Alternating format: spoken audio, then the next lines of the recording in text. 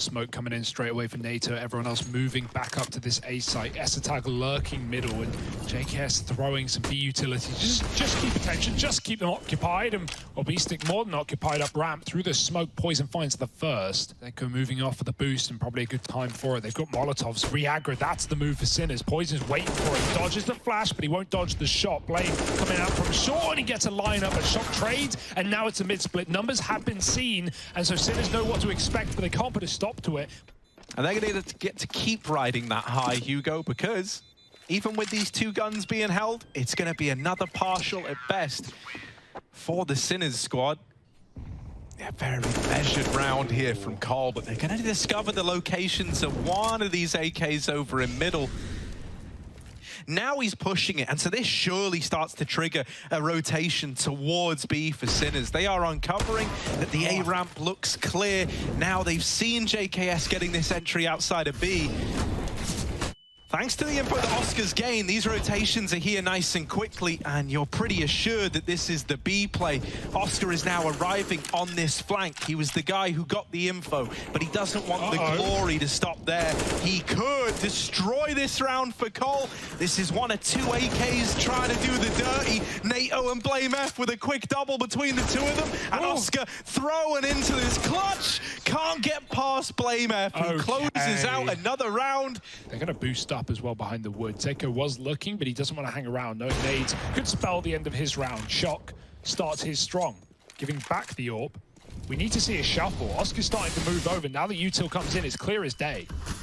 Zedko playing around this smoke. He's hiding in it, but one bullet is all it's going to take to get rid of it. For the time being, Shock is keeping the pressure off of his teammate, and now Zedko is able to arrive. NATO will get that trade at least, but now he's got to find himself in the 1-on-3. Swung from Cod, down with the first. Neo is able to trade it and keep that round belonging to Sinners. AWP often spams his corner. You've got to be very careful.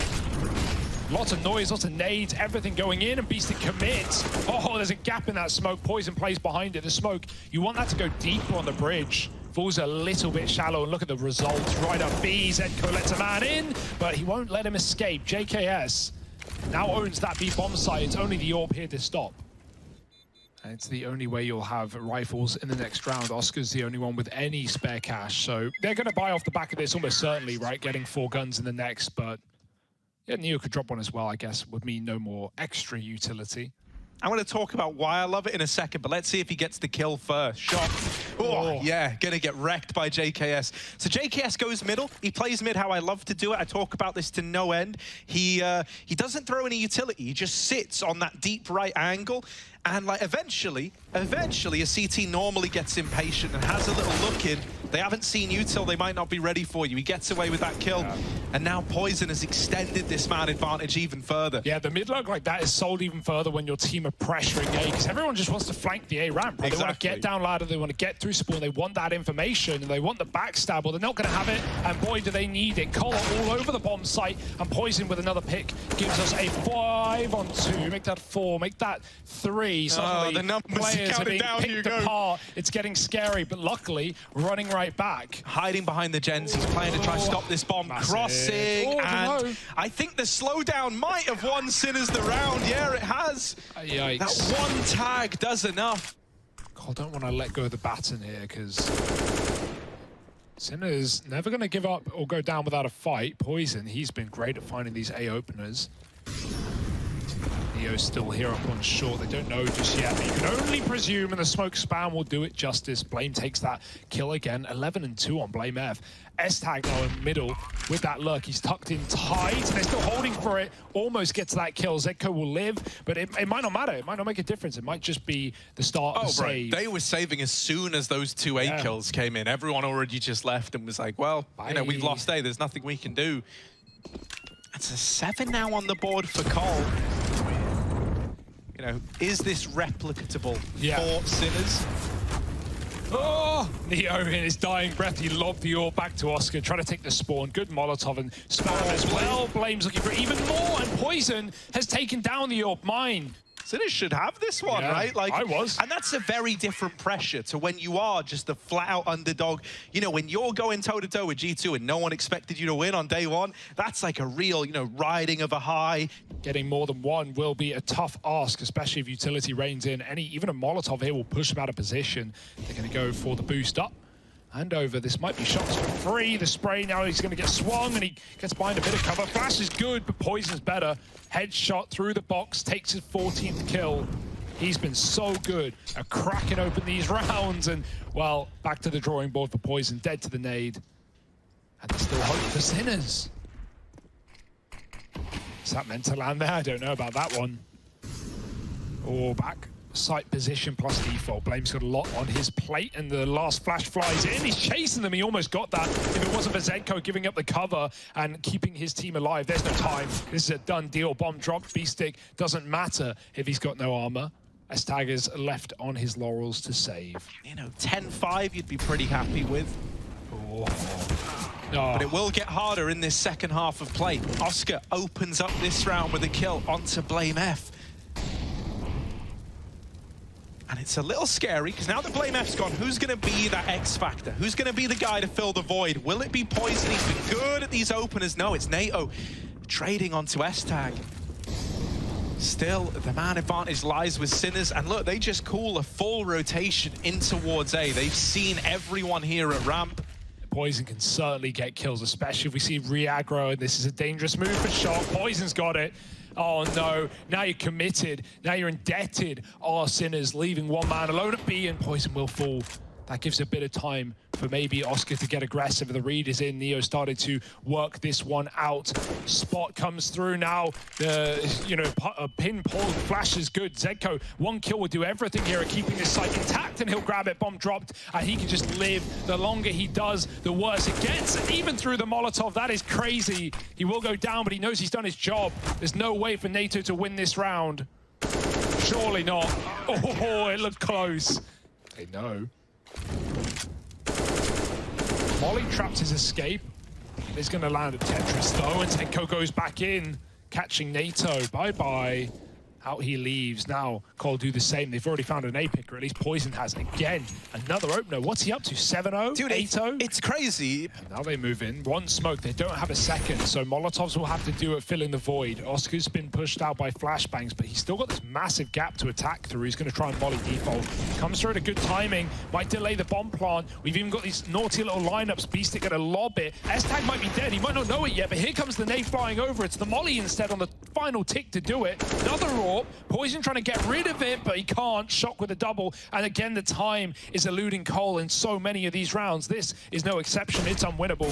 Blade got a frag out here, and even then with a double kill, he won't get given the third. After the time, perhaps, Zedko drops that last player and saves the AWP. Once the molly had burnt all the time out, yeah, missed smoke there. That's weird. Flash in for Neo frag, and he's going to check for Poison.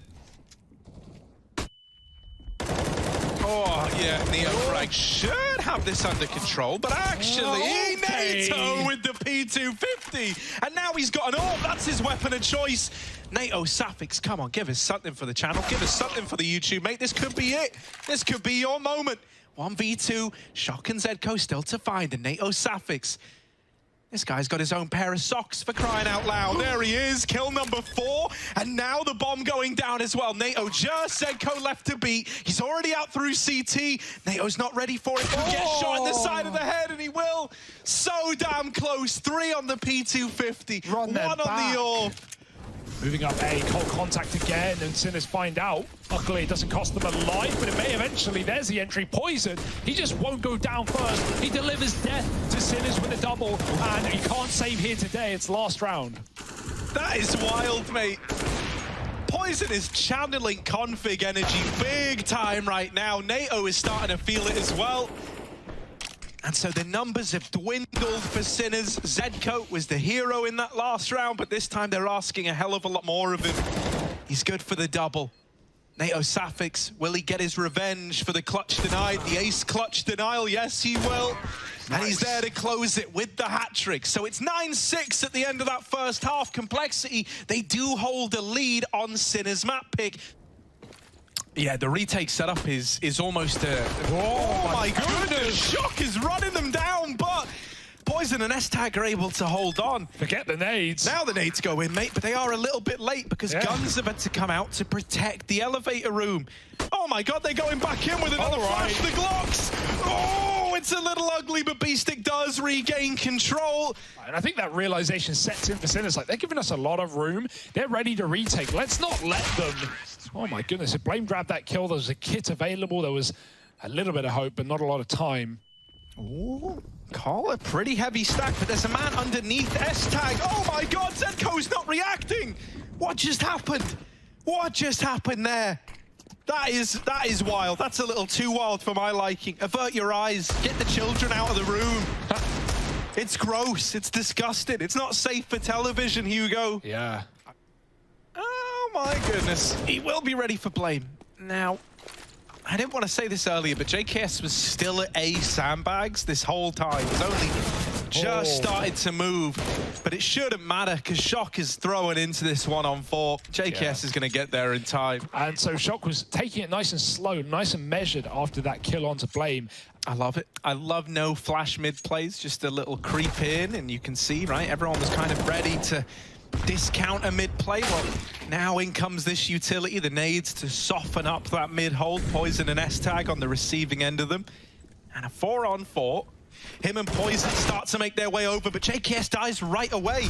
He swings from default. I feel like at this point, Cole must have known it was the B play, and yet they still gave that fight over to ramp. Neofrag trying to cover up the plant, and they've seen Blame really just forcing fights, and they'll get the engagements. NATO now in another clutch, a 1v2, but in order to do, NATO can't, only damage. This would be a confidence-boosting round, but it could also be one that crushes him. Faked out at A right now, and now the executing to B. JKS calling for help, calling for any kind of support. He'll give it up. It's the right call right now. Nate goes in, does nothing. Can't stop this bomb plant. Now we're starting to see exactly how Sinners were able to dismantle G2 on this map. I feel like no one ever goes back to them competitively, convincingly, all the time, throwing in that left-right gen smoke. Usually, it's just one smoke down. Presuming Oscar throws, he actually goes for a backside one towards the quad area instead. NATO's baiting for JKS. Neo's calling, I've got A, guys, come back, bring the bomb. And the whole gang. Poison will realize very quickly hitting a tag, but he can't stop Neo from having this ground. Cole don't want to move in at the fear of what lurks around. And, well, talking of fear of lurking, it's B-Stick in middle. Back to B, the double faker route. Make up your mind, Sinners. They've got time at least. Oh, and JKS gets bodied trying to come back in. Oh my god, they're just getting dragged around, Harry, like a voodoo doll, thrown across the room. And so College is looking to play a numbers game, right? They were very, very keen to over-rotate in this round, and Sinners used that to their advantage. So well played to the boys. I love how they, you know, really forced Cole to just be out of position all the time in that round there.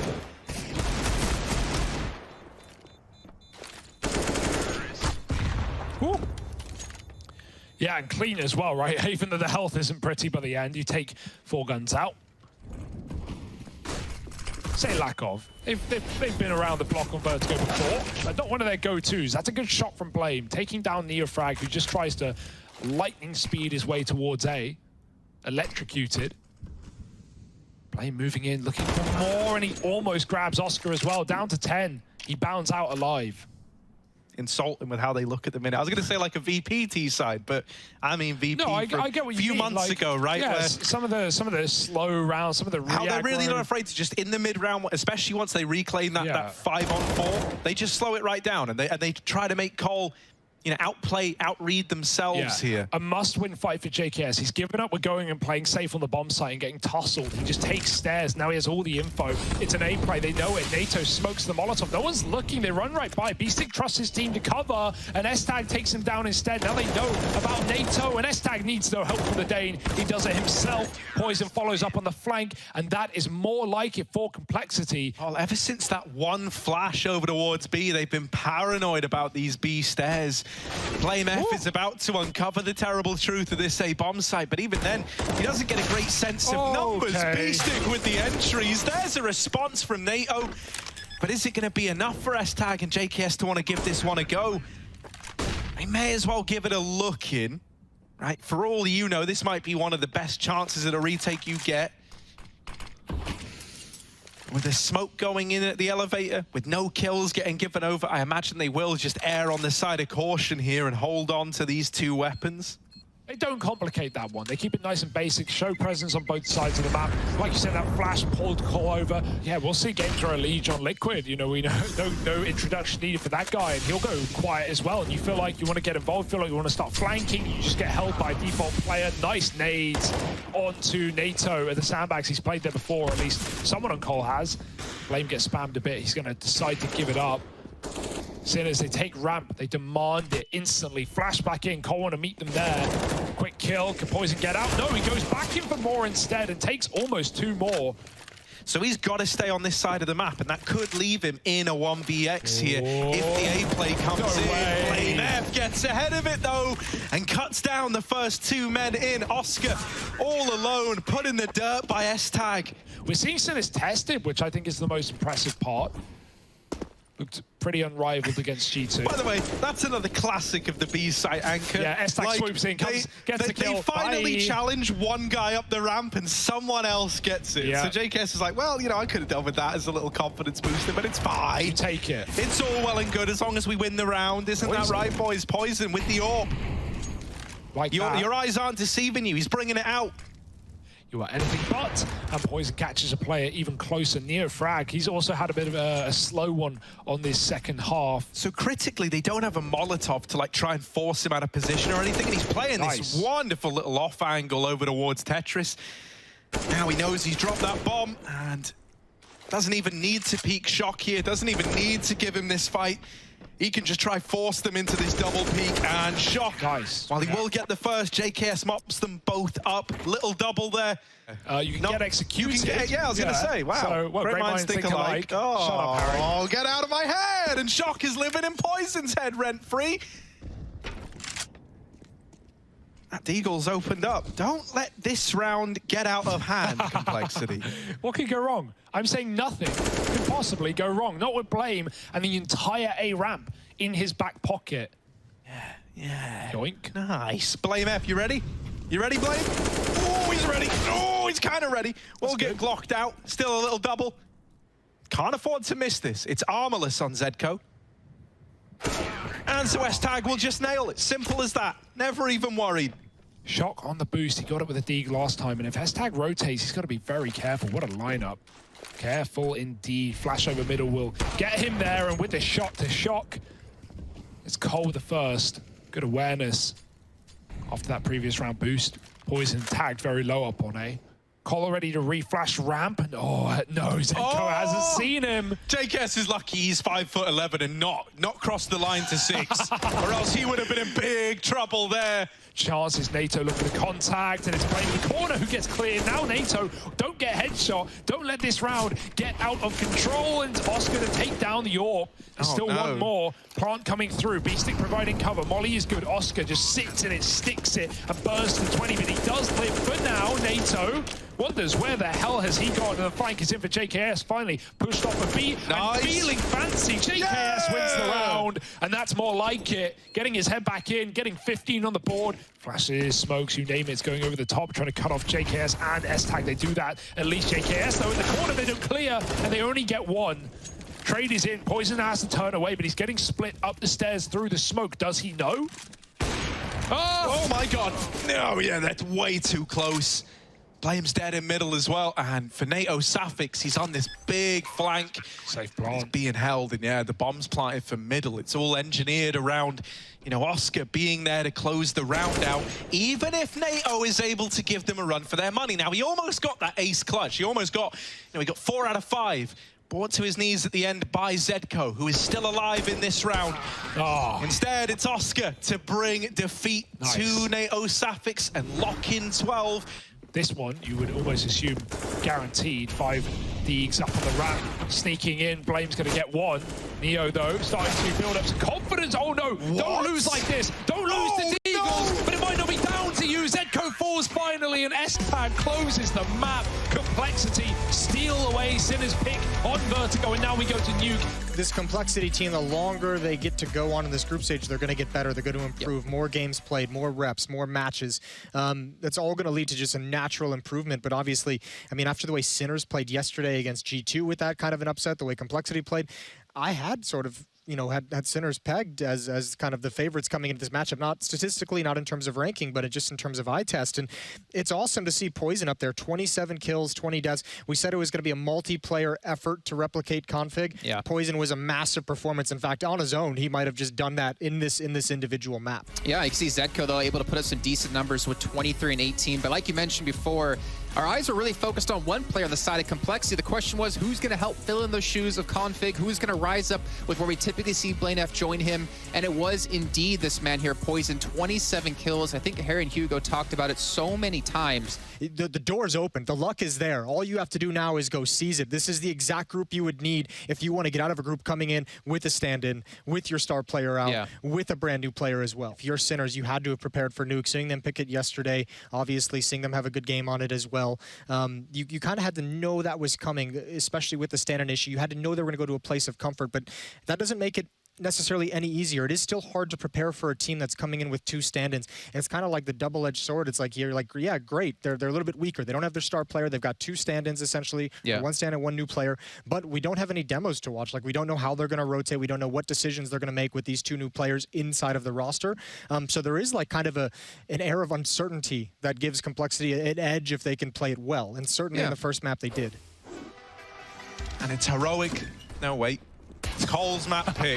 Yeah, too many Danes. Dude, too many Danes. And this was a heroic squad, basically, once upon a time. Well, this is weird. The bomb's now been dropped, and two of the Danes still stand. NATO's going to use his smoke to try and get it out of the hut and get it back in safekeeping, but nothing is safe in this round. 3 on 5. Out ramp they go. Shock will just give them the space. That's fine.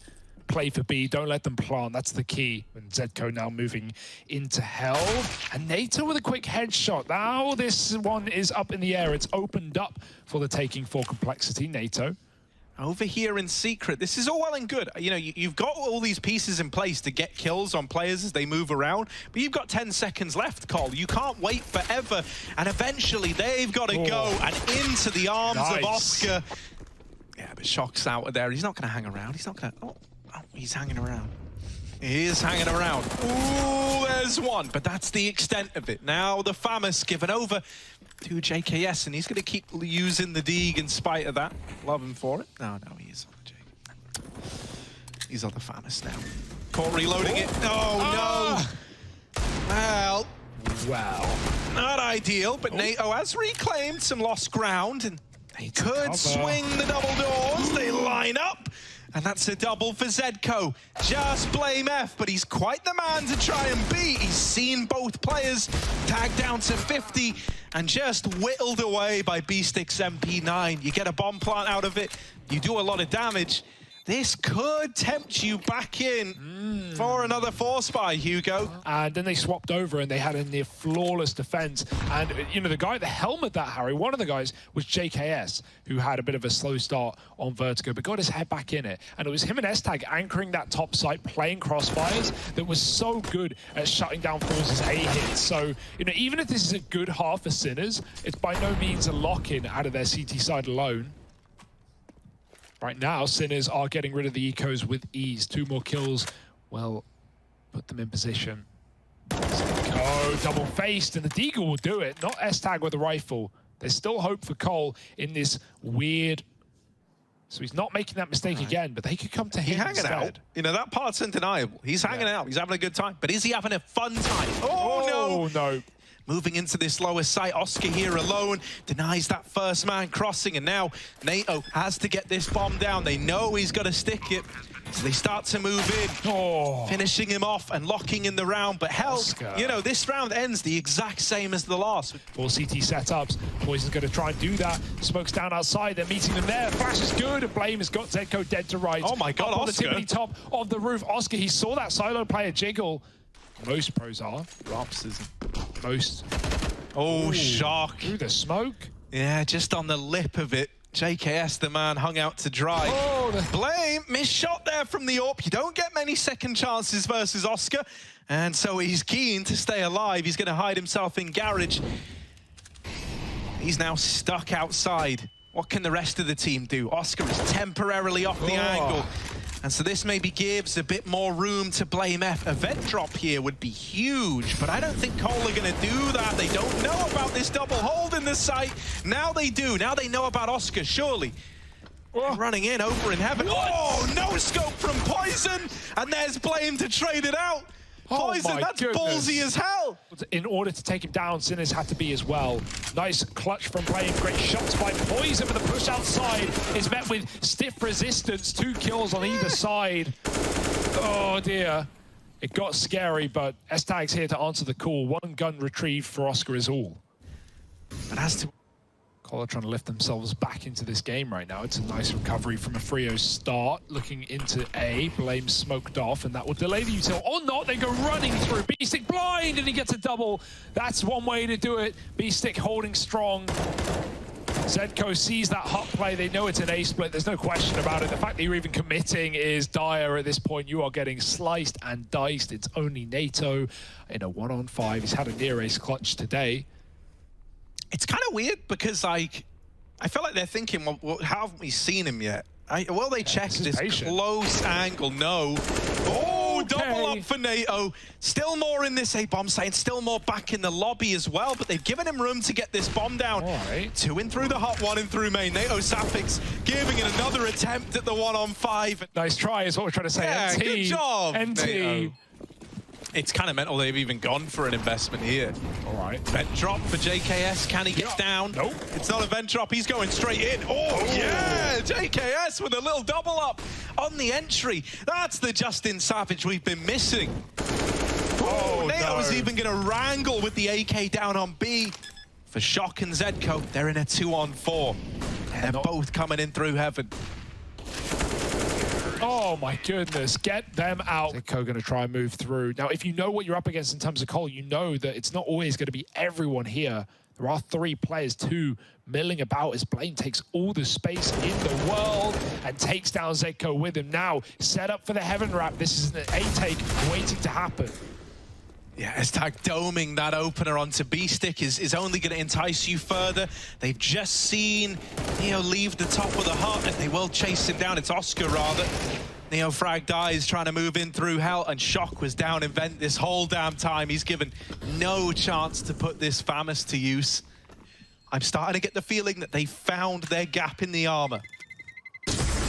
Hell in a Cell, Harry Russell versus Blame F. I would pay. Just the murder of me. The pay-per-view, man. Yeah, I'd love to watch. It would be cool getting beat up for free. Usually you have to pay for that kind of thing. Oh, the ramp rush is dead. It's done. It's denied in a triple entry. I say entry. I mean, they came to you, mate, but also you want to hold on to the guns, right? A bunch of FAMAS is dropped at ramp. You want to make sure he doesn't grab them. Hey, there it is. Easy enough. The Zedco is about to get away with murder. That's the aim. That's the game, and there's only one man crossing. It's all a bit of a fake right now. They're waiting, finally grouping up. Late in the round, Zedco, oh, it gets checked and Blame's dead, but Zedco getting any more? Yes, 2 kills, headshot angle, S-Tag falls off the box and finds him with it as NATO spams the smoke.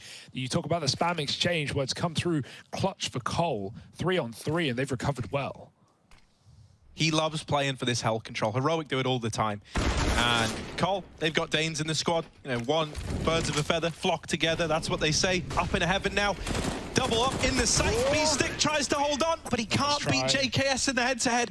That this guy gets. So, yeah, that's good. JKS, again, going fast out. This time it's a vent drop. He makes noise, though. They will hear that. And JKS, instead of hanging around as he gets flanked, he's going to try and carve a path to ramp.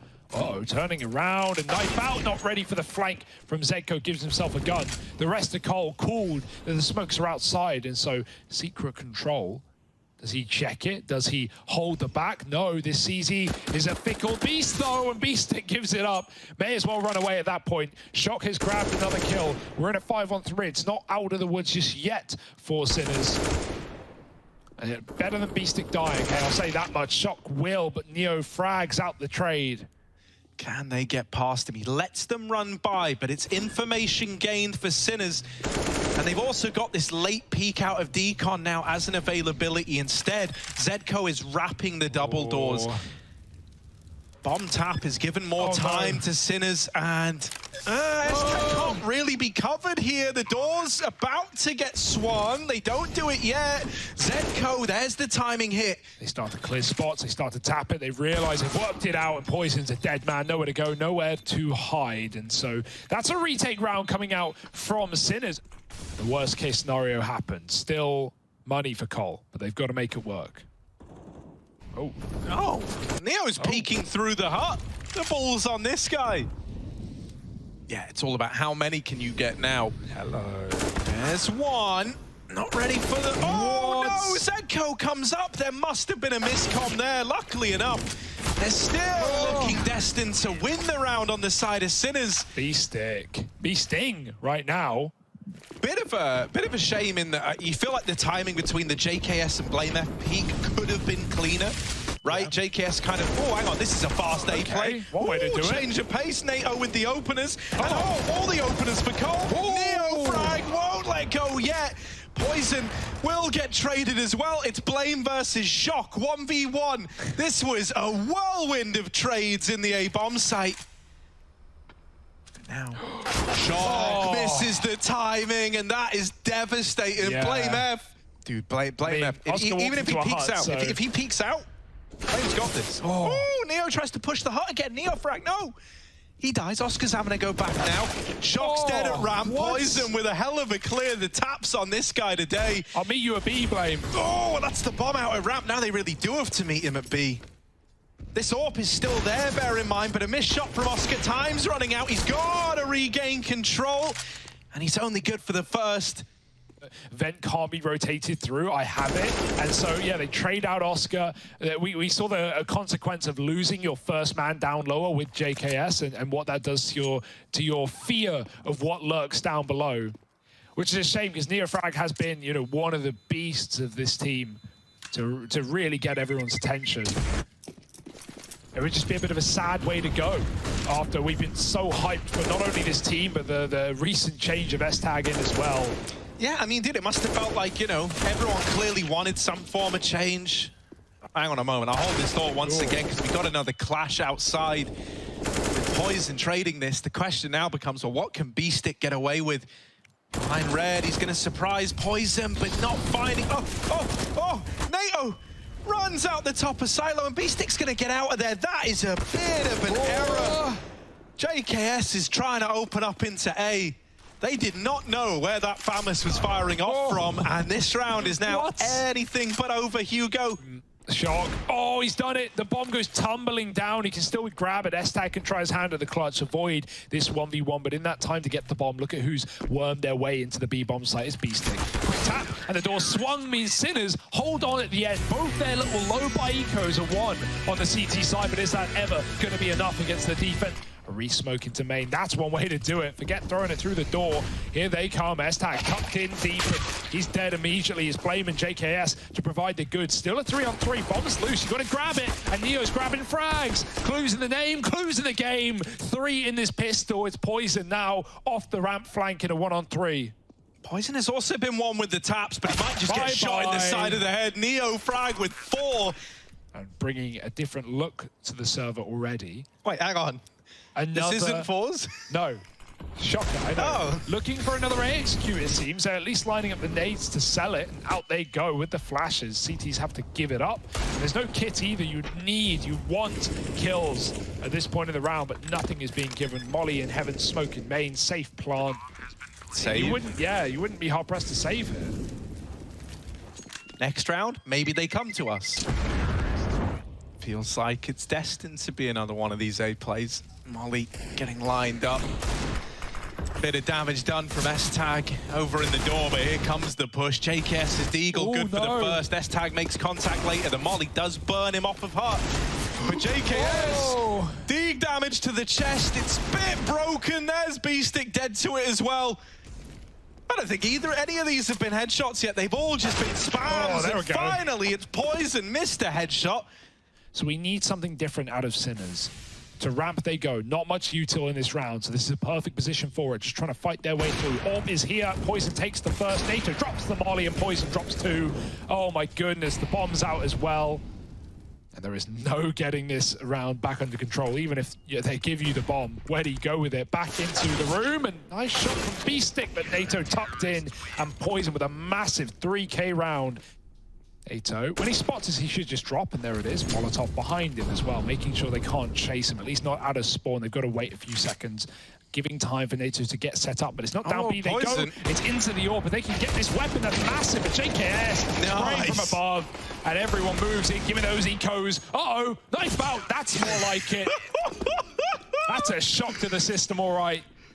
Set up with the rifle going in front. NATO, no one's even thinking about this. NATO grabs one and he runs away, and they hear him run. They don't know about the orb. Then S-Tag pokes his head through the hidey hole into the hut with another. Poison won't hang around for a 3rd kill. At a certain point, you can just give it up. Fully just fallen back for the most part. The only guy still in the danger zone is JKS. Another bait and switch. Runs into the stream of bullets. Oh, but Poison's here. That's an AWP tag. Not the killing blow. Both of them tagged up, though, and Poison is going to finish it. It's not quite Glocks, but it's not much better either. Oh, Neo. Oh, he's trying to defend his land. There he is with 2. Flame F. The bomb is in hut, about to push the A-bomb site, and well, there's shock on the receiving end of the AWP. This is very disjointed. They've got a vent drop. It's the only option they have, but thankfully, they are able to get past JKS. Well, now there's a chance. The bomb's going to go down lower. Looking to be the walkout hut. The orb there denied it.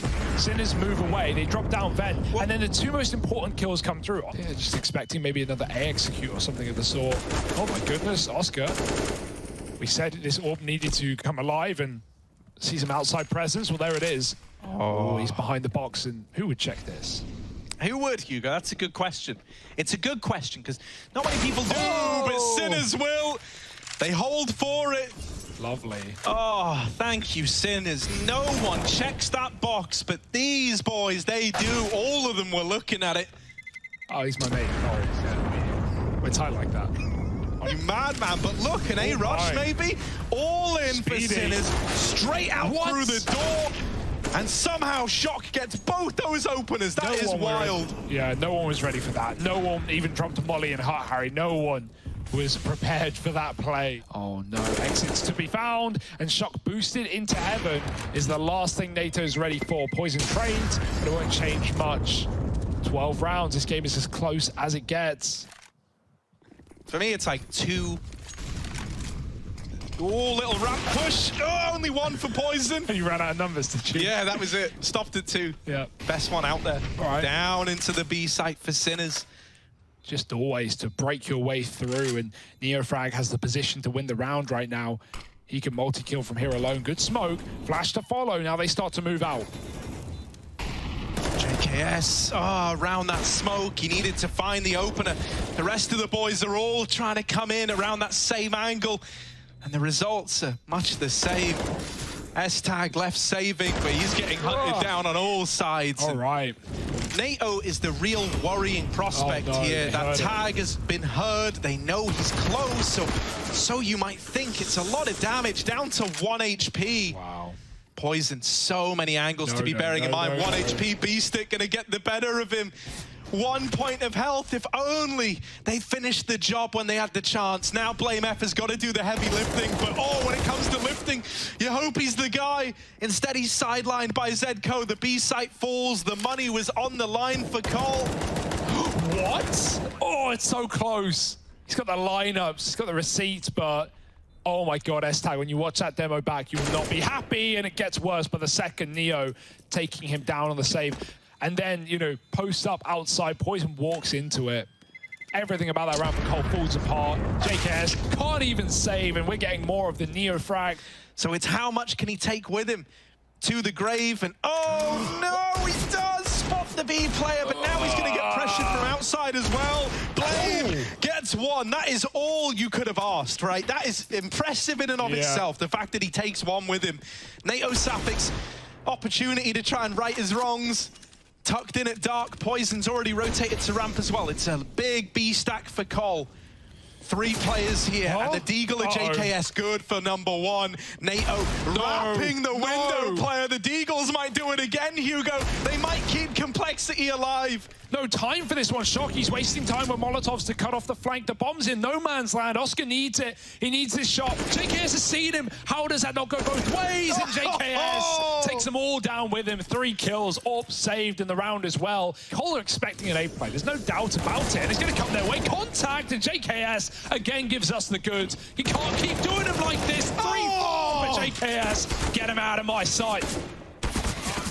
Get him done, mate. Justin Savage sends him back to the Shadow Realm. It's absolute savagery here, Harry. They're double ramp out of spawn as well. They've had really good reads on ramp plays, but we're back to yard control. 4 smokes for Sinners. Gives them that space down towards B. Do they want to take it? Oh, he fell. He wanted to molly. The volley's now late. Shock will respect it. Blame's going to get that info. Oh, yeah, he just saw lots of bodies. Now waiting in vents is S-Tag. He's mollied out, but he's going to go through it. There's one behind him. S-Tag, they don't know. Knife in the back, first man down. One more to follow. S-Tag putting on a clinic. Finally traded by Zedco, but they've got him trapped. They want to hound down this one player. He eludes them. He gets out. He's going back up to A. If Poison lands this shot, the round can still be Complexities. Shock. Out he goes. A double set up for this. Blinder of a shot here. Poison with the swing. Wow. And he's the guy to close it. The full 30 rounds. You still have life in this group, considering some of the other losses and some of the results that have taken place across. So, I mean, if you're Complexity, you probably didn't feel too hopeful coming into this. A win here at 1-1. Now you start to look around and feel a little bit more promising, like you've got something to stand on. You got G2 at 0-2. You got VP at they're at 0-2 as well, I believe, if I recall correctly. So, I mean, you're sitting at 2 heavy hitters now down in the dumps, and Complexity's above both of them. So they've got themselves in a pretty nice spot. Complexity winning 2 Deagle rounds in the second half. The third round when they had Deagles that they turned around, that led them onto a 5-round streak. And then the Deagle round that finally put a stop to the run of Sinners after they had won 5. A desperate Deagle round to prevent themselves from just outright losing. That led to a 3-round streak to close out this map and prevent overtime as well. Absolutely filthy stuff, and I think Sinners is going to look on this game and feel like especially Nuke just slipped away from them, and probably going to want to start talking about some ideas and how they want to fix some of those anti-Deagle, anti-eco rounds. Yeah, it was there was some emotions running high there, and some really clutch individuals coming through there at the end, like that Deagle round. I have no idea what was happening. I was just on A, like holding both. I was holding gate, heaven, you know, door, hut, hoping they wouldn't come in her or trying to make a hero play, and then my team was just killing them, so it was perfect. All right, well, I believe that's going to end off our show here on our second day here of Group B of the ESL Pro League Season 14. But remember, we'll be back not tomorrow, we'll be back on Tuesday, the exact same time, to continue our coverage of Group B, and we'll see you then.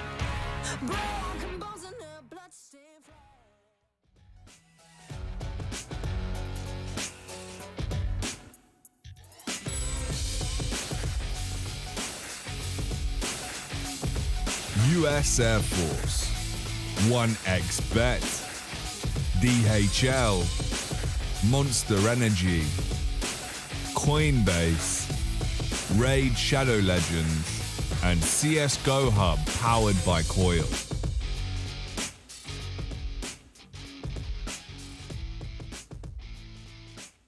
These are those moments I don't think anybody else is going to forget.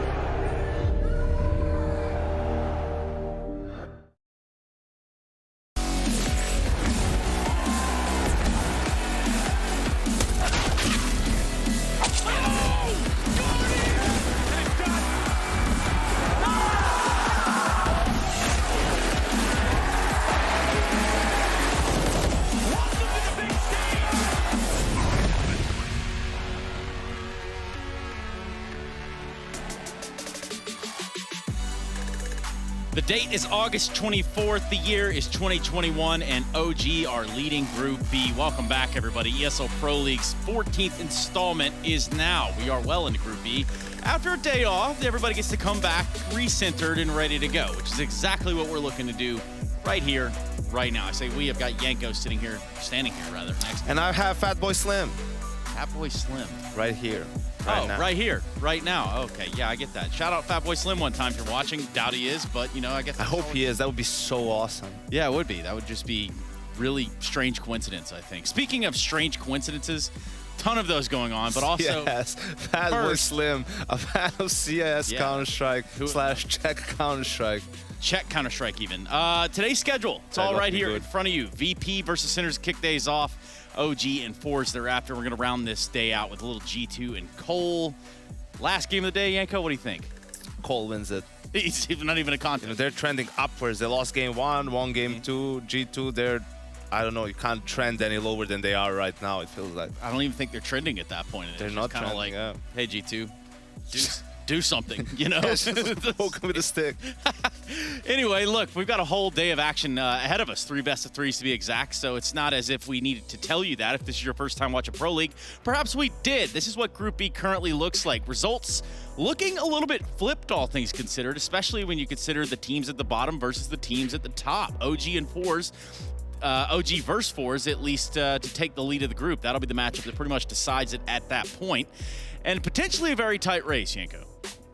Yeah, I feel like OG has just played better than any other team so far in this group. I just think that they are going to end in that first place. And then for the other 2 spots for the playoffs, I think that's still, you know, anyone's spot, really. I think even, you know, G2 and VP, despite playing G2 in particular, like really poorly, you know, if they can just get a spark, if they can get that one win and players sort of mentally reset, right? I think they're themselves probably shocked by how badly they're playing. You know, I don't think they would have expected that. So just like one good game where things are going their way, when they're, you know, when things are flowing, like it might just get them back into, hey, we're actually like, you know, we can still do this. You know, they can beat any team in this group really when they're playing not their A game, just not their whatever game Y game, you know, Z game, whatever game they're playing right now. Yeah, rough times here for G2. And, you know, that is quite the contrast from what we saw coming off Cologne. They come into this event, you think, yeah, this should be kind of a cakewalk going through this group. However, OG had different plans, and that's all right here in front of us. We could talk a little bit about performances, though, on an individual level. And when I say individual level, I mean down to the basics of these teams.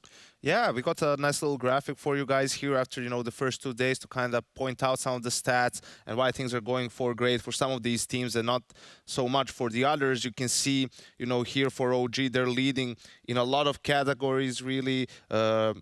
Round win percentage, pistol rounds, obviously that helps you a lot when it comes to good starts, right? So they have won, I think, all but 1 pistol round, really. So that's a great thing for them. First kills, 5v4. That tells you they're really solid, right, with that advantage. They're tight, they're disciplined, they're not throwing away advantages. Meanwhile, for a team like Forts, one thing that's really been going their way so far is, as you can see here, clutches won 13 clutches, right, and only 3 lost. They played some tight games, and really those clutches have been the turning point for them. And also here, the 4v5 conversion rate, really, even if they're a man down, you know, the round is still not over for them. They still win almost, you know, that's like close to, not really close, but half of the rounds. That's like really impressive to have that win percentage. And you know, some of the other teams are not doing so well in that same category. You can see 4v5, G2, 14.5%. I think if that one guy is Nico, that goes to 0% probably the way they've been playing right now. But yeah.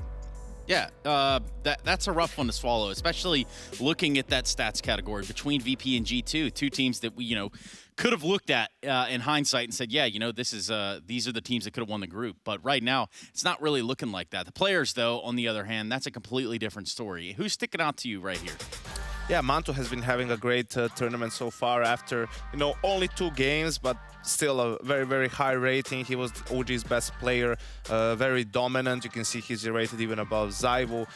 Also good to see Zorte, right, the upper for Force. He's been a force to be reckoned with, a huge impact in their wins. Both Nikos in there too, which is, you know, tells you with how badly G2 has been doing, and Nico has been doing his best. I think he's going to break his back if he has to keep going like this. But also the Danish Nico, right? He's been, for the most part of his, like, you know, OG tenure, quiet. You know, he hasn't been bad. He hasn't been mind-blowing. Usually the focus has been on Mantu, Flames here and there, right? But he's also had some really good games for OG so far in Group B.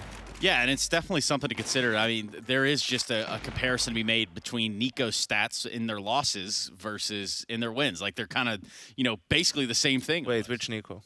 Not the Danish one. G2's Nico in losses versus Danish Nico in wins? No, but you know what? We'll let this one ride. I think I've actually been confused myself by what you asked me here. So we'll keep that one. We'll keep that one under wraps for now. Speaking of keeping things under wraps, it's one thing that our commentators could not do yesterday. They absolutely went bananas. Let's see how it all unfolded.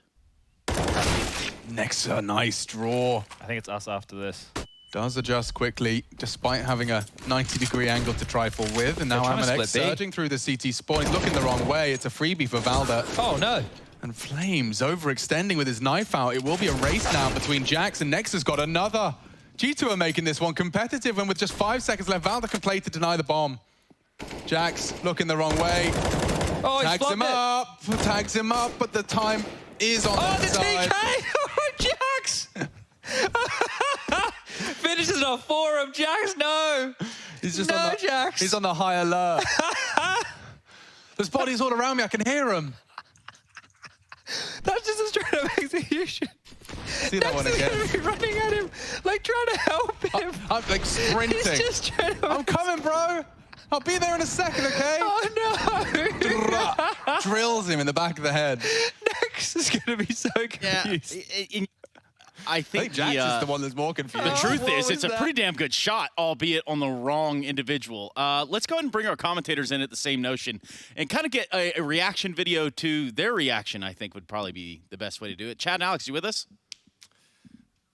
Yeah, we're here. A reaction to our reaction. Look, Striker posed an interesting tweet after I lost it laughing about that. He said, what if it was intentional? Right? Because the time was low and they could have both died after time. I think it's funnier if we just believe that he didn't mean to do it and we know there's a little bit of a communication issue there. So I'm going to stick with that one. I don't want to live in a world where it was an intentional one. All right. That would be a whole different universe. I'm going Jason Moses O'Toole. There's 0% chance that was intentional. Yeah, I'm going to have to side with. Please. You never go... You know, like, let's not give these players, like, too much credit, you know? There's no way that was the case. Especially because they lost 16-5 after that. Yeah, it wasn't like it was 4-0, 4-1, 16-5. A rough showing. Guys, I'm looking at this group. group. Blown out of the water. I'm looking at this group. I'm sure you are too. A lot of twists, a lot of turns. But OG, they're really putting it to them, huh?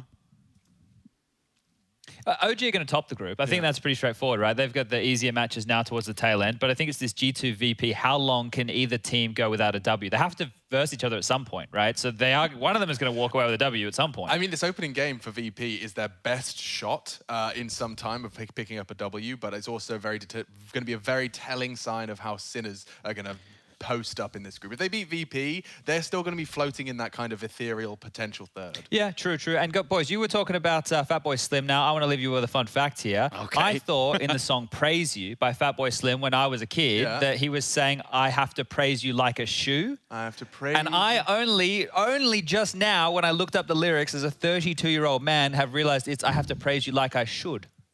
Why would you praise you like a shoe? I don't know. I thought it was I've just never a even heard funky this lyric. song. It's a funky song. I thought he only made praise you like I should. You've heard it. I have to praise you like I should.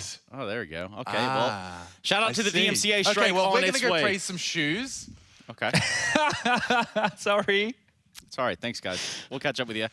Continue on your karaoke mission. I'll have to go listen to that song. I actually thought Fatboy Slim only made like 1 or 2 songs right here, right now. Jesus Christ. Sorry, man. Look, we're going to go to a break. We're going to come back with our first game of the day. A little bit of VP taking on the Sinners. OG4s thereafter. And then closing the day out will be that G2 and Complexity game. So mark your calendar, set your alarms on your phone, whatever the hell you got to do. But make sure you're back with us when we return.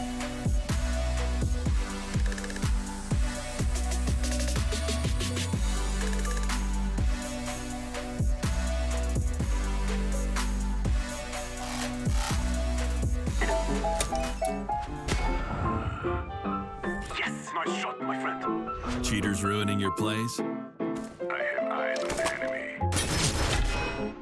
Bad servers stopping your shots? What you need is ESEA. Advanced anti-cheat to stop cheaters. And the best servers around, all with 128 tick rate. ESEA, the best way to play CSGO.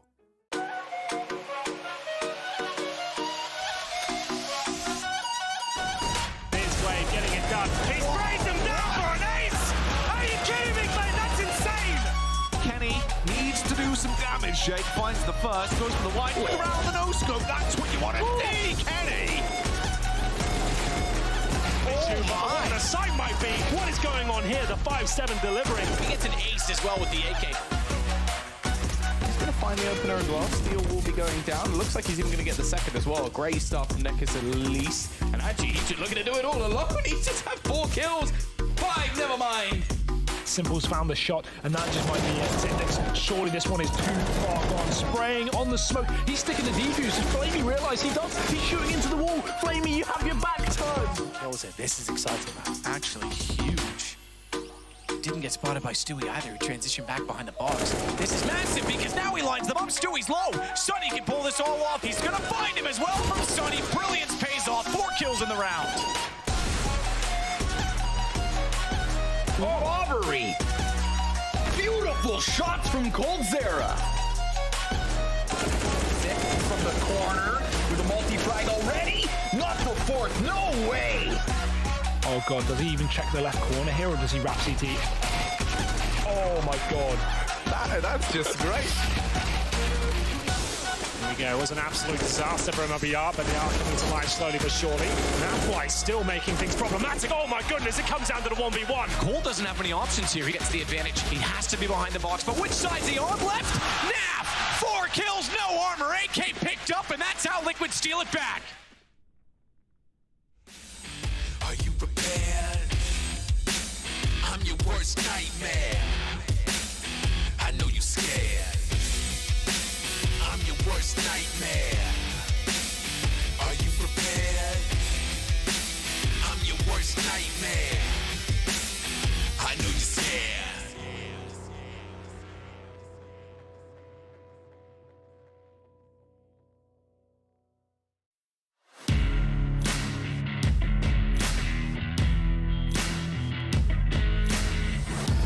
Embrace your destiny, slay your enemy, raise a legacy.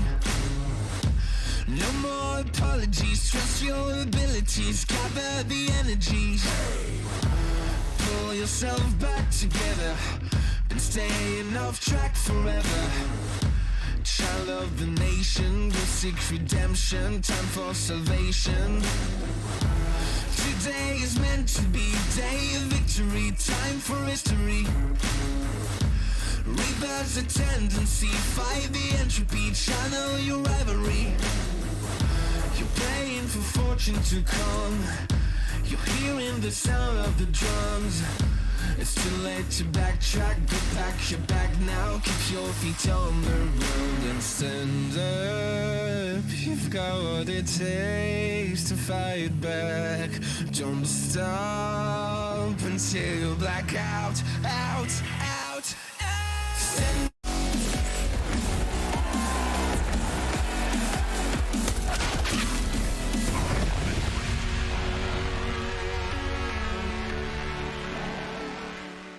I actually think that our shape on this ESL Pro League is a lot better than the one we had in April, or was it May? I'm not sure, on the ESL Pro League. And as I already mentioned, we had the start of our rough period was approximately after, at the moment when ESL Pro League was happening, and we started feeling a bit down, and now we're starting to regain that strength that we needed, and I believe we're gonna showcase some great individual and some great teamwork at this tournament. That is Zikinder from VP saying that they are finding the level that they want, but is it translating? Yanko Paunovic here with me on the scene and on the case to look through the numbers as they lie. Yeah, I mean, it isn't really. Obviously, being so far in the group without a single win to their name, I don't think that was the result that VP wanted, obviously, and also just the level that they've played at. You know, some of those games, especially the first one against OG, it wasn't even close, losing their own map pick. Dust 2, I think it was 16-5 or 16-6, so not really being in the match at all, and then also losing the domestic matchup against Force. So also talking about levels, there's a difference in levels too when we look at their opposition in centers today. Because you think about the centers having come from ESEA Premier, by the way, which has just started its next season, in case you didn't know. or it's continuing this next season. We talk about the Sinners and where they come from, and basically we can look at some of their recent results and kind of put a picture and understand what the hell's happened here. Where'd they come from? Yeah, Sinners came from ESCA Premier, beat G2, who finished third at Cologne, although they're playing like a Premier team right now at best. And you can see even the game against Complexity, it was really close, and people will say, yes, but Complexity is playing with a stand-in and all of that. Well, yeah, one guy is being a stand-in. You know, they still have a very talented group of players there, very skilled players. You know, they just need to make it work a little bit on the fly. It's not as big of a handicap, I think, as people want to make it out to be. I'm not saying, you know, they should be expected to make the group, but I'm also not saying, you know, people also shouldn't expect them to just lose to everyone because they have one player standing in. I think they were still a favorite in that matchup, but, you know, it was a close game. And for Sinners now, sure, it's great that you beat G2, but especially because it happened in the first game, you don't want that to be the only win you have in the group, right? You probably have some hopes of making the playoffs now. Still a lot of Counter-Strike to be played, and here against VP, who also you know, obviously isn't playing on the top of their game, that's not out of reach for them to have another upset win. Yeah, and if you continue down the path of just examining what the Sinners have done here, at least within Pro League, you know, they also had the matchup against Complexity. That one went Vertigo and then Nuke. That 16-14 on Nuke, probably one of the closer of the contest itself, because Dust 2, a little bit of a 16-12. So it wasn't necessarily in-your-face Counter-Strike.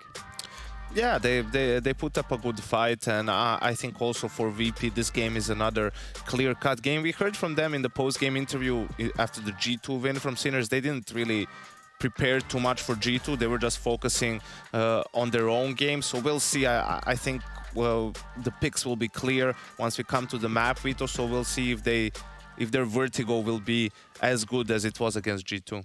And there is a lot of question marks, too, because we looked at Sinners and we really could just go out on a limb here and say there's one name that might be a little bit more of a household name than others. That would be Oscar. What do you think about his resurgence?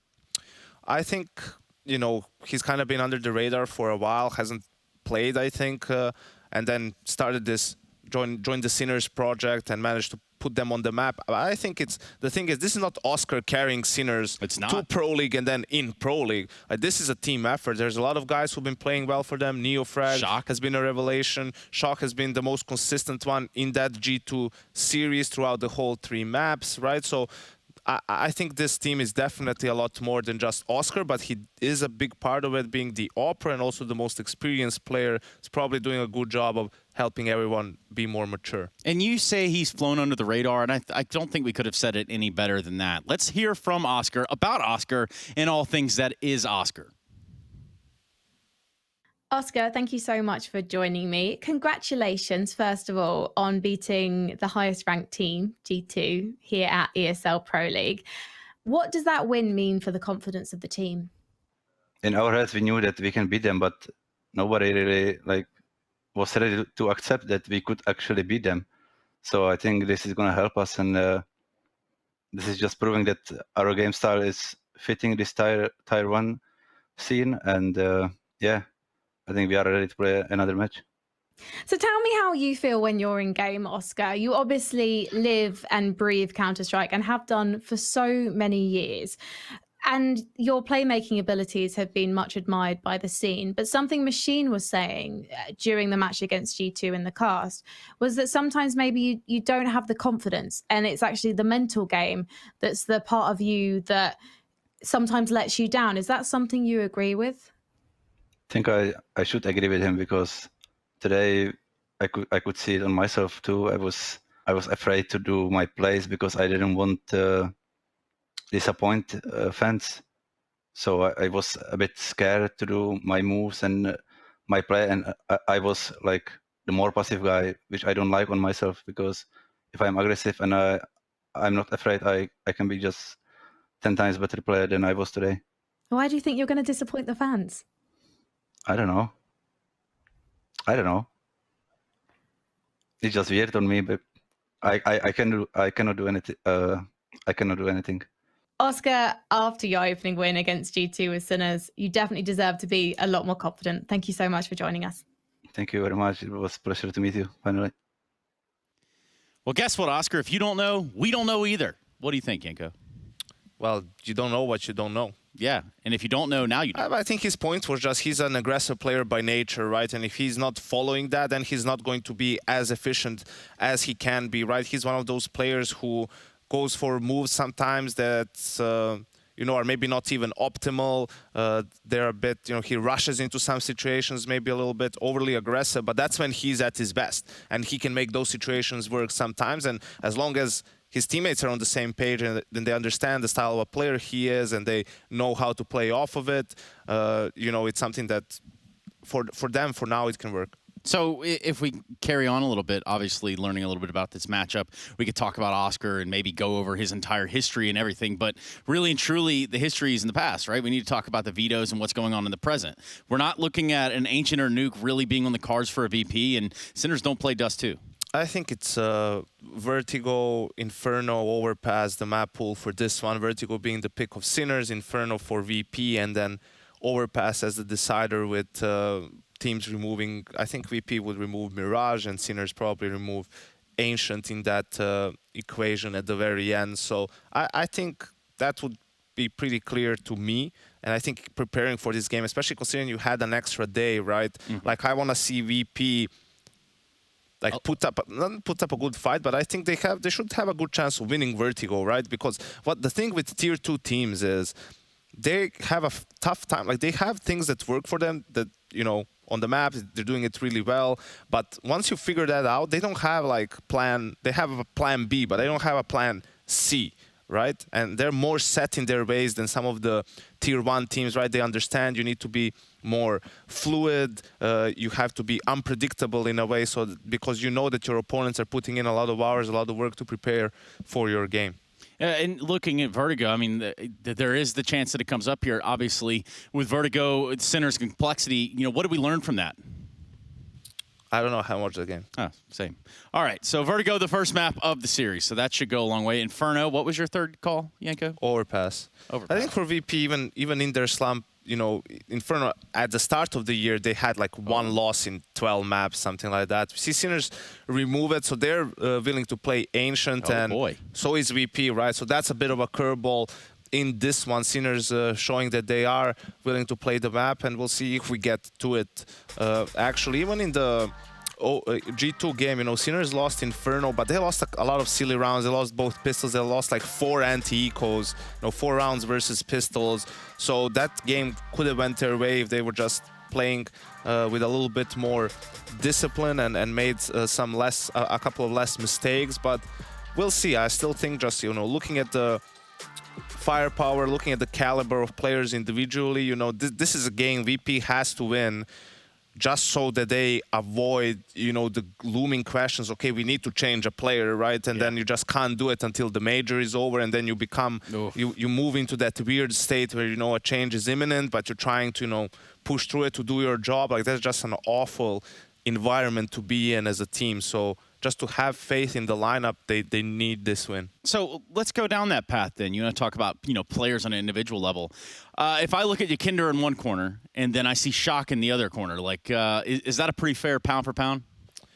I think so. You know, if you're looking at Rifler, Shock, or maybe Neofrag as well, that's like a good way to look at it. But, you know, I think this could also be, since VP likes to play that slower pace style, right? Default, all of that stuff. This could be one of those games where Oscar just dismantles opposition, right? Because you break defaults with aggressive op play, maybe even double op, right? You just try to punish the opponents while they're taking that map control. And so we'll see. He still hasn't had one of his games. Like, Oscar has been one of those players that can just take over a game, have 30+ kills, right? And just force his team over the finish line. And that hasn't happened so far in Pro League. But we, you know, inversely, Yakinder is a guy that can do that. And we have seen that. We have seen his aggression and some of the crazy tricks he pulls out of his hat. Yeah, we have. And seems like we have a bit more time, so. Yeah, weirdly enough, the coach of Sinners has lost power. And so that means that the game has not started yet. So don't worry, you haven't missed anything.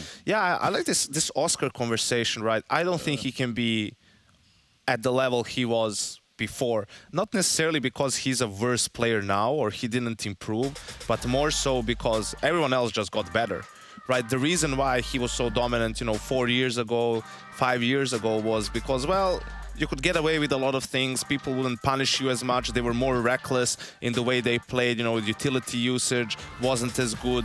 People didn't, for example, shoulder peek as much, all the angles. So you could get a lot more kills being aggressive. And nowadays, just the average skill level of players has risen so much. Everyone's shooting better, right? The mechanics of the average player have improved so much that I just don't think he can get away with things that he could have a couple of years ago, right? And he's not getting any younger. That doesn't help. Well, it's because, the game evolves, right? And that does make sense. And especially when we talk about him flying a little under the radar, kind of absentee, I almost want to say. And for me, it's interesting. Like, you look at the best oppers in the game right now. Like, sure, you could point to Simple and say he's an aggressive player.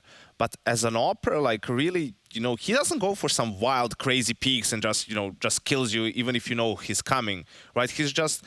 His game sense is on such a high level that he's always one step ahead of you, really. You talk about Zaivu, again, it's more the decision-making than some flickery, crazy aim, right? Of course, they're both hitting their shots on a really high level. Device, same thing, right? So just that era, if we look back, who are those guys? Kenny S, where is he? Benched. Guardian, where is he? I don't know, he's streaming, right? Like, all those guys, it's just like that era has kind of passed, and Oscar, his playstyle belongs to that era. That it does. Thank you, Janko Paunovic. These Sinners weren't and have not been scared. Therefore, they do not need to go to church. Virtus Pro looking to take them there, though. We're going to go into this game. We're ready to kick it off right now with Chad and Alex on Vertigo.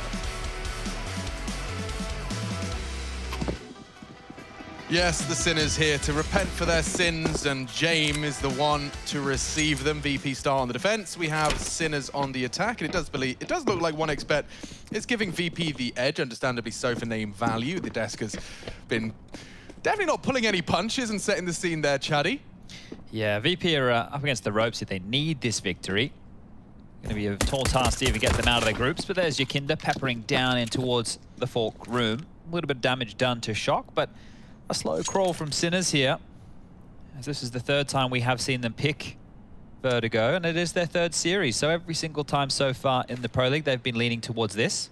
Yeah, and it's pretty cool counter utility to be deployed here by Kickit and VP. Yakinda gets contact, the flash to bail them out and repush. Zedko first victim. We're going to start seeing a lot more out of Sanji. And he pulls back out of the site to maintain that advantage.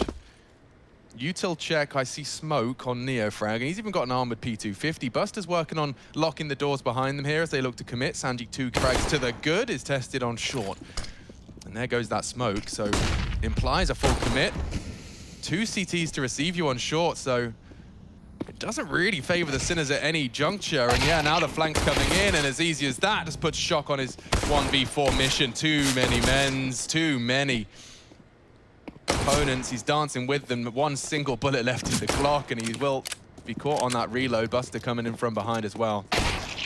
Oh, Shock at least makes it costly. But they're just converting off the start of Sanji, getting that double right out of the break and then holding on to it. That's what we want to see from Sanji, right? We know he's going to be dropping lots of AWPs in this series here, but any impact he can find is good impact. It's hard when you're the guy coming in from being the anchor on a CT side, a bomb site, you're low on weaponry, low on utility. It's not easy, right? If you get to be at the front of the pack here, getting set up by some flashbangs, now that is when you get the luxury. Will be Sinners going into a force by their own. We've got 4 Deagles and a Galil on Shock. A couple of smokes to work with, a few flashes as well. And let's see if they can make this one sting for VP. They have gone for a 2-2-1 setup. Just Yakinda over towards Aeon is lonesome. Sanji and James in tandem here to lock down mid. And with that early damage, Shock and B-Stick have already changed weaponry. Yeah, their mid setup's pretty scary. I wouldn't want to go through that.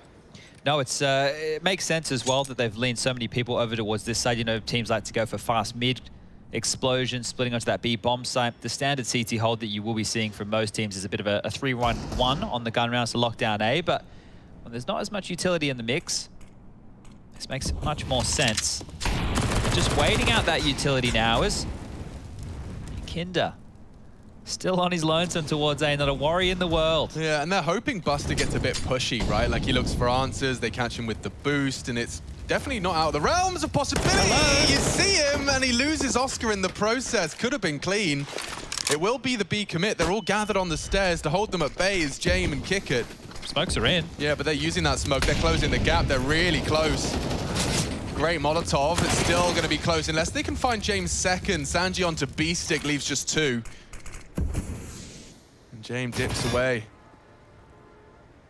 Time's an issue now. Love to get a frag prior to this plant, but he's opting for it now. Swinging out. James with 1 and Zedko next on the naughty list. Okay, call it 2, VP. Pretty well handled, all things considered. Yeah, plant's not bad, but you can see right there, as soon as the bomb starts getting the digits punched in, they know they can isolate a 1-on-3 duel. The man planting the bomb basically out of the round at that point. So good stuff there from VP. And I think that the conversation is right. G2 and VP down the bottom of this group. We've seen it illustrated throughout the pre-match. Everyone's been talking about it on the Twitter spheres, the Reddits, the forums. And both teams have started this group very subpar. Now, they had yesterday to kind of slap themselves in the face and wake up, and we can see if they're going to be able to make a last-ditch attempt. But with those two names, both being 0 and 2, both yet to face each other, that's where the real conversation is going to come in. That VP G2 game, if both of these teams start picking up a bit of momentum, is going to be the one to watch for which will scrape through this group. Because I think it's too late to get both of them through, but you never know. And with Sinners, like, just thinking about them as well, with the win they've already accrued, it does feel like it's been humbled due to the shortcomings against Complexity. The pistols again, yeah, you know, just really losing those pistols again. Very close game, all things considered, but yeah, they lost a lot of rounds, just falling flat to the pistol. Keeping this very jarring here. You saw the flash forward, now the molly. I'm not sure they know Zedko's down here, and if they keep creeping forward, VP might be walking into the lion's share of Sinners players who have now forced them back with presence alone. They have 1 smoke. This is not a round that you're expecting too much out of Sinners here. But let's see how far they can push the issue. Shock ready to use that Deagle close mid. Gets 2 tags off, and it's not enough. That's always the frustrating ones with the Deagle. You think you've done enough. The rest are just going to fall apart here. Hello. Jame is ready to kill you. Make that 2. Bomb down, 45 seconds. And we'll call this one done and dusted, I think, here, Alex. Now, I have a question for you as I hold 3 room cards. Why on earth? I locked myself out twice. How many times have you locked yourself out? Not this time, 0. You've been good. Yeah, Okay. typically it's about twice a week. So I'm losing. Yeah. I've done it twice already in the span of a week and a bit. So I need to pull my head in, I think. It's basically it's one or the other. I either forget my mask or I forget my room key. Okay. You know, it's a 50-50 on those. What if we get you like the chains that people have with the sunglasses for the mask? I could use one of them. We just plugged the USB in somewhere. You hear that? Dung dung. I didn't hear that. Oh. Well, I heard it. Congrats. I do see a heavy commitment up the ramp early. Zedko swallows nades. The Kinder's thinking better about contesting early ramp, and a lot of nades down.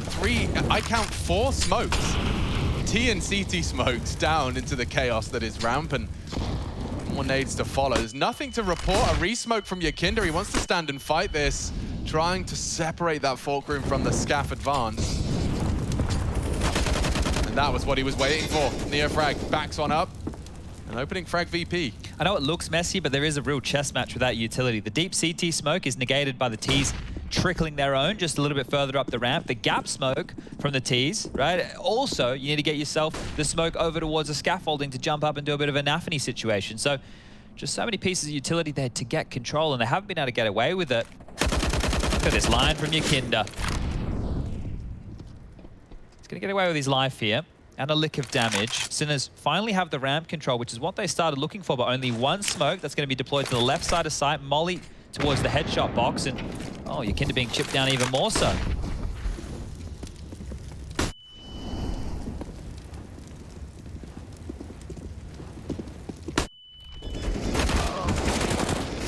Well, the bomb plan's been cancelled, and round 2, Jame handling that well.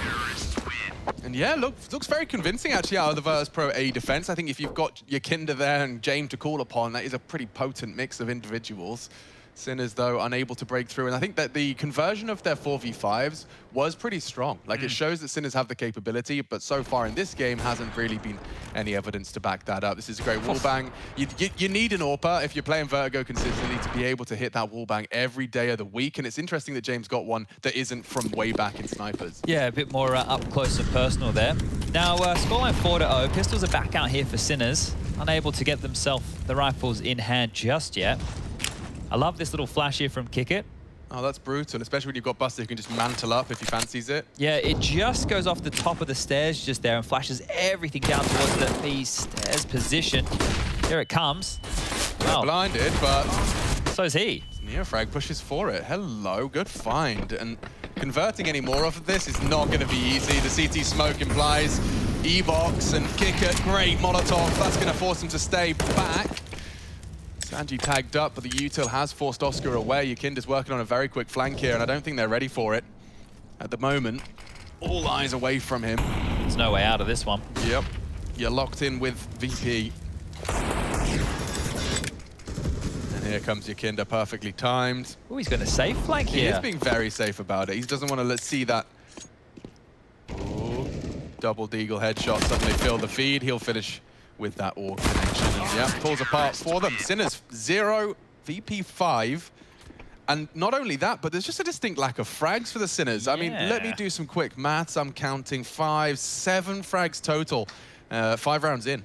Yeah, and that's not ideal, especially when you want to try and keep that CT-sided economy at least under wraps for the early stage of the game. You know how we get the force by wars? That's the whole intention of that. The fact that they have only been able to get the bomb down 1 round out of the first 5, the only 7 kills you're talking about. It's allowed VP to go for the luxury here of the double CT-sided AWP early. But that AWP of Buster already being pressured, and that's an early front sight smoke. Curious here, giving them a lot of room to work with, pushing up towards wood. Yeah, that's going to get the B defenders scared. You can see Buster looking for info. Very scared. Smoke, and he will call for James. That's a lot of pressure. I like that use of the smoke right there. That's a great way to give yourself a buffer. Right? Normally you just get the bottom of the stairwell. Now you've got an even wood. And if your B defender's a passive player, or never mind even a forward player, you're probably going to want to be behind that smoke should there be pressure felt. So yeah, it does take a lot of the territory away, and you can see that VP have reacted with 3 players. Heavy rotate here. You can just spotted something on that jump, so they'll continue to come back and forth between the 2 bomb sites here as Sinners will force them around the map, and that is a nade and a half right there. B-Stick dropped down to 21. Where's the finisher? I think it will be towards A. James rotated back over now, so the setup should be good for VP for this, and they're just stalling them out here. Yakinda gets an easy frag and a 4v5. Now we're cooking with gas. They'll try and use Oscar to forge a path into the site. At any moment, James can elevate and strike. The setup is strong. Here comes the swing. It's nice from Sanji. Another frag to his name. James tucked in. Yakinda's close short. They've got to check their corners because it's just too easy for Virtus Pro. We probably want to save here from Oscar. Look at the time. He can't really contest this, and if he's not careful on the descent down the ramp, Yakinda can silence him. Take that AW away, and there it goes. Headshot from Yakinda, and a missed Molotov there from Sinners. James didn't have to move. The headshot box, the boost box, whatever you want to call it, James didn't have to drop off, right? That molly is meant to land. It's meant to spread to force him deeper back towards that heaven position to give you an avenue up short. This one was easy to like. B-Stick was already low, and this is it. Look at the molly to the right of James here. It's misthrown, so a lot of room to work with, and some fumbles here from Sinners. Normally, it's against the pistol rounds. Now, it seems to be a bit with the utility. And they've, I don't want to say they've hit an emergency button. They're in the max loss bonus here. They've brought out the AK onto Neofrag. Everybody else just with some pistols and util. You just need a round now, right? Like, this is the implication or indication that that's exactly the sentiment. You need a frag, you need a round, something to open it up. Neofrag's supposed to be that blunt object, and B-Stick again, the first casualty. James just collects his 10th frag. Oh, shocked Deagle is notorious. So strap in. He's lost his life before the smokes do bloom, and a great use of his util there. Sanji will deny their advance with the bomb. Again, man disadvantage. Don't forget Neofrag's bonus. Some capacity. This would be a huge plant if he can get it down. And he has. Does he get away? That's the question. Yakinda's hunting for Oscar. Zedco deleted, and all of his team have fallen. It's Neofrag's hero AK up against the plow. Good luck, have fun. Calls the bluff on the first, looking for headshots here, and Yakinda's the one to hand it to him. We look at 7-0. Every single member of Sinners eliminated every single round, and quite the contrary for VP. They are building the bank. They've got the wall set up. 13 grand on Kickit. after the bye. Yeah, this is looking very good for VP now, and this is the team that we were asking for on days 1 and 2 of Group B. It's great that they've gotten the sleep out of their eyes, maybe gotten the sand out of their jocks from the holiday of the tournament break. How far can they continue to push this? Full buy for Sinners, everything they possibly need. AWP, AKs, util, and back towards A we go. See those nades being dropped on out. Yakinda, he's even going to hang around for a fight here. Looking the wrong way. Neofrag opens up the account. And there we go, a number advantage for Sinners. This could be the difference maker. Traded. No, Oscar didn't get the spank. He does eventually. James on the repeat. Ticket's opened up mid though, so now he can just worry about A. The bomb not committed. Neofrag is. Walking into Sanji's line of sight, and Sanji again delivers on it. It's Oscar's AWP that's been keeping Sinners competitive throughout this, but don't forget, they had the man advantage here. An elevator smoke and a good Molotov. CSGO's gone B right now, so Oscar's just selling all of this, and he's done a good job of it. Sanji will hear the footsteps running away back across the bridge from Oscar, so they'll know it's not going to be that A bomb site. Util right now for VP for this retake. A smoke from Kickit, 2 flashes and 2 HEs. They could isolate here. Good molly. Does stop nade. Sanji's Progess? That's project and progress. Oscar now posted up on the jiggling Kickit. Looks like Sinners have done enough here. Sanji so strong on A, he'd have to be given a way back into this. Should give it a crack here, even if it's just for damage. Oh, what a miss. Yeah, does mean he's got a chance to at least try to take down Zedco. It will be Oscar. 4 in total. Yeah, there we go. That's an Oscar round. And it's to get them on the board, right? So let's see how far that spurs the Czech boys forward. I mean, it started with the extension of Yakinda. I don't think you can count on this kind of push out of Yakinda again. Am I really the only one hearing the USB plug-in window noise? Yeah. How is that happening? Something to do with your computer? But we're not getting audio from the PC. Something to do... Am I cursed? Yeah, or haunted, perhaps, by a USB, Maybe both. A USB demon. Okay. Dung dung. Boom boom. Got to keep the head tucked, Yakinda. They're going to be spotting over the smoke here. If he's not careful, he might get the dome knocked on off. Neofrag looking for another opening here. Oh, and they're ready for that. Great little molly down to the right side, dissuading that boost, forces them off, gives them a nice little bit of early chip damage. And no opening kill this time for Sinners, so let's see. Can they find it elsewhere? Don't envy Shock's role here. Maintaining mid control, and he's going to try and late wrap. Buster under a lot of scrutiny. Good angle, traded. They're into the site. Sinners looking to get 2 in a row here. Shock's arrival in mid could not have been any better. Oh. Are they going to call it quits there? I think they might have to. Sinners bomb ticking in their favor. Sanji locked out and maintaining James ZWP. Very hard clear for Yakinda if he was to go over that window construction position to take out Neofrag. And I think they're aware that the save is likely. Neofrag noisy about this. He's going to have a little bit of a look in here for the hunt. Or is he? He's fooled me right there. So the guns will be saved, and we know that VP have enough to get another buy going. So no dramas, but Sinners are finally getting a bit of pep in the step. They can turn this half around. It's not over yet. And we know that VP haven't been looking fantastic throughout their other matches so far within the Pro League. So maybe this is just the, you know, the first few rounds out the gate. Couple gun rounds, pistol round conversion, 7-0. It can happen to anyone. Never give up hope, guys.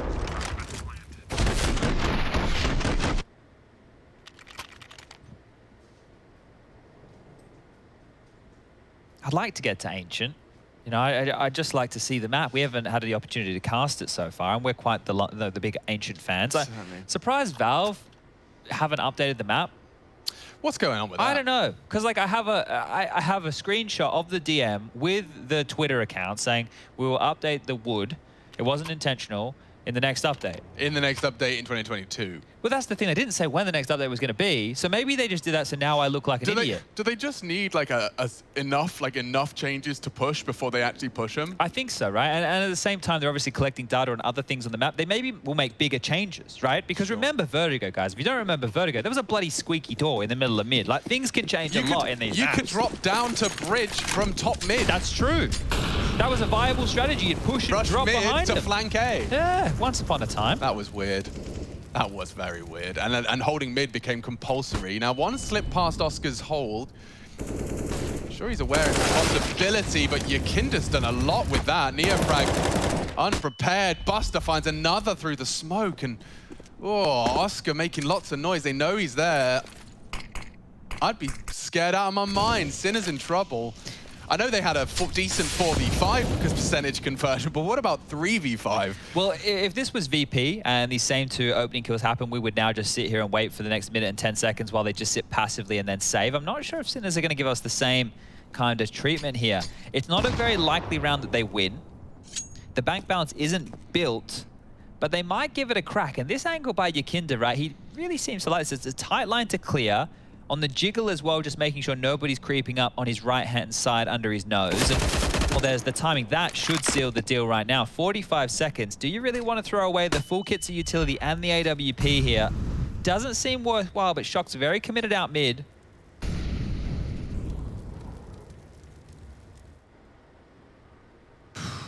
I mean, yeah, 2v5, it would be impressive. Oscar's going for a hero play and a lovely flash setup. He actually just completely baffled Buster. And look at the space. He's surging forward. Sanji will pass his test, and down goes all of those goodies you were just talking about, Chaddy B.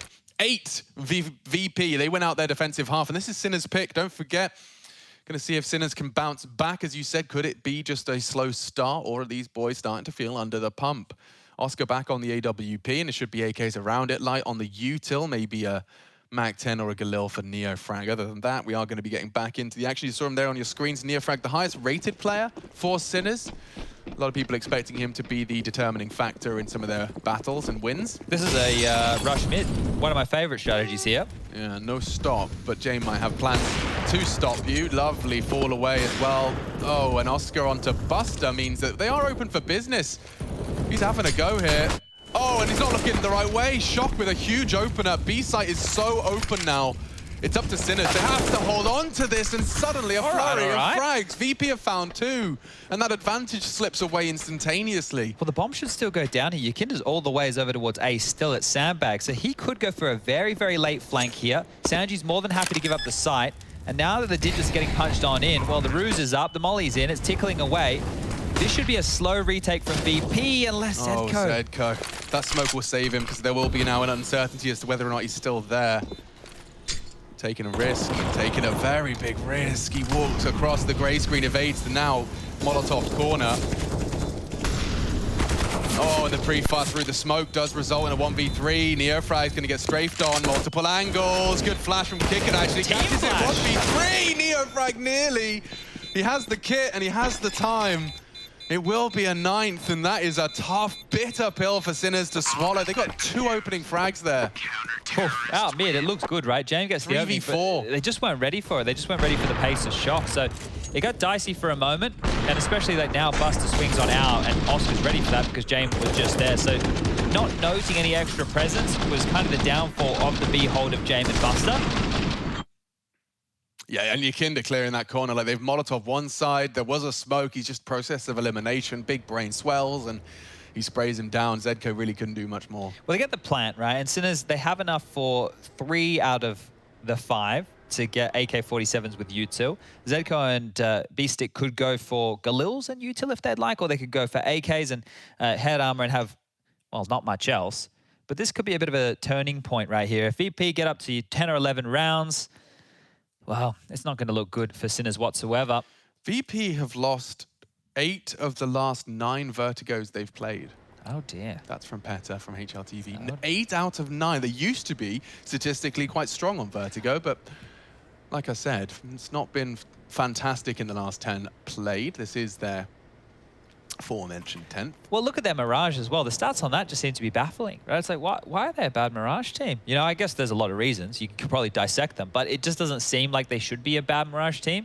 When you look where they are in the world, right now, still by HLTV.org's rankings, they're the 5th. They're 5th. Yeah, but that's because, Chad, to a third. As soon as you get doubtful about VP, they'll just walk in and then they'll win the games they were supposed to, and you go, oh, Ah, I haven't completely given a hope. I do predictions every morning on my little morning stream that I've been doing, and I still predicted them to win today, right? And I still predicted G2 to win over Complexity as well. I haven't completely lost hope in those teams. I just think it's been a slower start for them out the gates. It is unlikely that both make it to the playoffs now, but they can save some face here, and it was that buy I was talking about. Sinners will go with Galils, will go with AKs.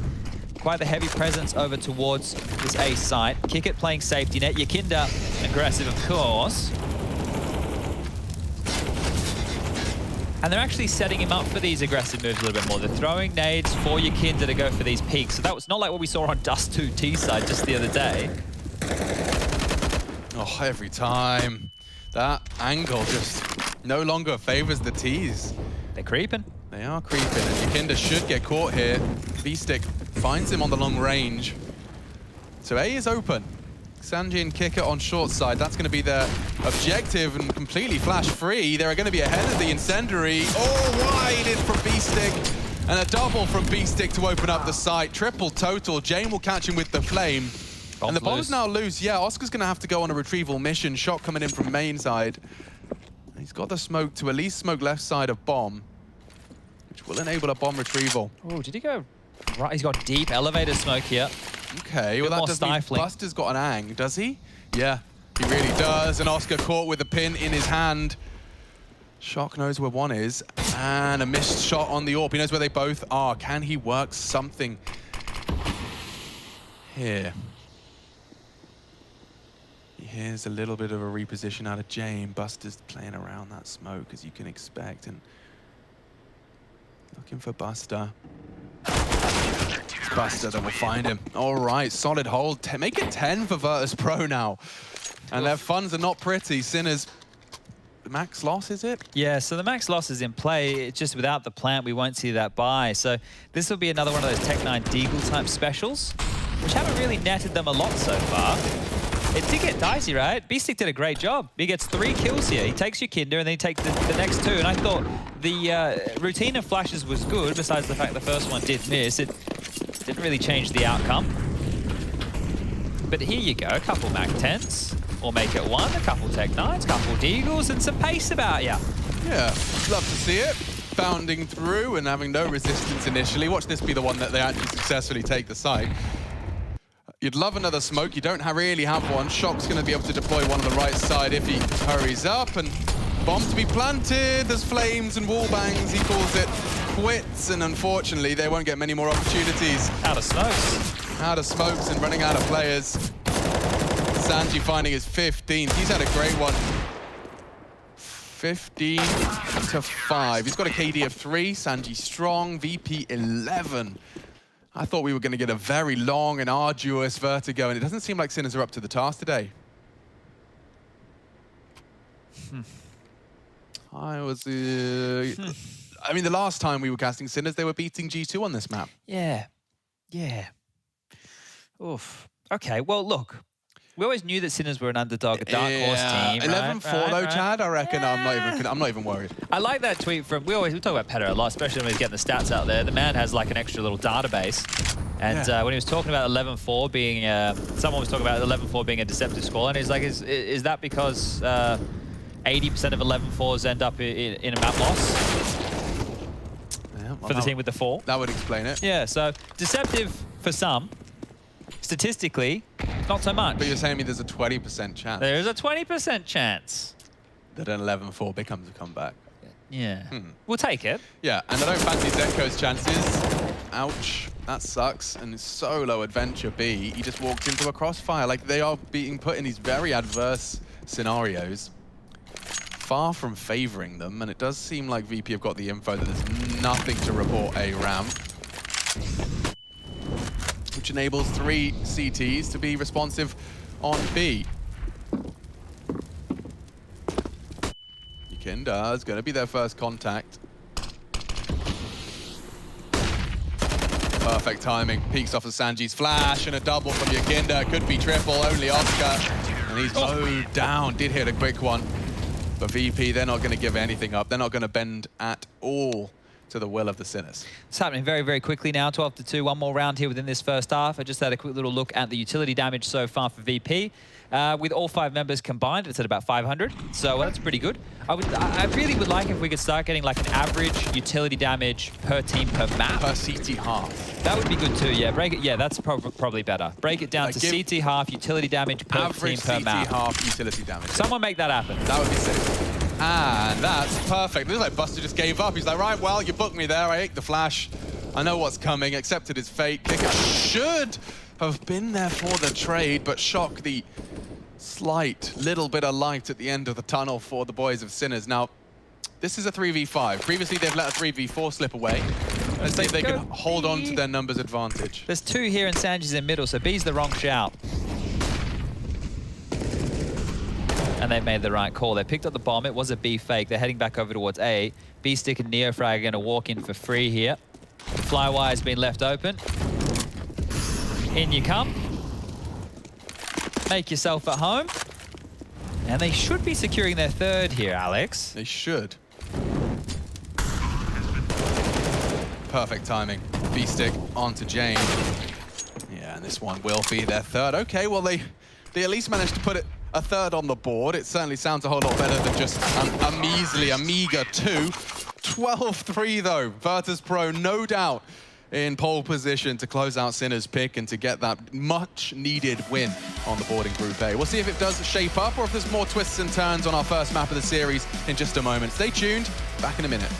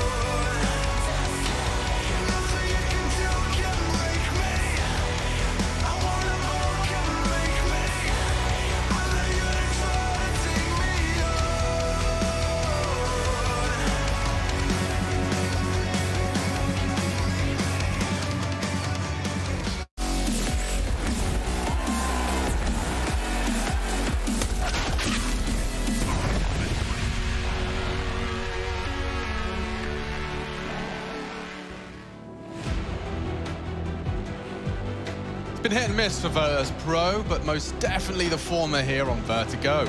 Up against Sinners, and with 12 rounds already boasted on the half swap, it does mean Sinners has been handed a pretty dud hand. How on earth are you supposed to defend near flawlessly against Virtus Pro? It certainly would start with a pistol, I suppose, Chad. That's a good place to start. Neofrag just got knifed down to 39 HP. That was like a right click as well. Oscar's proper jabbed him in the spine. But why? Ouch. But why? Watch him just get one banged as well. Oh, Long range Glock. 1x bet odds are not favouring Sinners whatsoever here. Oh, and Oscar might be walking straight into Yakinda's trap. How does this happen? How does this happen? Oscar's allowed to get away with murder there. Yakinda, that was uncharacteristic, I think, to honestly, say the least. That's my kind of pistol. That's how mine usually go.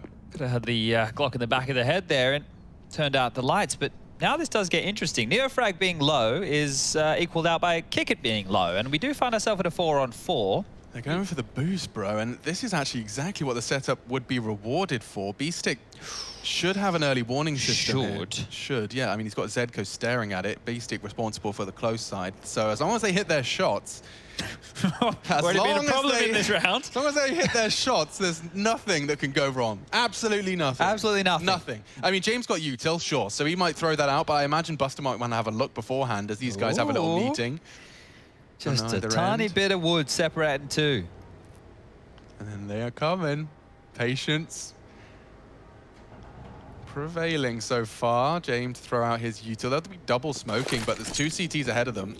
And here they go. B-Stick. B-Stick. No, against it. Can't reload. Oh, VP. They still live. 20 seconds. 2 players. They'd have to hit some good stunning headshots, and it's B-Stick with another. This time, his double comes quickly. Whew, okay. Sketch City for a second there. James, make sure you die. 10 seconds, James. He's trying his best. James, get in there. Kill me. Get in there, James. Just kill me. Don't kill him now. Oh, they could have waited. Then they could have waited. They could have been really naughty then if they wanted to. They really could have. They could have absolutely put a big frown on James' face. Here we go. Shing! Oh. First of all, screw you. That's what he's saying. Yeah, and second of all, watch this. To be fair, though, not only is he super close, he's also on a ramp. Like, that slant for his jiggles, it's just the... Yeah. We've all been there. Yeah. We've all been there. Yeah. Oh, dear He's me. made a dog's dinner of that, is what my mum would say. You made a dog's dinner. Oh, dear. Okay, well, we just have a little bit of a... technical timeout. The coach of Sinners did have some power issues, and I don't think he's been in the server since. To be fair, I haven't been keeping my eyes on it, but they did just say coach in camp coming. So maybe he's been working on a bit of a generator situation to get things back where they need it to be. Will be the buy from Sinners here, and we're yet to see what type of purchase Virtus Pro are going to be looking for. But they say variety is the spice of life, Alex, and Virtus Pro's T-sides, they need some of that, right? I think black pepper is the spice of life. Okay. That's your favorite spice? It's the best spice in life, yeah. I mean, I'd put black pepper on nearly anything. Nearly anything? Nearly. I just wouldn't put it on like a cheesecake. You probably wouldn't put it on ice cream. Well, I don't know. A bit of salt on ice cream goes down a treat. Do you know that? Salt on ice cream? Yeah, I guess like salted caramel. Yeah, it's a thing. It's delicious. Delicious. And then he goes backwards and he's facing him, and then he's not facing him, and it's, yeah. To be fair, they both made an absolute meal of it. Yeah, but don't forget, Oscar, at this point, is just desperate to find a headshot after knifing his teammates. So the fact he gets one and does eventually go down after doing more damage, yeah, bit of an oopsie. Yakinda's recovered, and it does look like so have the coaching situation. He's in. Tom Keege. Is that how I'm saying it? You closer than I'll ever be. Is my guess better than yours? Yeah. Tom Keege. Cage. Maybe the J is silent. Yeah. You never know with these things. You know what? I've been learning a little French recently, and I'll tell you what. There is nothing quite like the French hidden, invisible, not invisible, what do they call them? Silent letters. Silent. When things are plural, they just add letters that they don't pronounce. Okay, give me an example. Oof. Okay. Egg. When there's more than one egg, it just becomes But you added like an extra F and an S. You just don't say them. They become silent. So like they just want, it's gatekeeping language. You just have to know how to spell everything and say it differently depending on if it's a gender / plural. Okay. Damn you, French. That's all right. The le. I can't do it. I'm always nice when I go to France. I always make sure I give them the bonjour or the bonsoir. Ah, très bien. Right? You just need to do that out the gates. Monsieur. And then after that, you try English. And if they assume you're American, you're screwed. If they think you're Australian or anything else, you're okay. Yeah. No, I've been, you know, snuffed at in the boulangerie. Actually, they don't like you guys either. They don't like the Brits either. All right, so if they assume you're Australian, New Zealand, Canadian, you're safe. okay. Oscar's not safe, though. He's had a bit of an oopsie, a bit of a boo-boo. Even Zedko getting tagged up. Please don't lose to the Pistols, gang. Well, they like to lose against the Pistols. Well, they don't like to lose against the Pistols, but it's a common occurrence. Yeah, I can just feel it already. Really? I can feel it in my waters. Damn, all right. It's going to come down to something. There's not even any head armor, though. Like, there's no head armor. I know. It would be a really, this would be a really bad one. It really Like, some of would. them have been bad. This would be a really bad one. It could have started if Neofrag felt like sticking around after that smoke, but he has backed away, so perhaps I should be more confident. Come on, Alex. There's still 2 Glocks. Like, I know come it's on Glocks, now. and I know that they've got armor and rifles. There really should be no reason, but I've got faith. You gotta have faith. He's hearing him. That nade could Look be at that. promising. It does finish off the MP9 of Kickert, but James not going to slow down, and B-Stick's in a prime position to collect. Oh, it's nice to relax a little bit here. Nothing to be concerned about, and it's only Yakinda left on the sandbags. See, I'm the worry wart, you know. Like, let me sweat it up. You can go the optimistic. I don't know, man. Oh, never mind. Please don't let him plant. Okay, there we go. That was the here I am, kill me, I want the loss bonus maneuver. That's what that was from Yakinda. It's like a beacon. He says, put the beacon down, come find me. And now the AK-47s are going to come out to play. There will be no AWP for James. Sanji will have head armor. There'd be significantly less AWPs for James as well if they'd have waited 2 seconds before they killed him on the pistol. Yes. 1.5 seconds even. What am I doing exaggerating? Yeah, let's keep it as accurate as humanly possible here. But let's see. 3 FAMASes, 1 M4A4 and an MP9 walk into level 51. Not area 51. No, level. Don't confuse the 2 of them. However, we've got our fair share of aliens as well. Okay, so they like this little boost here to Sinners. But B's where we're... This one here, good stuff, Rushley. B's where we're having a little bit of a gander, and the MP9 of Zedko could be isolated shocks. Quite the distance away right now, so Zedko needs to get 1 at least to stall this out. He wasn't even expecting that. Sure, he peeks in, but 2 players there with AKs is a lot more than he bargained for. Oh dear, Shock's in trouble. Dump your nades, bro. They're knocking on the door. Yakinda takes him down and puts it all on the ground. Bomb's on its way as well. The entire VP squad to commit here. B-Stick would love to have something to say. Good find and finish. Pushing in for more. It's Neofrag. Heavy impact. Needs another. Wow, Neofrag does it all alongside Oscar. Great defense. Triple kill from Neofrag, and the bomb committed to the B site. Kickert's got a lot of ground to cover in a short space of time here. Sin is in pursuit of 6. They're worried about the flank already here. You can see Neofrag worrying about CT spawn and the construction jump over. Oscar up close and personal now. No utility for Kickert's, just the headshots here. Oscar gonna have to be acknowledging that B-stairs gap. Oh, okay. Neofrag lucky to have gotten away with that one. Tagged down on the spray. Oscar comes in for their 6. Sinners, they'll take it. I don't know. I think VP here really dropped the ball, to be completely honest with you. So the smokes have dropped. At this point here, they're just giving him 1v1s, right? They're running it. They could have really... They had 45 seconds at that point. They could have just paused. They could have waited. They could have gone, all right, swing together. All right, let him come to what? They could have done a lot with that. So VP, tripping over their own shoelaces right there, will find themselves back down to pistols, and this time it'll have some armor alongside it. Fast towards A, into Neofrag again, and almost a triple. So much damage done. Yeah. I mean, M4 delivered. Maybe throw that onto someone with some Kevlar, they will. Neofrag could have finished the round right there. I mean, he practically has. Buster's super low. There's lots of nades to be played with, incendiaries and HE even on Zedko to perhaps sweeten the deal.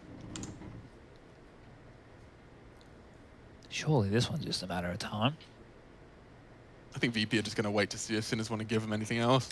I like the fact that they did something aggressive as a team there, though. Wasn't that a nice little change from VP? It's only just Yakinda on his lonesome. Speaking of Yakinda. Uh-oh. Spaghetti-o. Yeah, he's kept this one interesting now. One-way smoke dropped towards the top of Crane. B-Stick. A lot to do here. Still, I know that they're down a man. The HP of Yakinda and Buster, though, is giving a bit more faith for Sinners to be able to convert here, but silently they're slipping back on down to the lower deck, and James actually going middle with the bombs. So if they try and go mid to B, they'll have to go through Zedco and Shock. If they try and go mid to A, they'll have to go through B-Stick and Shock. So it's not going to be easy regardless, as Zedco's actually tucked in more aggressively over towards that B site. I feel like this Sinners are all right. The time has just become a problem. Yeah, Shock hears this. He knows they're coming B. Will strike onto the first. Now, bomb spotted. Whoa, careful now. Hold your horses. 10 seconds. You have to go, James. You will. Why did they wait so long? Eventually. Yeah, well, I mean... Counter-terrorists win. I think they've just been rewarded often when they do wait a little longer. You know, like there's round wins where they start kind of reinforcing that, oh, if I'd have just waited. We were having the conversation on the podcast last night, and I think Tabson, it was either Tabson or one of the other two boys were talking about the fact that, like, it has to work for them at some point for them to be reaffirmed, Precisely. like you're talking about here. But the thing is, and this was where I was a little bit unsure, if Sinners continued with the, we're just going to play our own game like they did against G2, then they would fall into the traps that VP lay by being very passive. But nice opening there from the air frag. If they know that the team have an aggressive maneuver and then they stall it out for the next minute, you can hold on to your utility. You can force VP into very awkward late situations. You don't have to go aggressive. You don't have to do a push like this. You don't have to give them the 4v4. And you might be finding yourself just continuing to profit with rounds. Whereas that might work against other teams. VP, they just want to stay on back. Jeez, Buster, you are taking some serious liberties here. And I think VP are going to want to join him. He's going to be so far ahead of these smokes. Shock and Zedco.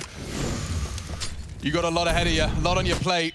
Buster looking to isolate the Orphan. He knows exactly where you are, and it's both of them. VP, that's perfect. It does not get better than that. A chance for Oscar, but it's gone astray, and yeah, they'll just have to hold on to what they can. Now, that started 4v5. Virtus Pro converting a man disadvantage. Yeah, they didn't need to push for that, right? You can understand what they're trying to do, catch them off guard, but it's just the super basics. Yes, play the numbers, right? And if you don't have any ability to trade, maybe don't go for a maneuver like that, because now VP is starting to sink the teeth in. The bear on the hunt, but B-Stick, he's the one to bite back. Stops the chase, will force Buster and Yakinda just to swallow their pride. They do get the round, so coming out on top of this situation.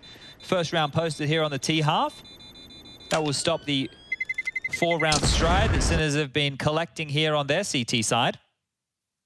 But it is going to be a tough task, right? With a 12-3 first half in favor of VP, for Sinners to do the same, just to take us to overtime, or to even do them better, while now that margin for error has gotten even smaller, not slower. Here we go, so you don't love to see it. Yeah, and then the smokes land. I mean, that was just exactly, that's the dream. I guess if for Buster, that's something, when you go through rehearsals, if you get up that high without anyone spotting you, you know you've got a pretty solid flash and smoke combo to set you up. Boost again. Looking for that ramp fight. Nothing to report initially. They didn't force buy around these saved guns, and they probably could have. You might be able to justify it here, but this is... They're not conceding 14, but they're definitely not putting their best foot forward. So they're making do with what they have, and that means Oscar and B-Stick need to find impact with these saved guns. Here comes the AWP. Let's see what Oscar can find. Is he going to go fishing? Oh, he is. Oh, he didn't fall to James as well, who was just there in time. So they'll re-establish the boost. It's another man advantage. It is. And Buster's up to his usual antics. Zedco and Shock formally beaten by this. Oh, we've been very loud about this, Zedco. Buster's getting info, and the bomb's on its way again. Oh, I can feel the the M4 and AWP save. Beastic is on his way, though, so there is going to be one of the saved rifles on B here. Oh, they need to get a move on, though. Here comes the hit. Yeah, Shock thinking about his options here. He's Molotov'd out. Zedco close with only a USP. He's done more than you. 3 frags. God, they all disappear. Just disintegrate right there, that don't was they? Beastic in the mix as well. Like, I think he must have just arrived as Yakinda puts the bullet into his head. So they'll save the AWP despite another 4v5, by the way. I just want to highlight VP is going to be increasing their percentage of converted man disadvantages over the course of this series, that's for sure. And it's nice for Neofrag to maintain something. It's the space busters getting towards B that's the problem, right? So now, when you have to think about how do we fix that, how do we stop that, you need to either go a little bit more aggressively or bring a secondary AWP out so we can't just walk up. You need to be able to have a bit more presence. And if you want to play retake, that's fine. You just need to hold on to all your utility and make sure that there's no super late flank coming in, right? You can definitely play retake. You can have your utility, like once they get the bomb down, you think about the side. There's not that many places to hide. If you give it to them for free, though, they can keep CT smoked, and that might be a bit of a problem. But if it can be a bit more mid to late round when the util is starting to wane, well, not too shabby. And you're starting to see a bit of frustration building. I think the second AWP is their answer to B. Well, there it is. They brought it out. I think that's what Zedco's thinking. Like, you discussed it. Buster's been getting way too much space. Why not actively hold it? And that's what Zedco's going to be going for. VP. Have 3 players dispatched towards the ramp to start us off. Kicker's quite far ahead of things, and Neofrag's aggressive spray has tagged him up nicely. Nade not quite on the mark, and Kicker cooked. Down to 15. So many smokes early again. Bullet, yeah, and well, here we go. It's Buster versus an AWP. Let's see if he's got the managed blind spot. There it is. Zedco will succeed, and see if that's the differentiating factor. Sanji's lucky to be alive as well. Ooh. Nice shot from Yakinda there. If you're Sinners and you want to rock this double AWP setup again next round, you need to make sure you're keeping as many players alive as possible here. So Virtus Pro starting for the 3rd round in a row with a man disadvantage. Let's see if they can convert one more time. 2 players, 21 HP combined on Sanji and Kickit. Not ideal, but if they do head towards B and Zedco misses, their HP doesn't matter anymore. So let's take a look. They know there's an AWP posted up, so this boost will be in the blind spot. Neofrag's going to be responsible for that, and he's... walked straight into Yakinda. Look how low they are, though. Zedco's panicking. Yeah, but the AWP is not the weapon for the job. Beastic's here now. They got double AWPs, Chad. They're going to be cream cracking if they don't start hitting some shots now. Beastic's rifle connects, as does the Zedco AWP. James, the only man that could really do damage here, and Sanji's done well to make his low HP count. Zedco running out of options, and oh dear. Oscar's nades brought it down to the 1v1. That's a little slither of hope, and he's danced through the smoke. James has pushed him, they've walked past each other, and oh no, disaster strikes. Another 4v5 converted by the VP boys. Maybe that's what they're after. Lull them into a false sense of security. Yeah, have the first kill, and then we'll convert with the man disadvantage. But this one squeaked across the line there, and that is 15 for VP. Those double AWPs, it looked like it had solved the Buster puzzle. Oh, yeah. Well, Yakinda does very well into his duel there. Don't forget the Shocker just warded off one of them. Another great shot out of him as well. Neofrag was about to tuck in to be that destabilizing presence. And yeah, man, Jane plays it so well. He had 9 seconds there. He fakes it and walks. That's crazy. CT. Isn't it? It's just high risk. It's such high risk. Madman. But that round as well, Oscar had just cleared from scaffolding down towards A and said, yeah, boys, it's going to be B. So they knew. They knew the attack was coming. Sinner's just not able to convert, and with the low HP, before they even started executing on that B side, it was 21 HP for Sanji and Kicker combined. Then was it Yakinda who got dinked as well, so he was put down to 15. You had 3 players, HP combined, below 50. But Chad, I wanted Ancient. I don't know if we're going to get Ancient now. Inferno up next, and look, Sinners can still turn this around. Maybe it's just a slower start to the day here. Didn't have the G2 upset day number 1. The complexity bring back down to earth on day number 2. It's over. He got 4v5 advantage. Yeah, right. Call it. Call it. VP have got what they were looking for. A man disadvantage, and they start clawing it back. Something like this. Maybe Sanji onto Oscar. No, not having it. Oscar's demanded a 2-man advantage for the Sinners, as it does become 1 once again. Zedco, don't you dare. Don't you dare. There we go. And now even the bomb as well. This one should be Sinners all day. Week of the week. Neofrag with a stylish finish, and a quick finish, no less.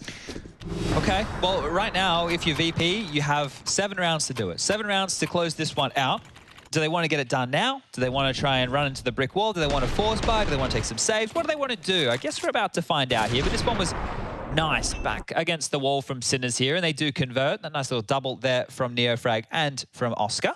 And it looks like James going to invest into an AK-47 with some head armor. Light pistols for the rest. I don't know how light the Deagle is, to be fair. Feigning some presence over towards A here, trying to make a gap on middle. Meanwhile, Neofrag was down range. He's chipped up Kickit, has not found a kill though, and mid control has been established. Look at this, perched on up. Shock needs to be careful here. You can see him, he's ducking under. He is aware this is a possibility.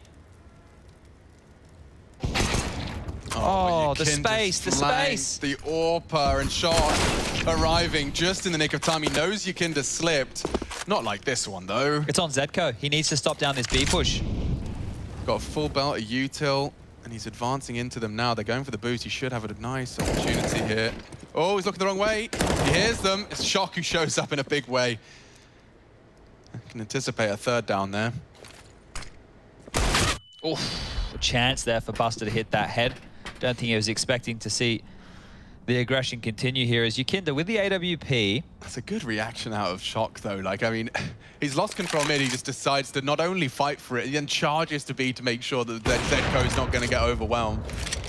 Round confirming. Is Yakinda going to have a go for this? Now, one of the things that you would like to see from Yakinda here is damage, right? If he could find a kill or two more. Now that he's moving further and further away from the bomb and into B-stick, now you wouldn't mind him having a crack, but he's running the wrong way, Alex. He doesn't have the bomb. It's all right. He's saving the AWP for James. He's got the message. He is a believer.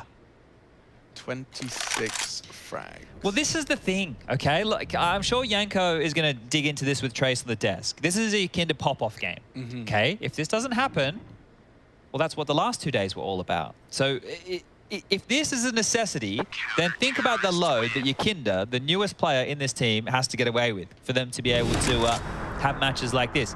I think if you look at the scores on the doors, everybody's pretty close, right? Sanji had a great first half, 18 for him. James has 18, 15 for Kickit, 13 for Buster. So, look, it's still a Yakinda pop-off with him quickly potentially encroaching on 30.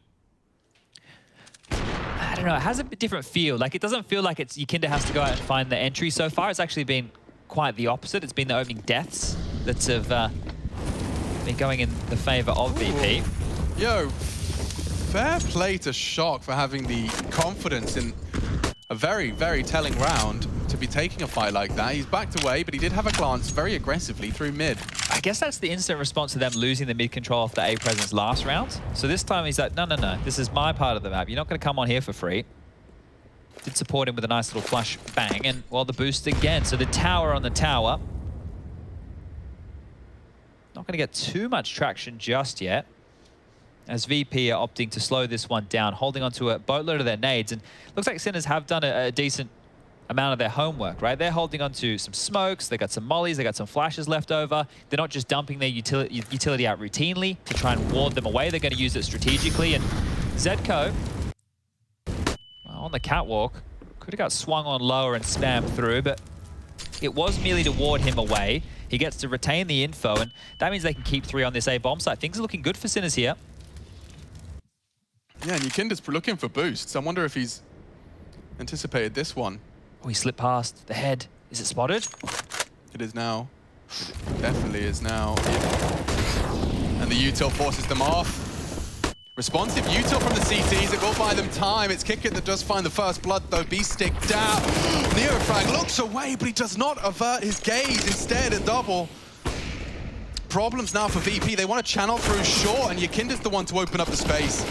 Have to get it down. Does need to be planted with just 10 seconds left. If they could just deny, the wallbangs are off the mark. Spray through the smoke leaves VP wounded. And a 3 for 3. Off the naughty corner here. Retake for all the marbles here. Sinners to extend play. VP to convert their opponent's pick. And James still kicking. Shock. I think he spotted out one there. Yeah, Yakinda, he should be down. He is. But defusing it. They have kits. But they have to force out these fights. Sanji on ramp side. James peek with him, does combine. nicely, and now just need to get that defused, defend him nicely. Shock's already down. Oh, he's off 1v1, pulls him off the bomb, and call it done. 16-9. VP will take Vertigo. The Sinners map pick falls flat.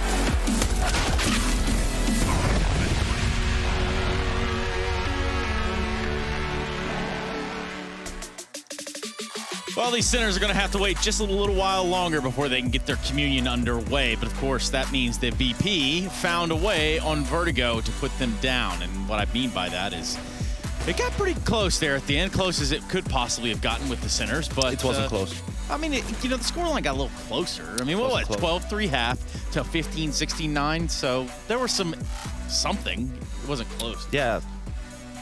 It wasn't a 16-0, but the game wasn't close. Huh. Interesting. So tell me more, Yanko. What else is on your mind? VP were in control throughout in that first half, finally getting a good start, being 5-0 up, as well getting some momentum, and they were just shutting down Sinners everywhere, really. You know, the default wasn't working when they tried to switch it up. VP was prepared for that as well.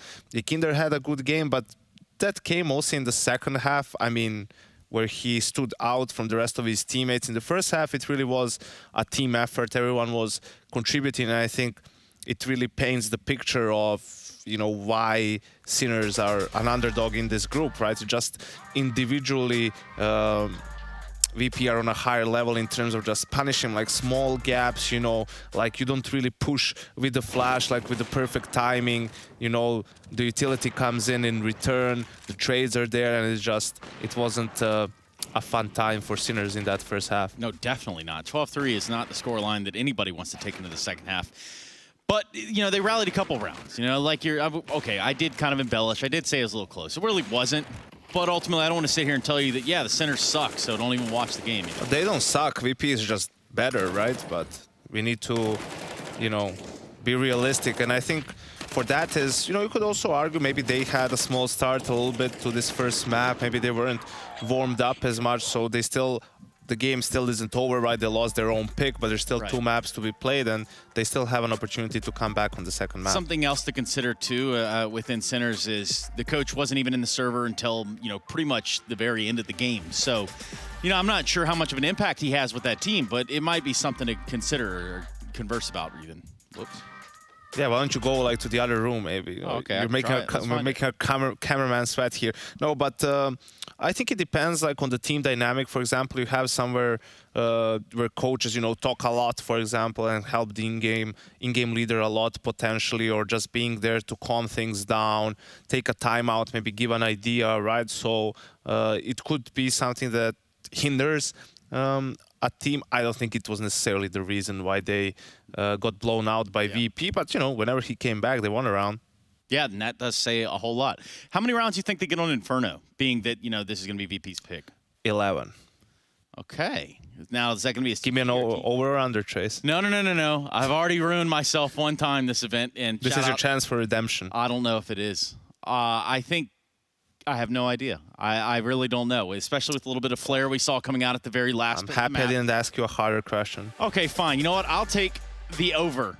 Wait, how many did you say? 11. Oh, no, I'll take that. That's a little overzealous. Nonetheless, Inferno now coming up between VP and Sinners. And for this group, VP want to grab a win, because where they sit currently, it ain't pretty. Yeah, absolutely. And also, if they win out, they have a really good chance of making the playoffs, right? So that's still a very much realistic thing for them. And I think for Inferno, in a sense, you know, there's a chance for Sinners to come back. It's a map. There's a lot of, you know, focus on utility. There's not as much clean aim duels, fights that you can take. So with some strategy, right, with maybe some set plays, they can kind of negate the firepower advantage that VP has, and perhaps put their players in some more favorable situations, in some favorable duels, and try to grind it out and force this into Ancient, where I think anything can happen. I really do think anything could happen, especially thinking about the numbers with Ancient. But that's the third map. Probably don't need it, but we're going to find out. It all kind of rests on the laurels that are Inferno. We already know what Inferno brings to the table. So, VP versus Sinners continues when we return. You're watching ESL Pro League Season 14.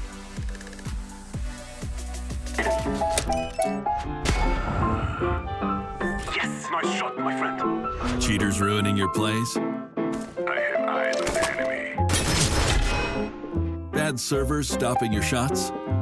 What you need is ESEA. Advanced anti-cheat to stop cheaters. And the best servers around, all with 128 tick rate.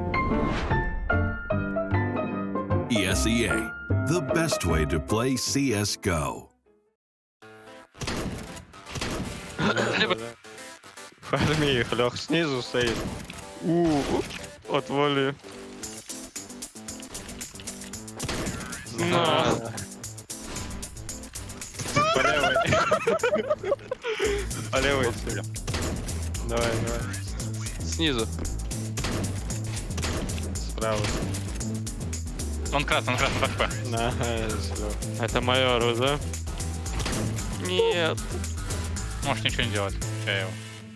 По тобой. Снизу тип. Убил? Да, молодец. Я упал. Где он? За стенкой здесь? Я не знаю, где он.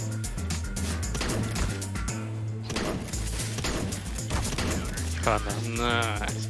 Поверху идет. Справа.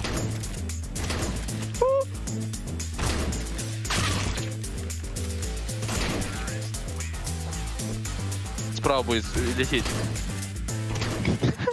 Под тобой, Сандра. Постой. У него все плохо. Переигран просто. Дави. Жека, помочь, нет? Сверху.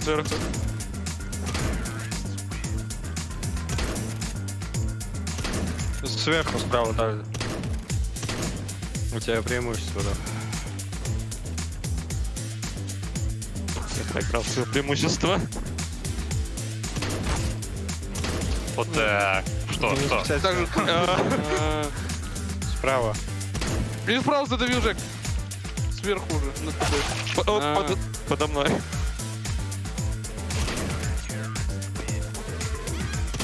О, открыто поле. Птичка. Справа. Я в него столько раз попал. Смотри, хп у меня стоит. Пошел вон. Жека. Да, он тут. Да. Нормально. Еще есть шанс. По правой тип стоит. Он вниз ушел. Нет. По правой. О, и упал. Нет. Я ему в голову попал. Упал, бил. Один справа сверху, вдалеке. Обходит. Ух, сову. А, справа один. Полево давит. Убил. Лево. Хорош. Нет, слева. Вот тут. Давит меня, давит. Давай, бля, поиграемся, братишка.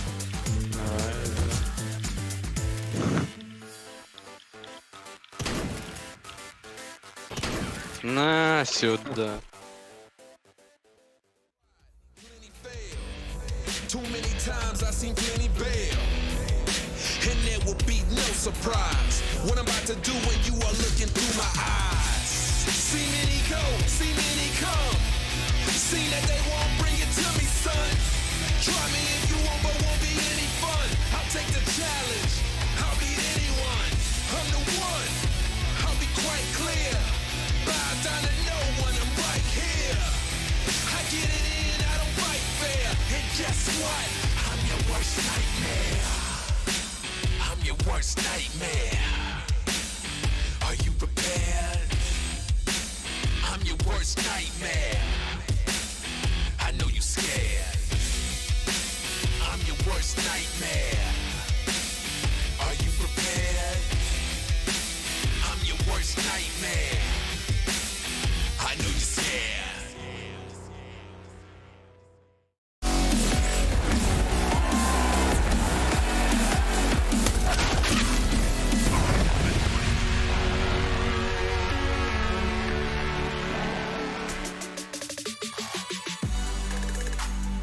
Sinner's Vertigo was heavily checked by the Virtus Pro, and the Czechs now have to not only defend their honor on VP's pick, but we may not get to see that third map either. Now, Sinners have come in, they picked up a huge stirring result by knocking G2 down a peg, and of course, that's G2, who just fresh off of a second place finish at IEM Cologne. So and they didn't make it to Worlds.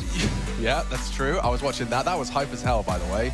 Ridiculous to see the two top dogs battling out for one spot, the table scraps of the world stage. But yeah, over here in the Counter-Strike universe, we are witnessing Virtus Pro recover somewhat. I mean, Chad, how much of this will be considered a recovery if they do convert? Well, they need this if they want to keep their hopes alive to make it to the playoffs, right? So this is mandatory for Virtus Pro. For Sinners, it would be nice to take out G2 and VP. That's setting them up that they just need one more win within this group to at least have a conversation about getting through the playoffs. So I think right now this is the turning point for both teams. For Sinners, if they lose this one in 2-0 fashion, they've already lost to Complexity. It's probably downhill for the remainder of the group. Maybe they get a win against Fours. But for VP, this is a necessity. They must win right here, right now, to keep their hopes and dreams alive of an EPL Season 14 playoffs run going. Yeah, so far the matches have not been so fantastic. Losses to OG, Fours, and Sinners are next on their plate. This is compulsory as discussed. Sinners standing in their way, and we're ready to fly on through. Map 2, VP's pick. So we prepare to once again dive into Inferno. We saw Sticko talking about it on Twitter. He believed Inferno could be a banger. Let's find out if Stico's well informed. I do see an armored CZ on Oscar, and I often see that CZ parked in the boiler room and popping off in the apps. Maybe we'll get to see that. At the moment, it's not the case. They are sending the lion's share of their resources towards this half-wall and banana area. Oscar is getting a bit pushy, though, so... Can call it clear, so they can rotate at least. You'd think. Beastic needs to be very careful here, and the 1xBet odds are starting to balloon further out here in VP's favor. Rotation and near-frag coming, half-wall flashes in, pressure applied to the B-bomb site, but the push is stalled out. This smoke from Beastic could do a lot. Needs to, but they're coming through anyway as that smoke blooms. They walk in and there's no one on the right side of that smoke. So here comes VP. The boost will be acknowledged, and oh, a good chance. It's gone now. Sanji's been caught. They fall off of the boost, and they do have this man advantage for the finish. Now they've got, I thought I saw a kit. Where did it go? No, they don't. Kitless retake, so they'll have to be quite quick about this. They are finding the frags thick and fast, and now Yakinda's trifling with too many men. Oh, No, see you later, alligator. Apart for the Sinners. Everybody hits their headshot. Bish, Bosh, and Abash, and Oscar was super late on that banana retake in case there was someone having a bit of silly business around the T-stairs or that second mid position. But yeah, the fact that CZ was dropped to Oscar meant that Beastic had prioritized a smoke, no defuse kit, all that extra pressure, and then the blender of the Coffins push, well, puts them 6 feet under. Look how brutal this VP buy is as well. They've got 2 players with everything. Kicker didn't have to buy the armor. He's treated himself to a full set of utility as well as the AK-47. So he's going to be a very pointy object, looking to stab his way through round 2. Sinners have divided up for a 3-2 split. Yakinda's life is not going to be easy. He only has a USP, and 4 of the players on this Sinners 4 spy have head armor. So it doesn't take that much of a Counter-Strike expert to tell you that it's not going to be easy for the USP. Maybe these AKs will get it done. They're sending someone else that isn't a Kickit or a... Sorry, who isn't a Yakinda in first. Kickit and Buster are able to crack this one open. That's a team molly right there, so getting hot and heavy. And the Deagles, well, they'll be saved. So this one's done. 40 seconds, count them out. Just hit B. Hampus on Ancient. I mean, a lot of people, you know, it takes a while for them to accept that there is a big part of the Inferno meta is actually just having the conviction to walk up, not have anyone contest you banana and execute. Yeah, because you can do a lot, right? You can either catch them off guard, you can catch them while they're gamble stacking, they transition, they're holding nades out. There's so many different ways that you can get in the face of these B defenders. Rushley, while we have you on the line, oh wait, I don't know if we have Rushley on the line. Rushley. Yeah, but wait, he's home now, so he might not be able to communicate with us. That's true. Yeah, he's in his bedroom. Oh, I'll have to swing past, say hello. He wanted me to collect a package and deliver it like I'm some kind of bloody DHL service. Jesus Christ. He wasn't even going to pay me. Who do you think you are? Yeah. Like a friend doing him a favor? Just get the package and bring it to my house. Come on now, Rush, with the please and thank yous. It's great because he can't defend himself. All right, well, Sinners kept some deegs. I love the saving in Counter-Strike. It's my favorite thing. Yeah, Virtus Pro remind us of just how important it is, actually. You know, whenever you're watching a VP game, you will witness it. But Sinners this time with their 4 second bites of the cherry with the Deeg. And yeah, Zedko, I love the amount of ground he's covered. He will receive Sanji and Jame. Oh, and they're going to run at him with Mac 10s and free fires. He still stands his ground. And now, perhaps, on the chase, he's at least recovered a weapon and he sent Jame packing. Get out of here. That ain't bad at all. These are my apartments. Oh, kind of problems right now. The low HP, not going to make James' life any easier. These AKs will have to do some cracking the skulls here as they have gone back to the second letter of the alphabet. B up next, and Shock's not far away. Beastic's here. So is Neofrag. Run boost across. This is getting sticky. At least have a little boost. They could push for this. Oh, chances dwindle now because the site is open. Sure, you've got some sinners here, but that bomb will be planted, and all it takes is one of these AKs to line up a multi-kill. They've been very loud about the boost. They'll cancel it. Now with the bomb planted, yeah, that option's starting to get few and far between. You've got to give it a go at some point. Even if you do damage, even if you take away a couple of these AKs, right, it's going to be better for you going into the next round of play. Just try and keep the T economy honest. Couple more bullets through the smoke, and oh dearie me, caught on the way out. Neofrag goes down, so trying to keep a little bit of stuff with him. Ooh. You can see how ready Yakinda was for that. Like, even on the way they back out, these players do not give you those same just slight minor slip-ups that you're counting on and hoping on. This is where we need to see Sinners come alive. They don't have to win the first gunner. It doesn't mean they're out of this half at all, but I just want to see a little bit more bite early, because if it's a 7-0 lead again with VP, at that point you're thinking it's only going to be a matter of time until they close this map out. Now, it's not unlike them to slip and tumble their way to a comeback, but I'm not too sure what to really make of, first of all, VP's first 2 days, Sinner's first 2 days. This group is so murky, right? It's very, very murky. And when we get to the tail end, it's going to be even more so. They're going for some speed, and that's a good counter. This is what you need from the Sinners. It's very short-lived 4v5. Neofrag just gets caught full body shots on that tight line spray. Great work from Yakinda. He keeps VP competitive early. And they still have top banana control, so Beastic's kind of on his own, flirting with that as the smoke fades. Buster just crawling forwards. He's not giving this one up. Feels pretty B Vertigo-esque right now from Buster. It does, you're right. And they'll be ahead of that smoke thanks to Buster. Oh, Beastic's got nothing to do. We're seeing more individuals going for frags. There seems to be a bit more pep in the step of VP here today. They seem to be invigorated. We're getting some spice. We're getting some action. It's not sit back, wait, go on 30 seconds. This is looking different. Yeah, you can see the power of Buster's position there. Like, I mean, it's rare to see it transpire exactly like that, but it worked so well. Like, you see the CT, when they are playing a light defense B, it's very common for a CT to be jiggling that angle, dropping a smoke, and then buying time for that rotate, and they can reposition themselves. But you can see they're on the hunt a little bit. Yeah, trying to do as much damage on the way out the door, but I think that VP can actually stay tucked in this passively in Banana with the HP and be all good. You can see only chipped on down a little bit here, but look how many Sinners players still have grenades left. We've got some smokes, we've got some flashes, we've got some Molotovs. So they're holding on to their util, and because VP are mixing up the pace of their attacks a little bit, it's just leaving them with a bit of egg on their face. So now Sinners might want to start the utility dump earlier to dissuade these aggressive maneuvers, and that then could fall right into VP's game plan. Yeah, well, I definitely agree that they've yet to kind of prove to VP they can win out the banana fight. I think that's been a crucial component of a CT side, is stopping this freebie that Yakinda and Buster keep taking, and it is usually through the use of utility. You just have Neofrag actively contesting for this. If he jiggles again, he would have walked straight on into that boosted Buster. A great flash to set them up, and a Neofrag headshot gives them what they were looking for. Now they demand control and they demand respect. Banana's theirs. Late take, not bad here, and they have started using some of their nades here a little bit more offensively, but Sanji, he's working on a bit of a holes pick, and he's being denied by Flames as well. So at this point, Neofrag can hold Banana on his lonesome. He's got himself a smoke and a flash to continue to lock down this avenue, and the four-man stack can be assembled.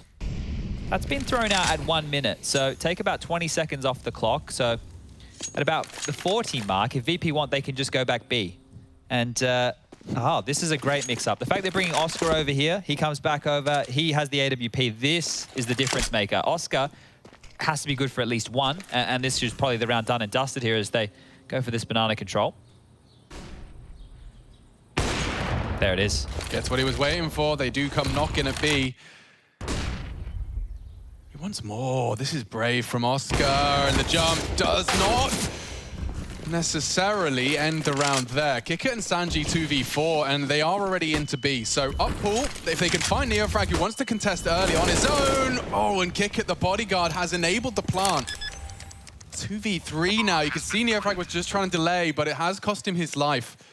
They have to be careful, make sure that these jewels are tradable. Zedko's not entirely on his own. They are shaping up to go 2v4. Sanji yet to frag, but Kickit's doing it all for him. Partnered up, double coffin side peeking in, and as he pulls out his nades, Nightmare he's dead. fuel. Yeah, this one is one that will return to them in their nightmares. Kickit with the ace. That is quite the finish from Virtus Pro. Sinners pantsed. Yeah, that is a yikes. That is a big yikes. Every single one of those fights, Kickit got to isolate for free. And look, the Neofrag push, you can make a justification for it if he denies the bomb, right? The plant's going down.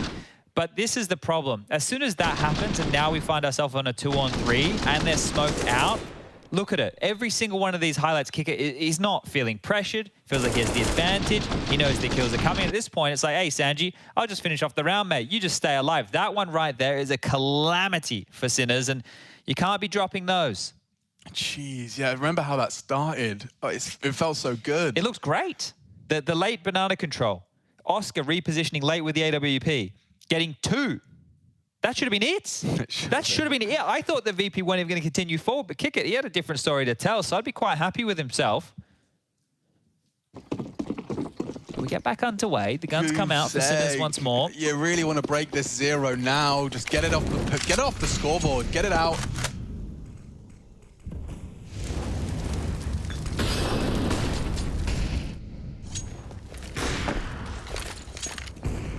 Does seem deflating, doesn't it? Like, I know that G2 game was good Counter-Strike. Ooh, here we go again. Ah. And there we go again. Here we go. This is the 4v4. How does he get 1? I can't believe he actually took it. That was bloody quick out of Sanji. Oh, and that's quick out of Yakinda. Okay. Well, it's a very fragile house that Sinners have been living in here, and it's falling apart. Purely papier-mâché, I think. Exclusively just newspaper and PVA glue. Did you do it around a balloon? Always. All right, well, here we go. Pop. Goes the weasel. He's clear, guys. Head on over. Come over a little bit. Ah, don't worry about that. Ooh. So the objective in Counter-Strike, guys, you can do 2 things. One, you get the bomb down. You can wait for the 40 seconds to transpire. The bomb blows up, and you win the round. Or one of my more favorite methods is just kill all the baddies. The 5 headshot strategy. Kill the baddies. Or, I don't know, it really depends on which side you're on here. The T side or the CT side. It's objective who the baddies are. Chad, do you know how IQs work? I have a very small one. I couldn't really tell you, yeah. No, okay, but like, I just want to understand, like, whether room temperature IQ, is that sassy? Room temperature IQ? Yeah, is that sassy in American more or less? It would be more sassy in European, in like Celsius, because then we're talking like 20 degrees, you got 20 IQ. In America, is that a compliment? Like Fahrenheit's, like 100 Fahrenheit, that's that? 100 Fahrenheit? Is that normal? Isn't that hot? Is that hot? I think 100 Fahrenheit. I think it's like 72 Fahrenheit is like 30. I don't know if that's 30. What's room temperature? Isn't room temperature like 21 degrees? 21, something like that. So I think that's like 70 something. Okay. I'm guessing. All right. I really don't know my old people. I just want to like fully understand, contextualize the Twitter insults that I see people using. Okay. It's quite cool. It seems sassy and funny. Yeah. Ooh. It's got something to it. Room temperature IQ. Okay, yeah. So it would be an American. Yeah. But yeah. You room temp IQ. Yeah, because I think what's the average IQ? Like, it's like 120? I don't really know. I'm making this up. I have no idea. But Rush is actually a member of Mensa. Is he? Yeah, he applied. He's What's Mensa? Mensa is for the smart people. Oh. Yeah, it's like a private club that Rush got invited to. Oh, okay. For his observing prowess? Or? It was observing prowess primarily, but also just his like raw affinity for mathematics. Okay. Quantum computing. He is the mathematician of the bunch. He is. He is. Quantum computing. I mean, it's impressive to me that he's, you know, made such strides in such a new field so quickly. Yeah. Look, anything Rush picks up, he nails. Yeah. Absolutely nails it. I believe the Mensa guys found him through YouTube, actually. Okay. Yeah. Wow. Oh, through his DayZ videos. DayZ, yeah, that's right. Hi, Rush. He's got no mic. You can't say anything. Can't do anything. Can't do anything at all. It's much better this way, actually. Yeah, we can't get any sass. None of that. None of that Rushly sass. 1-2, 1-1, 2-3-3. Sinners have not been fragging up a storm just yet. Rush, give us some CGS observing. You want to see some CGS observing? What, just all third person? So when I played professionally back in 2008 in American television called DirectX TV, this is how they showed it all, guys. They showed no first person. This was it. And then, I'm not even joking. I think that was a good shot from Buster. You know, that's how you had to cast it. Yeah, DJ Wheat, fatality. They were bringing you all the action. Alrighty, folks, we got a bomb up mid. Shock's boosted up. It's a potent position if they do try and knock on that door. Oscar's responsible for long side, and is where the bomb's going too, so keep your eyes peeled. Oh, damn. They heard that. They know Oscar was library side, and Yakinda's continuing his little smoke walk here. Bomb down. Shock with a hugely impactful double. That's all Shock. Finally silenced. They shouldn't be able to get anything more here, and B-Stick confirms it. You said, Chad, those 7-0 starts. Well, it's happened again. Yeah, now it's the CT side of Inferno. So that's where we do have some massive dramas here. And any more kills that Sanji get, well, that would keep the damage going. But Shock sending shock waves through VP to get there first. Nice, Chad. Thanks, man. Yeah. I like to be as on the nose as possible. Buster's been hitting some bangers. We saw in the previous onto B-Stick as well, just on the hunt, the 5 headshot strategy as we highlighted. It does look like Buster's definitely looking much more awake and much more prominent figure of the VP squad this today. Yeah, let me just have a quick gander, because with the statistics, I think that they were actually down the bottom with a couple of the members from VP. The buy will come back out for the CIS squad. Sinners are trying to stabilize here, but there's Buster going down in Banana again. Oh, that's perfect.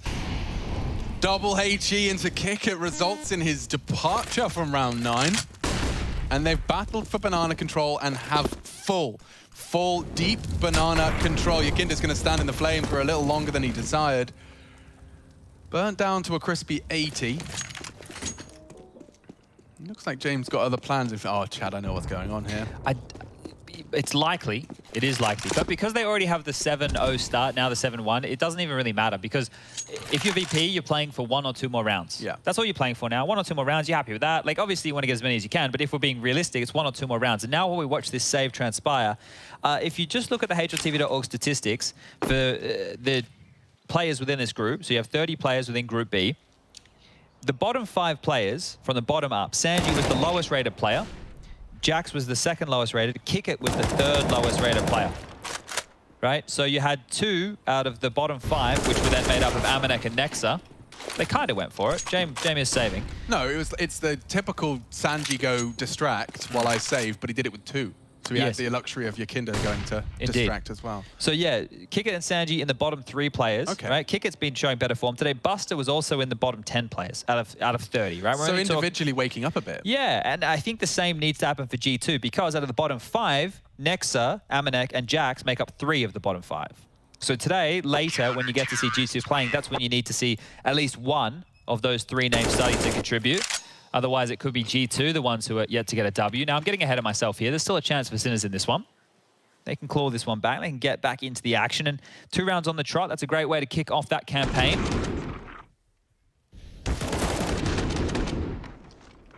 So it's like they with the rifles, they're building a bit of a buffer for Jame. Building a bit of a buffer. You know, they're like, okay, stay away from Jame.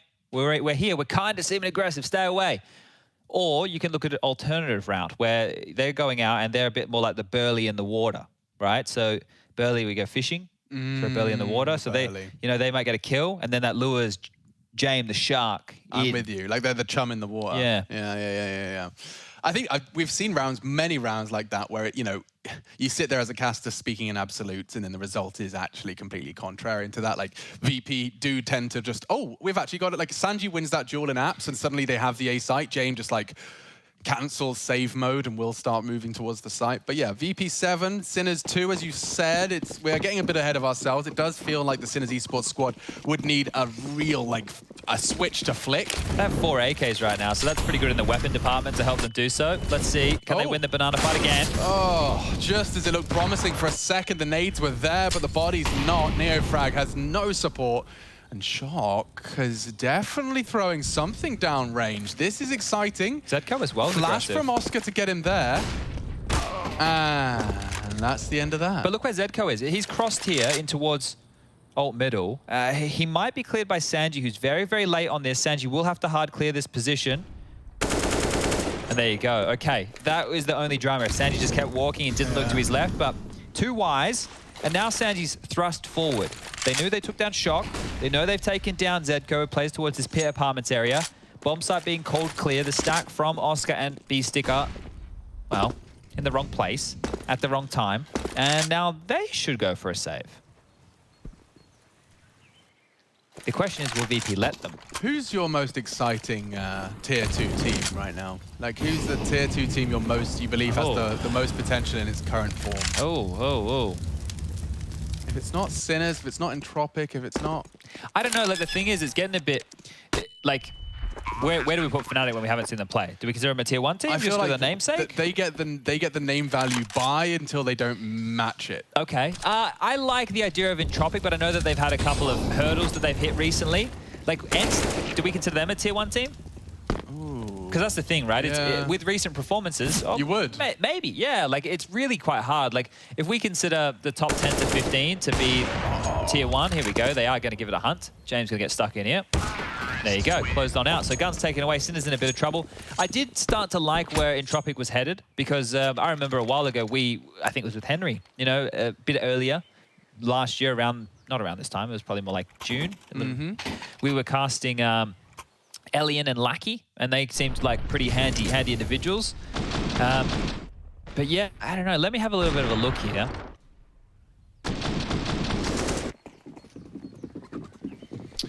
Well, you can't really fault Sinners for trying to bring in some CT aggression for this banana battle. They've been having their fair share of troubles with it. I'm going to stick with Entropic. Lock it in. Lock it in. Final answer, Entropic. We'll see how they do. Is it Group D? They are in Group D with Gambit, and this whole Furious situation, we're going to have to see what happens there. They've apparently replaced Honda. Nice swing from Sanji. That's against the AWP. That is a very impressive duel to be winning. Imagine if he starts wallbanging Shock, just one bullet. That'd be tidy. Right into the dome. I'd like it. Go on. Maybe a Sanji special. Sanji the magical. The magical. That's what they call him. Oh.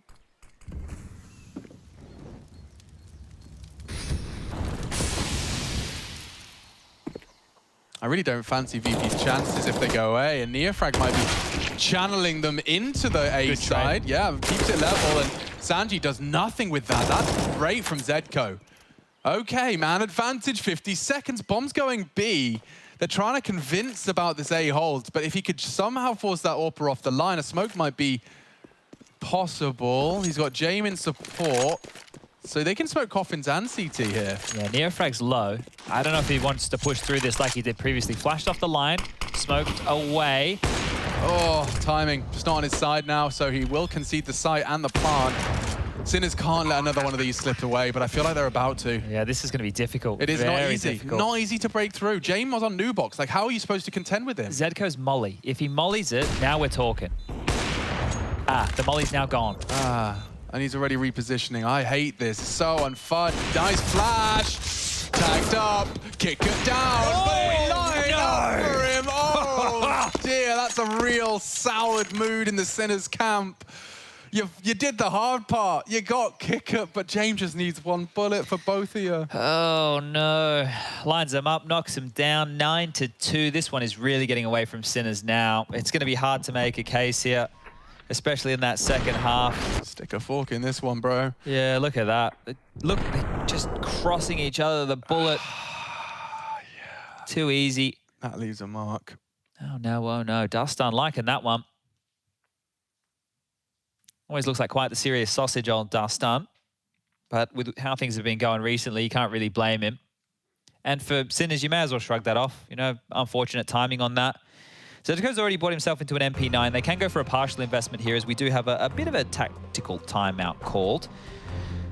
It's a good play out of VP. Like, they're mid-rounding very, very well, in contrast to what we saw them out of their T sides in the first 2 days. Yeah, and if they just back themselves as individuals, they can take it to a lot of these teams. They have good individuals. Like, I remember we did an interview with Yakinder at one point. I think it was with Kick at one point, and he mentioned, it was like, yeah, you know, with Yakinder now we have 3 entry fraggers. I can go for kills, Buster can go for kills, Yakinder go for kills. Well, 2 of those 3, stop doing that. Hold up, let's stop talking, because we got a bit of mid-aggression here from Zedko. Yeah, James loves this, but flashed off successfully this time, and Kick it immediately on for a more passive line. Zedko, you're playing with fire here, but he slipped through.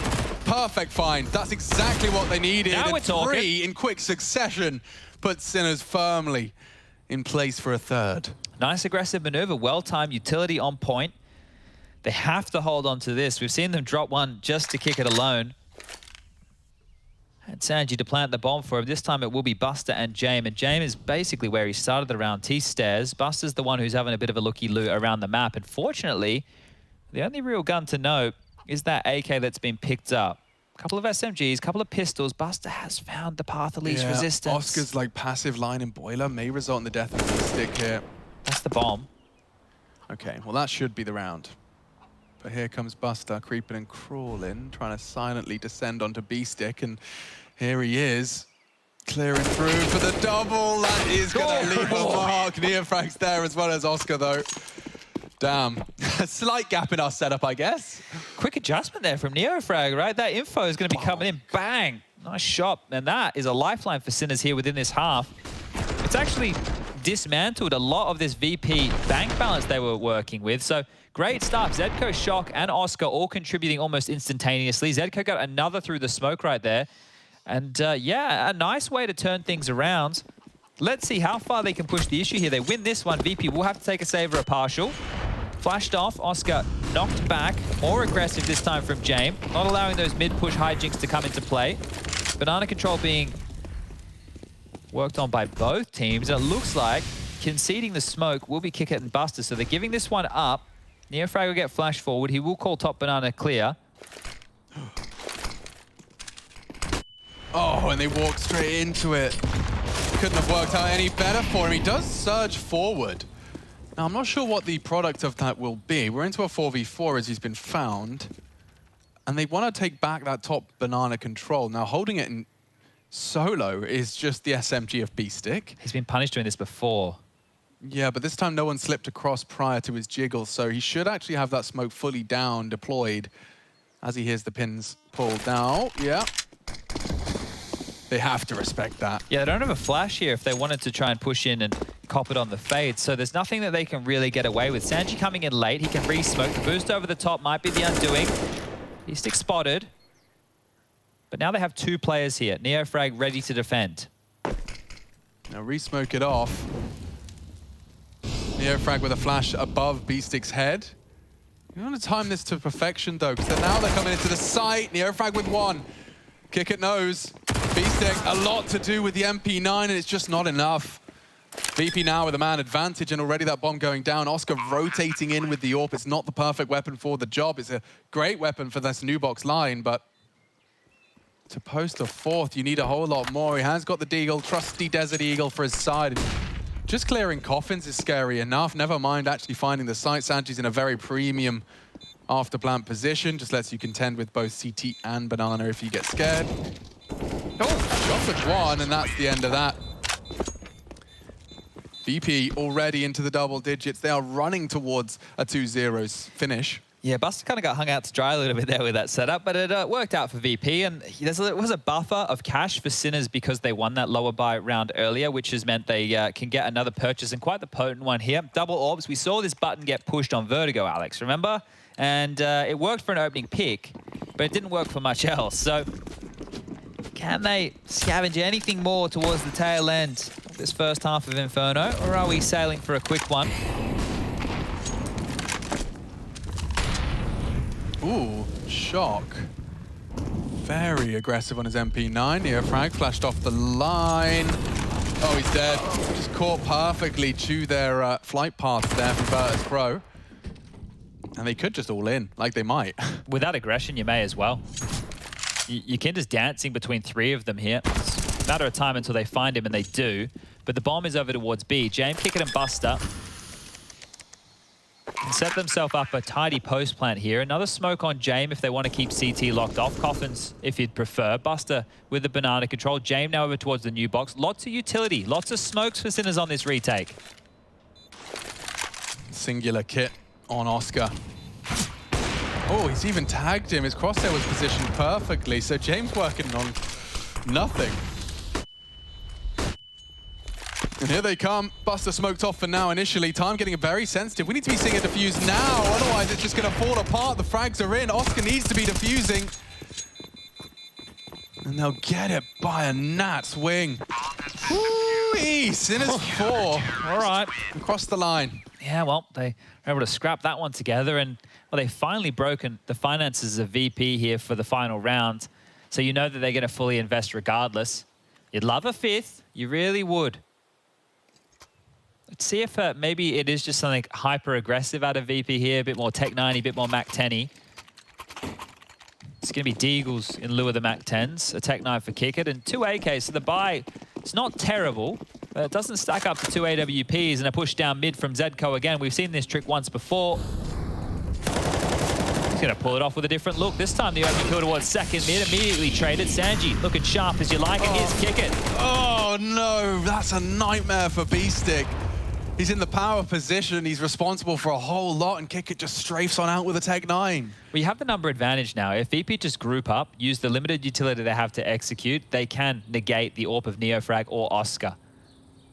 B does seem... Oh, okay. All right. Leveled up now, 3-3. Yeah, and that AP's pressure is no longer an issue. There is an AK to be retrieved from the Tech 9 and Kick It. Very detached from the pack at this point in time. Yukinda's dumping some util up mid. And he does flash off Oscar enough to at least take up some bracket control. They really want to bully Neofrag, I think. Oh, Yukinda slipped the net. Yeah, Oscar. Exchanging blows, at least. Nice frag to find. Yeah, they want to find Neofrag. Oh, and they will. This is the B site's wide open again. Kick It's already deeply pushed up and posted up. Might have been heard. Should have a chance into this one. Kick It dunks for a 3rd, and there goes the half. How's he going to win this? No flash to enable, no smoke to dump on the bomb. Kick It is all the way over towards Emo. Buster, new box. It's perfect. How does he break it? The setup's too good. Bang. 11 for VP. Baits off the shot. Another tag in the smoke. That's so unfortunate. But 5 rounds is all they need. The Virtus Pro boys in a compulsory win to keep their hopes and dreams of a top 3 finish here in Group B alive. ESL Pro League Season 14, Map 2 for our first of the day. And this could be the last we'll see of the Sinners today.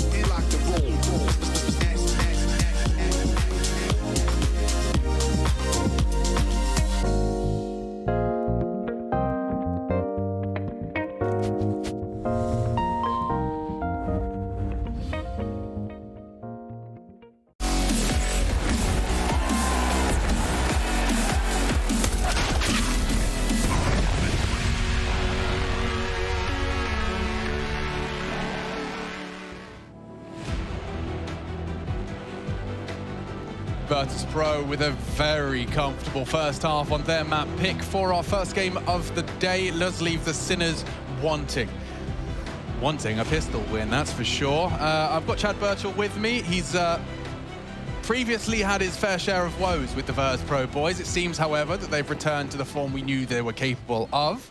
Certainly today, looking good on Vertigo in our first, puts them 1-0 up, and only 5 rounds away from finishing this whole thing. First traced on the Saranthus nose, better late than never. Ouch. And that's a great start from Shock. He's been dropped the P2 Fitty, a click and a kill. And now they can exec B. Buster the only man here right now. Kicker trying to rotate over in time. Smoke's landing. 1x bet odds not favoring the Sinners at all anymore. They're not believers. So the bomb will go down, and so should the round. No defuse kit, no utility for the retake. Sinners can't drop this one. They can't.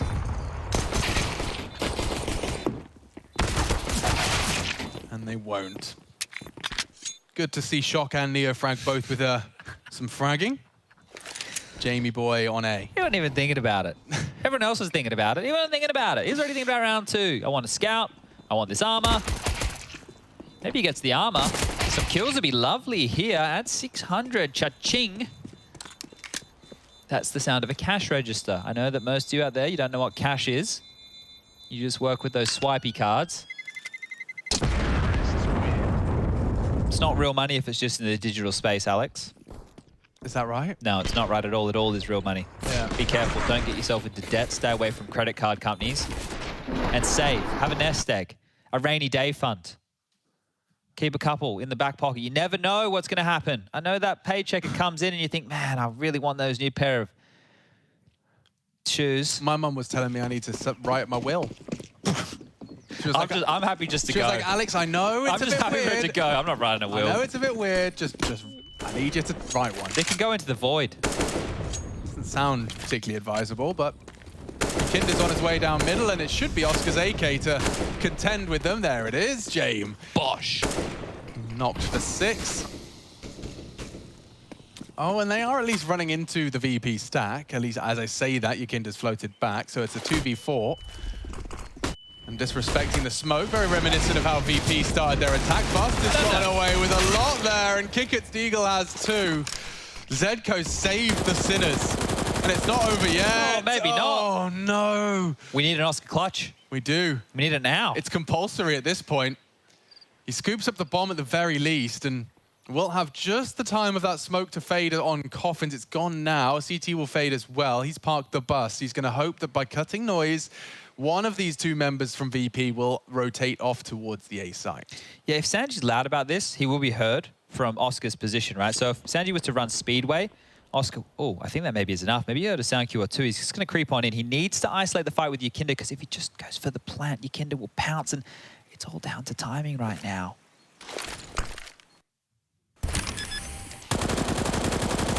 Oh, well, that's enabled him to get the bomb down. He's even going to use that smoke to reposition. Winnable. This is smart play from Oscar. Yakinda's the only issue in that pool position. Careful now. Oh, I think Yakinda may have caught a glimpse of you. There's a smoke available. Sanji posted up. Oscar does catch a glimpse of the first, and Yakinda, nice tap from Oscar. Coming up clutch when his team needs it most. This is for the 6th. You can't lose the second round force. It's so close. Look at the damage. Yeah, and he's got the frag. I don't know if there's time. There's no time. Oscar's done it. Oscar's done enough, but my God, did that get scary. That was tight. I cannot believe how close that got. I thought Buster perched up on the first oranges. Tell me you guys haven't played you haven't played Inferno before. That's the first thing people clear versus me, but Buster's been able to survive. Kicker gets 2, and then Oscar has to clutch it out. That was very, very wise play, just playing that extra man of the bomb. Magnificent stuff from Oscar. This was the opener from him. And the closer, well, it was more about getting that bomb down. Whoa. Thank you, Zedco, as well. Yeah, bailed them out with 2 big kills. Okay, VP. Well, an opportunity goes missing there. One that they could have won. And now one that Sinners should be converting to get their 7th and start this comeback storyline. Sanji gets to keep the AK and the head armor. Oh, the pop flash is perfect. It doesn't matter that you tagged him up with your nades. Oh, he's allowed to pink out. Perfect pop on the half wall. They've got a little bit of a trap deployed here in the boiler. Kicker, expecting company. Zedco didn't do a deep clear, and it results in an AK falling into enemy hands. It's a bit scuffed now. They know that James up towards boiler or apartments here. Neofrag, he has to stop this push to the arch side. He won't be able to, surely. 4%. Doesn't take much. Buster just, for good measure, does knock the head off. And, well, now the bomb's going down. They're going to have to defend their honor here.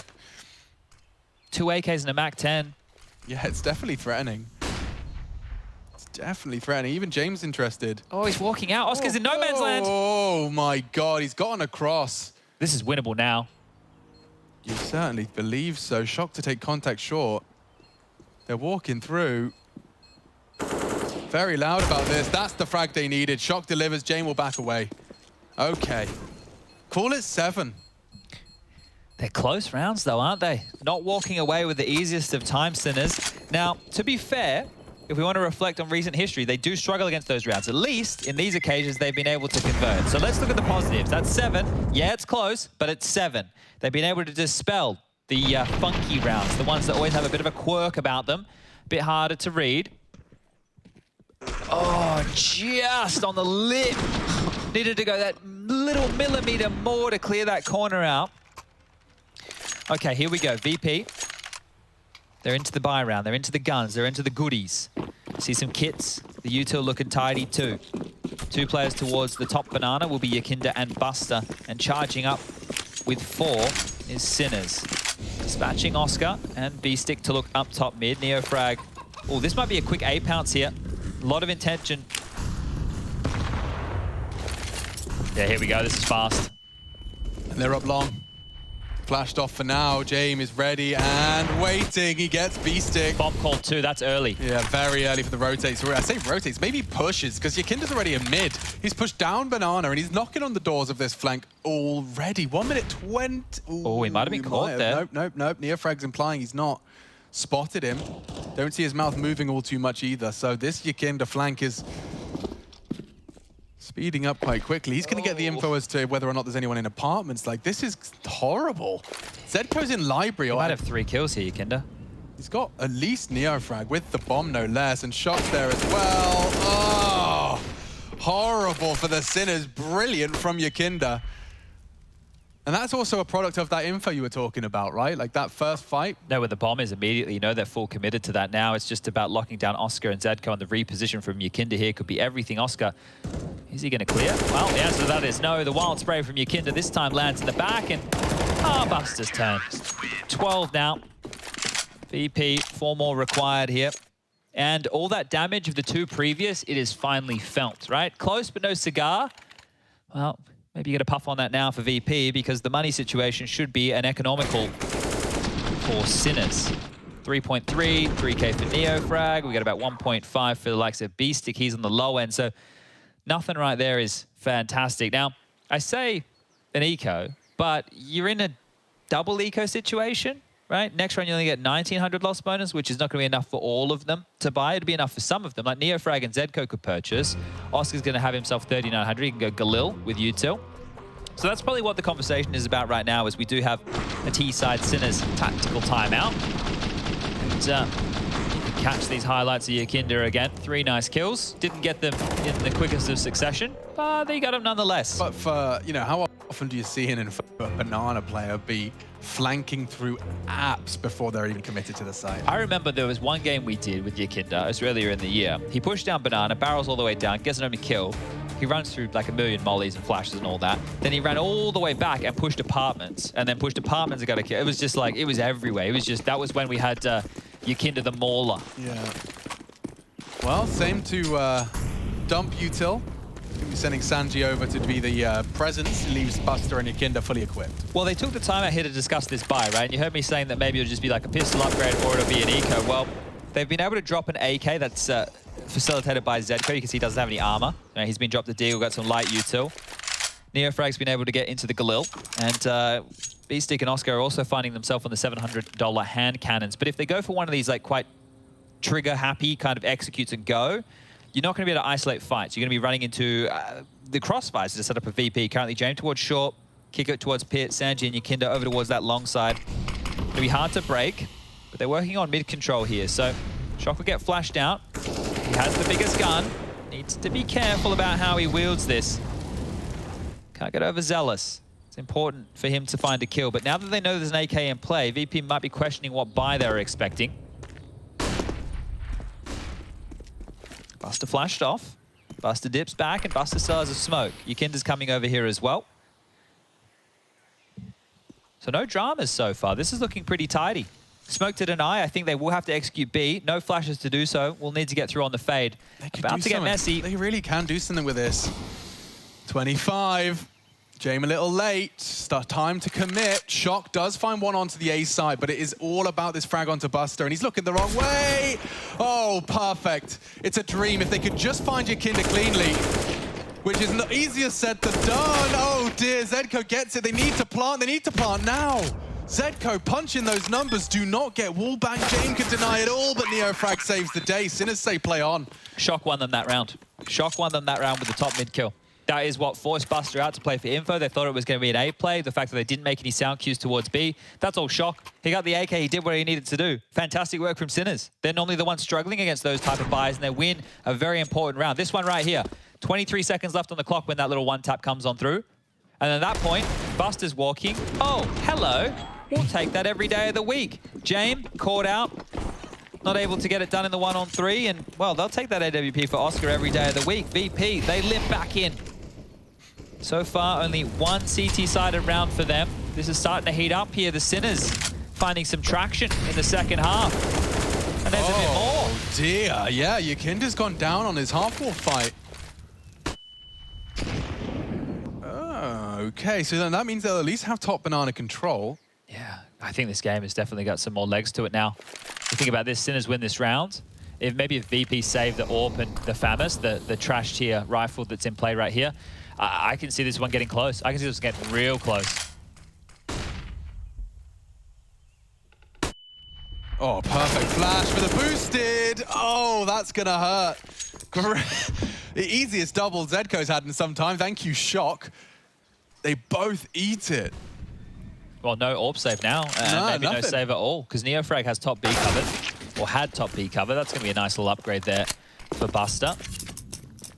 Low HP of B-Stick and Zedco might actually stop them going for the hunt. So this is, as long as they don't give it away, 2 saved rifles. Money, well, 2,900 will be the loss bonus in the next round. Yukinda can purchase. Buster and Sanji can drop some bits and bobs across. It's not going to be fantastic. This is why I'm saying it's going to get close, because if the rounds are not fully flushed out for VP, there's no reason Sinners can't continue doing what they just did. I mean, don't forget how close they got to a bucket load of more rounds in the first half. A couple of slip-ups along the way. Yeah, I thought that the Complexity series was close as well. When we were watching back the highlights this morning, right, when they just cut all that together, you can see like a couple of the turning point rounds that went against Sinners, and you're like, if they just gotten that one. Yeah, especially on Nuke, we were watching the highlights there, really close. Really, really close to making another impact, and that would have really put Sinners into contention for a top 3 finish here, but win against VP certainly would help. Zedco's double, we just talked about it there, the flash from Shock into the boilers. A lot of teams are doing it nowadays. They like to throw that boost in. We saw G2 whipping it out. We've seen VP, Sinners. Everyone likes to throw it in on a lesser buy. And speaking of lesser buy, it is going to be just Deagles and Kevlar. Keeping it conservative, saving their schmeckles for the next round of play. Oh, Yukinda doesn't need anything else. Anyone else. He is going to try and advance on that. Shock needs to isolate Buster, who is up on that first orange. It is a very standard clear. It seems the smoke will keep him at bay. Oh, just as I think that, they do flash through. And nice. A find from Shock says play on. Good kill. Very, very good kill there. Well, this is the chance for the 10th to be consolidated now. James forward if he... Oh, they hear this. They hear this. They hear this. The fluffing? Huffing? Huffing and puffing. James is the big bad wolf in this analogy, though. Well, I don't think he's going to be blowing their house down. This is great from Sinners. The fact that they recover from the showstopper of the Deagle. Just thrust himself forward. Hold up. Getting a bit scary. There's the kit on Sanji, but yeah. There you go. It didn't look likely, that's one of the ones where you would go, this is one of the rounds VP should have saved, right? But I guess loss bonus, 3,400. We're going to have a buy anyway. Trying to keep wraps on that T side buy. I actually think we're destined for the third. It's just feeling that way. So there's been a bit of a shift. There's been a shift in the server. Your Kinder's League does this. Yeah, I don't know. This just feels like there's been a little bit of a shift in the server. Not a momentum shift. Yeah. Definitely momentum in the favor of Sinners, right? They've won 6 rounds here on this T half alone. But I don't know. There's just something in the air right now. An 11-4 CT half from VP, and Sinners' response so far, solid.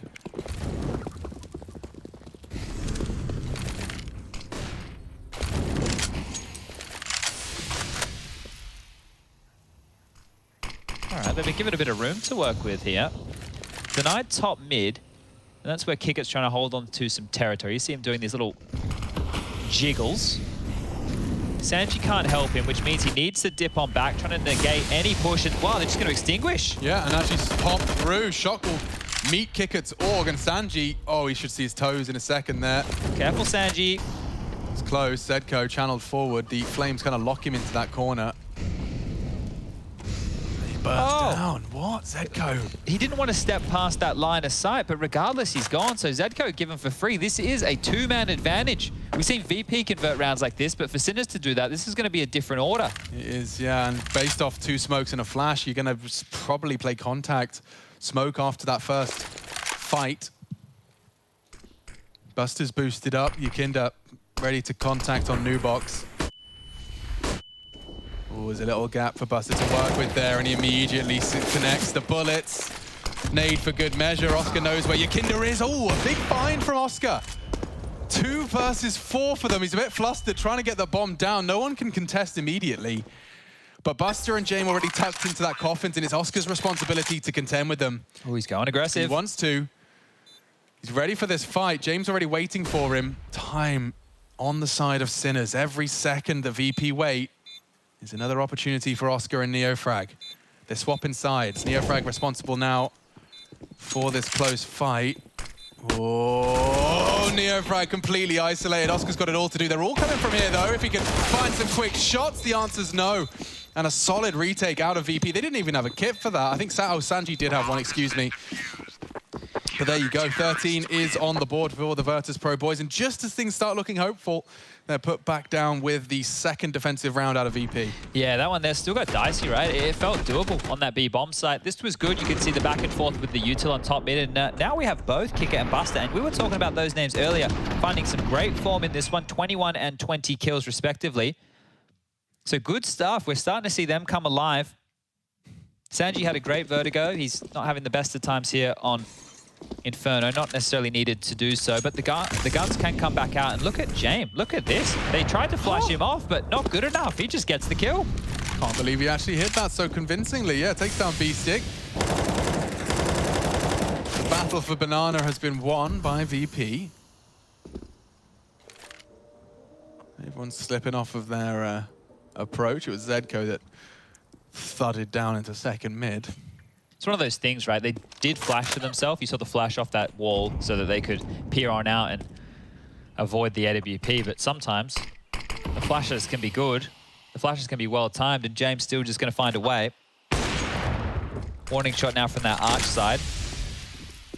Actually going to thrust them here. Fast up short. They're trying to take space. Shock's done a good job over this side of the map earlier. Let's see what they can continue with here. They've left the bomb all the way in T-spawn. It's going to be Oscar going to retrieve it now and hoping that Shock and Zedko can be a little threatening on A. The smoke is good. That will be a bit threatening. Indeed, James ahead of it, though, so Shock just straves straight into the doom of James AWP, and now at the opening AWPs, it's a 3v5. Well, they must have known it was over there. James was taking pot shots through the smoke, right? They're going to creep up short here. Kick it in pit, Sanji in sight. Yukinda to help. Nice find from Neofrag. He needs another, and they found it. Just Yukinda. Oh, damn. Double into the site. Suddenly, Sinners have got a shot. This one's off. Ooh, that's 11. Okay. Now we're getting into it. Wow, that was really, really up for debate until it wasn't. But that right there was a 3v5, right? That is them getting one of their own back here. They lost the calamity of a 2-on-5 within the first half against Kickit and Sanji. Now that is a great round to just wrestle back, and Neofrag's the one we're going to look to there to sing all the praises. That crossfire that pit site crossfire, it's not easy to break. So great stuff in doing so. And it felt like VP had everything they needed. They actually read into that situation wrong. When James got the kill, it forced a weird rotation on their arch side. But still, Sanji and Kickit not getting anything done there. That's the problem. It's very easy to point out. That's the problem. They get one between the two of them. Okay, now we have a 2-on-2. We can go for that. That's definitely something you can have a crack with, but not getting anything. Uh-oh.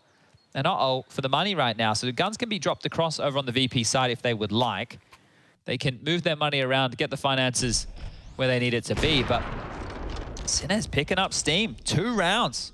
All that VP have to boast right now. And around where James gets 2. Oh, here we go. These were the ones we're talking about. Neofrag. This one here onto Yakinda is the issue, right? Yakinda rocking up as that 3rd man. Nobody likes getting 3rd party in the BR games. Well, that's what could have been happening for Sinners there. Let's see. They're pushing the issue now. They're in this one. This one is on. Looks like they're pouncing A again. They love this. This little pop flash actually catches Kickit, so good find from them. He hears them stampeding up long. If he goes for a look, Oscar might be ready for him. Oscar was. Sanji, however, does contribute this time. It's on James. And already hitting more shots. Beasting down. Neofrag, Sanji's 2nd victim. Solid hold. Oscar stands strong for the no-scope, but he's got to hold down this rotate. The bomb is on long side. If he could drop that smoke, he heard it hit someone. Okay, so that's info in itself. James in the apps is the issue, keeping him paranoid. Good use of the smoke from Shock. He could pick up the bomb here. James, however, is such a nuisance. James is such a nuisance. Shock's got to walk in the perfect blind spot here for James, all the way onto the site. He can do it. I think he's done it. The bomb can go down right now. This is shaping up nicely for Sinners here. 2-on-3. Yeah, and they've got an idea as to where they both are. Good maneuvers from Shock. Very nice management of his angles there. He's evaded the AWP completely. Now it's a 2v3, and it's up to Sinners. Oh, that smoke's got a gap. A huge gap, and Buster will walk in on it. Oh, dear. Buster's walked straight in, and now all onto Shock. Blinded off. James looking the wrong way, and so are they. Maybe, just maybe, he could do the 1v3. It's not planted for him. It needs to be on the gap now. And oh, it's horrible. Oh, no. Sanji just diffuses in front of his nose, and 3 frags as well from Sanji in the end. Ouch, that one will really ring true for Sinners. It felt like they had that in the palm of their hands. They worked so hard to get that back, and you're right, Shock with the angle management, right? Being aware that James could peek him from that apartment position, just keeping his nose down, keeping tucked, and oh, that missed smoke from Oscar. That missed smoke over towards the arch side. He's going to be very, very unhappy with how that one's all crackled on out as both teams' economy now starting to look battered and bruised. It's going to be a MAC-10, a Deagle. Still the AWPs for both primary AWPers here, and well, Yakinda's going to be smoked off. That's enough to thrust him back. It doesn't look like Sinners are going for any of these quick plays. And oh, Yakinda, there's flames everywhere. Yeah, he's timed it super well, and he strikes for 2. Yeah. I mean, nothing quite hurts as much as that. No. Fully invested in. You're staring down the barrel of a potential map and match point. Yikes, now there's so many problems and here. You just lost 2 of your fraggers through the smoke. It gets worse though, Alex, because they've been doing so good in this half. Next round, they only get the loss bonus of 1900, right? So this investment here was it. They needed to convert this. So now with the 2 AKs and the AWP, like, I know this doesn't seem like the best option right now when you're staring down the barrel of 15, but next round you're going in with nothing. Like, literally. You have to, I feel like you have to save this. Like next round, you're not gonna have anything at all. There's so much time. If you get a kill, if you hit that shot, then maybe you consider it. But is it worth it? It doesn't feel worth it. Oh, that sucks. You can sympathize, but also got to give credit to Yakinda for being a little extra brazen, a little extra aggressive into this one. They are looking like they're going for this, Chad.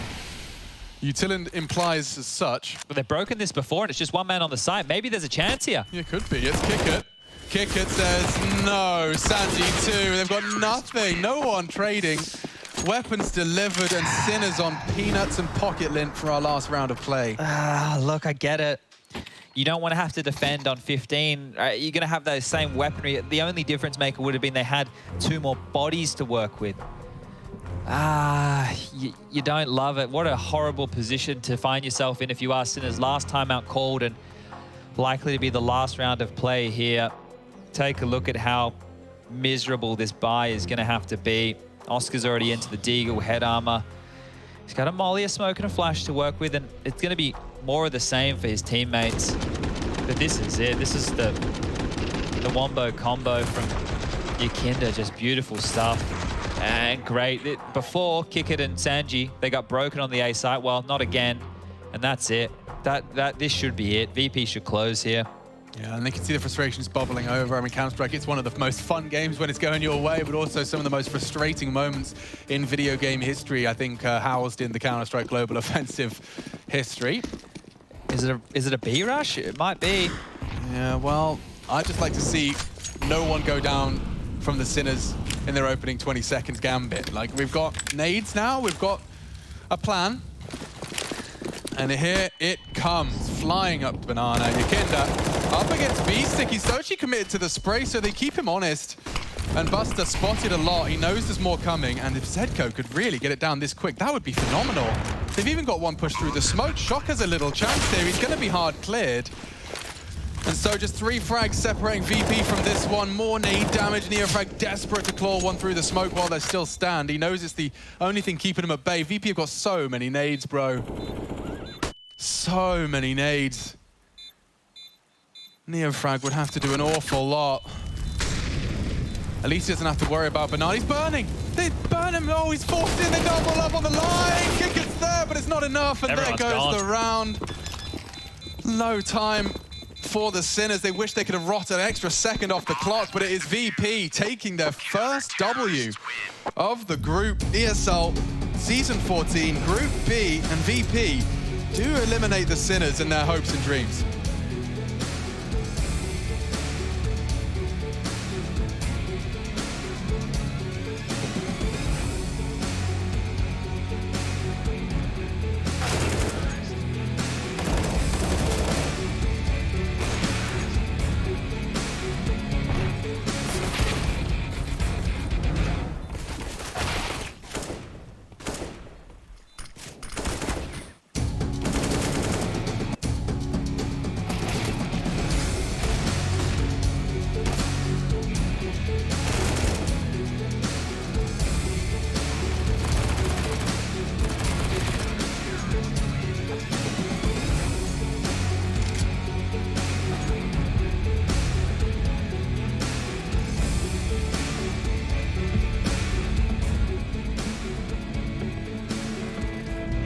2015 was the prime of the famous Polish Golden Five, and the tournament in Cologne would be no different for Taz and his crew. At least not until the semifinals, where the Poles clashed with Fnatic.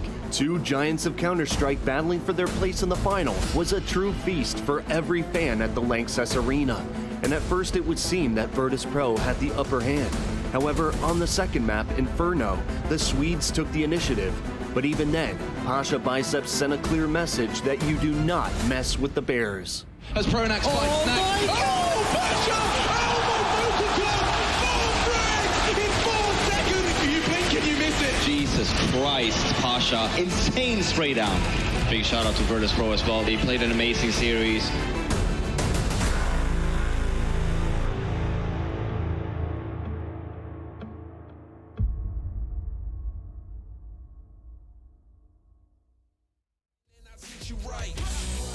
Plenty tried, plenty failed. Too many times I seen plenty bail. And there will be no surprise what I'm about to do when you are looking through my eyes. See many go, see many come. See that they won't bring it to me, son. Try me if you want, but won't be any fun. I'll take the challenge, I'll beat anyone. I'm the one, I'll be quite clear. Bow down to no one, I'm right here. I get it in, I don't fight fair. And guess what? I'm your worst nightmare. Cause I ain't taking no losses. And I don't even care what the cost is. Are you prepared for the forces I'm about to bring? Cause I'm the boss of all bosses. I penetrate your thoughts and fill them with doubt. You gon' feel where I'm coming and feel what I'm about. If they come in with the drama, I'm wheeling them out. Cause I ain't about to have somebody here stealing my clout. I keep my friends close, enemies closer. Cause that's the way it is and the way it's supposed to be. Anybody can see there's only room for one, and that one is me. Plenty tried, plenty failed. Too many times I seen plenty bail. And there will be no surprise what I'm about to do when you are looking through my eyes. See many go, see many come. See that they won't bring it to me, son. Try me if you want, but won't be any fun. I'll take the challenge. I'll beat anyone. I'm the one. I'll be quite clear. Bow down to no one. I'm right here. I get it in. I don't fight fair. And guess what? I'm your worst nightmare. I'm your worst nightmare. Are you prepared?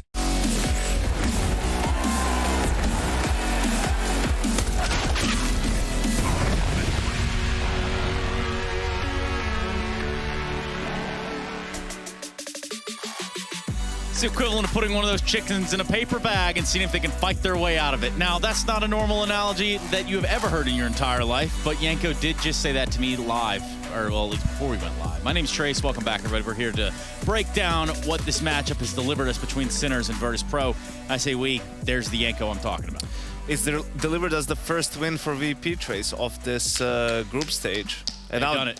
Now they have the same total as Sinners, yeah. But still an important win for VP. It keeps their playoff chances alive, right? They still have 2 games left to play, so they still have a chance of making the playoffs, despite a very disappointing start to their Pro League.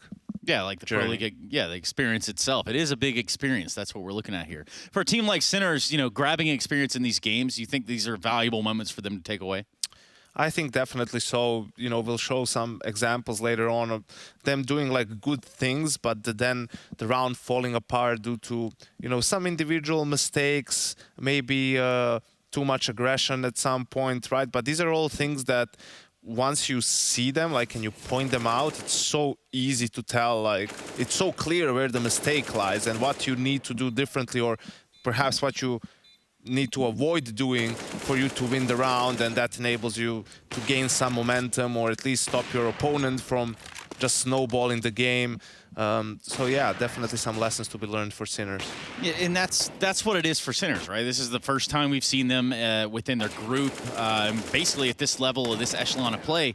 If they're to make a staple, if they're to make a mainstay of professional Counter-Strike, the start, you know, to win here in Pro League, that's pretty much what they can ask for. That's pretty much what they're looking for. Now, to get off to a slow start, it's not necessarily ideal for those guys, but on the other end of things, Virtus Pro, not much of a hot-headed start either, Yanko.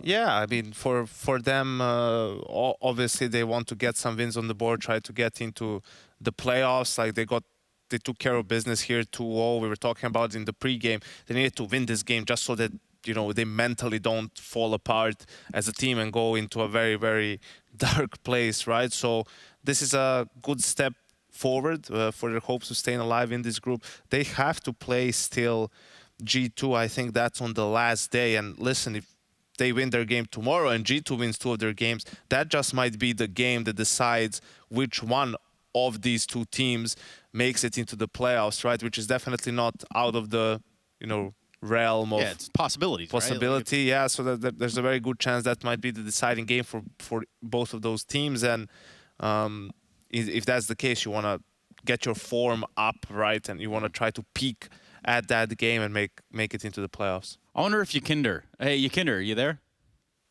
Yakinder? Yeah, I'm always here. Hello. It's kind of creepy because I can't see you. So, like, yeah, man. Hey, first of all, congratulations. Secondly, we were also discussing the dragon on the roof there. So I feel like we should get to the bottom of that. There's been a lot of questions. Or to the top of that. Or, yeah, the top of that. The top of that, Yakinder. What's that all about, man? You got Hue Light set up in there or what? I mean, I moved to this place like 6 years or 7 years ago, and my parents made this, so I didn't even choose that. I just have it, so. It's pretty cool. I mean, it just really kind of catch you off guard, you know? I think you just need a bear instead of a dragon. Yeah, that. Did you see the clip where it started doing like this? Yeah, that was the one. It was like mid-round too, I think. So yeah, it's not ideal. Sports on this too, and yeah, it's bugged or something. Well, let's do that then. Let's talk a little bit about the Fours game. You know, that was obviously just the other day. We had the day off, the break. What did you guys go into the break and try to work on and study? There's too much to tell. Actually, we have a lot of problems that we're facing at the moment, and I mean, we're trying to fix them, but it doesn't look good at some point. And now today it looked good, so I hope it's gonna continue like that. And I just want to say thank you for all the supporters that are not hating us, because most of the fake supporters are hating us at the moment. Of course. Yeah, so in some of the previous interviews, you were saying how earlier in the year when you guys underperformed, you know, players had some they had some issues, personal problems and so on, health issues. Is that sorted out now? So is it like you guys can now just focus on the game and improving, or? Oh yeah, most of the health issues are sorted and mental, but now it's the game-wise issues probably, and the individual form of players. That is the main problem that we're facing at the moment. All right. So, you know, another problem will be kind of, I'll just say it, getting out of the group. Okay, so let's talk about, you know, just the upward, you know, stuff you're going to have to do here when you finally do meet with, say, a G2 at the end of the road, who are obviously in a bit of a similar situation. Well, I mean, when we lost against Force, we knew that we need to win 3 games. It doesn't matter who we play, and if we win against Complexity tomorrow, if I'm not mistaken, and then we play G2 as last game, it's going to be do or die, and I believe we usually do the best gameplay when it's in that situation. With your back against the wall. Yanko, you good? Good. Okay. If you're good, Yakinder, we'll get you out of here. And on that note, congratulations, man. Thank you. Have a nice day, guys. Have a nice day, Yakinder.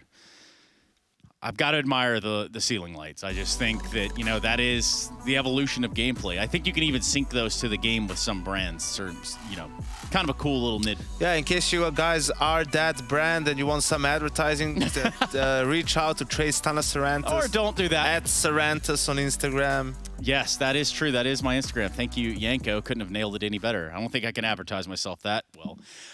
Okay, so OG4's coming up. We're going to go G2 Complexity thereafter. OG4's not too far from now, about 45 minutes to be exact. Yanko, do you see this one getting better for, say, VP going forward and G2 at the end of the road for the group?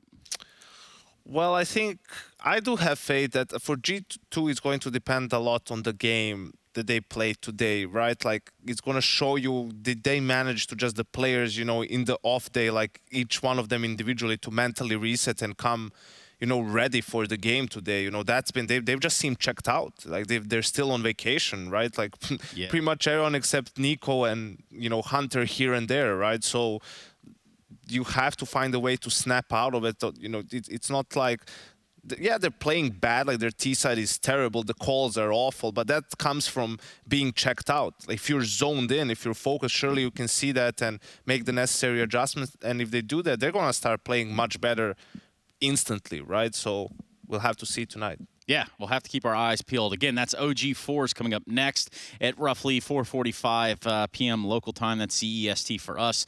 And then we look at G2 Complexity to close the day out, as this group has really kind of ran its course. You know, we're getting down to the wire towards the end of the groups, and some of these teams aren't in control of their fate. And that's the unfortunate reality, because there's one ancient proverb I got to throw your way. Sucks to suck. We're going to go to a break. When we come back, it's going to be that next game here at the ESL Pro League Season 14.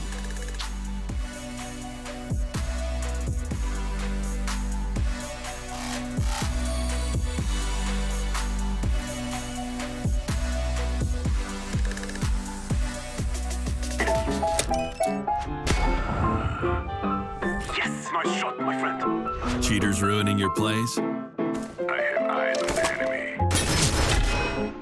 Bad servers stopping your shots? What you need is ESEA. Advanced anti-cheat to stop cheaters. And the best servers around, all with 128 tick rate. ESEA, the best way to play CSGO.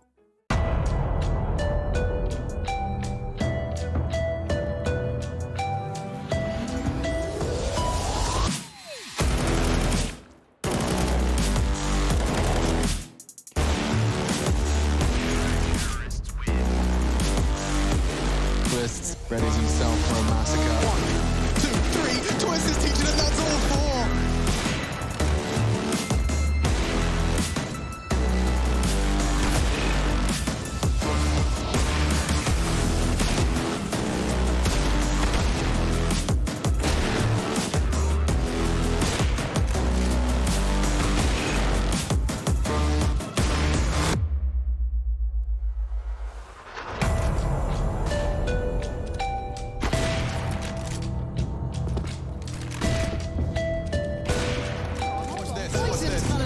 over through here. You can see it happening, and now the 1v1 device. Oh, he doesn't have his life. I knew it. Poison is a gangster.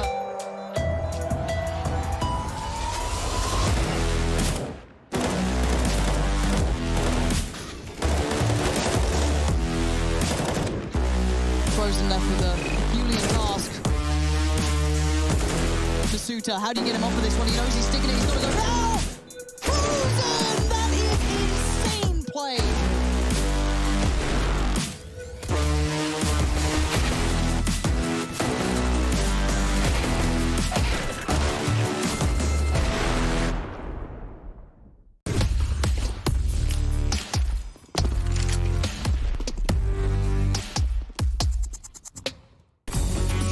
Hey Future Pros, back with a more complex pro tip today which will help you establish presence at long on Dust 2.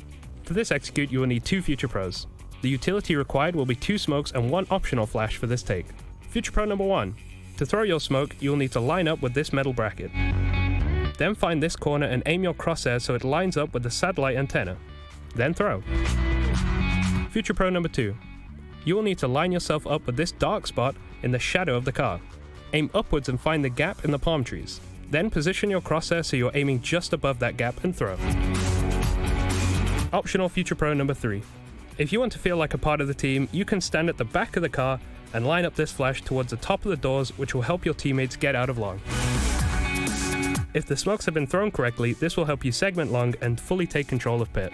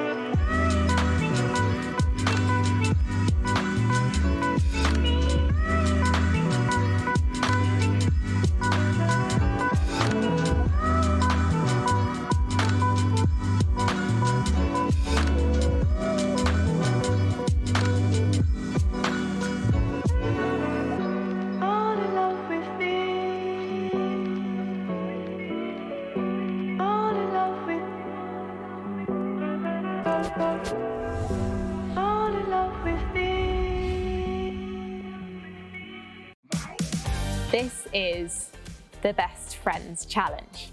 Okay. So this is a test of how well you know each other.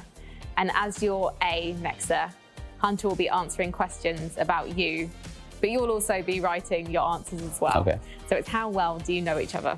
So the first question is, which role should Nexa never play? You seem really happy with yourself. Why are you so happy? I'm suspicious. Well, Nexa's going to show his first, and he's, again, looks really pleased with it. So turn your body around. Oh. Why is that so funny to you? Is it that bad? Because I know that's what he's gonna put down. Yeah, of course. How bad is the situation with the AWP? Honestly, we didn't try it ever because we don't want to even try it. So that is that bad. What's your experience, Nexa? I never tried it at all. You never even played it? No, I would just be mediocre at best, and I want my opera to be the star player, so no point in in going So this that's direction. good. Second question. What is Nexa's biggest fear? Nexa's biggest fear? Don't have one. I mean, it sounds like you're scared of all things. Being an oper. You can't copy my answer.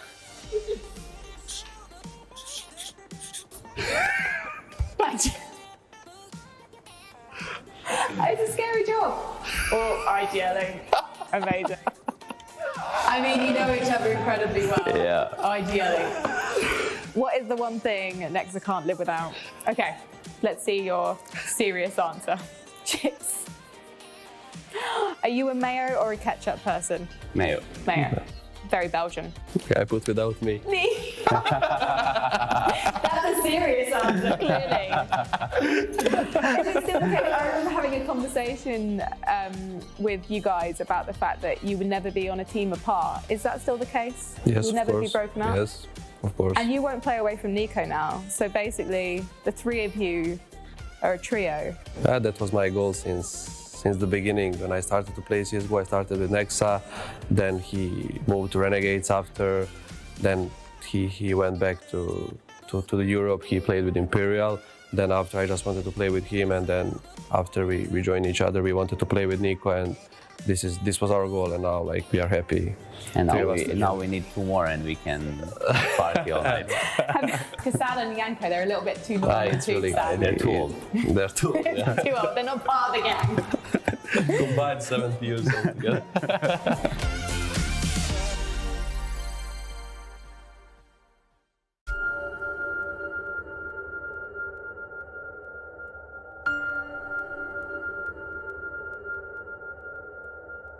Three times the charm, as they say, and in 2014, that statement couldn't be more true for Ninjas in Pajamas. After DreamHack Winter 2013 and ESL Major Series 1 Katowice 2014, this legendary Swedish roster took their third shot at winning a major championship trophy. And in the grand final in Cologne, they faced their natural rivals from Fnatic. It was 1-1 in the maps, and everything would be decided on the third arena, Inferno, where after the initial Fnatic lead, Freiburg helped NIP turn the tides and in time, make history in Counter-Strike.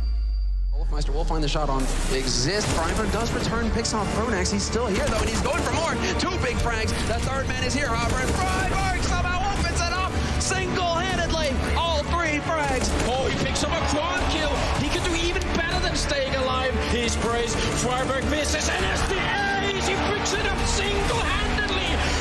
Ruins Fnatic. What a play.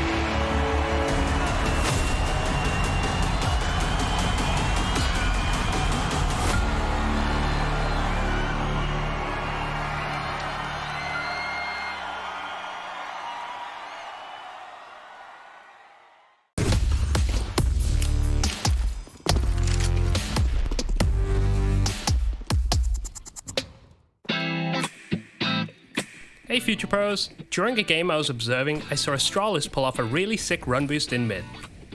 This run boost allowed Dupree to peek the B alley insanely fast. So fast in fact, he beat the T's ledge molly.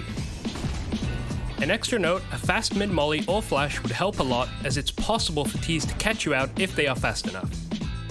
To pull off this run boost, you'll need 3 Future Pros, 1 flash, and just a little bit of movement skill.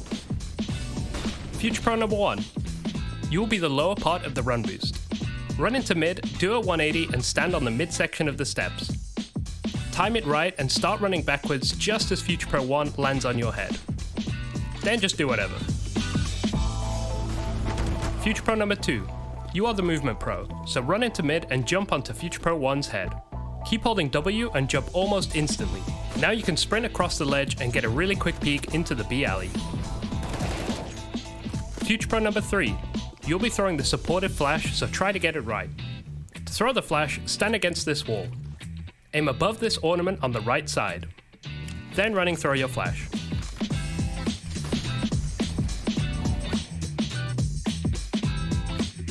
If you all did everything right, you can get a really quick peek into the B alley and hopefully catch a T fully flashed.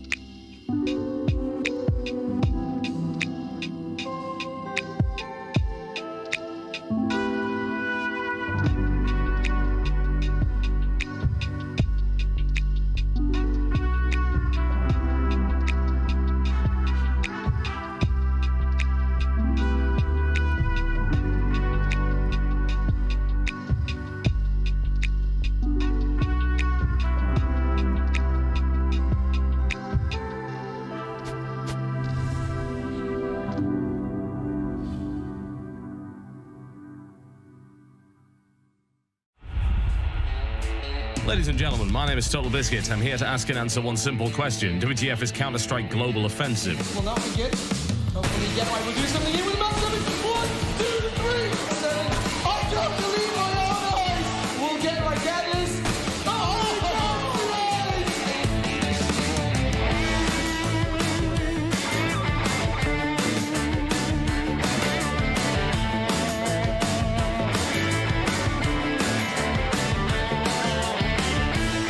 They're gonna go in here. Goes for the defuse. He has to get it right now. If not, then they lose. He goes for it. Is he gonna get it? Oh, blue God! Oh my God!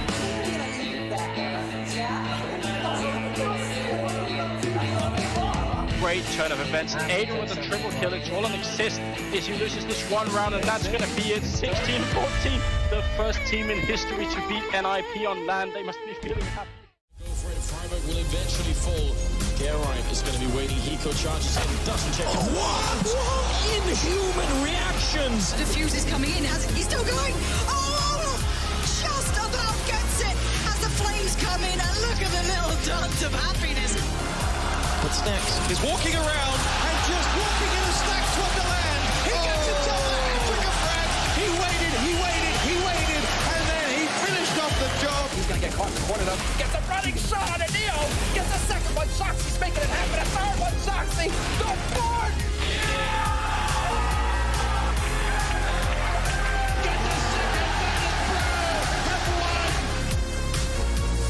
NIP have won Gamescom 2014. It finally happens. They are the champions.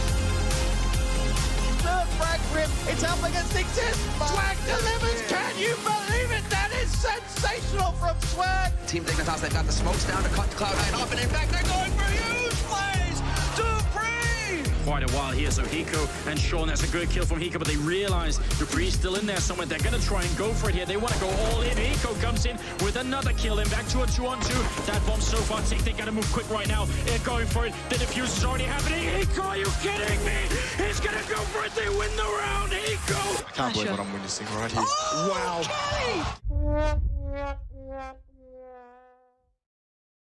They're still waiting. The patience game coming. I can spot them coming out of Squeak door as well. He's here. He sees them down there. Straight headshot. They have no idea.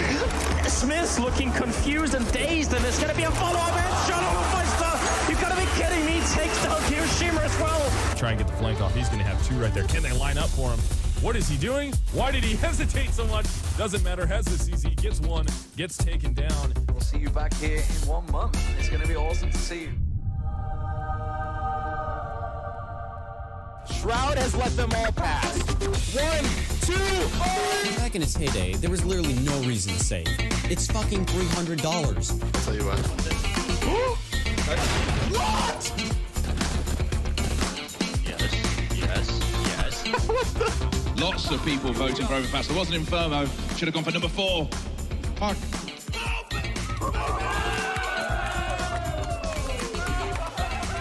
Elevator. He's on ramp. Oh! Oh my God, no! Fuck! I think I need to restart for nothing to go.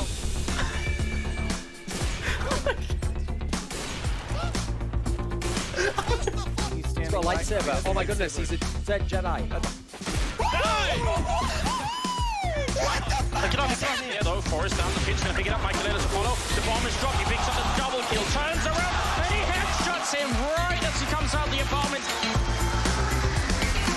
Catalina champion, Fnatic! Did Emilio just get backbanned? What? What? Chicken in the lobby here. Really wants to play. He has a good rank as well. You can see that he has the level to play in this semi-final, you know? I'm leaving mid. Boots here, come on. Yep. I'm blind. I'm there. Here we go. Blind. We're now mid. Dead. Wow. You can one-shot somebody with a fucking pistol! Why is that allowed? Oh no! Summit! No!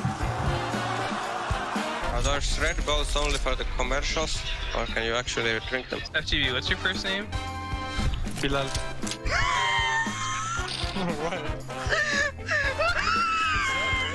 Why'd you put an accent on? Because that's how you say it. I'm not gonna say. Dude, what the fuck? Chicken coop still. Chicken coop! Chicken fucking coop! To catch somebody peek on Envy's side. And well, that's what happens when you go around the corner. Happy with one dig. Oh, and another one! Oh, and a third! Happy! He could get another one here too, Dupree! Dupree is like sweating bullets! Happy's gonna get the quad kill in the ice! What is this? It's gonna be torn away from them very, very quickly by Sighton. Oh my god! Nico gets 3, 4! Oh my lungs! I don't believe it! Deagle is on fire and Shox is gonna walk into it as well. Nico is on fire. Nico definitely not going down without a fight. Oh wow, there's the first box frag. Nico gets a double. There's still 2 players left. They got no health on them. Creeping around the site now. There's still time. Oh my goodness, how does he do this? How does Nico do it again? Once again, just be Nico. Is he about to pull off the Alamo? He's got 3 from behind quad. Can he find the 4th? He gets the 4th. He's on for the 8th, and he gets it. What? I think they're ready to shoot some ducks as they cross the middle. It's going to be a challenge, and Apex not in this lifetime. Is he going to try and go huge here? Can he hit on sight straight in his face? Doesn't hit the nose scope. Doesn't hit the pistol. Oh! Can he hit? Would you believe it? Oh, Prim's Flusher in the back lines. He's out of ammo. A knife is out. What's happening? Flusher. He's getting stabbed. He goes down. He drops Flusher. Why you bully me? You fucking bitch, why you bully me? Everyone asking. In the same place there, Simple just jumping, catching into the side. He's gonna fall down again. What is this touch from Simple? Are you serious? What? Once again, the first base is a trend. He's going to hit the ground there as Paul. Oh! What? Jumping double from Cole! What is going on right now? Porém, o Showtime tá com C4 e não pode morrer por aqui. Tenta fugir. Fucking going there. Like, shut your fucking mouth. Next one really is gonna blow our minds, and I'm just hearing my ear. As Pronax Oh my God! Oh, Basha! Elbow vocal club! 4 frags in 4 seconds! A third major championship in global offensive. Envy winning the last major of 2015 taco. It may just be destined to be an Extruminosity winning their first major championship.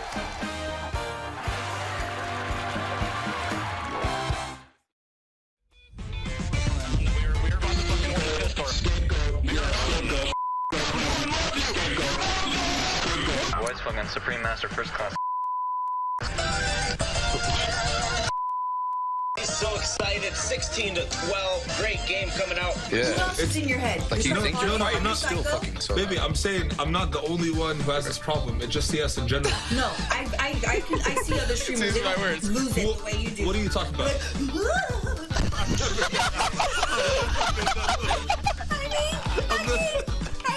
It's a good feeling for us, and I would like to thank. GG!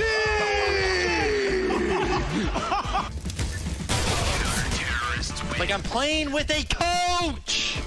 A manager! Hey, just why did I reload? What the? Oh my god, I'm stupid, dude. Wait. Clara. Crisp, clean lock, boys. Hang up the phone, Timmy.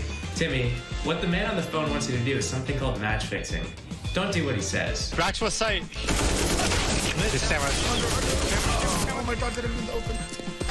Are you guys kidding me with that? Awful teammates. So awful. Olaf Meister, I love you. And second, God help me, and I won major. Spamming up through the bench, leaving Coldzera in a 1-on-4. There's the first. Looking for a second, he connects it. Oh, and he gets a third as well. Surely he's not going to pull this one off. Oh, Coldzera, the man, the myth, the beast. I feel like this is our opportunity, you know? CT side. Yo, Mike, do they still want you to watch the demo? Oh, There's a team behind you! There's a team behind you! What the fuck, dude? There's a team behind you, dude! What? Shoot him! Gambit has sent even more firepower there. Bring more. This is so smart. Oh, this is huge.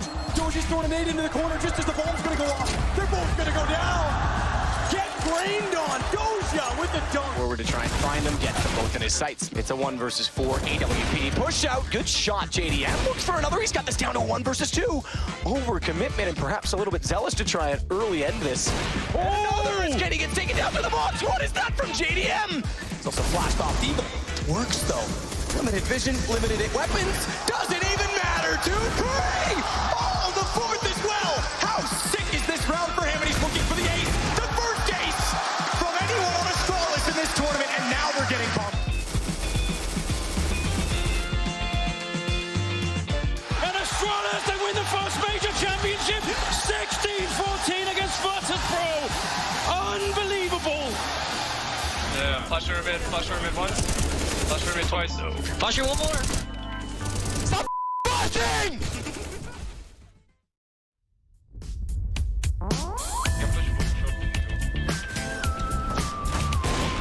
Oh, someone is cheating.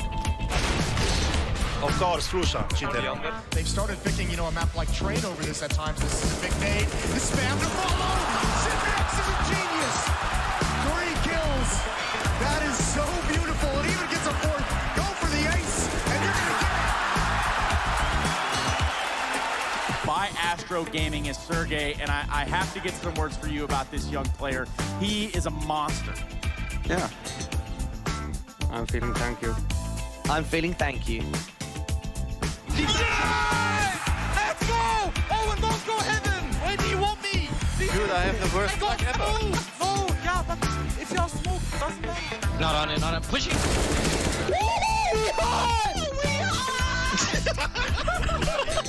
And Tizian gets the shot. Great mid-round calls from Big, from Guppy, and now it's on to Electronic, trying to isolate. Oh, himself! He raised it!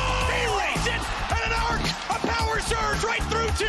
Look at it, 5 minutes, 7 seconds to blow the bomb. They're trying to build pyramids, but there's no more play. Stewie won the round. We go to overtime.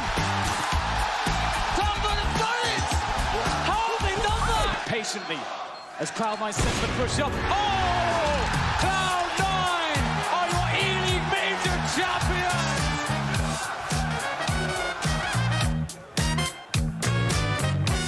10 seconds left. Rops has to hold on to his gun. Chicken blocking the door. I've not seen that before. If that gets him killed, oh my god. A chicken blocking the door just got Robs killed. Love to see it. What's going on? What's going on? Is Glaive actually just doing like some crazy code just to coordinate the troops? What does that one mean, James? Dupree's always been dodgy. Tizian taking the shot, hiding, getting his reload in, just trying to be the bait. I think he's doing. Did he get one? Right. No Molotov to use as a smoke on the site anyway. Forrest has picked up 1. Can he go any better than that? He knows if he plays. Oh my god, Forrest! Magnifique in Marseille! That was ridiculous! Grab this black monster right here. That's right, I don't know why we call it that. I'm gonna have a, you hear that cracking open a cold one? Duncan, you got a problem? Okay, do you like the taste of that black monster? Let's just go to the game. This is getting out of control. Not only the steal, you need to give him the first pump steal. Come on. The cameraman. Green, what's your problem, Green? What is your problem? Missile alone ramp. Missile alone ramp.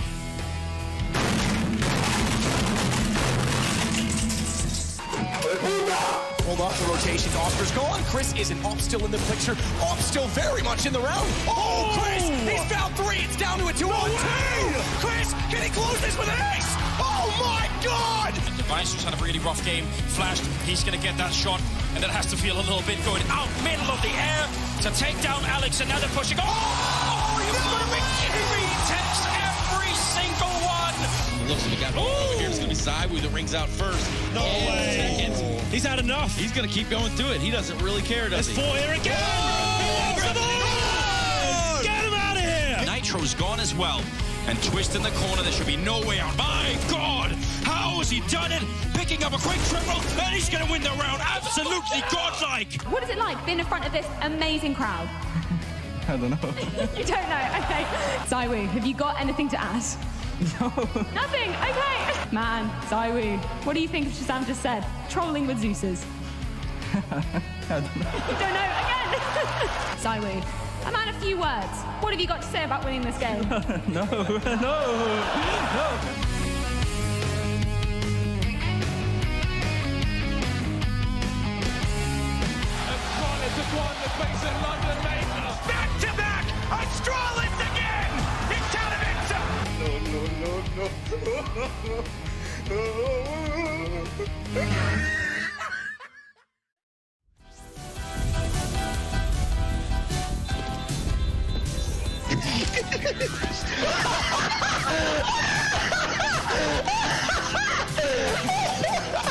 North to defend, and he nails the first shot. Second, maybe the third. He's going to give it a good shot. Nork's found another one. Anybody else? No. He's going for the ace.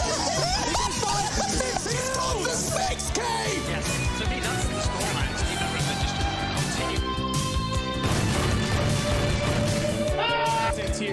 Thank you so much, security. Virtus Pro the credit that they deserve. Hello, gentlemen. You can get higher than that, guys. He needs a multi-kill. First found. Twist aggressing. They have to double peek. He's getting a shot. He's hitting another one. Simple. No. Simple. That's unbelievable. He's going to do something insane here. 1, 2. There's more to be had for Zantares as they're challenging his position. There's another. Oh my goodness. At least 2 kills out of us. Chance in the round. There's the first. Not bad at all. There's the second. It's working out. Let's go, Nexa. Every single time, still winnable. Fallen needs the ace clutch. He's got 2. Oh, come on, Fallen. Yeah, the blood's flowing now. Fallen, another. Oh, he gets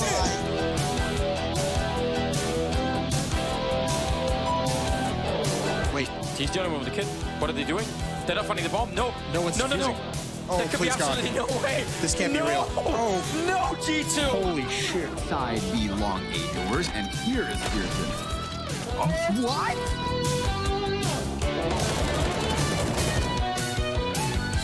Fine, again, it's Creek versus Orp, and precise as always. It was 6 in a row, and he's got 2 in a row. 4! Zach jumps into the jaws, and he's got 5! It doesn't matter where they come from. Does Breezy actually get a plant? Oh no, the Kriegs are coming. The Kriegs are coming. Oh, wait! Maybe more! No way. Oh my goodness. 1 versus 4, and ladies and gentlemen, they've done it for the 4th time! The Suns win the major in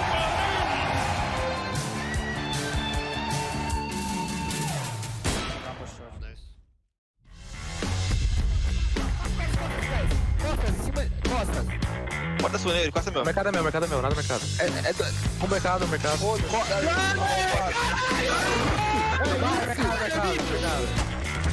Oh my god, he's knifed him, and he's gotten away with the Orp. I'm starting to get nervous. There's no way. Kaden, you can't win Pro League like this. You can't win Pro League like this. Calling well above his years, clearing corners. Oh no! You're an animal. 1 versus 4, and he's going to get a headshot. Oh, what?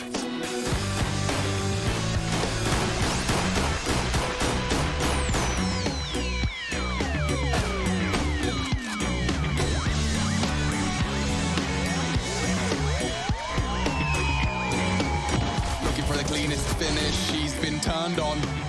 Zywoo, no help really, but he's still hitting shots. He's already got 3 and 4 and 5 and oh my god, Zywoo! Unbelievable! Oh, nice shot from Simple. He with 1. Wants even more, and he gets the shot through the door. Another shot lands. Simple looking for it. He finds a headshot. Oh, he's going for more, Dinko. He's going for more. Simple's hitting all the headshots with the orb, and it's gonna be the ace. Hi haters, I'm here again. This is it. Cameras, lights.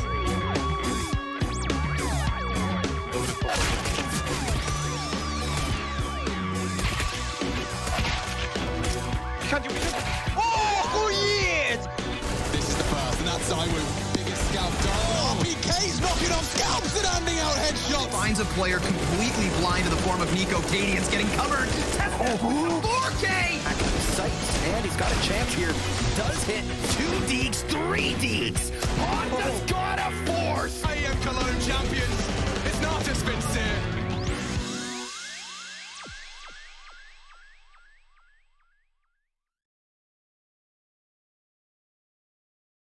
Group B contains many international lineups, such as the Europeans of OG, G2, and Sinners, or the CIS teams Virtus Pro and Forza, as well as the international roster of Complexity.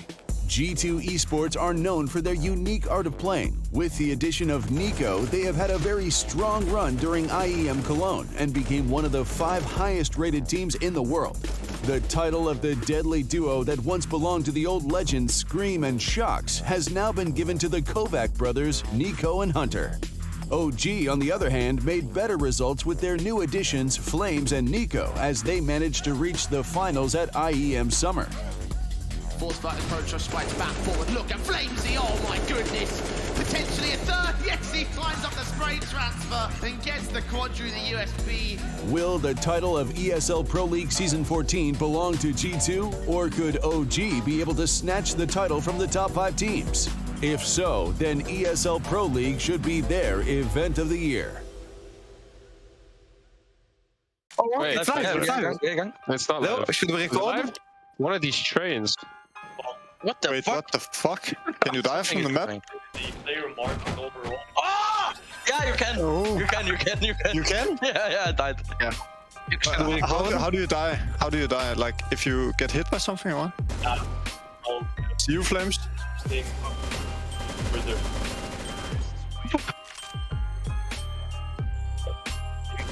Ourselves. Wait. Ansu, what? We don't need to record, right? No. Oh! Can maybe restart again? We played last day. No, we're live. Bro, I liked. What? Flames? What is this? What the fuck? I'm swimming in sharks. Stop swimming. I'll mute you. Middle. Nice, Flames. He's stacked. Low. Nice, Flames. What? One, two. Have you been practicing with that or what? Yeah, man, I'm pulling that in practice, left and right. Fuck, I didn't see.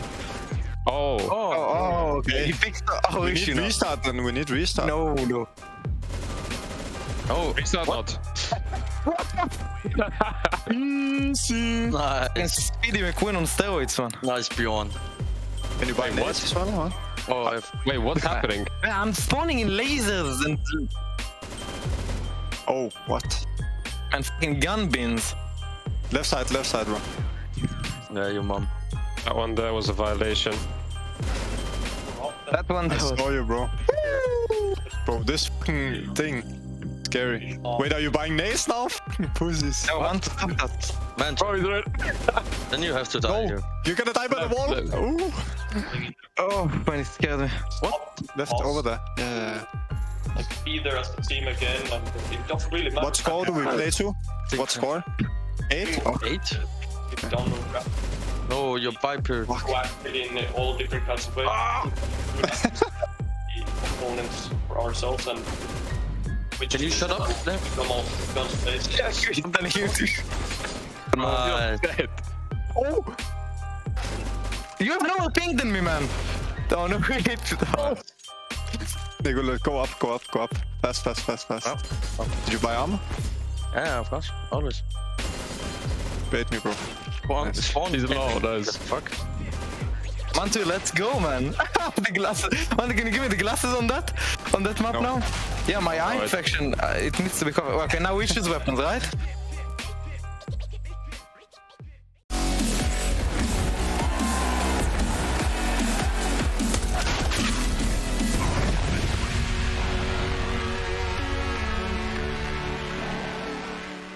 Force missed the wave of the CIS revolution at the start of the year, even though they were one of the more well-known CIS teams. Now, you have to remember this squad was known for the flashy AWPer Exi Power. He's no longer with them. Him and FaceCrack got removed and transfer listed from this team at the start of the year back in February, and they brought in 2 new faces, 2 new boys, Kenzie and that of Zorta, to take over the AWPing role, to join up with Jerry, the very personable in-game leader, always a fan favorite. You add that with Almeza, who's fantastic with the roles that he plays, and then you bring into the mix Flit, who's having some career good form in this Force team. They're looking like a threat.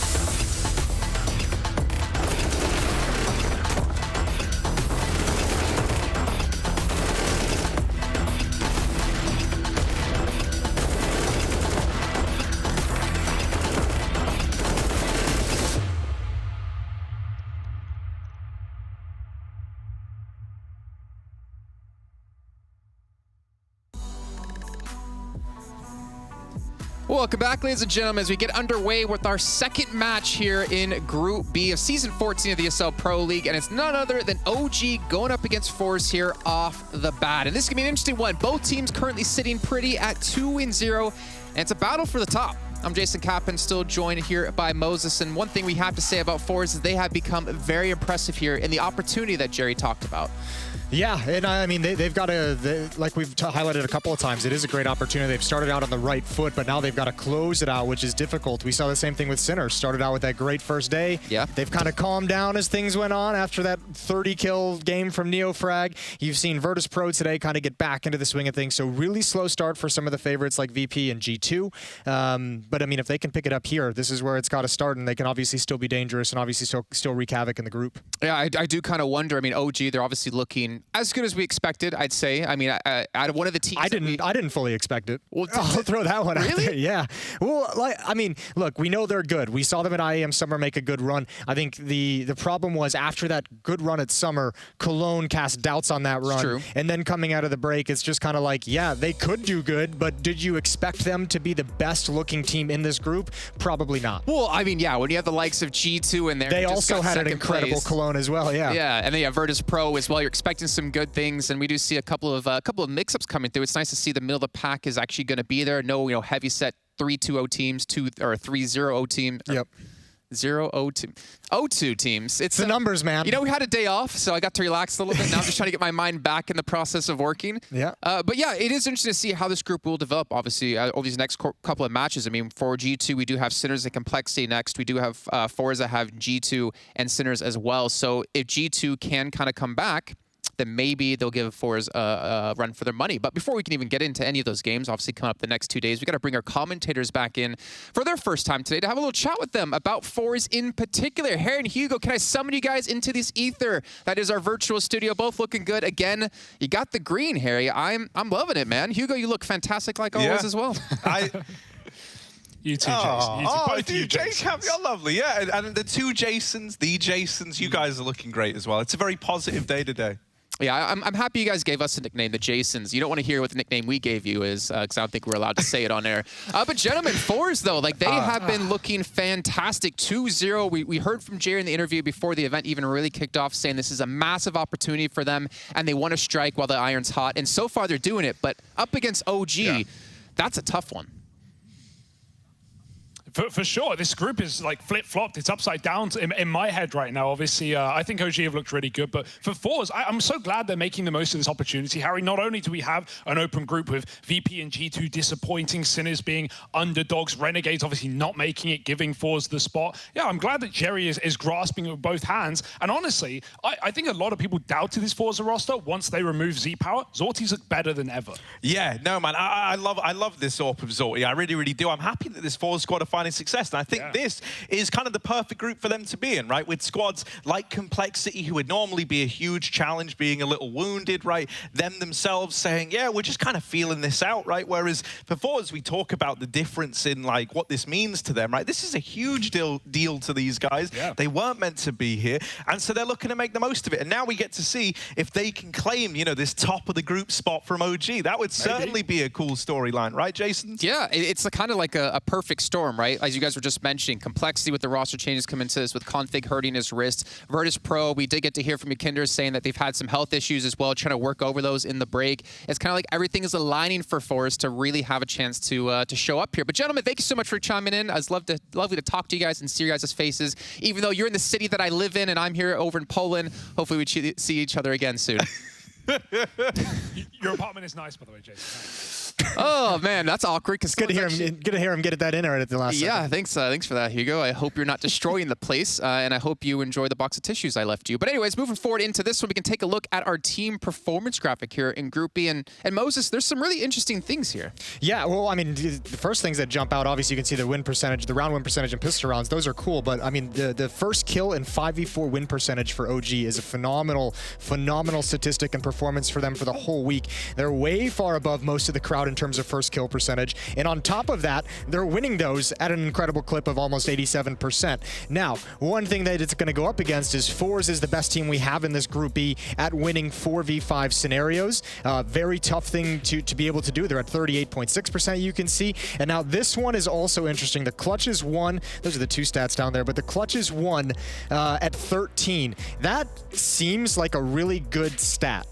However, if you are relying on winning this many clutches, I feel like there's going to be a bad time in your future because you're simply not going to win every clutch that you're put into. Yeah. Now they have won 13. That's phenomenal. It's helped them get out to this really good start, but they're going to have a day where they lose more than they win in terms of those clutches. More one-on-ones are going to go against them, more two-on-twos, and if you're relying on being able to win those scenarios too much, just one day it's just going to go against you. It's just that simple. It's kind of worrying, right? Because that stat can be misleading. Just because you're clutching a lot doesn't mean you're playing the game well, because you're being put in positions where you have to clutch things out, right? But we're going to move ahead, though, and take a look at our U.S. Air Force aim high head-to-head between two players. We got Mantu on one side, who is our top player so far in the Pro League, including Group A, up against Zorti, who has been having a phenomenal time here in the Pro League. Yeah, this is going to be a fun battle to watch. Mantu performing really well. Part of the reason why OG's been able to power out to such a strong performance the initial 2 days of this group and have a lead going into the second stage of the group. I mean, this battle, this matchup right here between these two players and these two teams kind of settles who's going to be the top of the group going into the last 2 days. This decides who's our big dog in Group B. Yeah, I'm honestly really curious to see. I mean, I can imagine a world, a part of me hopes for a world where we do see Force take this, go 3-0, and have to be one of those like kind of Cinderella stories, to have this opportunity, not really gifted to them, but handed to them. Yeah. Finding out about, hey, we're in the Pro League, literally the day they were done with Media Day, which wasn't even for this event. They didn't even believe it at first when their manager told them. They were very incredulous. And for the Air Force, the U.S. Air Force aim high head-to-head, you can see we've got two Zortis. This is his performances previously compared to his performances so far in this group. So, I mean, look, delivering consistency, which you've got to be happy with. Yeah, and I think that's interesting to me, right? Is because we talk about Forza, you don't get to see him playing against these Tier 1 teams that often, and we were kind of wondering at the start of the day, are they just playing way better than they've done in the past? That's where they're able to beat some of these teams, or are they playing generally around the same kind of role? And we're seeing here, Azorti's just kind of maintaining that performance, which means Forza is really a formidable force that we don't just get to see too often. Yeah, and I think on a certain level, you might be able to make the argument that even just having the same statistics against some of these Tier 1 teams they've got up against is an increase in performance, considering those statistics are what he had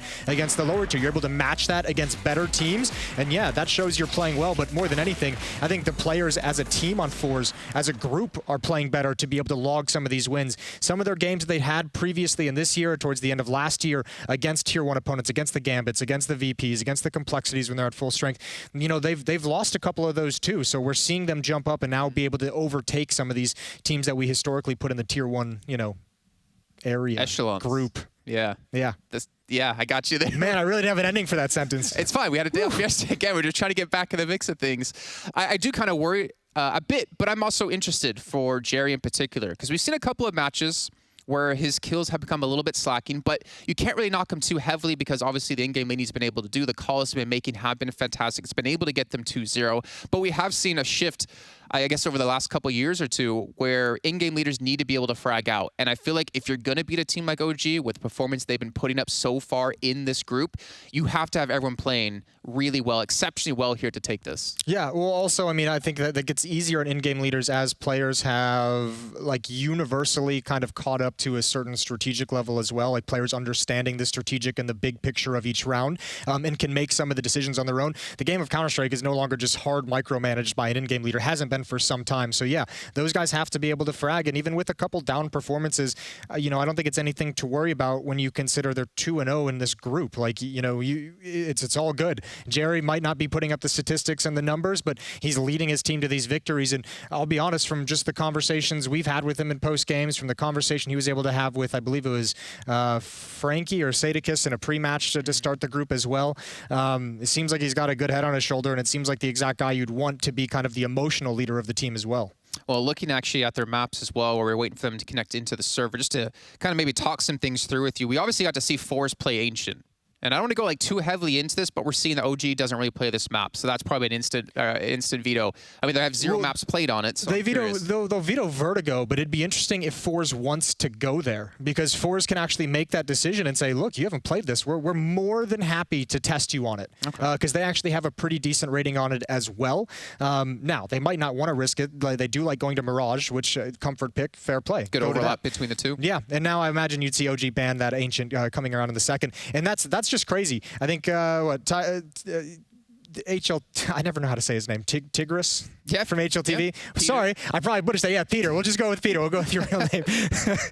Put it out that they hadn't played Vertigo or Ancient in months. They haven't been forced to do that. So essentially, OG's been operating with a 5-map pool for some time, which has got to be a certain level of comfort for them. I'm kind of hoping to see a little bit of Overpass in here. Like you predicted, we are going to see Ancient being taken away by OG and Overpass to come in third. So I don't know. I think these 3 maps kind of favor both teams pretty damn well. I mean, Mirage, you have an 89% win rate for Forz across 27 maps in the last 3 months. That's a lot of maps to play on Mirage. You have OG currently sitting at 70% win rate across 10 maps.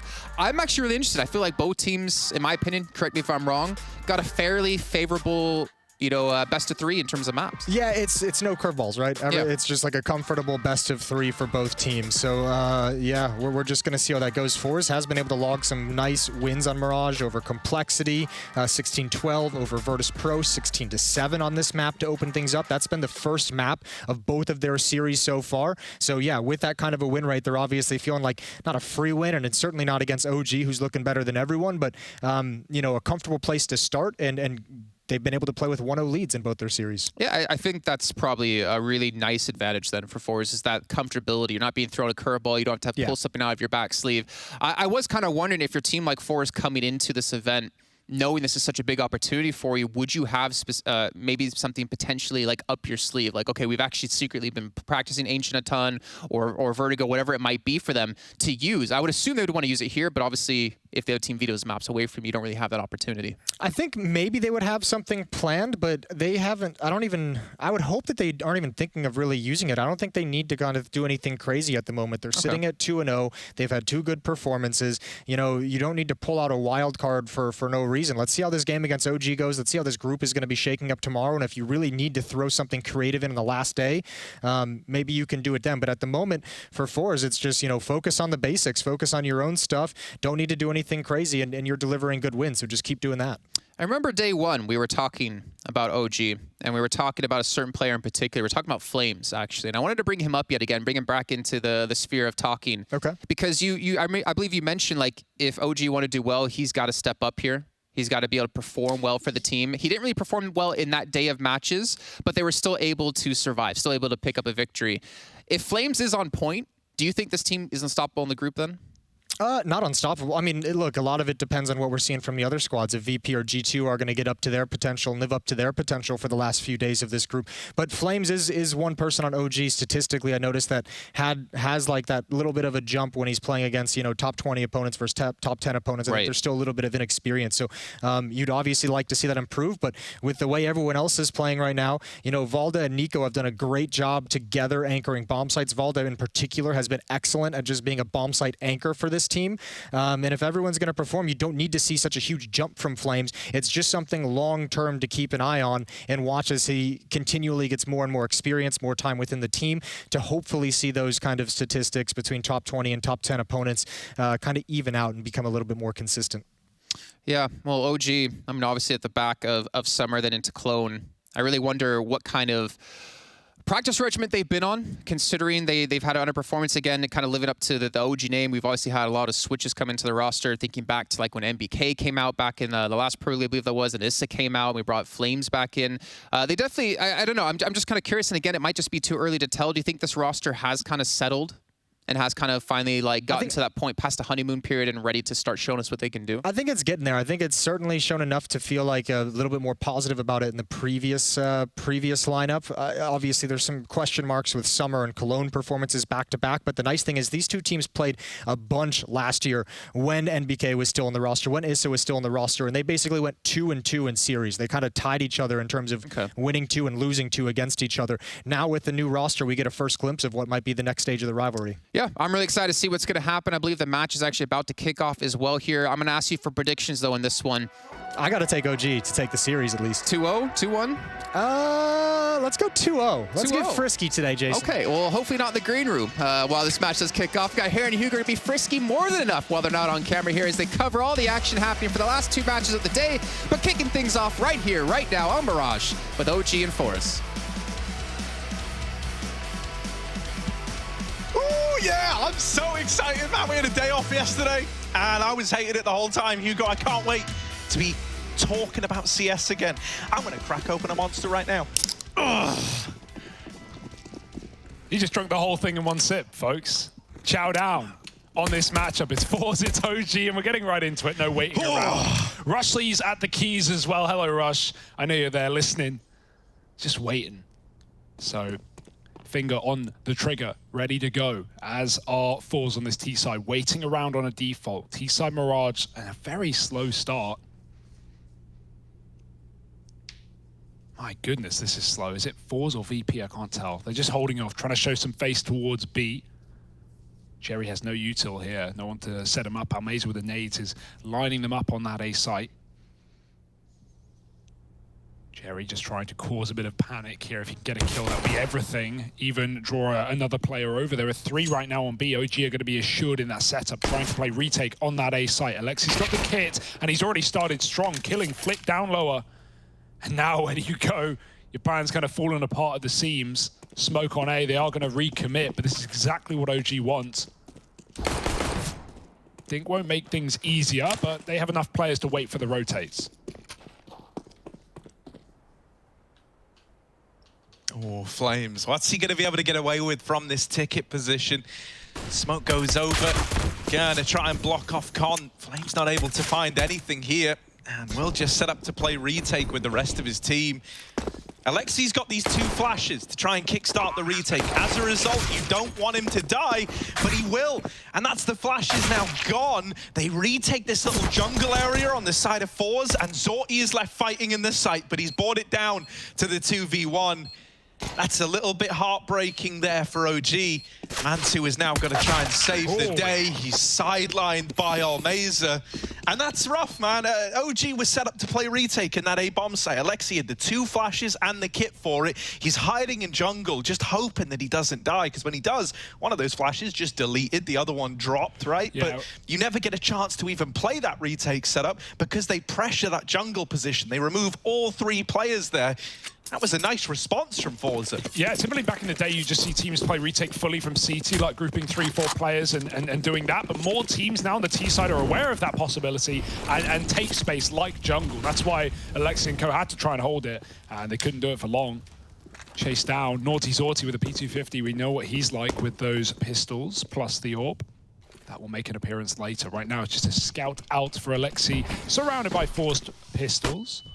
Force heavy in the rifles, moving middle. Flit up front.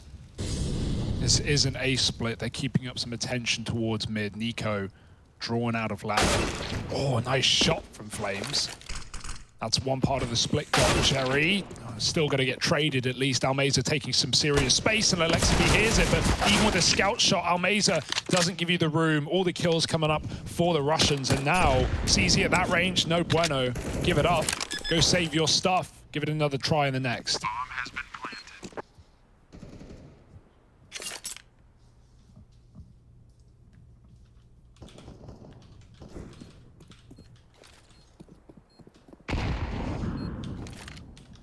I kind of wish that we saw more teams play these Force buys, how Complexity play their Force buys. It's something that we've credited that squad with a hell of a lot, right?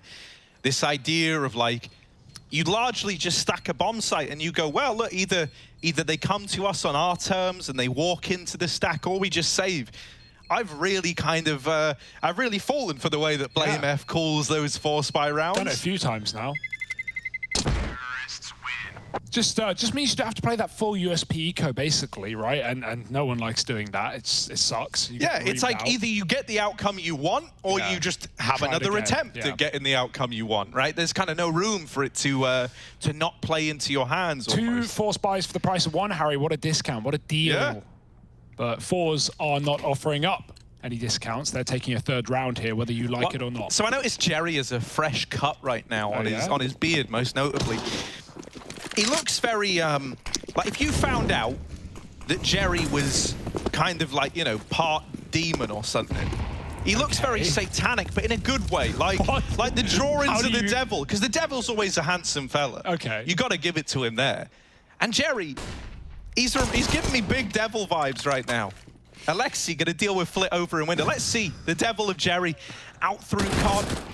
Oh, that's the bomb at ramp. Oh God. Oh no. Flashback in. Jerry's gonna save the day, and that is a devilish shot for Mantu indeed. Only Zorti up. Oh my goodness, we've seen some clutches from this guy, but this is gonna have to be something nuclear. 1v3 now. Bombs down at the ramp. Guns have been grabbed. Valde with the round-winning play, or so you would think. Oh, that's a spot for Zorti, but too little, too late. It goes both ways. They know where he is. Going to try and take down the USP, and so he shall. One step closer to that third round. Don't count him out of this one. Yeah, Zorti. Oh no, the CTP. Missed shot from Mantu. That was the opportunity. Valdez taking a big movement here. He knows that they last saw him over towards ramp, and so, you know, you're probably going to be a little bit worried about this position if you're Zorti. He's read it. If he's read the con ramp, that's pretty huge. That's pretty big brained. Zorti. Oh my God. He just misses the timing on the con player. Mantu, this Deagle is cursed. That's another missed shot on Zorti while he's looking away. He hasn't spotted Valde yet, and there he is emerging over the stairs. That long wrap back to Con. Zorti seemingly missing every timing on that Con player. Very nice try. The guy has the awareness, right? I think he just realizes if I haven't been peeked by Con at this point, he's probably not there. He's probably Palace. He's probably recommitting ramp. But yeah, Mantu just baiting at the end of the day. Yeah, some missed shots. Doesn't matter. Look at this play from Valde. Turns for the, well, doesn't turn for that flash. Second one will. And takes two at the ramp. Throws the whole round into disarray. And that double save, Deagle CZ, means everything to OG. Now they have everything. AWP down in middle, Mantu getting flashed out. Nico the same, but he still recovers well to get that kill. Can he get out alive?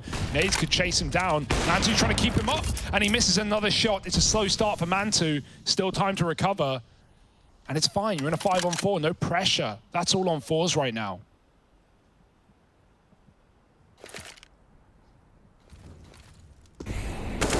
Oh yeah, good. Blindsided from Almeza. That's the opener into B, but will he find the opener? Oh yeah, Valde. Dead in the water as well. Almeza's delivered in a big way on the cat side. Look at the AWP running in. Mantu traded after one. It's Zorti in another one of these clutches. This time Flames and Alexa B to get past. Will it look better the second time around? That Molly forcing the reposition out. Is he running away? Is he leaving? Okay. Very cheeky. Okay. Oh, he will get spotted, but Flames on the receiving end of that AK, and now just Alexi left to beat. He already got a kill over here towards B, so you know he was over in the market. And with so much time left, Zorti just waiting is the perfect call. It gives Alexi enough time to get in his own head and start to outbrain himself here. Yeah, I love that. Even though Zorti doesn't run away once he gets apps, he just knows that the guy in market, the last thing he's watching is apps. He's been spotted on the bomb site. You're not looking up in the windows. Takes his 1-for-1, now recommits with 10 seconds. He doesn't have time to clear. He can check a couple of angles, but then he needs to get the stick in. And at this point, you're reassured that your play is right. Zorti, bomb planted. Alexi realizes the hard way. It's a long rotate round.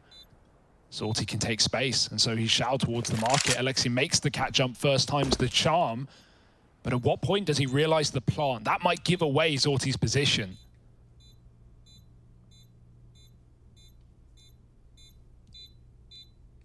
Oh, the timing on the turn is good.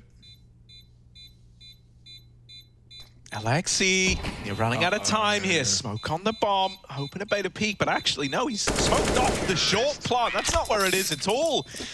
Zorti gonna knock him out, and Alexi unable to complete that clutch. It's got to feel good for Zorti. Couldn't turn the clutch around in the third round, but right there in the guns gets it done, man. Oh, this is threatening. This is terrifying. Harry, I mean, let's talk about the group quickly, right? G2, disappointing start. We can see them, you know, they have to win their game later. There's nothing else to say about it. They have to beat Cole with a stand-in, or that's, I don't know, it's a bit of an embarrassment given how well Cologne went. You know, Sinners started strong, then they cooled down. VP, we don't know where they're at. OG have looked like the best team in the group. If Force took this series, they'd be up 3-0. They'd be looking like the best team.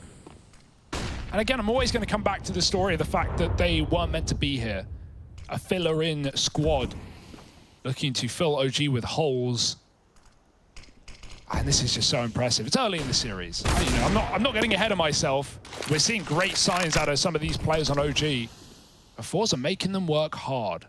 And so they shall. Flames with a Deagle. Takes down Jerry, often been dead on that opening towards ramp or palace.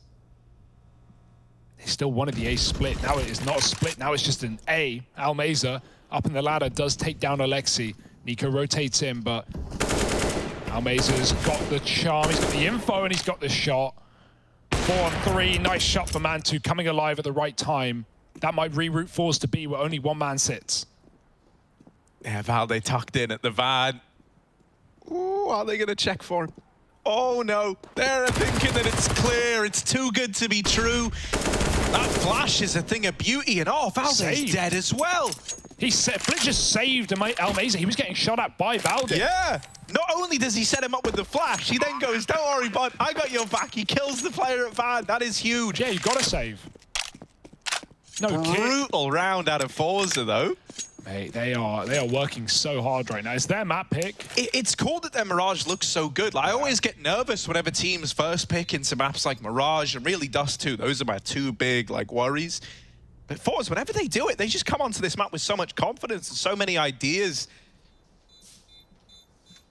This is a nice look out of the gate for Forza. It always comes back to the nothing to lose point, right? Like if they went down 0-4 in this group, we wouldn't even shrug our shoulders. We go, yeah. I mean, they didn't even know they were here. Yeah. So fair enough to the guys. Weren't really prepared, whatever. But, you know, that lack of pressure. Although actually, Hugo, you say that, right? You say that. You say that that's how people think. But then, that's not how unreasonable look at Group A, right? Yeah, if you could think of a team there that maybe, you know, no one really should have expected much from it, then still got judged fairly harshly. I mean, that has already happened. You made a good point, Harry. You made a good point. I think you make the mistake of thinking that everyone is reasonable. Yeah, that's a mistake I won't make again. I don't know. That's a whole different kettle of fish. Right now, the Trout is out. Flames moving towards the top of the middle, and he gets naded and double peeked as well. That's the rifle in no man's land. You're not going to be crawling through the trenches for that one.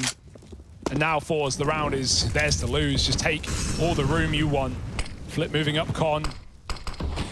You can't fully tuck in the stairs corner. Mantu knows that time is of the essence, and eventually he does get involved. Taken down, double cat play with a boost, but they've yet to see Valde. They might hear him now. No, not realizing he's above the bricks. Drops off. Kenzie ready for the double. As one and Alexi, while he's grabbed the dig, it shouldn't mean much because the backstabs in from Jerry pushed through the A site where the bomb's going down. Nice round out of Forza. It was always going to be theirs. But now OG, they need to do something, anything. Dude, I'm so ready for Forza to re-enter the upper echelon of CIS Counter-Strike, Hugo. I'm so ready. I've missed having Jerry there. Yeah, I mean, it's been the year of CIS. The last couple of years have been, certainly.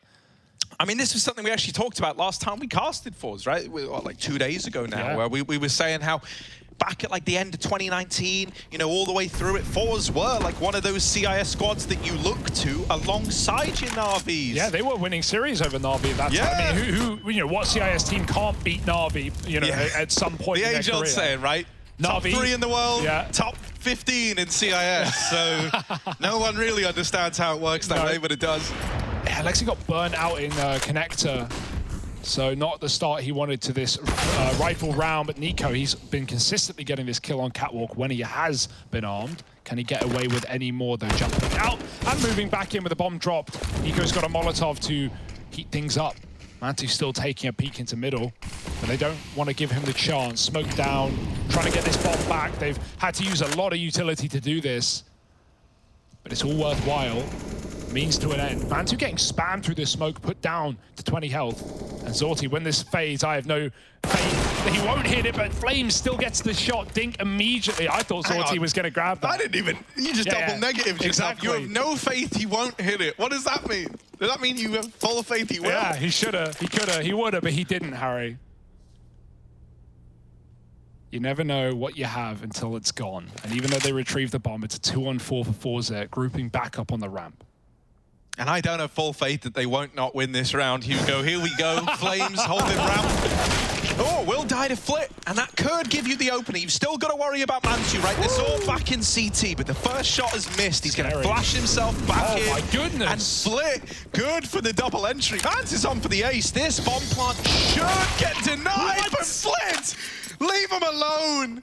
Leave OG alone. 4 in the round, and he's looking for all 5, baby. Just Nico left up through connector. Full HP on Kenzie as well. If he's even able to do damage, that would be enough. Oh, that's it. Nico's down to 6.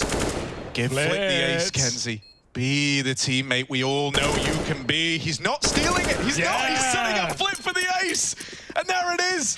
Just 2 guys spearheaded by Flit, helped out by Kenzie at the end, and he's a proper gentleman about it. Props to Kenzie. 6 on the board for Forza, and you love that. Yeah, you know, it's a 2-for-1. If Kenzie dies, you're like almost throwing the round because the bomb's default and Flit's ramp. But, oh, yeah, you see how that smoke doesn't bloom on the molly for Alexi. That's a real shame. That usually would do it. It just didn't climb up deep. That's very unlucky. But, yeah, setting Flit up, you know, not committing. Not taking the kill when he had it. Respect. Flit with a massive round. This shot was insane. Low HP as well. And even though Nico did all he could on Cat, he turned that 4-on-5 into a 4-on-3 in their favor. Well, it didn't matter, did it? Couldn't win the 1v2. And it must be getting stressful now for OG. It felt like they were, you know, lights out after their first 2 wins, looking to storm through this group with ease. And now being tested by the team that no one expected.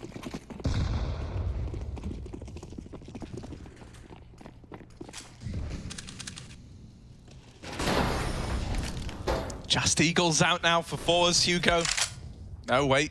Just Eagles out for OG now, I know, Hugo. it's surprising, isn't it? Yeah. Words are hard. You look at one of them, your brain says it. Ooh, that's nice from Valda. That's a little D kill. Can he get any more? He's called for the rotations. There's now 4 strong in this B bomb site. I hope Forza do slow it down, and it wouldn't be uncommon after losing the first of these Deagles. Yeah, the fact that they're even still seeing people in apps is keeping this stack here, at least 3 players of it. Alexi's probing into middle. He wants to see if Forza rerouting as B goes quiet. But Flit, oh dear, that's his every day of the week. Eagle dead. Forza know they have the window, but for how long? To catching a timing, but Flit catching the shot. And this guy is unstoppable, undroppable. 2 kills. 3rd is in. Zorti's grabbed a pick as well, and now B is open for the taking. Remember that stack? I don't. Forza 7-1 up, killing you where you stand on both bomb sites at the same time. It's like a pug gone wrong. OG, another buy. And not to say this isn't recoverable, because it is, but it needs to start now or never.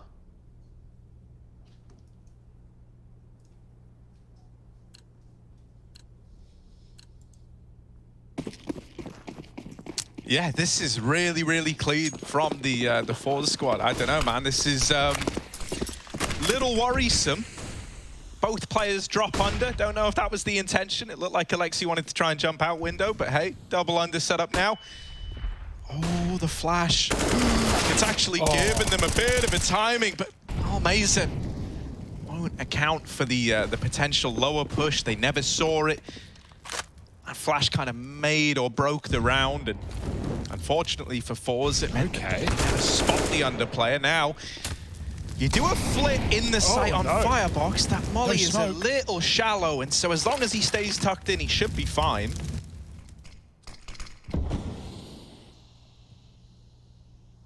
I thought they were going to wait for Flit to activate, but instead Kenzie just swung out and killed that Palace player, or the Stairs player rather. Flames now knows, but the nade following him, chasing him down, doesn't get the kill. Alexis stops the orb through the smoke, and now Forza's looking to reset here. Maybe they want to reroute apps and get that orb back. They are both tagged up. Wouldn't be a bad idea.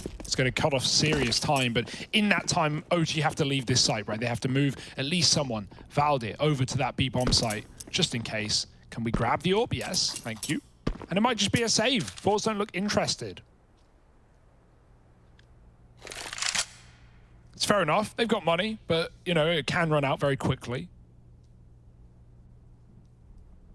And no loss bonus here. They've been winning rounds, so may as well keep your weapons far more valuable than going down at this point. Nice try. OG on the board, though. That's what we wanted. That's what we needed here in this series in order for it to be competitive. It's not OG's map pick, Harry. They're not allowed to lose it. If they do, we could be in hot water. Well, so earlier on, I made this comment about how teams that like first pick into a Mirage or a Dust scare me, right? Yeah. And it's like, I know Force have this amazing track record here, but it's always concerning for teams, even if you are strong on the map. Secondly, like a lot of these maps are versus, you know, lower tier opponents. And thirdly, Mirage is a good map for OG as well, right? I think that's why I was so concerned about there being a lot of margin for error here. Instead of that, mate, Force have remained confident in their own ability on Mirage, and they're looking to put up a really strong half here. Now, the question becomes, you know, for OG, can they chain together a couple of rounds? Because they don't want to win one isolated round, then have it immediately responded on. That's how this half starts to spiral out of control for OG. It's already got all the makings of a one-sided half. Now you just have to see if there is this response. One to their name already. We need to see a little bit more. Yeah, they've given so much room in mid. That's a change. It's often been picks given to fours right through connector. Nico up on catwalk, even though he's been winning his fights, he's been taking them. And that's now not the case. Alexia plays window from spawn, giving fours that room by design. Nico's even moving back up, looking to get involved perhaps. The jump up on bench, a headshot angle, and Nico nails it. Set up by the nades earlier in mid. If Flit had full health, that would have just been a dink. Mantu grabs a con player as well, and this passive setup, this little change on the CT side for OG has worked wonders. The room snatched away, and now a 3-on-5 where you don't want to save again. You still want to try and get something going. Got a lurker on ramp. Jerry's playing that smoke gap, but bombs back in mid with Almeza looking for a B pick. Wherever you get your kill is wherever you commit, and that flash is lovely. Flames finds another. And now, maybe that save, maybe it is in the back of your mind or the tip of your tongue.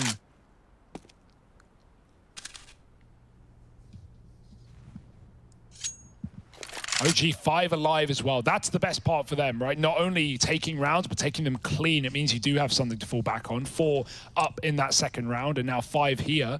Improvements being made. How will fours choose to change? Yeah, this is great. This is exactly what you want if you want OG to grind their way back into this first half, right? It was feeling pretty far gone at one point, and now suddenly you're keeping 5 alive, winning 2 in a row, building up that money, as you say, Hugo. Yeah. And all of that helps the longevity here. On the flip side of that, fours are about to have some money problems, some monetary woes. With you getting so much room in mid, it'd be nice to see fours do like an execute round where they just run A smokes, or you know, if they have a nice B execute smoke, do that, and leave a mid lurker, someone to come in on the back. Cats to Bs, if you remember early on, with guys like Flit and Almeza opening up on the short side. I hope we see him go back to it. I love their mid to B. It seems like that might be the play. But they've got Flit coming out under first as Jerry holds apps, so they do want to make sure they've got mid this time before they commit to anything. Burn out some util, use the clock, find out where the numbers are for OG. No, I'll throw it. No, you throw it. So window smoke's down. And Con as well. OG at this point might be considering starting to lean B. I've heard nothing in apps. Jerry is tucked in safe. As the flash, in they go from the bench. Spotting is Nico, and he gets headshot by Almeza. That's the kill he couldn't get last round. Double entry, Jerry gone. Mantu up on the apps with a flick shot that doesn't connect, and now he's dead. Almeza, the man of the entries right now in this T-half. It's him and Flit, who's already been a hero on now have to step up again, now on his own. Could go anyway. Seen them leaning B. He'll decide to escape their clutches. He's going to have a chance at the plant for free. OG, they'll hear this now, and they start to rotate both players through CT. Now, are they going to split up? No, Yeah, they'll there we go. Nice and quick. It's fine. Everything's fine. They're both going to go through the murder hole together. They're staying grouped. Flit, meanwhile, he's waiting at Firebox, and with no Molotov to clear this position, Flit's hoping he goes unchecked. It's a ramp plant, and they're both paranoid about it, but unfortunately, he can't win that fight to Flames. You know, from there, in the 1v1, it's anyone's game. But he needed to get the drop on that first man, especially with the attention peeled towards ramp in that moment. Yeah, nice open plant, right? Could have been absolutely anywhere. It's hard to read that one if you're OG, but they do it well. Flames will not let him get back in. Kind of devastating for Flit because he's been great in these clutches, and like look at how close that was anyway. Like if he gets that one kill and is able to play the time, you know, get a bit grimy with it, that was a chance at something. There's Good always a reaction chance, out Harry. of Flames. There is always a chance. You go any round, any game is winnable. I've heard that one before. It is true, though. Okay, this is a bit of a mishmash buy. You got pistols, you're saving, but Zorti, he wants to buy him big. He wants to come in with some impact. Jerry's always been dead first, you know, either first or just on his own, you know, entering through a A or B bomb site. It's been a bit of a sad one for Jerry, even though the calls have been nice. Maybe he can get going here with a fast Tech 9. Valde anchoring B. Not an easy guy to get past. Nico drops a Molotov. They're running in with a flashbang. Valde, oh, he's so blind. And Jerry back in with a swing and a hit. Nico needs a double. He can't do it. Almeza with his Deeg. Devastating. And a gun grabbed as well for the post plant. Won't last long. Nice nade. 3-on-3, they're trying to make it happen, and Mantu with a flick is traded. Flit keeping this round alive, even gets a gun, but he can't get out. Now up in the apps, they've heard him, he's stepping, he's running. The nade going in, and Kenzie trying to find a Deagle, can't see that second man. It's Alexi to close. Quite a mess on B. Great utility, though, for OG in that round. And they're bringing it back, baby. Yeah. No, and you know, it must have just been such a sigh of relief when you nade Almeza out at the bench. You no longer have to worry about this guy who's topping the charts alongside Flit, you know, stepping up from that bench position. It also allows that short player to get all the way up before contact is made. Kind of a feels bad man moment for Flit again. He goes for the AK and that, you know, kind of fell down the crack between the boost and the wall. Sure. Swung from short. Kenzie holding for the apps flank that never came in. OG not really been doing any kind of flanking in this game, no aggression. Can't really get away with it. They're not giving mid for free. Every time we've seen them challenge for mid, it's gone badly. You know, Alexi in the connector, Flames pushing up with that AK and the eco round. The only person who's actually had any value is Nico on short. Maybe we want to see the AWP in middle, right? Drop the molly, get rid of that smoke the fours keep throwing down. But Mantu, I mean, when we see him on this map, he's always sat back in CT on ticket, on triple. There's nothing new there. Fours know what to do and how to avoid him. So here we go, heavy mid take yet again. Oh, and Flit giving over more of these entries. Oh, Flit, come on! Chill. Right, Nico and Alexi have just been destroyed. Oh, if you're going to take a swing at Flit, you better not miss. Kenzie's there to back him up. And there's Almeza. Almeza and Flit, just a nasty left and right hook at this fours squad. And the round is as good as done. Mate, there's so much firepower. It's rugged on fours right now. How do you even get past these guys and their AKs? They went a bit quiet in this T side. I was getting a little worried that maybe OG would close the gap, maybe even steal the half away. But now fours at least lock in 8 at a minimum. Save Dorpen. We've talked about how these clean rounds have come through for OG, so they will be able to reinvest. But yeah, you're just maximizing your save here with this AWP. Mantu needs it. There's 38 kills on all of OG, 30 kills on Flit and Almeza combined. These two having an unreal game. Maybe Jerry has done a deal with the devil here. Yeah. He's like, look, just give me good teammates and ruin me as much as you need to. I'll die first as long as we win the round. I will die first every round as long as my teammates are impeccable. That's the kind of guy Jerry is. Yeah, great deal, actually. What did it cost him? A couple of goats? Sacrifice? And, well, yeah, OG are paying for it in their blood this time. something that either could be exciting or just a flat-out non-starter is that we still have more to get out of guys like Zorty as well. Oftentimes, he's been the guy to keep an eye on, right? Oh, again. Kenzie, that's a little ugly over towards short, but Jerry with the lineup! Jerry with a big double, and he's pried this B-bomb site wide open. Now, no one's even moving in that fast on the back of it, Jerry. but now they certainly are. Jerry shuts out one of these players. Flames could win the round, though. That's the bomb. Oh, no! Force thought they had it. Zorty? Zorty, he's an apps. Zorty, come on. Oh, okay, now he's looking the right way. But geez Louise, there was a big time in there where that could have gone wrong. It still could.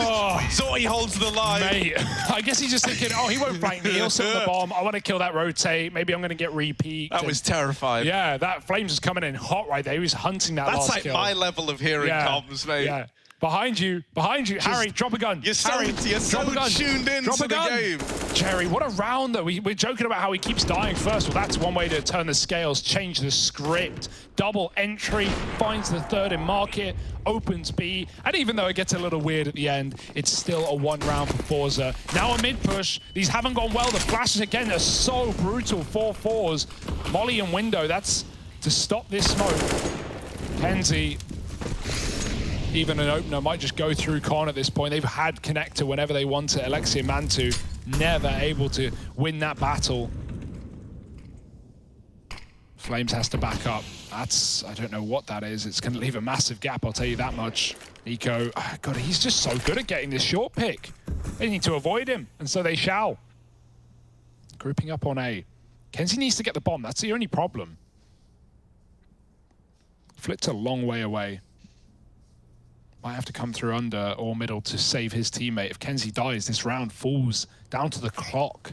And OG are not moving a muscle. Assured in their setup, and they should be 3 over A. And that's the game plan. Okay, Kenzie will get the bomb and actually just leaves mid altogether. That's big. You know, the bomb coming up alone through Con, that could have been OG's path to a round win. And so Kenzie's playing it safe, playing it by the numbers. Almeza, his mouse is broken. His mouse is broken. What is going on? He can't turn, he can't move. No. He's just acting as a decoy for his teammates right now. This is not a tech problem you want. Almeza, it works. Massive bait. Almeza's going in. Look at the Xbox controller. And the rest of the gang are trying to get kills around him. He's still alive. They will protect the VIP at all costs. Almeza. Oh, and there it is. Get me out. Xbox controller players versus OG, and they come out on top. Hugo, Fours, they lock in a good first half there. What is happening? This series is getting weird. This series is getting wild. You don't want to miss that second half in just a moment. Woo!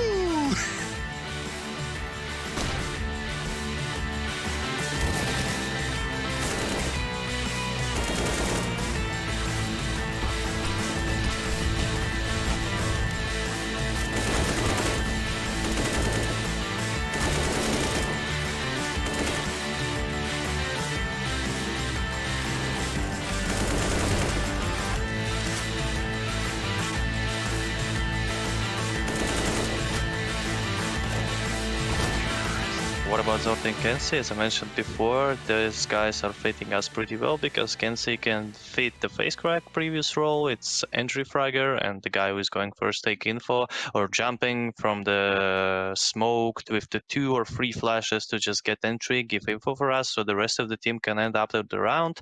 It's pretty fitting us, and if we talk about Zorty, that's the guy who can take AK and play with rifles. So that's really important. If we look back into Simple, Device, and Zaiwu, that's the guys who can. We could call them the Gibrids. That's the guys who can use AVP pretty well, and their main role is the sniper.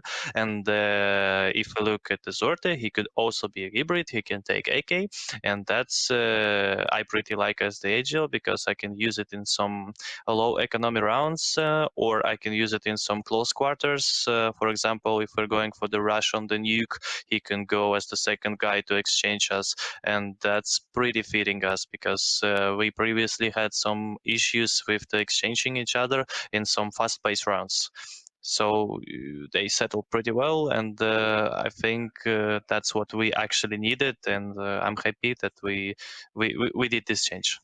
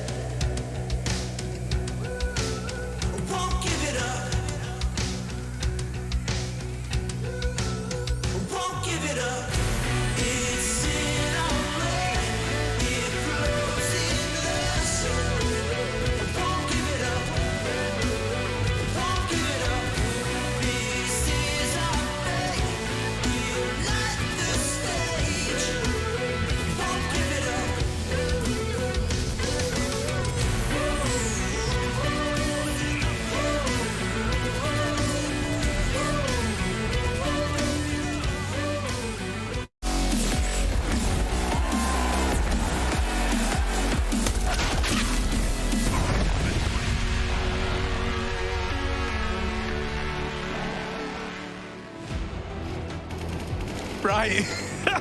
We need to relive this moment. We need to relive this moment. The mouse broke. The mouse of, was it Almaze? It was Almaze's mouse broke. This is why when you go to bed at night, the last thing you should be doing is plugging in your mouse before you sleep. Hopefully he's had a quick charge or a change up as we get into the second half. That was a mess. That was a wild ride, but it was good fun. And Fours were laughing all the way to the bank. 10 rounds on their T side of Mirage. It may be a great map for them, but this is a statement score over OG, who have looked good in the group so far. Fast up cap for OG. And Fours, they were 4-man strong all day. It's only Almaza here. Hopefully he's plugged in, ready to go. No, Flames takes him out first. And now Fours, this is a very difficult round all of a sudden. No kit, B-site lost. I think it is dropped on the site, but even so. Oh, nice little execution from Jerry. Nico is going to break the silence next, but oh, this double short side retake from Kenzie, and Jerry's got some legs on it perhaps. Oh, it might. Kenzie dead as well. Flames left in the 1v1. It's Flit. It's the big boy to go up against. He's retrieved the kit as well. So time, not as big a problem as normal. Tap on the bomb. You are not sticking it. Flit, you madman. Go, man, 2 can't stop any time, and he gets the kill. All right then. Flit has got bigger balls than all of us combined, apparently. 11-5, he sticks the defuse. That is a brutal way to lose that 1v1. That's just the most ridiculous call that Mantu would never believe it, right? Like, he doesn't jump bait, and at that point, there's 2 seconds left. You're too far. Flit's got the cover. If he swung default side, he would have won it. And yeah, that's doesn't feel good. Does not feel good. What a call for Flit. And the kit dropped as well by Almaza in a perfect position for that retake. Should never have been Fours' round, but they've surprised us throughout today. 11-5, and I like the buy here for OG. They get 4 rifles in the second round. Bomb plant makes you question who won the pistol. But that doesn't matter if OG win this one. If they pick up their pieces. Oh dear, the smoke can be so difficult on the T side to clear out. Flit favored above it. It's likely OG won't even see him if they peek this. Eventually, Flit decides to go down the bottom of connector. He's going to peek them up close, setting up in middle. Oh no, Flit's got one, and now the double trouble. Jerry peeks in as well. The mid split is dead. You've still got guns, but they've got to do it all. Oh yeah, Flames. Well, he's good for the first. Flit and Jerry down here in COD. Now Kenzie open out. Oh, it's all getting out of hand. Yeah, Kenzie's going to lock it into. Kenzie's come alive. Like, you know, he helps win that last round of the half where Almaze's mouse was broken. And now, like, since switching it up, mate, we're getting a lot more mileage out of him. It's the riflers all coming alive. Considering with this team, so often we've been crediting Zorti, it's great to see what the other 3 can bring to the table around. Yeah, and great call for Jerry, because, you know, when you go for that buy, if you're OG, I'm sure Fours are ready for it, but the danger of that buy is you have no utility. And if you want to take Mirage middle with no utility, well, look how well it goes. You're going to have a rough time. Fours just aren't scared away. Oh, Nico. Force aren't scared away of taking mid because there's nothing there to stop them. There's no reason they wouldn't. And so they put all their rifles in con and they come out on top. Nico, he's had some great shots this game. He's had some big deeks on short. That's a lovely opener on the A ramp smoke, but is it going to set you up for a round? There's still 2 at B. Oh, Almeza dinked by the Deagle Flames. And on that spot as well, like, that's sweaty from Flames to have been checking it. It's a very horrid angle to try and hit, and you can see why, right? That was a Deagle doing 82 damage there. Still got a 3rd man close to rotate.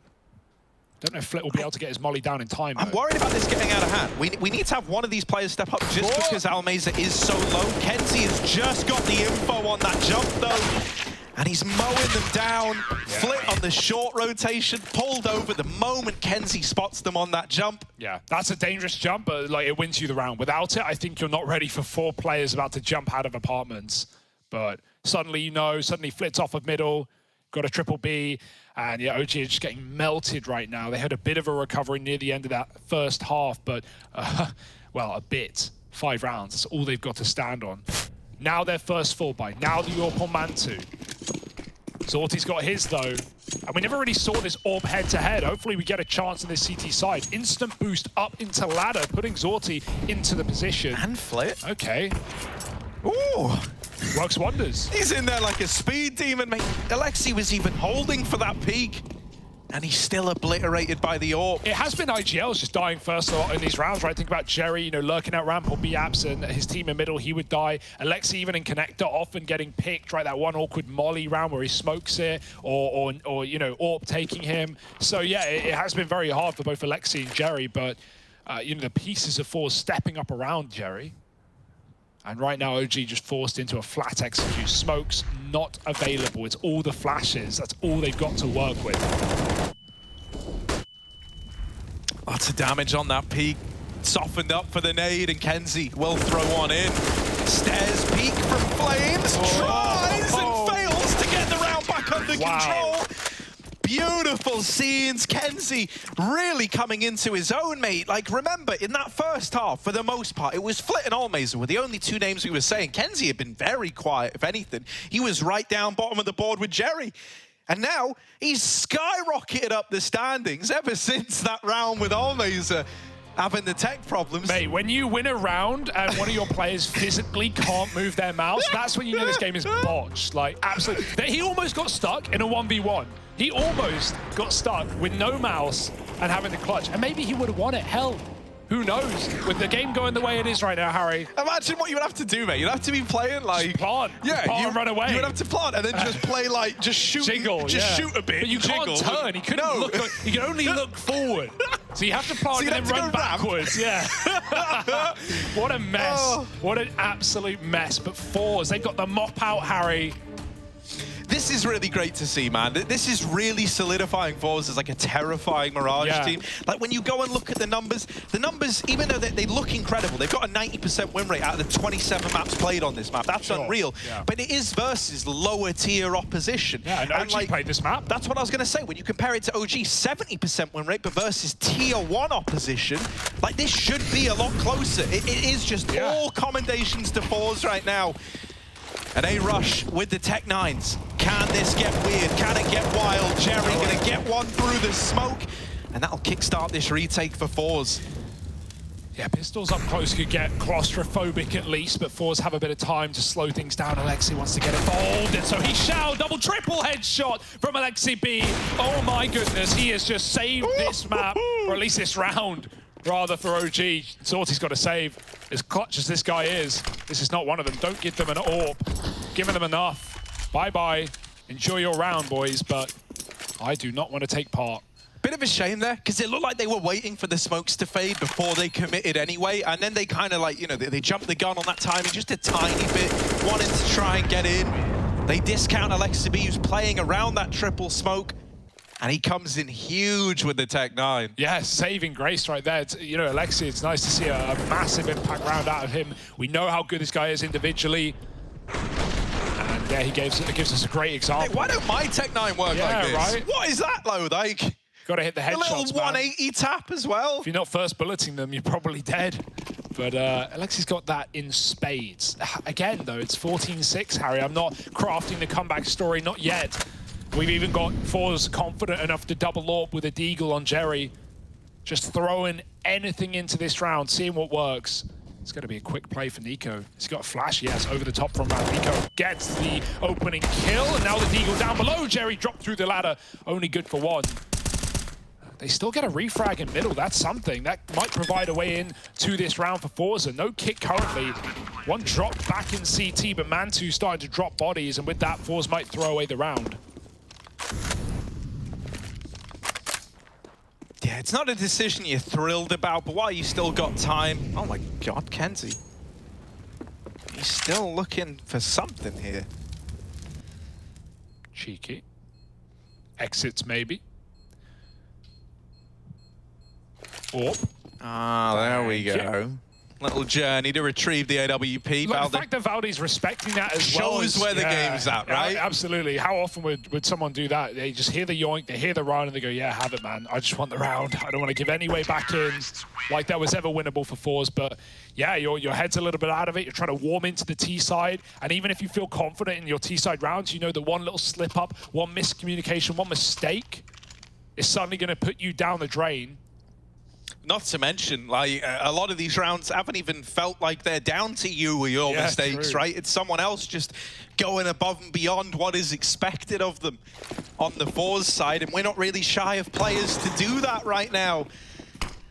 This round, those should be a chance, and a bit of an easier one for OG. It's just those saved weapons, the AWP on Sortie, and the M4 for Flit. Easy, right? Easy. Nothing could possibly go wrong.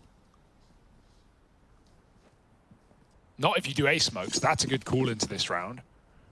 And it seems like that's what they want. They show mid, they come back with the flash. Kenzie tries to get involved. The Armadig saved as he gave Zorti the AWP, like you said. I'm telling you now, man, Zorti's having a round. It's happening. It's happening. We got a Zorti round. He's going to get smoked off, Harry. Yeah, he's going to get smoked off, but he's going to rotate con. He's going to play aggro. Trust me on this one, Hugo. He's about to pop. Jinxed it, but let's see. No util, no kit. I mean, you need someone to step up. They're maybe. actually dry peeking in. They're not smoking anything. Yeah, there's a late one. Doing this dry. Smoke's now going over, but it's just the one over in con. Leaving a lot of these sight lines open. Valde will start to fake the B play now. And Forz, they fall for it, hook, line, and sinker. There's Zorti with the first. Yeah, but he was trying to save already, Harry. He was running away to get back to B. It was just Valde look through apps. Okay, Zorti, that's a wall bang. Never knew he hit. And so with that, Forza will throw the round away, take the gun, and they'll be happy with that. Props to Valde on that timing, like going in through B. I know that Zorti was leaning that way anyway to potentially save the AWP, but it did draw everyone else out of the A-bomb site at that point. And I think this was the idea behind OG just contact playing A. Was, you know, you hadn't seen any real A utility. There was one smoking con. That was the extent of it. And then the B kill comes in and you go, oh, we're getting faked. We're getting lurked on here.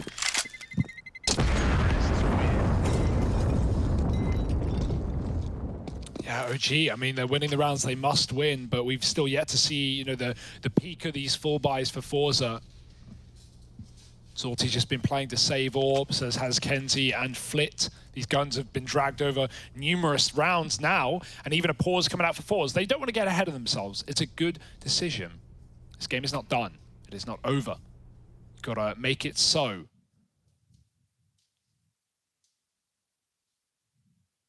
It's got to certainly be some stress in the Forza camp, as good as this is feeling.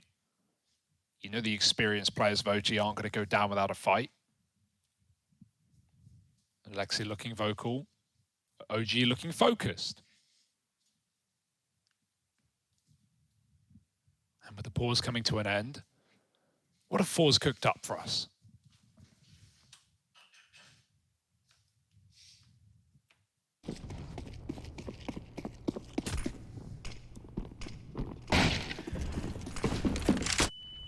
Oh, okay. This is a real change out of Forz. They wrangle for Palace and Ramp. Now, they need to start rotating players to accommodate this. Zorty striking first in the apartments, but they're already up short. That was dead on. If only he could have cocked that bolt back in time. Now Almeza has got to come up trumps in B, and he's dropped the bomb. 2 players in it, Cat. This double B hole, the rotates were so far away. Remember, the other 3 Force players had pushed Palace. Well, they've bought enough time for the rotations. The round should be as good as done now with Alexi down at 20 points of health. He's going to try and get cute with it, disappear.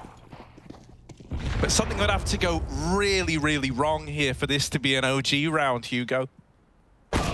Yeah, it's not going to happen either. You don't get past Flit that easy. And yeah, I don't think Force could have been set up worse for that round, but they still come out on top. Even though Zorty gets that first shot in apps, like you said, with the lack of mid control, with a heavy Palace setup, Alexi's able to trade so instantly, and you think that would just run OG into this round. This kill is massive as well, because Mantu's peeking second, right? He's going after a rifle. Zorty misses that gap timing by a millisecond. And, you know, it's really just a bait for Mantu. If anyone's dying, you don't want it to be your orb. And instead it is. The late peek for Zorty gets him the crucial kill. And now Forza 15 looking to close. Back to A smokes. Forza have been deep setup on A almost every CT round. And finally, OG are playing into it. This could be the beginning of the end. Or in fact, just the end. But that's a good flash. Jerry's pushed back.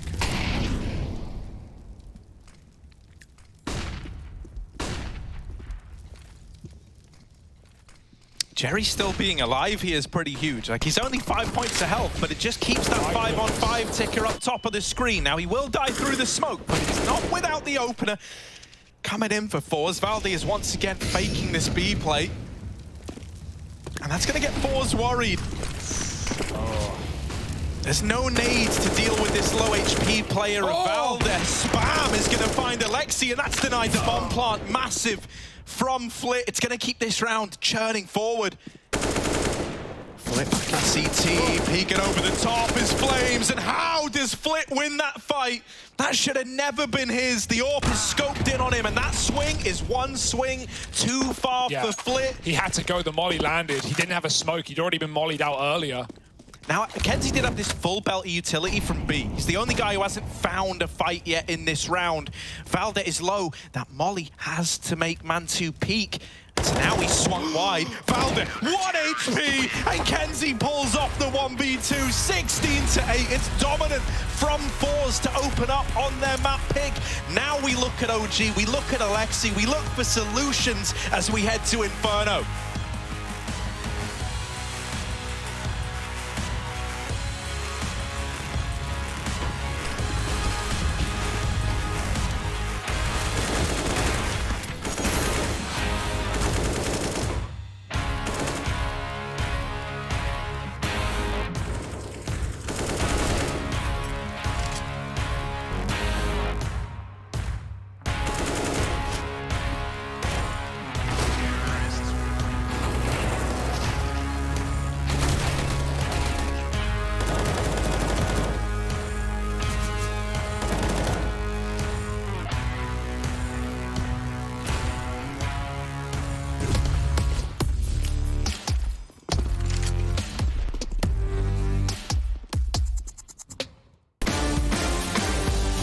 Hey Future Pros, back on Mirage, this time with a flash.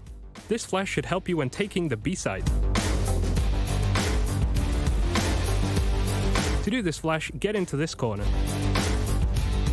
Aim at the top part of this wall in the center. Run forward and throw the flash just before you collide with the edge of the wall. With practice, you should be able to do this one quickly and on the fly.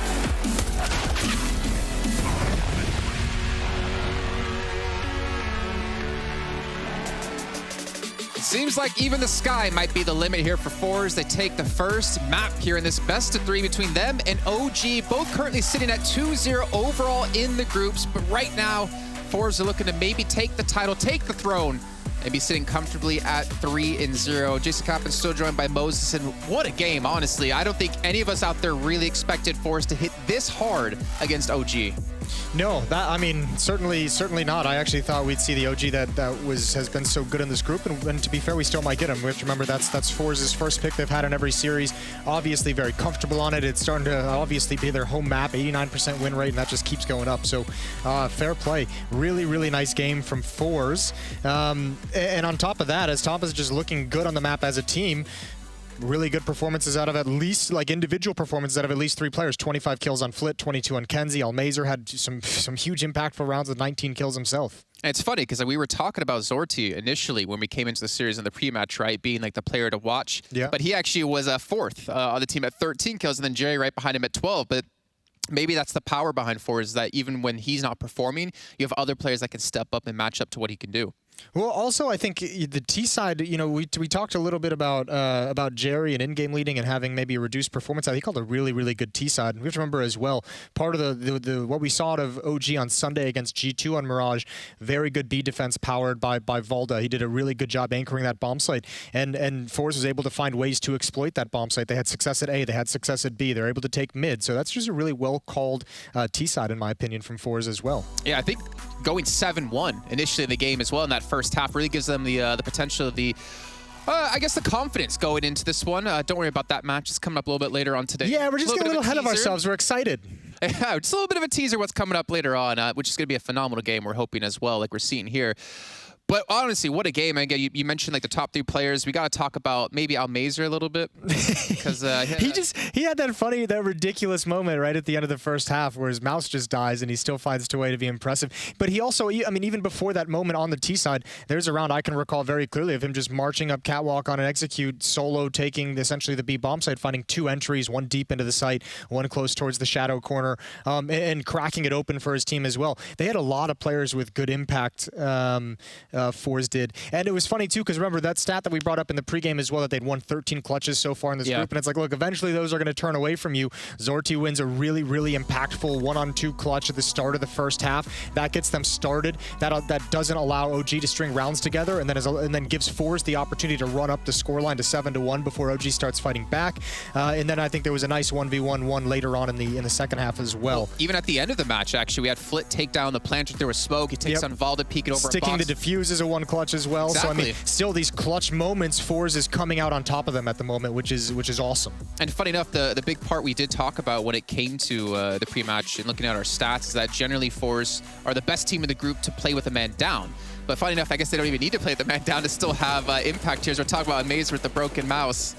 I think like this it's I don't know, it's funny and we laugh a little bit, but in my head I'm just like I feel like there's probably a lot of players who could run into this issue and then just like kind of give up and just be like, I can't do anything in this round. I have nothing to do. This was like just a cool way. Even this jumping out into the open, taking attention, firing the AK. It's so silly. It's so minuscule, but it actually worked for his team, and he survived that round. Have you ever seen the show Archer? Yes, I'm thinking of Cyril and him just shouting, covering fire! Yeah. But he's obviously not shooting his teammates. But he finished off well, 19-13, like you said. It could definitely get in your own mind there when you have something like that happen. But hell, it didn't stop him whatsoever. We saw him with 7 kills and I think 1 death there fairly early on in the game. But really, just the powerhouse of Fours. I mean, again, and I hate to keep beating this over and over again, the opportunity, they talked about it. They're making that opportunity work for them. Beating OG on map 1, they have the potential to take either Inferno or Overpass and be the top of the group. This is a big opportunity, and I love to see that realizing they have this for them, they're taking advantage in any way possible. They're not letting this one slip away from them. No, they're not. And I think the most impressive thing is also, you know, that it's extending deep into the group stage. It wasn't like they hit like a little bit of a hot streak on day one, had a really good, we saw Sinners kind of fade off a little bit, not be able to kind of match that opening day performance. And as we get into this group and as G2 and VP, if they start coming alive, it's good to have a team like Fours that's able to kind of continue this. And by the way, if they win today, like I'm not going to say they're locked in because I'm awful at that kind of stuff, but I mean, that puts them in a great position sitting at 3-0 to at least be one of the top 3 teams going out, and then who knows if you can get that first slot. I think we find it hard to believe that they wouldn't qualify if they win here. Yeah, right? after going 3-0. You would go 3-2 if you lose your next 2 matches, which they have G2 and they have Sinners coming up in the next 2 days as well. It's very good to see, and honestly, I love seeing teams like this be able to have performance like it. But my question comes now, they're going on to the map choice of OG this time on Inferno. Will they have the momentum? Will they have the morale really high to be able to bounce into this next map and carry the momentum forward? I mean, I don't know if it's a question of momentum. I think teams nowadays are very good at kind of resetting between maps, and it just kind of starts blank. Look at that. Look at the bottom of the screen. Fours win their 14th Mirage matchup in a row. Didn't even realize that. That's spicy. But yeah, it's Inferno. They've got a decent enough win rate on it. 67%, almost at 70. OG's at 80%, so obviously going to feel like a home map for them. But it's Inferno. Everyone can play it. You know, everyone. You know, except for what is it? Spirit. They can't play it. Come on, they're everyone except for them. They were already in the past. You just got to beat on them again. To be honest, I was right. I just had to get a little bit of a dig in. I'm trying to see. Yeah, I mean, the one thing that I would say that might be worrying for Fours coming into this map is this is a map where they have not actually played a tier 1 opponent on it. Okay. Excuse me, they played Virtus Pro back in May, and that was a 16-7 loss to VP as well. So that's the best opponent they've played on this map. Most of their opponents on it have been like Young Ninjas, LDLCs down there, Alternate Attacks. They played Sinners on it once. So they have some good wins, but it's not against any names that are going to be like, boom, this is going to be a 2-0 for Fours. Well, what a perfect time for them to have that big win against a top tier 1 team here in the ESL Pro League Season 14. We'll head to a short break. When we come back, we'll see what's going to happen.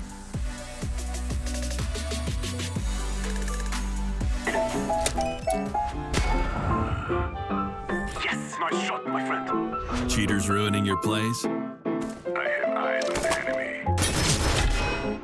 Bad servers stopping your shots? What you need is ESEA. Advanced anti-cheat to stop cheaters. And the best servers around, all with 128 tick rate.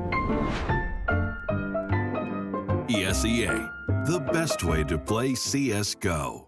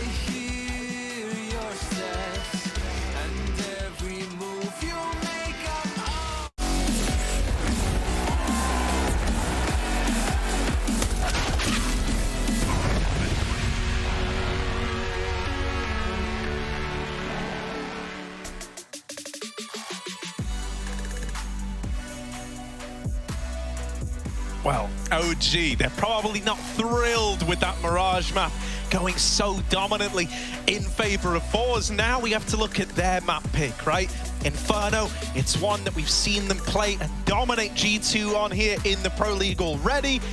And it's one that they've been having a pretty good time on as of late, all things considered. This is still a good map for Force, though. We end up in a bit of a even playing field almost. And look at this, Jerry with the dualies. Oh, okay, dear. Hugo, I know you mold when the dualies come out. My lips are Do you remember what Keto did on this map, Hugo? Oh, yeah, man. Right, that one round in thousands of Julie buys in that one round. Yeah, I remember it. Here we go. It's never been the same since, Harry. Scary Jerry. Ooh, the dualies. Two guns is surely better than one. And here we go. Oh, one and done. And that's it for Jerry and his dualies. Makes sense to me. Double apps hold. Flit, he was a beast back on that opening map, so gonna have to show it here and now. No one's even picking them up. Maybe that's the reason you buy them. Shocker. Because then, you know, when you die, your opponents pick them up and suck with them. It's like how you shoot out 29 bullets every time you take a fight, Harry. So if anyone picks up your gun, they have to reload. It makes perfect sense. Look at this. Flit down in the pit. Oh, they don't know about him. They don't know about him, but he's letting them know. He's rung the bell for him. Oh, I'm down here. I'm in the pit. Don't worry about Graveyard. No one's there. He's dead. Don't worry, Flit. You're good. Oh, Valdez blinded. Gonna get that kill. What? Alexi, it's ugly. Luckily enough, Valdez there to help him out, and so Kenzie has left in one of these clutches. Now, he's given us a lot of clutches in this series, but this is not one of them. Yeah, Valdez, dangerous decision to go and bail Alexi be out here at the bottom with 5 health. He went and got that saving shot onto the short player, but yeah, it doesn't matter. It doesn't worry me. OG are back in control. Their first map lost in the Pro League so far, right? Both their wins have been 2-0s. This is the fight for 3-0. This is the fight for top of the group. Force the first team to steal a map away, and they're looking to 2-0. But I can't say no more double negatives. Yeah, I can't say I'm not expecting a small loss for the big boys. I'm expecting a 3-mapper here, honestly, unless Force are incredible. But, it's good to say, look to Mirage. It's a map we can expect to see them look good on. It's a map they're experienced on. This one is not the same in terms of versus Tier 1 opposition. They have close games versus teams that you expect them to beat. And I can't say I'm not expecting anything but the Inferno victory here. Look at this, right? Flames with the opener. Well, someone's got to win it. That was a triple negative there to try and work out what I was saying. Valdez and Flames have opened up the site. This round is as good as done. The Force buy does not give Force the answers they were hoping for. Bomb goes down on a 5 alive round for OG. That's lovely. I also went and did some push-ups, investigative journalism, we'll say. Okay. I didn't do any of that. I just asked Jerry what happened to Almeza. I wanted to get us a proper answer, and he let me know in that round, the round we all know now, Almeza had his screen freeze, but he could still move in game. The crazy it was thing that about classic bug. Yeah, right. We've all had it. We've all played TS. I mean, the crazy thing about that is it looked like it was his mouse, just because he was just staring forward. I guess just trying to run forward, and he triple jumped up Tetris. Oh my goodness, Jerry, chill, bro. They'll make him. But yeah, his team will probably tell him, jump, space, scroll wheel, jump. And yeah, moving decoy. does get the round win. Nice exit for Zorti. But you're not really losing anything there if you're OG. It was only Mac 10s. The AK gets saved, 4 Mac 10s hunting. And they get the round. That's all that really matters. 2-0 up now for OG. Another eco with that saved scout.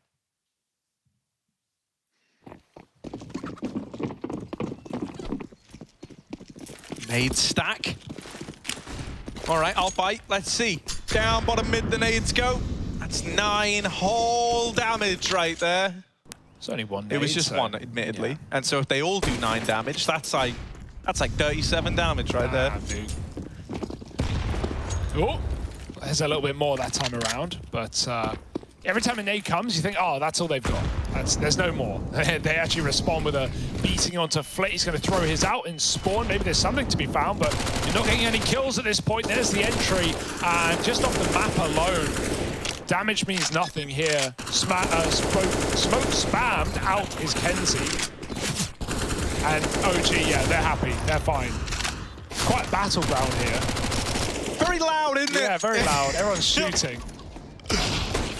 4 smoke shots.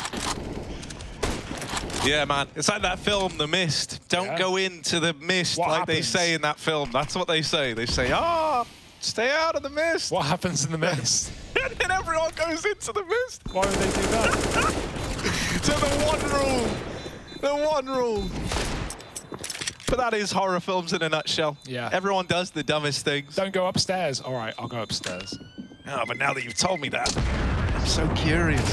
Oh, found it. Don't go into the library. But of course he goes into the library. Well, he got a kill. Yeah, he takes one, but an AK out of that round? Or an, AK, that's pretty cool. That's pretty nice for Flit, especially when you think about the kind of things he was able to get away with. Yeah, and he and Kenzie were the big performers, right, in that previous map. But I think this is where we can see Zorti really come alive. He looked incredible in some of the series we've seen so far. And CT Inferno warping, very nice indeed. So yeah, I can't wait to see Zorti on this 3rd or 4th round AWP. What can he get done with it? There's no AWP for Mantu yet. Mantu never keen to AWP on the T side of this map. Fair. Well, sometimes, but your options do get limited by it.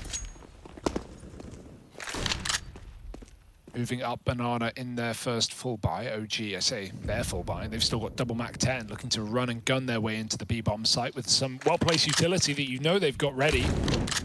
This could be more than enough. A couple of kills in a couple of seconds, you win a round on this map. And so here comes the exec. Oh, Mesa is so blind. Look at him. Oh my God, the Mac 10s. Yeah. The Mac 10s. Jerry, watch out. They're behind you.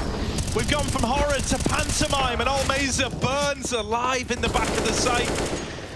That's a save call for Fours. Nasty little B execute for OG. Those 2 kills that come in mean the 2 Mac 10s are insta-upgraded as well. Yeah. That happens for free. I love that call as well. You just have the smokes down, but you don't have a CT smoke. You have a wall smoke instead. And they use all those flashes. Fours have no information, fully blinded. And then suddenly you're getting shot in the back because OG have waited. The rifles have stopped in the choke point to let the Mac 10s wrap CT. What a well-crafted call there. For OG, 4 rounds now. That's Inferno for you, boys. Save those guns. And so what's the solution here for Fours? They already know that OG, they'll keep doing that, man, until you stop them. Alexa B teams always love to pop apps, right? Do pick drops, like we saw on the pistol. But yeah, they might just go back for a round like that if Fours have no response. And I can't blame them.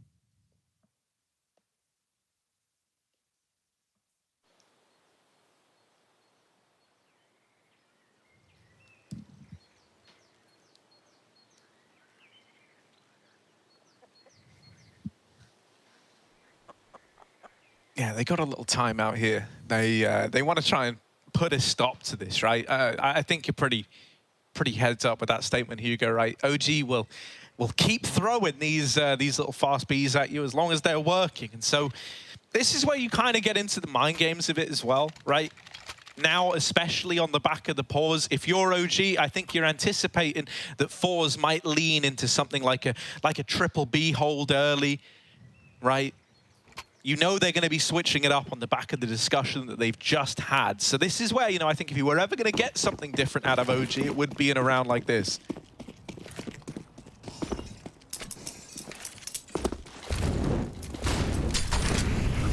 Yeah, triple B. Fours trying to take Banana, using some util, using some flashes, but OG up, ult mid at a blistering pace. Alexia looking to find mid picks. Flitz trapped behind a Molotov right now. And the AWP's in library. You're not going to find much value on this A site. If there was a short wrap, it would be the round done and dusted. Instead, they walk into the triple setup. Kenzie caught with nades, and Flit will survive the first fight. Nico spams him as he swings, and the flank down Banana is a hit and a swing and a miss, rather. No hit. Kenzie will, though. Oh, my goodness. 3 for Kenzie. Bombs dropped. OG, that was an empty A site for a moment in time. And now they're stuck in it. Valde in a 1v4, no bomb. And they're watching apps as well. They're even flanking him. They know there's only so many spots he can be.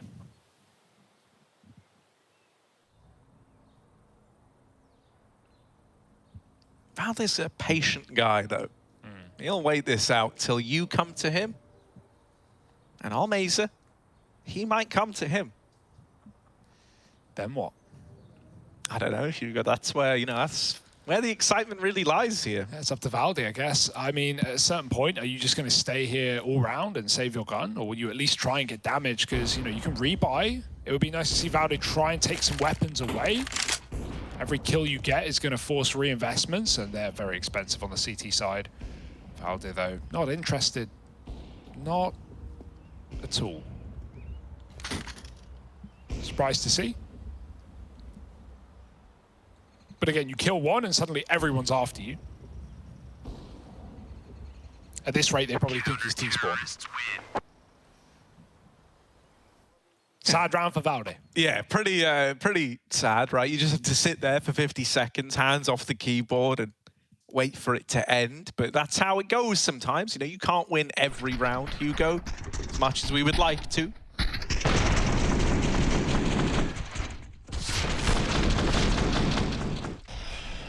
Well, this was interesting. I don't know how Flit is able to get away with it, and then he has that late support as well from Kenzie. This was a lovely little crunch onto that long play. Oh, Nico's getting frustrated. You can always tell, man, if you're, you know, that wasn't like a blame F celebration, pushing the chair back. That was a, I need to get away from this monitor before I punch it, pushing the chair back from Nico. Well, fours are on the board at least. They don't wait too long. Would be cool, though, because then Nico could end up in one of those little year recap summaries. You know, you could have, like, the punching monitor compilation. Yeah. Get Summit's one in there. Glaive hitting the desk. Glaive hitting the desk. Almeza with his nice shot. I say alone ramp.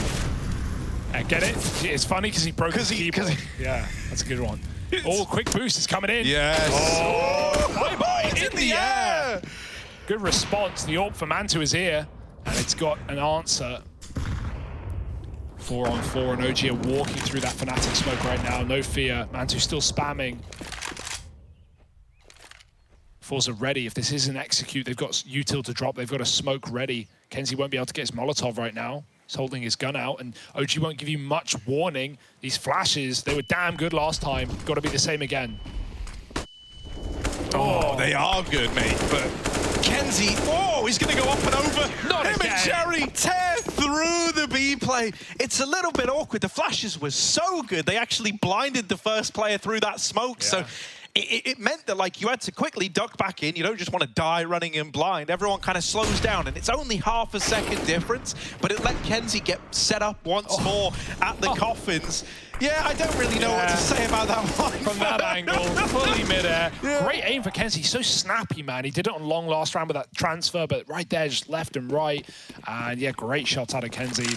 Just delayed flashes for OG. And it all goes a bit skew-if there. They probably expect a lot more respect. They got it last time around. Kenzie jumps up and over the coffins. Nades down Banana. Lots of util get forced in map control this time. If OG wants it, they're going to have to retake it late. That will cost precious time and utility. Nico eats grenade in second mid. And 2 with a bit of that T side open. Yeah. Anything he can get with it is golden, man. Open on the T side, a very, very tricky thing to do. You can feel so hard pressed to, you know, find a spot to get these openers. This is a nice boost idea, especially with the smoke being a little deep. Ah, but Almeza, even he was like, yeah, I don't like that. I don't like that big gap in the right-hand side. Door shut in his face. Come back later. He never saw Jerry moving through. If he went wider, he could have. Jerry. Or you often see teams flash through this smoke right at the end before those CTs can pull out another or drop a Molotov or get ready. Here's the surprise and the clash down Banana. Jerry with a double. Even a third. Jerry will not stop. They can't get him out. There's no utility to stop this man. They've got to fight for it. Nice shot hit, but it won't do anything. And Jerry, who wants the round. Bit audacious, but it won't cost them much. No time for Man2. Just trying to frag, and Zorti won't allow it. He even got another kill, peeking down mid earlier. So Forza are starting to feel it. OG's entire round crafted about taking Banana back, and it's not easy. I find it like almost frustrating how often you'll see these guys playing what should really be like one and done spots at best, and they get away with stuff like this. Jerry is so good at doing this. Like very rarely do you see that position even get away with a one and done, right? Like it's very easy to clear. You've got nowhere to go. They're going to go for a quick B play up through Banana. We've got Jerry alone in the B bomb site, a 4-man A stack. So Jerry needs to stay alive, and that's what I mean about this guy. When you need him to put up numbers, boy, does he put up numbers. Yeah, he could have just given it up in the 5-on-4 play. Exactly, right? Why bother? 3 kills. And so many teams would have as well, but not Jerry.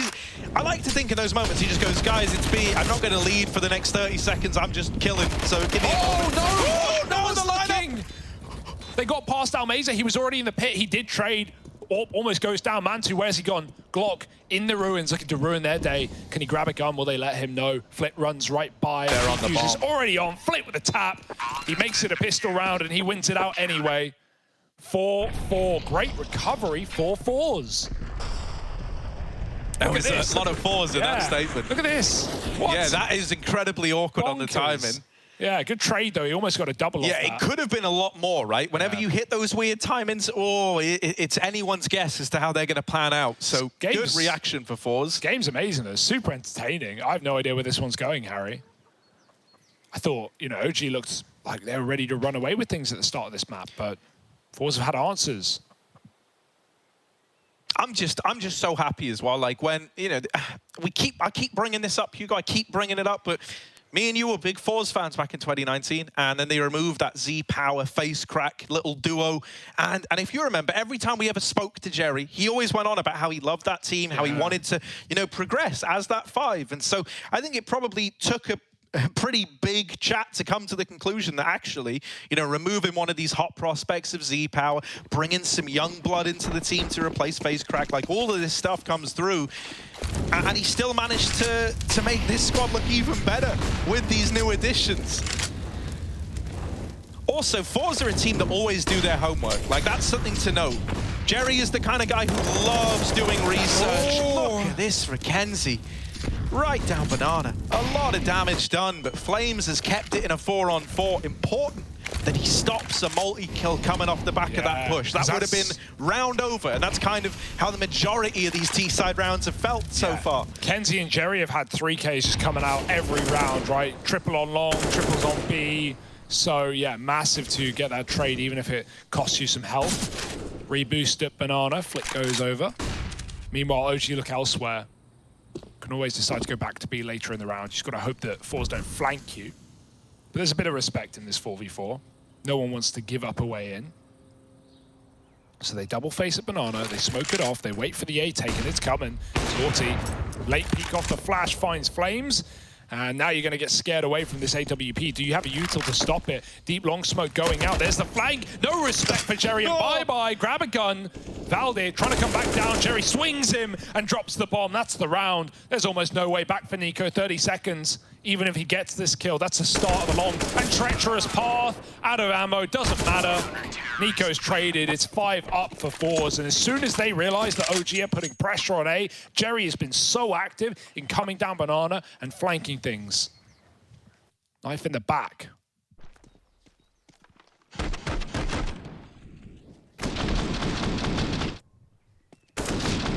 The re-swing? Now that's just crazy, man. Mad stuff. Must be so suffocating to play against right now. Four's done a really good job of even taking Banana back in the early round, or like, you know, winning that early fight. Anyway, making sure OG don't do it. Oh boy, there's a good flash, and the kill's coming off the back of it. Wow, yeah. And what a round to have called the ult mid push, right? Red like a book. Jerry looking literate as hell right about now. This guy can read all right. Read all right, actually, as well. Mantu, get out of that. I came here to lead, not to read. Oh, dear. Yeah, Jerry the Governor and his merry men lock in another round. OG, they're going to be lobbying against Fours. Another rifle round. Mantu not going with the AWP. If he wanted it, it would have cost him a helmet and no util. So he'll stick with the rifle instead, and nothing wrong with that on T side of Inferno. Zorti's still got his. He's showing off a little bit when he's needed. Jerry top of the server right now. And does that feel good to say?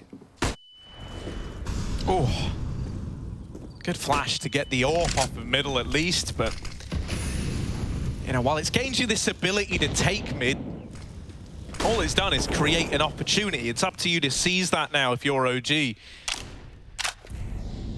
Problem is, you know, you kind of think about how the momentum's swung in this game, and boy, has it been brutal against OG. Like, the confidence is brimming for Fours. Look at this, Mackenzie. Oh, he's gonna get caught on the wrap back down through Banana. That push was essentially the make or break of the round. He was either about to multi-kill and get away with absolute murder, or open up the A-bomb site. And now Almeza here alone, dead at the hands of Valde. Finally, OG might be about to break this big streak that Fours have embarked upon. Yeah, Fours getting ahead of themselves a little bit, you could argue, right? They're probably feeling invincible at this moment in time, and I can't blame them. Eventually, it comes back to haunt you.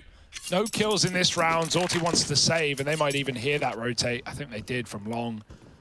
Flames immediately turned around, and Mantu's here to put that AWP to bed. Maybe even pick it up for free. Doing a little B execute, huh? Cutting out some spots. Oh, there's the spot, and Zorti needs every kill here if he wants to live. Ah, Molly smokes it, goes back in, and Zorti making the save sexy. They might just have to surrender it. They don't want to dig themselves an economical hole either. Whoa, he hit that. Doesn't matter though. You won't get there in time either. Nope. Still around. Still all the kills with it. It may be costly for OG, but it's a good T-side right now.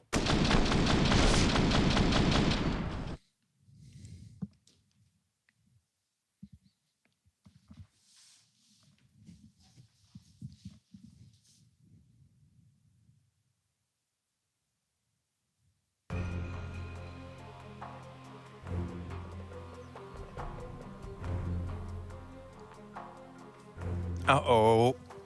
Little pause. Oh no, it's already back actually. We're good. I was paranoid for about 3 seconds there. We're right back into this, much like OG, who are able to break that streak there.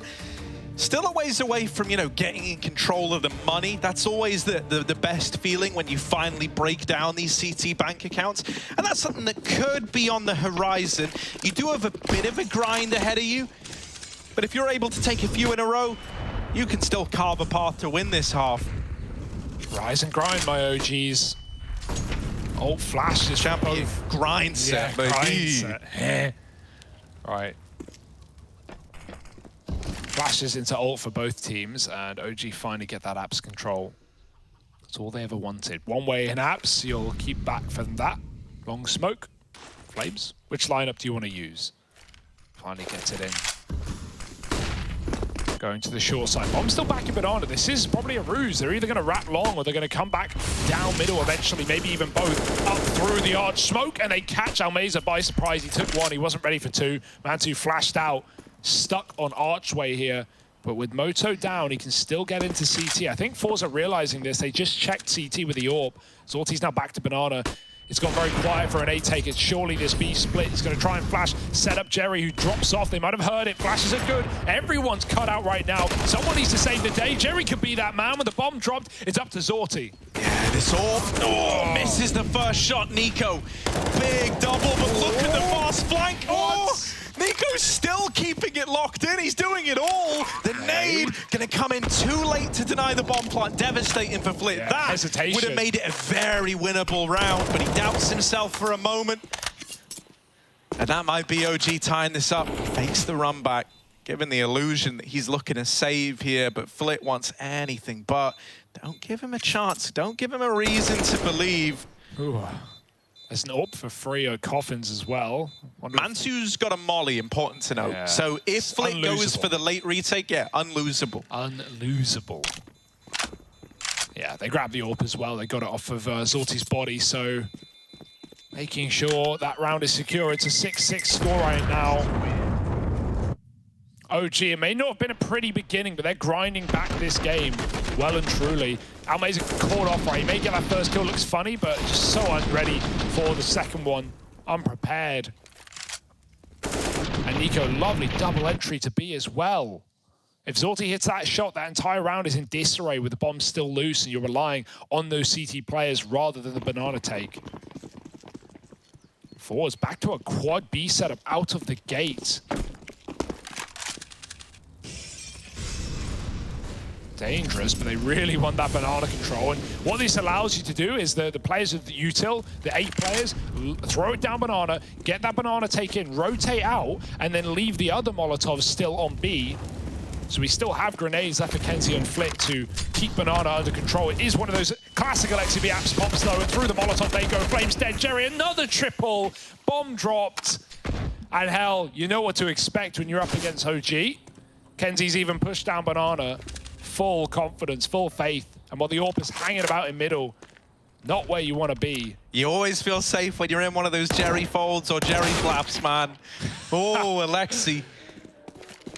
Well, not Kenzie out of the round. It will just be a save for OG with a whole minute left on the clock. Calling that a minute? Oh dear. It's brutal, but once again, you know, you said this earlier, it speaks volumes as to where the game is at right now. All right, tab out, crack open some solitaire. Maybe a bit of Minesweeper. Anyone play pinball? How does Minesweeper work? Do the numbers correspond to how close you are to a bomb? That's what it is, right? Yeah, I think, I haven't played it in years. Yeah, it's like if the number is 1, then you're next to, because I always used to think they were points, and I just used to click randomly as like a child. If you click randomly, then yeah, you're probably pretty bad at Minesweeper. No, there's skill to it, definitely. Bit of luck, bit of skill, like anything. I think it's actually all skill. Is it all skill? Yeah. I guess you could. Well, no, like, you could press the first one and you could hit the mine. Yes, I guess that's where the luck that comes sucks, in. but yeah. I don't know. I just go back to spawn, play some tic-tac-toe instead. It's in the game for a reason, boys. But yeah, they want to keep their guns, and so they shall. I don't know. I just played pinball, man. Minesweeper, Solitaire, those games are too smart for me. Pinball, you just hit the little flip-flappers. How much fun is that, boy? No, that's true.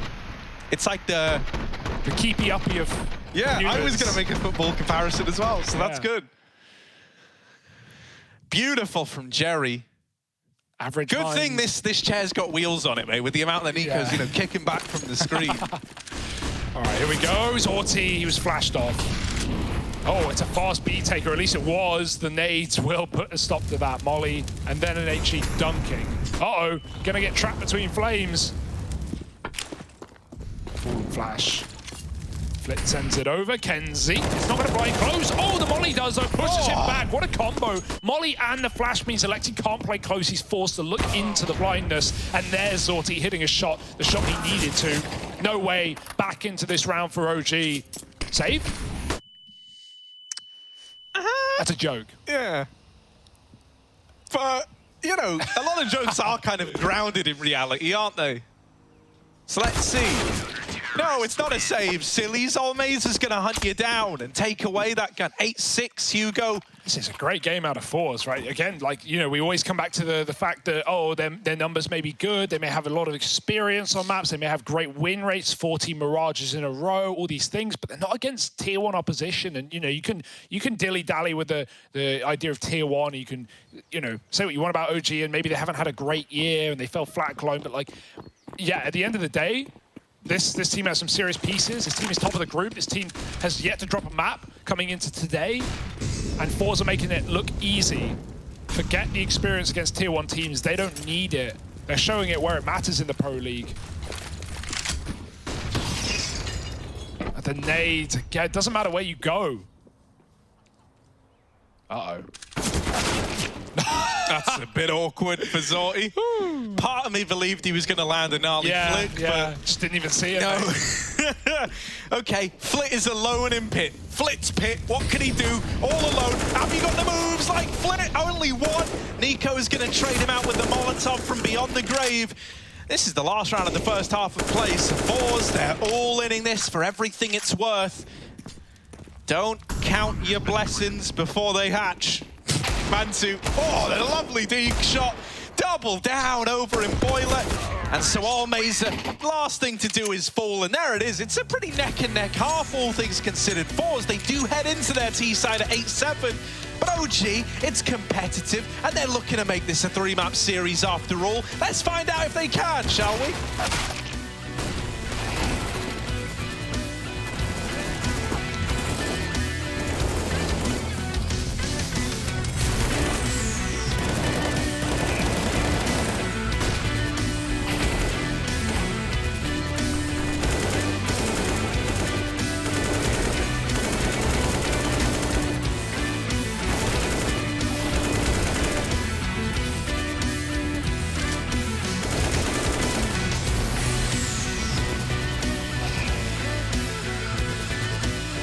What didn't work out in Cologne, I think it was a mixture of things.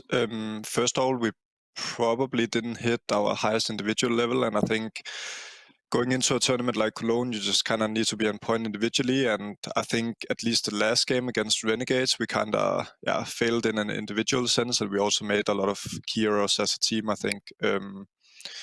Overall, I actually think in that final game, Renegades did play really well. I think they had some really good prep, played a strong game overall tactically.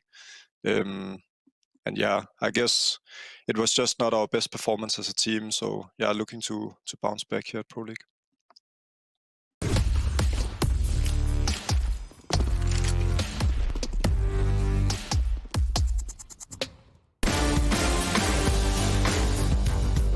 Hey Future Pros! Today I'll be showing you a sick smoke to block off Banana on Inferno from the A side. This smoke is incredibly precise, so if you want to use it, you will have to practice it a lot. To throw the smoke, get into this corner at the haystack. That's the easy part. Now onto the hard part, the actual lineup. For this explanation, we will use enhanced footage. If you look closely, you'll be able to see these two lines. Now let's pretend this is a box. You will position your crosshair along the top of this imaginary line and ever so slightly to the right. If you're on the correct pixel, then congratulations! You will be gifted with a smoke that lands at the base of Banana. If you mess it up, don't worry, just tell your team you were going for a T-stairs smoke and it should all be good. Good luck with this one.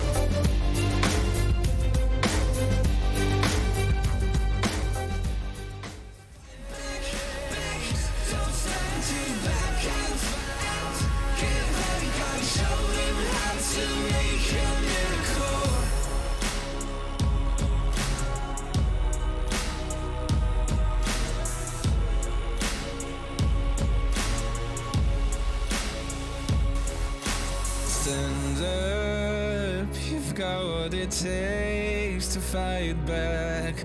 Don't stop until you black out, out. Stand up, you've got what it takes to fight back. Don't stop until you black out, give what it got.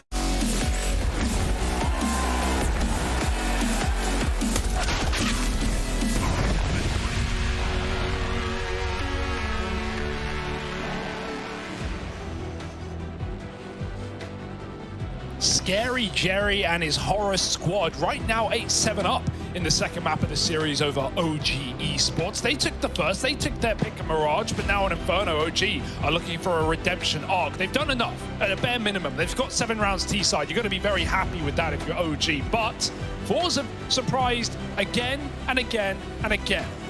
So who knows where this series is going? Yeah, it feels pretty neck and neck right now, and you know, for OG, that's really not what they wanted. They wanted dominance here. Oh, mid-rush, I'll do it. Flames, Valde kills a piece. Kenzie's still fighting this, and no way. No, don't, whoop, little spin.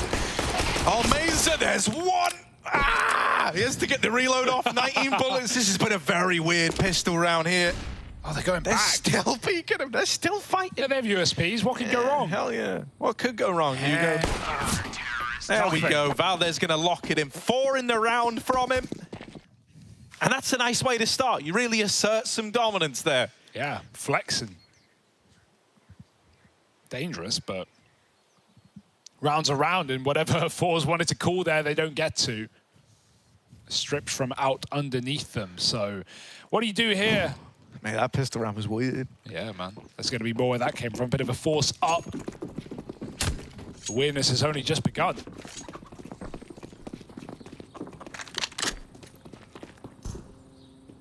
What's better, Mac 10s or MP9s? Get your votes in now. MP9s. No Let's doubt. see, Hugo. MP9s. There's a secret option C available in all of this. UMP. Where does that rank? I think last. MP9s. Okay. UMP's not bad. It's not good. Ooh, little Jerry walks to smoke. Flames is down banana. A taste of his own medicine.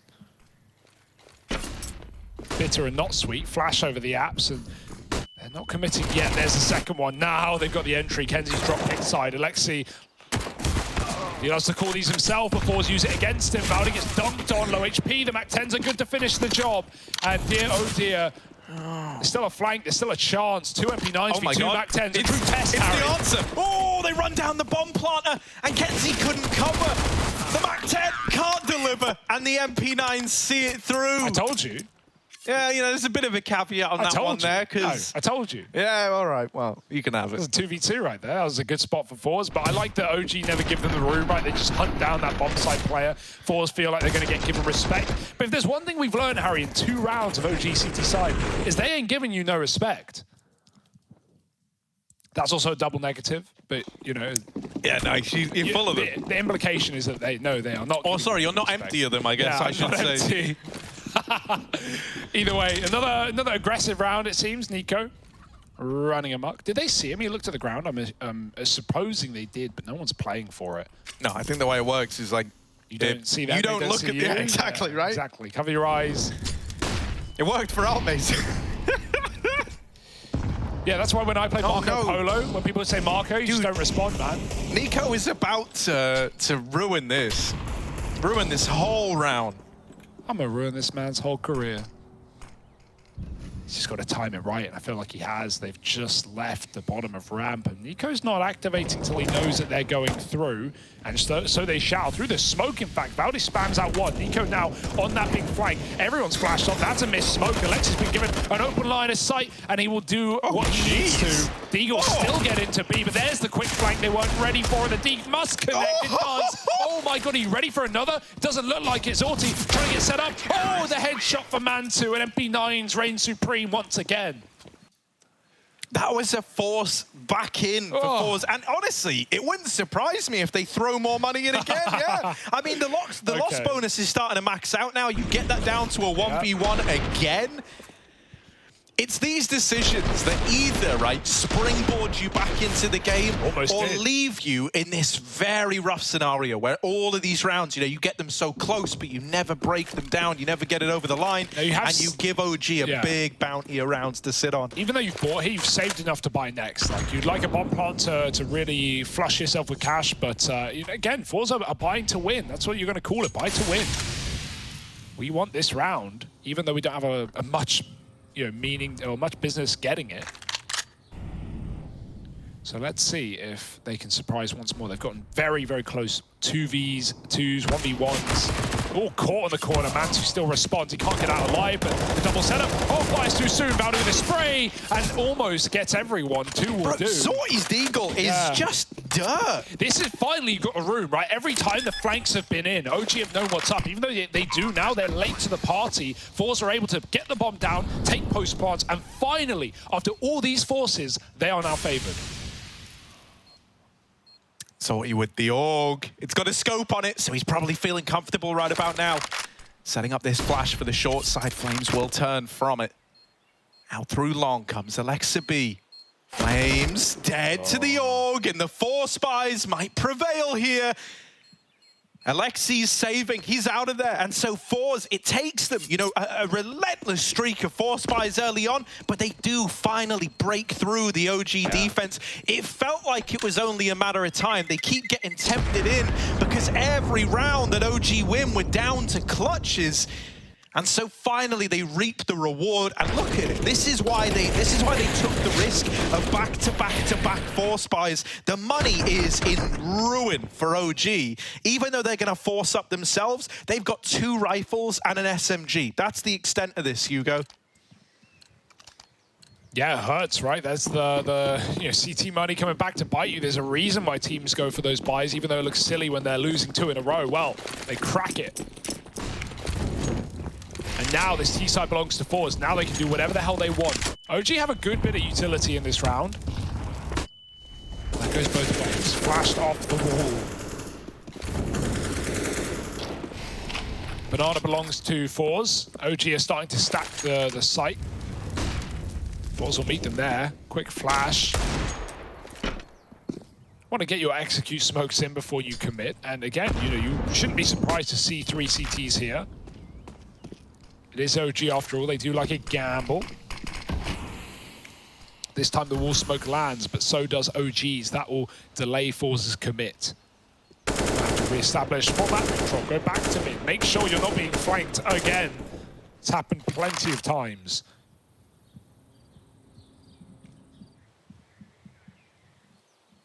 But don't be surprised if they still go back to join Kenzie in B. Seems like right now he's just selling this fake, though.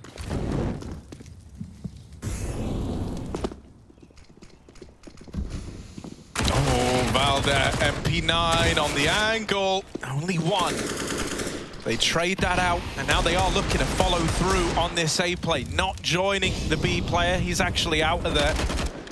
All in at 8. Jerry's heard the tag. Oh my, Flames. Nico gets dropped on down in the pit. And if you don't get a kill right now, yeah, you're probably just going to lean into the save. These are the 2 rifles. They were too deep. They were too committed. No option to save those today.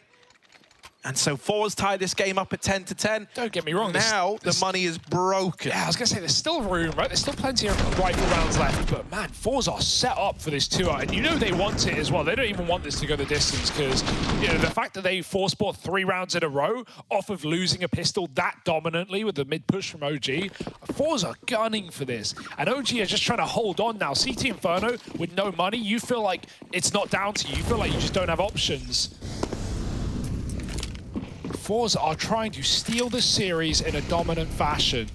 And I don't know if there's going to be any way to stop them. Not in this round, at least. P2K, Ocean Blue, but it's dead in the water. And yeah, double app setup with the pistols. Not getting out of this one alive. It's even a fake. You've drawn everyone over to A, and Fours are going back. Flip might not check this corner. That could be something. But ultimately, it's... Oh, no, they came back. Go B. It's empty. Now they're realizing Bomb's not committing yet, and they might just wait for Almeza, but he's got everyone trapped in his maze. Yeah, mate. You saw the foot of Alexa B, and then it's like, well, mate, you're screwed, bud. They want to try and hold on to the M4, but as to whether or not Almeza lets them, that's a different story. This is a locked-in round for Fours. Now, I do want to give a little love to one of my favorite players on this team, right, Hugo? I want to just say, out of all the CIS IGLs that we've seen, there's guys like Boomich out there. People love a bit of Boomich, right? People love guys like James. Everyone loves Nafni over from Gambit. There's a lot. of great talent out there that all get their love and appreciation. But Jerry, this guy deserves the love, man. When you hear him talk about CS, you feel the passion. You feel it, man. This is I really dig this guy. So shout out Jerry. It's at Jerry CSGO1 on Twitter. If you've been impressed by what we've been getting out of Fours today, I'll give the Fours boys a little bit of love. Yeah. And they don't care if you're not going to give it. They'll take it because, man, at the end of the day, this could be Fours going 3-0 up in the group, G2 down, 0-2, maybe even 0-3 if things go badly later on. OG still not with this, secure path through. And not to say 3-0, like, they were saying on the desk earlier, the Jasons. 3-0 isn't... Jasons. Every time I say it, you laugh. 3-0 is not guaranteed through the group, right? Because there's always a chance you lose your last 2 matches and other teams win and suddenly, you're all stuck in the middle. But... It's a pretty safe bet. It's pretty solid, and not a lot can go wrong. Although mathematically it's possible. And a team that we just, I don't know, man. Even if you expected something from Fours, did you really expect this? Flashing through middle, 1 man on A, the rotator panic pulling over. Mantu needs something, anything, but he's flashed out, hidden behind the boxes. Nico dead through the smoke, and Mantu's fired off too soon. He needs to take them with him. He does. 1-2 for Mantu. Oh! Through the smoke. No idea how he hits that. Jerry, got to save the day here. Got to be the hero. He knows about the second man, but he can't find a shot, and it's all Mantu, baby. Yeah, Mantu baby, new track dropping. Like, look at this, though. This was unreal. It went from looking like it was going to be very, very ugly, right? You mentioned that he fires off too soon. He gave up the element of surprise. Well, he's quick to make up for that fact, right? He gets this double, and then that. Last 2 bullets left it, and just up. Cool. It's one way to do it. Cool. Reasonable. Yeah. Yeah, dude, no, that is a rage-inducing round. To have it fall apart like that, you could have just given an OG, this OG squad a kind of, a little reach back into the game now. Yeah, that would have been, really 13-10 because you have an eco following up. So that could have been Fours almost locking in this game. Now it's still up in the air, up for question. And Fours have everything behind this buy except the AWP. But as we've just seen, Mantu doesn't need that AWP to get value. Double B already moving that third player back over to long, and it's going to be needed as well because Fours, again, they love popping through the mid-smoke. They don't mind getting dirty. Nades going in, spam as well, and Valdi just off of B at the right time. Double opener. They go through on the reload. Valdi's ready, and they can trade, but he's laughing. He's got a smile on his face, and his team are here to pick up the pieces. I say that. They still should be, but when 1 man in pit, all he needs to do is take 1 with him. 1 would be enough for Nico. He's only got this UMP. Gonna drop a smoke out of fear of getting mollied. Now there's no Molotov to come in. This smoke actually might have screwed him. Yeah. Oh no! They snuck off of the cart. He never heard them drop it. As far as he's concerned, they're not up short. They won. It was out of the apps into the cart. Now there's a chance, Hugo. Yeah. This is a 2-on-2 all of a sudden with the bomb now planted. Fours. They've tipped the scales. Alexi does have utility, and there is some gnarly util you can throw to help with this. That molly makes Kenzie very uncomfortable and burns him out into the open. Great Molotov from Alexa B, and Flit is dead on the swing. Alexi, really nice retake there. He enables that opener. He watches his teammate who's on the defuse, and he allows for this 12-11 scoreline to come in. That's a really bad plant as well for the pit player, or at least a bad post plant. Like, that's coming down to communication, but I feel like also the fact that you're planting so safe at the box side there is because you're scared that OG still have more players than A, and I can't blame that fear there for Fours, because OG have been really good at CT side, on CT side, at getting flanks, getting quick rotates. The reads have been nice. Even when they've been leaning 3B early, they still bring Valdi back in time. And if you think about how those first 3 rounds went before Fours won their half buy, it was just OG just being all over your stuff, being right behind you as soon as you get comfortable. So yeah, that seems to have got in Fours' head, and a really poor post-plant position. Or poor plant, whichever you want to blame, really. But the synergy was not there. They wanted to go out apps right there and then. The molly will slow it down. Ticking half the smoke. Fours ready to go on this A site. They always are. They always have been. Mantu dropping his molly, and he doesn't know Flick got out ahead. He's hoping Mantu overplays his hand and overfaces in middle. Can Flick get a flash? Can someone set him up, or will he just have to take this drive? Oh, he's gonna just fight out in the open, and that's blaze the trail over here towards Long. It's a double pit setup. Valde has often been the guy to stop these mid pushes, usually with smoke spam through Long. Now he's got to do it from the pit. NiKo is dead right away, and they're ready for Valde as well. That is an immediate save call for OG. You don't even entertain the thought of going for this one. And so Force keep it competitive. They tie us up at 12-12. This game, Hugo, it's not over yet. No, it never was, Harry. It was never over. And there's nothing like being told the game's not over yet when the game is not over yet. Yeah, it's still going. You're watching it. That's why you're here. If you thought it was over, you wouldn't be here, Harry. Well, we would. But that's a good round out of Force. 5 alive at the end of it as well. They keep all their money, and they didn't have a lot of that, right? As good as these half buys, these Mac 10 rushes have been, you do want AKs at the end of the day, and Force have really leaned away from this AWP in this second half as well. Nice timing for Flit to get out mid, and even though he can't call for a flash because Mantu has mid on lock, Flit's probably saying, no, don't do anything, don't, you know, disrupt my play. He had to win that kill, and off the back of it, just clearing everything in A. The pit, the graveyard, the site, there's nowhere safe for OG. Force's A attacks have been pretty brutal, and we've not really seen what they can do on B in terms of execute either, so that's still left to show in this T side. It's in the back of the mind for OG. And in the forefront is the money. They don't have a lot of it, Harry. No, they don't, Hugo.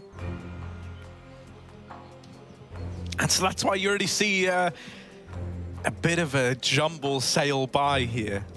They've been to scope. They've got what they can. Open the car boot sail. Yeah, that's a bit of a UK one for you. There's a bunch of old DVDs that are all scratched to hell, and they bought 50p. 50p, yeah, it's cheap, a man. right? Yeah, come on. Blades of Glory, that was a pretty good film. Yeah, I mean, skips the first 20 minutes or so because of the scratches, but hey. Oh, double jump boost onto the railing. We like that. Mag 7 as well. This is like the Rue Fire of Inferno. This is good. How many games do we see double, triple porch setups? And we always say the one counter is the one counter is if you get apps dropped, and we've already seen Force leaning to apps drops in the past. Well, this is at least counted now by the fact that NiKo is the early warning system. If things go wrong in apps, NiKo is there to right those wrongs. Well, the balcony players fare well. Alexi drops off, and Flames also drops, regains control. Yes. Mag 7. Oh, it's a slaughter. Zorty is wondering, like, well, a minute ago we were 5, and now it's just me. They have dissipated at an alarming rate around him.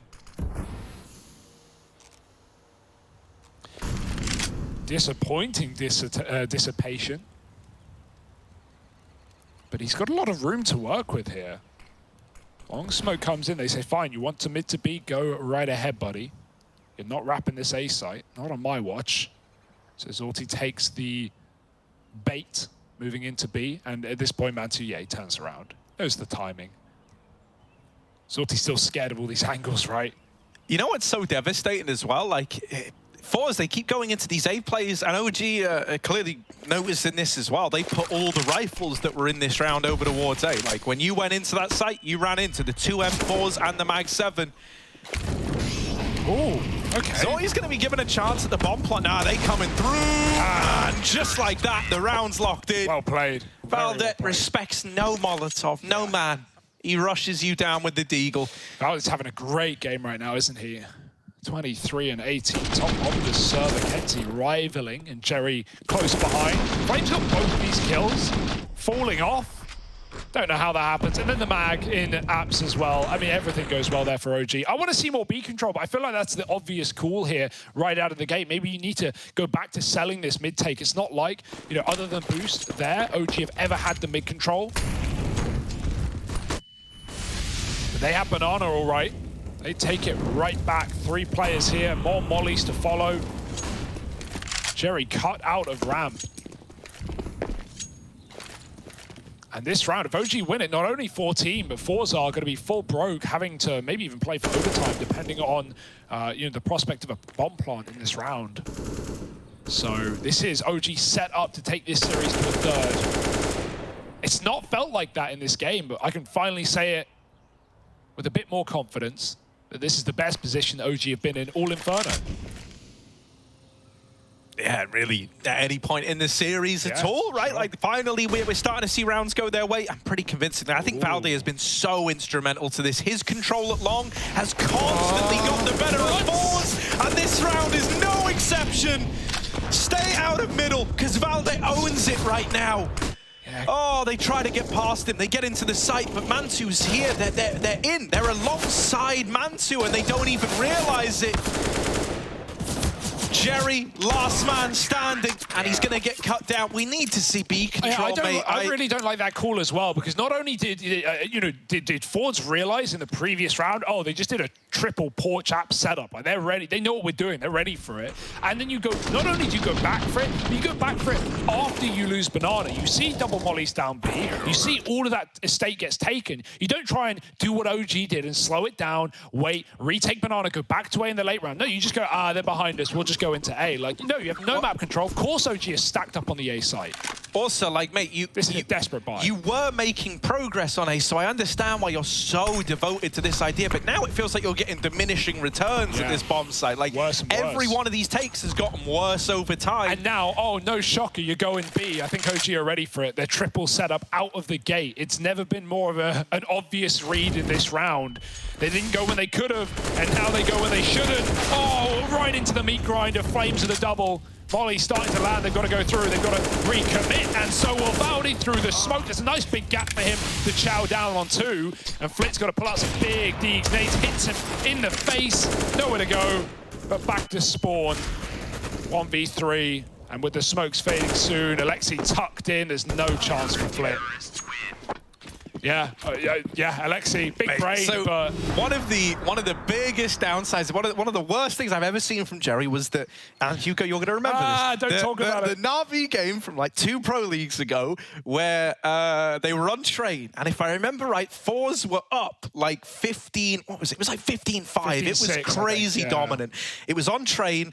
They went A, they lose 1 round, and then they went A for the remaining entirety of the half. They ran out Team Main off spawn for 10 rounds in a row, and they lost in OT. He feels like sometimes gets tunnel visioned on like the one idea. And we've kind of seen that maybe be their downfall here. These relentless A plays. This round was destined to be more of the same. Okay. How have they just done that? Yeah, OG wanted to close it. They wanted to end it with style, with finesse, with flair. It's how they started the half. But this one couldn't have gone more wrong. The Deagles denying the closure. But Flames could steal it right back, sneaking in behind. Zorta was holding this. He's just turned around. Now, that does mean Flames won't see anything with the mid-smoke down. Fours always go through this, but this flank is still coming in. And it's not a B-Rap. It's not like they're avoiding Flames. He is boxing them in, telling Mantu to hold strong, hold long. Smoke and Apps is going to draw him back, and that's when you wait for this long take to come in. Zorti kills the AWPer, and there's still a chance at overtime here, unless Flames can put it all to bed with a cheeky little clutch. Although I don't think he wants to even consider it. Like, 1v3, maybe you're tempted by that, maybe you're not. It doesn't matter because your money is kind of deciding the outcome of this round for you. The last thing you want is like to have attempted a round like this, dig the hole even deeper, and then end up losing this on the back of the economy game, because that is what is going to make or break these remaining few rounds now, right? Fours were the ones on the bad side of the money tree, right? They weren't yielding fruit from that money tree, Hugo, but now, right, Jerry's come along, lumberjack shirt on, axe out, he's cut down OG's one, and so they're running on fumes. Even looking at this, like, do you want to buy that? Oh, do you? You can. No. You can, kind of. You can get 4 rifles. Yeah. Okay, I like it, yeah. But by going for this, if you do not win this round, you are scraping the bottom of the barrel up against the threat of overtime. Yeah, it tastes good to carry unless OG can close it here. That was a 5-on-3 as well, and then we just had 6 trades out of the Deagles. OG couldn't really go back. Once you've committed to the abs fight, you are just stuck in it, right? In the window. If you move, you're going to get spammed, you're going to get slowed down. You've just got to fight to the death. And so, Forza, even when you think they're ready to stop, they surprise us once again. Triple B setup. OG had the read last time Forza went B. One of the only times they've gone to that site in this T side. might be right again. Oh, Jerry trying to sell it hard, but he can't do it. And now they re-aggress with the flash. They know the B is clear. It's a quick A take with a man down. For's just trying to hold on to the map and series. Yeah, whole W gaming here for Almeza. Straight up long through this smoke. What? He's spammed by Valda. Kenzie, there's another man. Oh, he's tried to regain control. They've gotten into A. Oh, Alexi's dead. Nico down in the pit finally needs to give us a round, but Kenzie's degged him. And for Flames, he needs to decide, does he want to risk it all on the 1v2 with this AK? If the AK's lost, if you don't win this, you've got Deagles, you've got Armor up against 14. Flames goes in, and Flames goes out. It's 14 on the board. Ooh, the overtime, Hugo. It might happen after all. What a wild ride. The flash actually gets For's kill drive. Valdi goes full white, just shoots, just holds down mouse 1. He gets a kill. And even though as Kenzie gets a rotate off Arch, killing a library play, he's not ready for a second. Zorti is, certainly. Double entry for Flit. The Deagles do it again. I just don't know what's going on right now. This game is pandemonium. And Fours are thriving in the madness.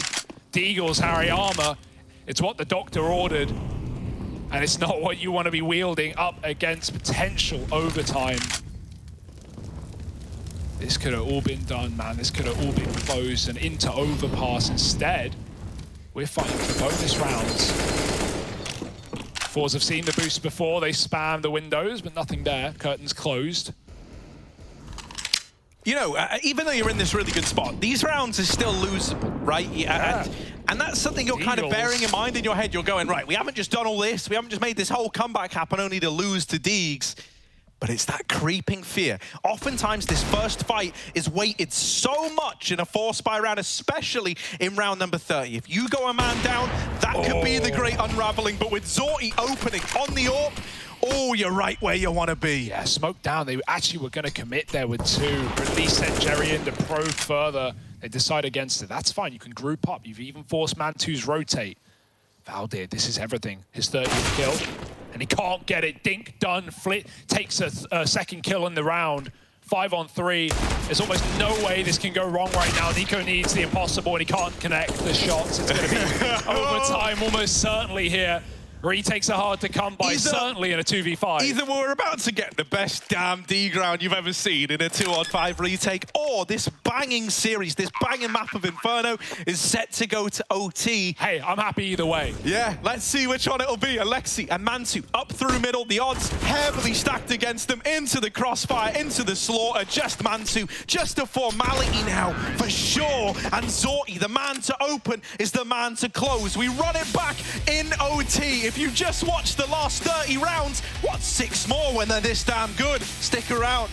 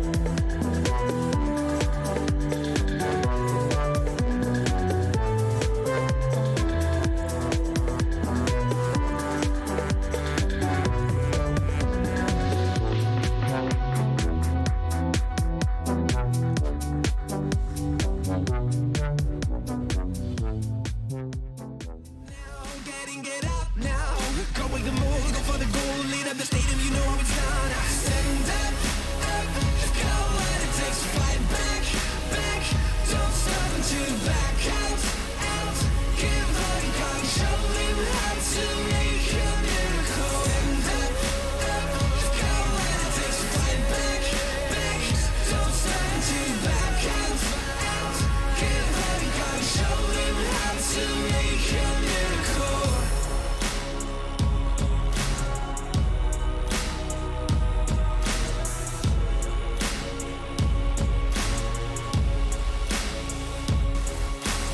Stand up, you've got what it takes to fight back.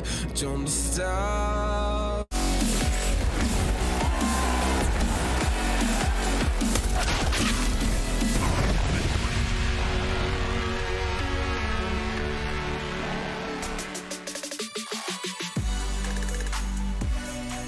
The first overtime of ESL Pro League Season 14, and it couldn't be in a better matchup. OG and Fours in a second map. Fours looking to close it out here and now. They've been given a lifeline, Harry. They pulled it back against the brink of defeat. OG maybe got a bit ahead of themselves there, trying to get aggressive against Pistols, pushing down mid on the CT side. Well, they've come to regret it, and here's where they might pay the price. Both teams looking for that 3-0 inside of EPL right now. Group B, it's getting spicy. Hell yeah. It really, really is. Trying to top the group thus far. Both these teams currently undefeated. That's all about to change. Fours, this is slower than what we had out of them in regulation to begin, right? They're trying to work some of this banana control for a change, but OG flashing players in. And Lexi gonna open up. Spamming the smoke, and now Mantu's orb. Oh, actually, no, not the orb, sorry. Yeah. Yeah, gonna rain out for a kill over in the apartments. He's going back for more double dipping. Maybe unhygienic, but Mantu, he wants to get naughty, he wants to get dirty, and there's no one there for him to find. 5-on-3, and out you go, give it up. This feels like an undoable round for Fours. It's going to have to be some disgusting B execute. And luckily enough, there's really no util left on B. But there's a little gap in the smoke, and Lexi B is wheeling around it, looking for something. Now going back to the boost, putting flames up and over what will be a CT smoke inevitably here for Forza. Even Valde's leaning back to CT to be able to rotate quickly. If Alexi pokes his head in as his smoke blooms, they're never going to check flames. He should be good for one. Alexi doesn't try and sell it, just gives it up instead. There's flames with a freebie off the back of Alexi's spam as well. 2 players shooting through, 15 seconds. Bomb can come in, only if OG respect it. And they will. But 5-on-2 on the retake.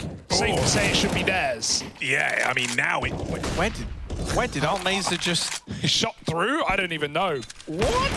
Doesn't matter. Zorty is dead, though. And so that's OG taking the first. Yeah, they don't get ahead of themselves. Where did that... I don't know. Just ran around the corner, sprayed through it. Madness. Regardless of it, Harry, I mean, we got the max cash. We got enough money to buy full. Get your orbs if you want them. But once the money's not the problem anymore, OG went into round 30 with pistols, remember? They show us what they can do with the big guns. 16-15, and we run it back.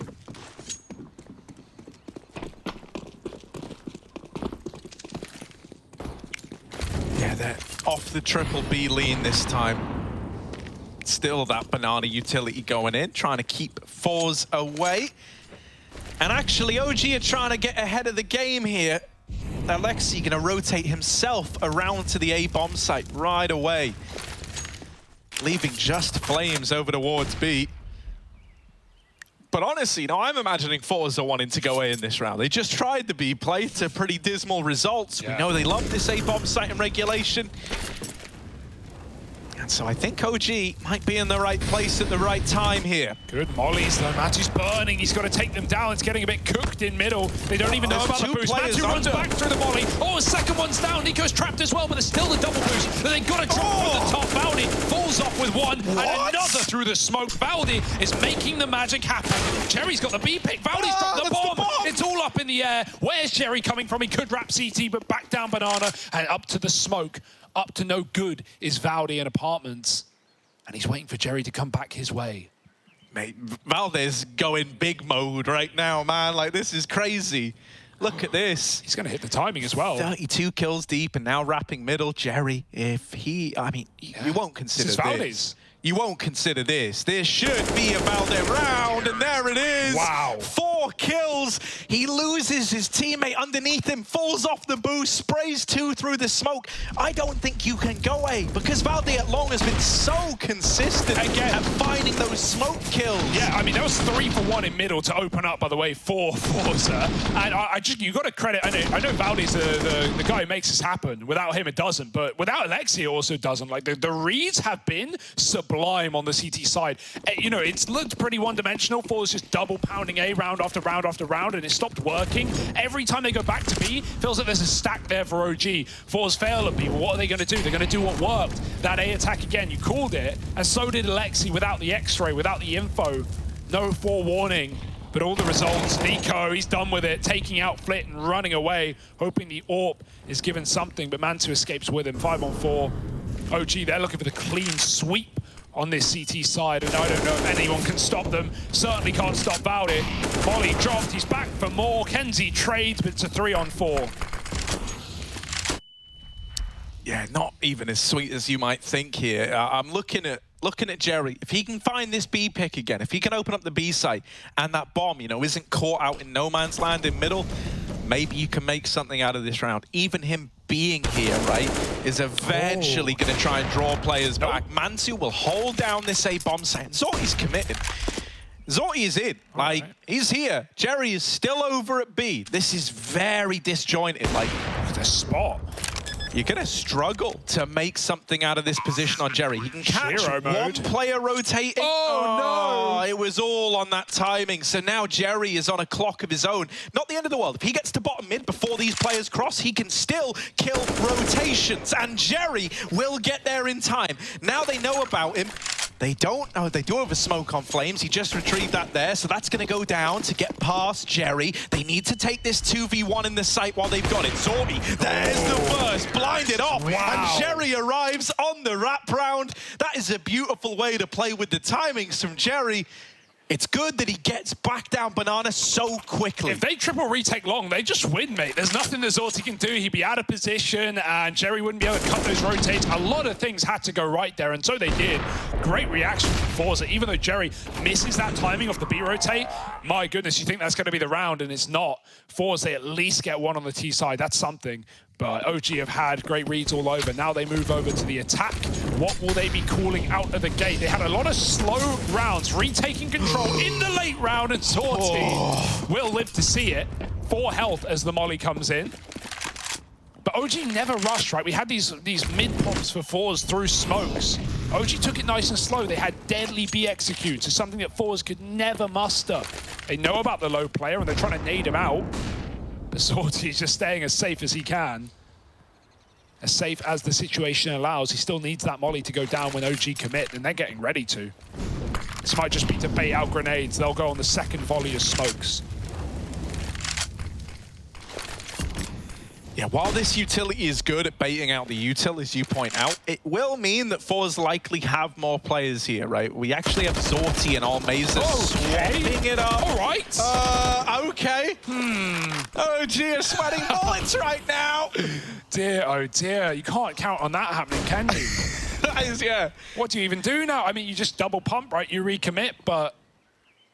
Oh, don't give him the chance. Don't give him the satisfaction. Re-smoke at the right time. Almeza almost dead. And it's not like he can take the orb. Zorti's back in library and he's low as well. There's still hope for OG. There's always hope. Can they put their money where their mouth is? Yeah, with this second volley of util going in, there needs to be a rotation. There needs to be movement. These players in the site might not even need help, mate. Jerry and Almeza with the orgs. Oh, Mansu. Mansu, he is there. Believe in yourself. 10 seconds, running in, just a formality. And the AWP will best him in the head-to-head. Forza, tie this up, 17-all. Remember how that round started as well? With Zorti running through a molly, quick switching a millisecond too early before he takes a shot that looked destined to hit, almost dying in the molly. Then they have to swap him out with Jerry, and man, what a swap that ended up being. Absolutely. You know, the best part, even though we hit OT and everything goes out the window, regulations forgotten, like, it was so close in reg. It was 8-7 halves for fours, so, or fours it was 8-7 both halves. Yeah, so. Obviously. On the T side is what I meant by that statement. So, CT side rather, which is where they are now, pushing right down mid. Kenzie taking space and eating up the Molotov. Here's Jerry. Flames will find him. There is a trade. There's an old player as well, and Kenzie is there to answer the call. Player trapped up top B. Kenzie hanging around. And even finds an Apps frag. Mantu does respond, but at what cost? A 2-on-3 back to B. The B play is tempting though. It's just Almeza here. One is enough for Almeza, right? If he can deal with the first guy in, set his teammates for a 2v1 retake, that would be perfect. And he's already done that. Isn't breaking a sweat yet. Mantu's getting wrapped down bottom banana, but he has nailed that shot to Almeza. The last guy you want to give room to is Mantu with this AWP in the clutch. Zorty's flashed in. Mantu with a missed shot and now spammed. Molly on the bomb. They're peeking ahead of it. Mantu, that is a flick and a half. Zorty, he had it. He would have won it, but now it's a weird little smoke push. It's all getting anxiety-inducing. Mantu spamming. Zorty has not fired a shot yet. No! Mantu with the turn. No scope. 4 in the round. He had the defuse, Harry. He had it. There's no way he wouldn't have won that. It was locked in. It was done. I don't know if there was a molly that spreaded last second and maybe pushed him off, but to us it looked locked in, and to us it looked like a Force round. Instead, Mantu, what a flick onto Force kind of get ahead of themselves as well, and getting ahead of yourself starts to turn to like mass panic and paranoia when you get into the 2v1. You can feel it slipping away from you. Here we go. And so now, double OT or a third map. OG, once again, the team to reach map point first. Yeah, whatever you get more rounds. So don't worry, this series has legs on it, and long legs at that. Orb down banana, we have a double now. Almeza's got his in place. Zorty, long side, able to rotate quick. Almeza needs a flick if they jump up. Oh, it's just a flash peek instead. He's pushed off and almost gets caught on the escape. Just about gets to the site. Jerry needs to drop his util now because OG, they look like they want to go. Almost the catch for Almeza, and he saw, he saw an arm, he saw a leg. But Flames got him dead, and now Jerry smoked down. They might even commit. That's the fear in the back of your mind. He's going to flash it. Won't go through. It might have to be a retake for Fours. Look at Valde. He's going to cause you problems. Jerry has got to get some numbers here because Valde can cut off these rotates. He can make it very awkward. Jerry, don't try and go through. That is certain death. He's sitting in this smoke. He's waiting. Turns for the flash. Little turn. And Jerry, he's a criminal. He gets out of there with it. Bring flash back in. The rest of Fours arrive. Valde is still on this wraparound. Kenzie was just holding for it. They're trying to get into the site, and they hold for Valde. Alexa B, 1v2 now. Just Kenzie left to beat. He'd been good in the clutches, but can he beat Alexa B? The swing, the damage, 5 points of health. One shot is all it's going to take, and I don't think there's time anymore. Oh my goodness. I think Alexi's done it. Oh, it's close, and it's OG taking us to a third. 5 HP on Alexi, but he beats them with Tide. And now we look to map number 3. Bit of overpass to close this banger of a series.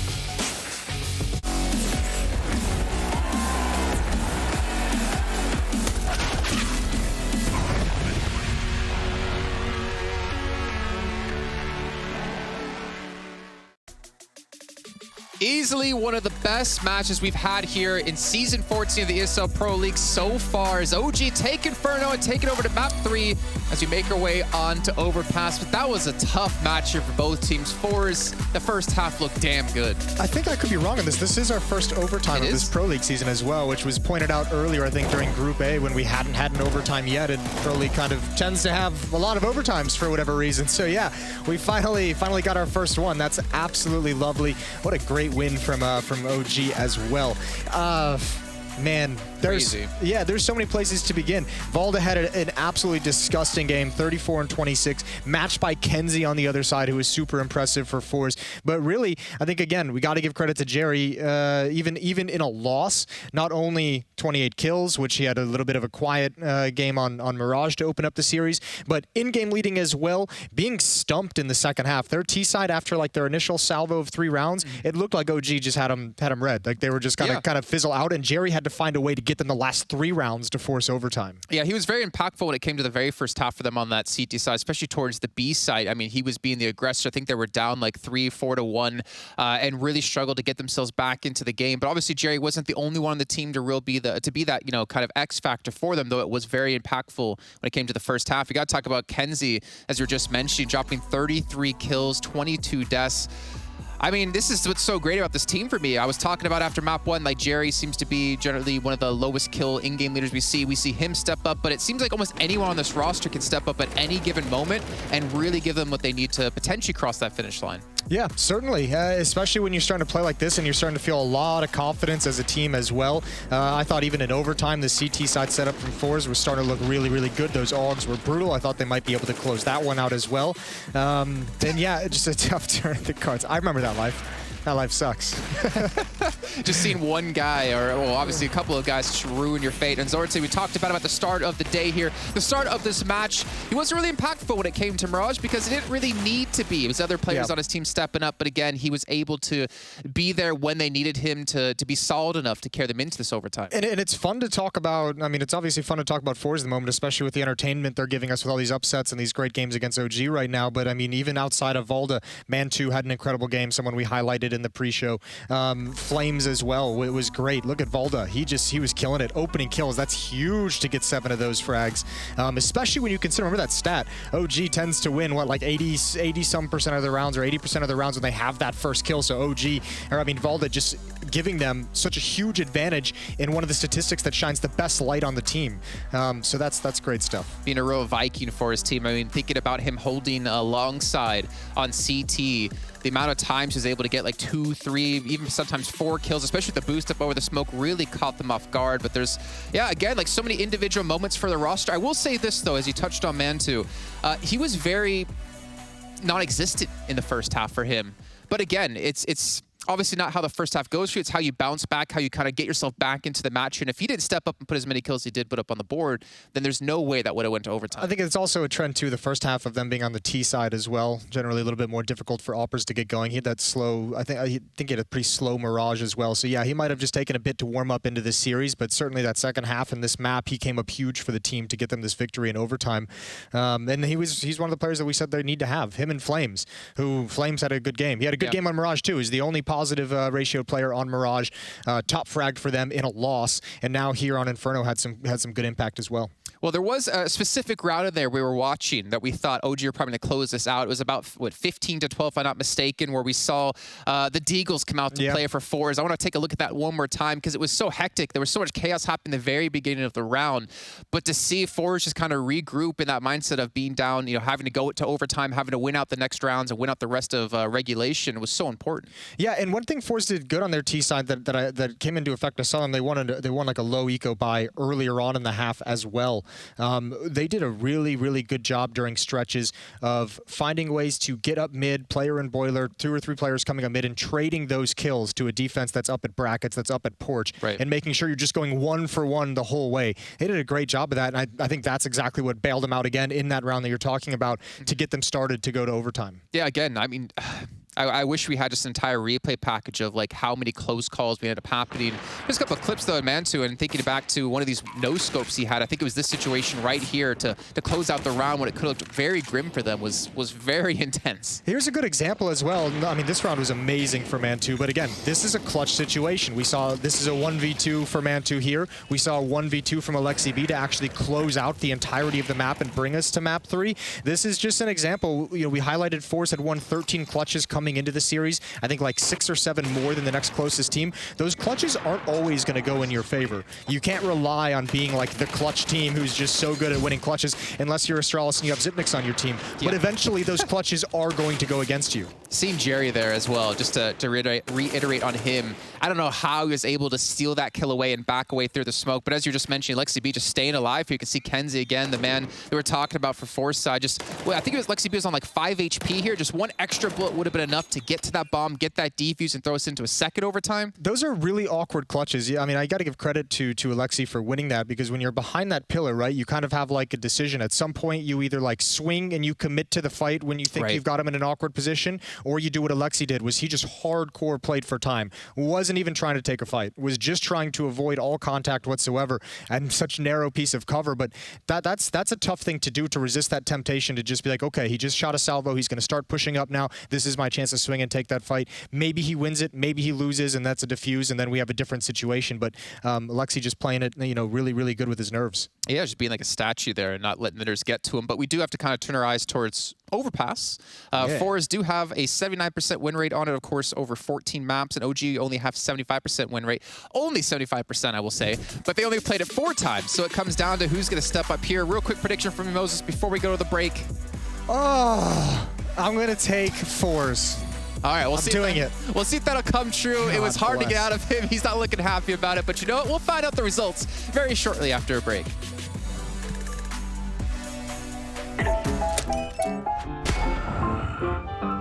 Yes, nice shot, my friend. Cheaters ruining your plays? I have eyes on the enemy.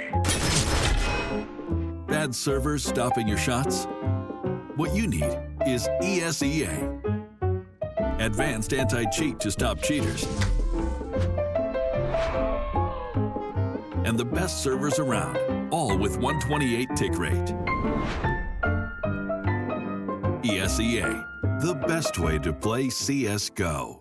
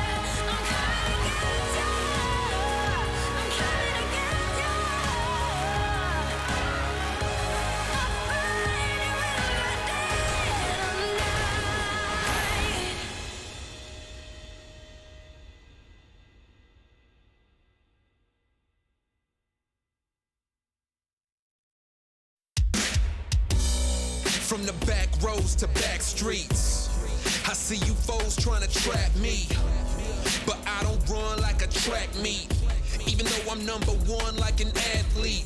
And the way I maneuver around you and through you, I'm coming and I'm bound to pursue you. I'm everything that you knew of, plus more. What's in store is I'm about to get to ya.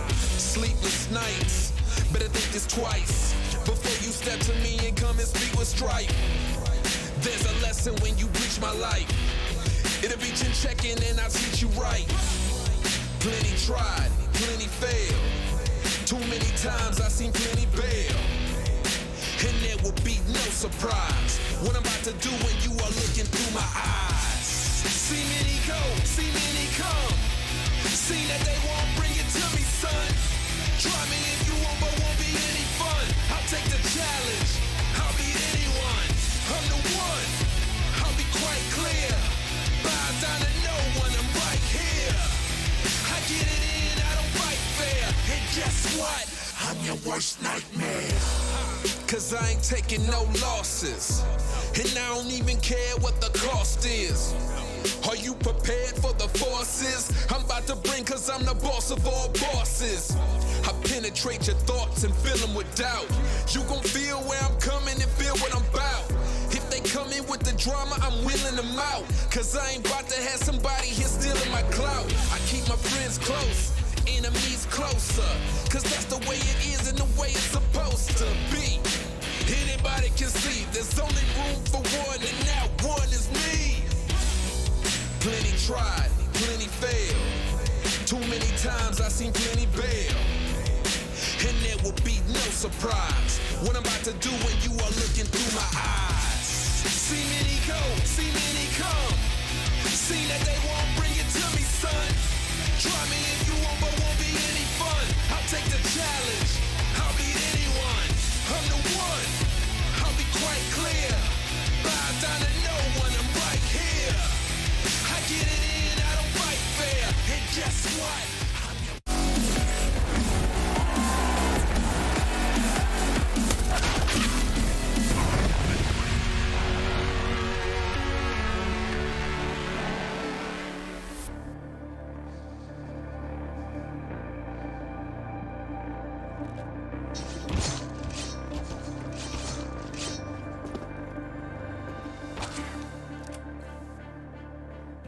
Oh, this is hype as hell. So we just saw a little knife round victory there for Forza. We've had a banger of a series, but you can't spell banger without anger, and that's maybe how the Forza squad are feeling after that last map slipped through their fingers. Well, both teams now have a chance to right their wrongs, to correct their misfortunes from the previous maps of play here on the decider of Overpass. It's Forza taking on OG. This has been a roller coaster of a series so far, and I can only assume it's set to keep up. We are right into the pistol round, heading into Overpass. Take a look at this. Yeah, blink and you miss it. Double entry out monster. We had Forza both peeking through the tunnel, and they lost two. Flames grabs a USP and puts it to good use, as now this seems like a lock-in round for OG. Don't worry, you missed not much. It was a quick affair, and there's no way that Forza can get back into this retake round. Let's talk about the map, right? Obviously, you know, this is one that Forza play every map, or almost every map, apart from Vertigo. They play a lot of matches, they play a lot of competitions, and so they are experienced across the board. But for OG, this is a map that might be a dark horse for them. They haven't played it since IEM Summer. Back at that event, they won it 4 out of 5 times, 4 in a row, and then losing it in the grand final to Gambit, where they got swept 3-0 for the trophy. So worth noting that it's been a while since OG have been back on this ground, but when they were here last, they were having great success. They were having a great time at it.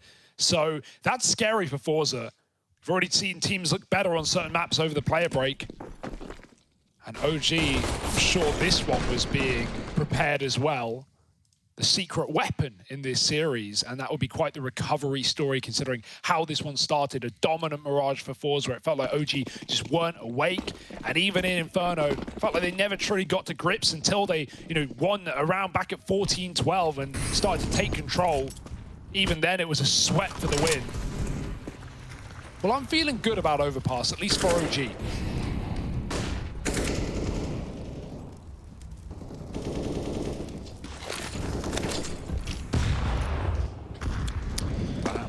Yeah, I mean, truthfully, right, we've kind of ended up on like 3 good maps for both teams throughout this entire series. Like, and I think that's why it's been such a treat to watch. You know, we haven't had any of these real blowouts. Even Mirage, which was reasonably one-sided, still in competitive moments.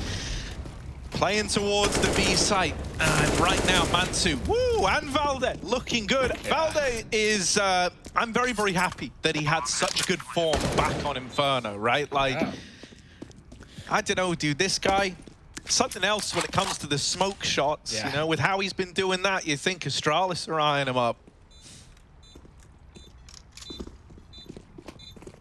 I don't think he'd go if they begged. Right now, OG are looking to top the group. Meanwhile, Astralis, they got grouped back in A. Yeah, sad, isn't it? I know. We were talking about this earlier. We actually were talking about it the other day. Knowing that Astralis, as we know, they're pretty much over. Yeah. Times are changing, man.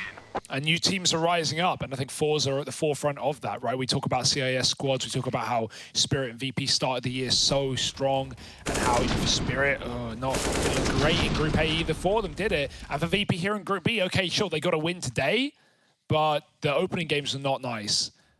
And so while Gambit and Na'Vi wait in the wings, hopefully bringing the heat later in their groups, respectively C and D. Well, Forza are also worth talking about.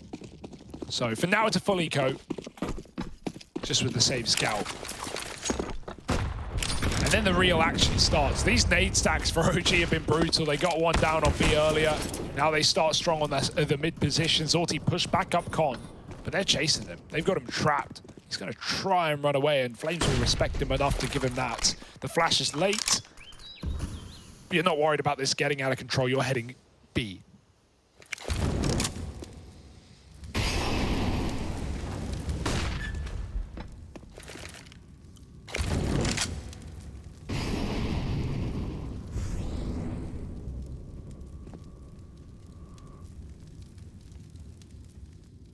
And they're all over here towards Monster. Bad news for Almeza. He's just going to get walked on, surely. Yeah, there it is. Alexi beats them to the punch. Ronaldo doesn't want to give the AK away. Oh, that's nice from Jerry.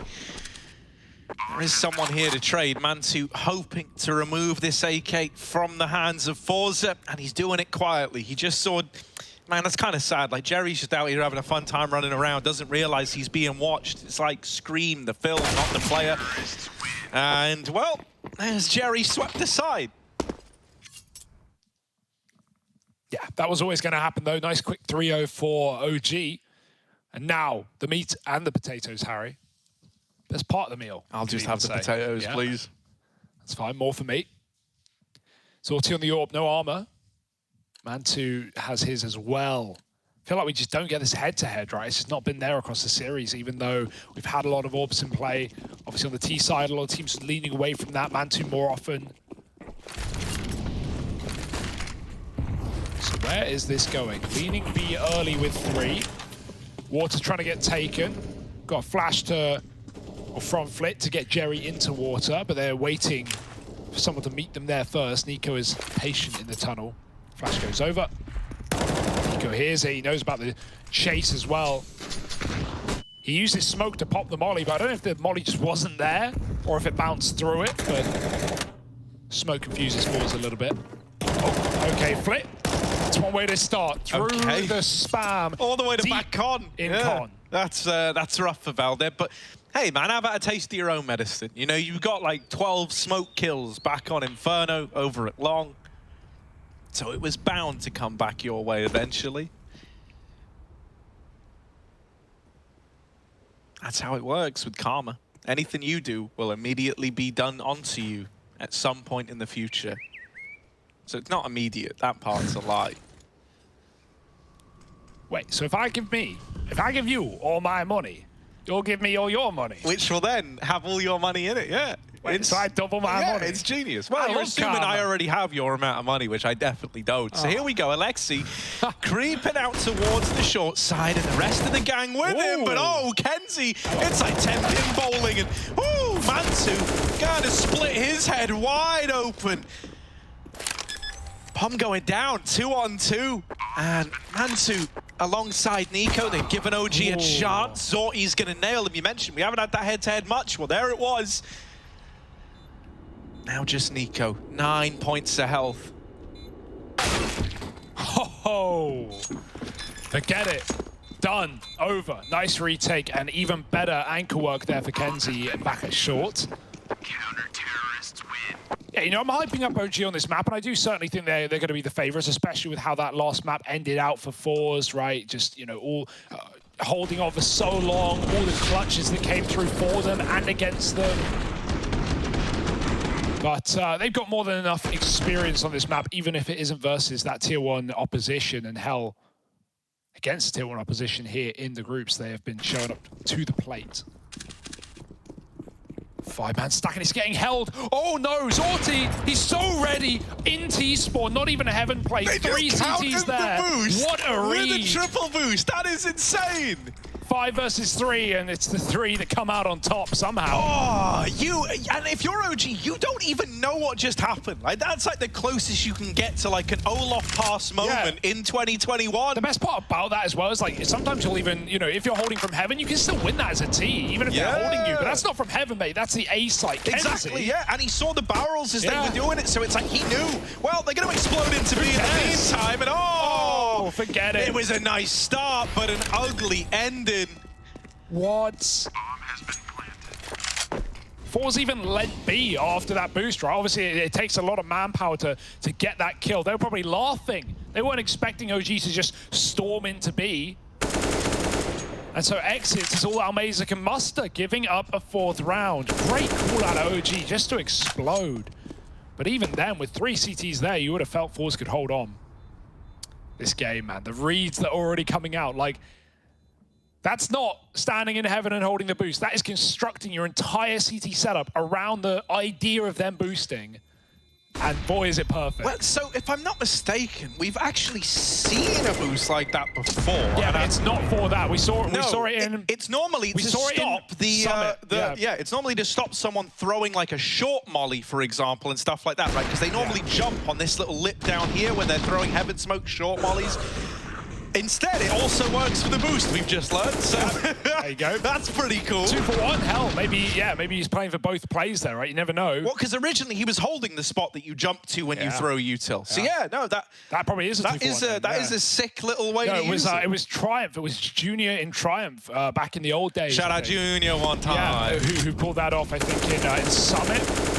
If I'm remembering that all right. We've done a lot of CS this year. We have a lot, yeah. But it was NA. It was definitely NA. So, sounds about right. But yeah, wow. Oh my God, the mind games, man. This game is delivering above and beyond expectations. Almeza, the 1 rifle. The AWP is on B. He's got the AK in mid, looking to take down Alexi. Flames trying to cover, and he will get 1, but that gun again now lost and irretrievable. Yeah, I was going to say unretrievable. I doubted myself. Yeah, it's irretrievable. Yeah. Never doubt yourself. But if you wanted to say it as a double negative, you could say that's definitely not grabbable.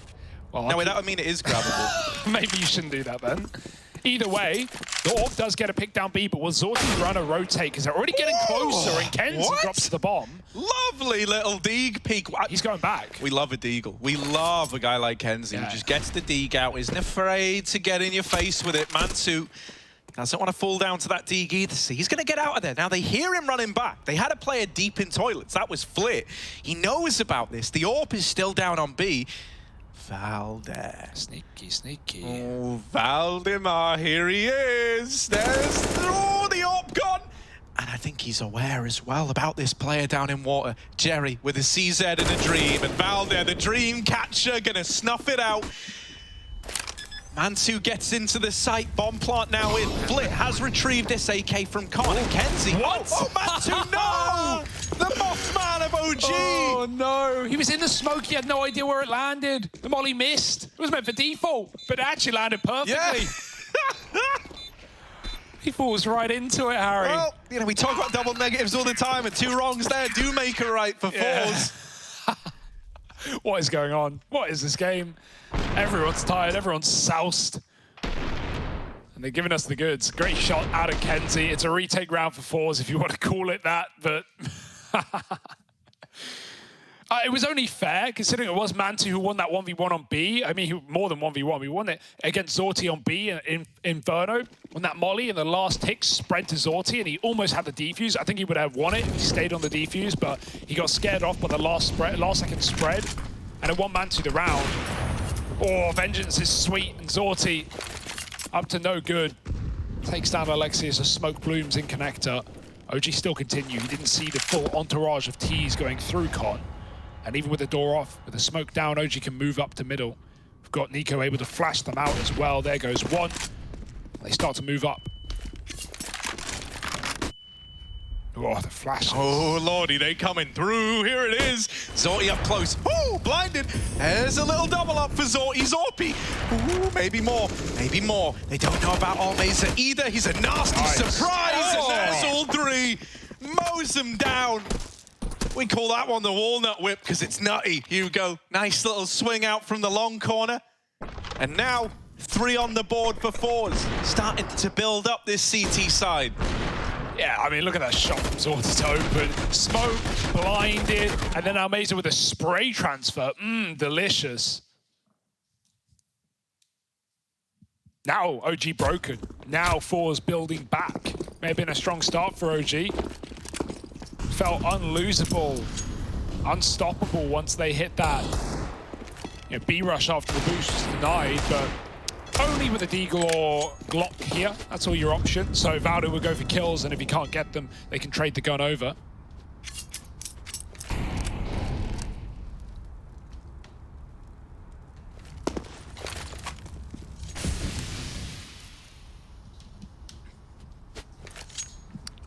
Do you believe in a Glock round, Hugo? No, they don't. They're talking, they're chatting. I saw hands on chins earlier, you know, stroking their beard in thought, deep thought. Well, now they've got the idea, Harren. It's walk right through B. All blind, of course. That won't stop them. Bullets will. Oh, maybe a bomb pot. That would be everything. Yo, you take that. Look at Alexi. He runs right in. And yeah, he goes down a martyr for the cause. But hell, that's round, totally fine. Like, you don't kill. Not worried, mate. $800. That's all you wanted out of that. So now you got a nice bit of money in the bank.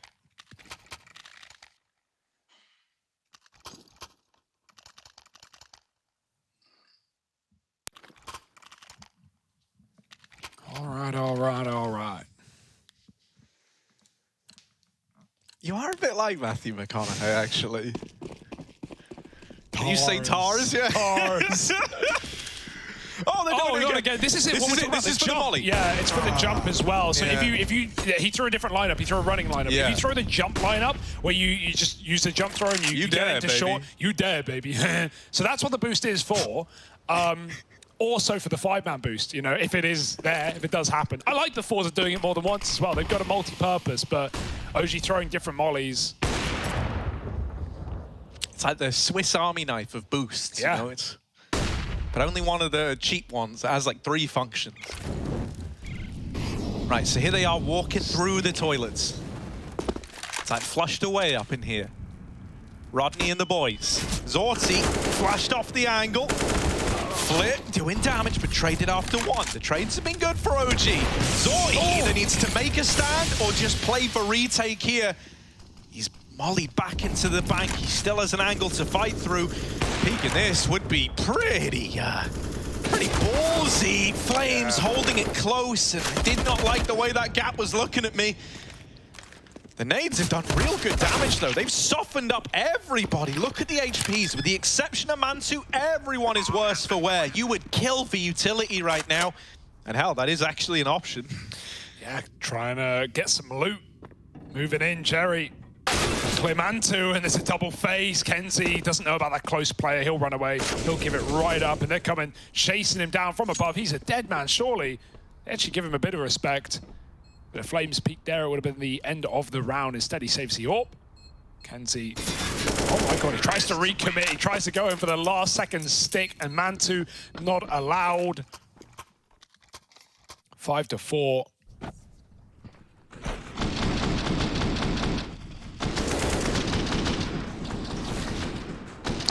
Yeah, a bit of a shame there for Zorti. I understand why he's trying to get that like angle, but like with the actual vision you had with that one-way, which I'm really hesitant to call it because as we saw, it was very much a two-way. Mate, like, I don't know, it never really felt like you were gonna get much out of that. Like, the only actual angle you had the ability to fight was that close position, and Flames was hands down the favorite to win that one. It felt like he kind of got caught between two minds, right? Of like knowing he should be playing retake, but wanting to be the guy to open up the man advantage into a retake round. But that's fine, you know? We've seen Zorti get away with these kind of overzealous plays before. There's nothing wrong with a bit of confidence. Yeah, with the door off, you're forced to throw that smoke. The Valdy's popped. Fours flashing and going deep in B, trying to take that monster room. Oh no, the smoke molly rather bounces in the wall. Valdy walks straight through, he gets stuck on the wood pallet. Taken down by Kenzie. If he went wide, maybe that's his, but not today. Not ever. They're holding long. Don't push, don't commit. Alexi is reading this play, and the timing almost eludes him, but he gets the headshot anyway. 4-on-4. OG have been given room back into this top site, and so they're going to take it. Storming forward. 2 players here. Zorti sees nothing with the AWP, but he's got fast fingers. Flitz even bringing the bunker util as well. He's got Molly. He's got Nade. Zorti doesn't know they're climbing up. They're in. They're in. They're with you. Zorti, you didn't realize it. You got someone living in the walls, mate. Oh my God. Flames is in the site on truck and they don't know about him. This could cause problems down the line. Yeah, that retake, yeah. They still don't know about this guy. They still don't know about Flames. Now, you might just... Oh, but now they do. Yeah. Good nade, at least. I mean, get something out of it. But yeah, OG, Fours never would have checked that corner. Now they're going to play for it. Flash over the top. Flames dead. Is there someone to trade? Yes. Alexi lines them up. And even though Zorti's AWP is still alive and kicking, Mansu drops a molly on the bomb. They don't have a smoke for it. Time is ticking. They've got to wait it out. And then Mansu can just peek out last second. 1 kill order, do it. It's a 1 round. Surely, unless his AWP flick is hit, and Mansu finds it before Zorti does the wall bang. Absolutely bonkers. Doesn't matter. He's dead to the bomb, and it's still an OG round. Mansu may have a headache after that one, but he'll still go home with the trophy. I didn't want to tempt fate by being like, oh, just watch Zorti wall bang this, but geez, if anyone was going to be doing it, it's the guy who opens the round with that shot. Yeah, exactly. 2 wall bang headshots. It's a shame, mate, because he's holding for the divider peak. You can't even blame him. Like, it is just a dice roll at that point, 50-50. right? You're either peeking it's close an AWP toilet as well. Why would it or be divider. close? Exactly. Yeah, it's crazy. It's crazy. Bison? Bison plays that well. Is that what? Bison on Nico. Bison on Nico. Ring the Bison alarm. Here it is. Here it is. 64 bullets. Oh, he's not my shooting God, he's yet. so behind. They're behind you. Ooh, double up. Any more? Any more? Nah, mate. Just the double. Just the double. That'll do. So anyway, I'm glad we don't have to make those noises again. That was very obnoxious. Yeah. Still but blame Nico. God, these games are wild right now. These rounds are wild. OG have an answer for everything. They're making the perfect calls as they were on Inferno as well on that T side. Just lovely little B speed when they know the Deegs are out. There's no Molotovs to stop any kind of monster play. I doubt we'll see them go back to the 5-man boost as well. I want to say something here, Hugo. Whenever I see Bisons bought out in pro play, they actually do quite well. Yeah, no, I mean, it's not a bad gun. It's just... like, for the price as well. Bison, it's really not a bad better than gun. dualies. Oh, yeah. Oh, I'm never against the Bison, but if you do it in a gun round, you're going to die. Like, but yeah, no head armor. Like, you got more than enough bullets to find a face. It's not a bad SMG. It's better than the UMP in certain aspects. I think the UMP has more armor pen, so it's like, you know, if you're running Bison against armor, that's when the danger starts. Yeah, but bro, the Bison... Hugo, I don't know if you realize this. It's the sheer number of bullets, right? I'm in awe of the number of bullets. Yeah, it's a lot of bullets. And the more bullets, the better. The more kills. Statistically, that is just that trap. If that was true, the $1,600 Negev would get bought an awful lot more than it does. I'm still waiting for the day someone makes that work. $1,600, mate, that's basically free. Buy on a Nico. I do think there is like an interesting bit of theory crafting that could be done using the Negev as an area denial weapon, as opposed to like a gun to kill people. You could definitely use it more as like a Molotov. Here we go.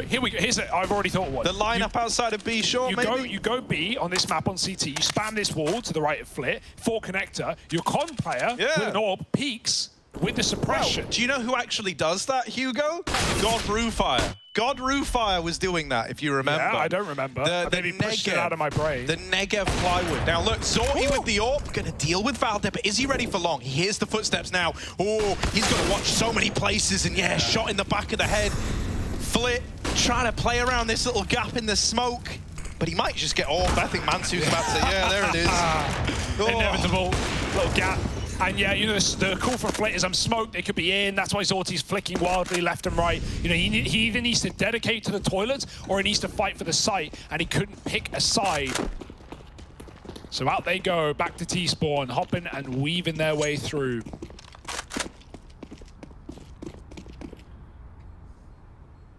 And even Nico here to put the knife in. Any kills here is just taking away weapons for the next rifle round. And, well, it won't be a rifle round at this rate. Nico, one more will do it. He knows, he's read it well. Nico dead, but it doesn't matter because it's still only one gun saved. That's all Nico was dispatched to do, damage, and he does it well. Jerry just survives, just about. But 8 rounds on the T side of Overpass, for crying out loud. You're not turning your nose up at that. Check this Bison clip. Better than the Julies, I'll give you that. What about 2 Bisons at the same time? What about 4 dualies? What's the dualie to Bison conversion? The quaddies, we talked about this. I hit him with the quad kill. The quaddies. Still bad, I think. Still bad. More guns isn't better, unless you have loads more guns, and we just don't have enough fingers at that point, Harry. What if there was a triple wield, like, you know, what if the dualies had 1 extra gun added? Would that make them better? 6 uplets. Oh god, the double Molotov. The double molly. He's burning alive. How has he found a gap? They know he's there. They've heard the tic-tac of the Molotov out, going out, being shot. Almeza stabs him in the back. He knew they were there. Good save for Force. That's a team coming in clutch to open that door, to cause problems. Can Jerry hold off the toilets? Like, that is essentially maybe what if he had 2 AKs. Maybe. But he's only got 1, so I don't know. Yeah, no, that's a good point. Hugo, wow, I can't believe I didn't look at it like that. They're resetting B. OG had really good mid-rounding. Re-aggression. Yeah, I mean, even if he misses the timing, they don't care. They're going to make it B. Yeah, sure, the flank is here, and that does allow the B stack. And actually, the more things I say, the more I get worried for OG, but it should be fine, right? Yeah, probably. Yeah, it's probably fine. That's what most people say about everything before it's definitely not. And so here we go. Jerry is still rapping. And depending on what kind of timing he hits, mate, he could disrupt everything. He's running now. They're going to hear him. Jerry, there's so many. Don't crumble under this pressure. This is your chance. This is the time. But Alexi with the double opener has got that bomb into the B bomb site. It's not a Jerry's world after all. Jumps past the AWP, but his tag still flashes great, and Alexi sets himself up for success. Bests Jerry, and then the rest. 9 on the board for OG, Hugo. Nice, dude, nice. We like that. 9-4, and yeah, we're getting a great game out of OG, right? We said this was maybe the wild card map in the back pocket. They went 4-1 at IEM Summer, where they came 2nd place, only losing Overpass to Gambit. Not a shameful loss at all. And they just don't touch it for months. Combined with the fact that they're definitely playing it in Prague. OG like this map, and, well, we can see why. Any more for OG on this T-half? What a turnaround, considering how the day started. It was the inverse of this on Mirage. A beating from Forza. That flash was for B short, and it somehow, by accident, blinded the con player through the window. But he will recover strong, taking down Valde. Orb is there as well. Zorti answers the call, and he's going to flash mid for a quick peek for Flip, but he misses that timing long. Still considering it, and Flip finds the frag. I think he must have seen Flames crossing. He just sat in the open to take that kill, and it worked well. 5-on-2. What could possibly go wrong? Pretty much nothing. The Orb is ready to take Mansu out of the round, and instead it's Nico down. One more.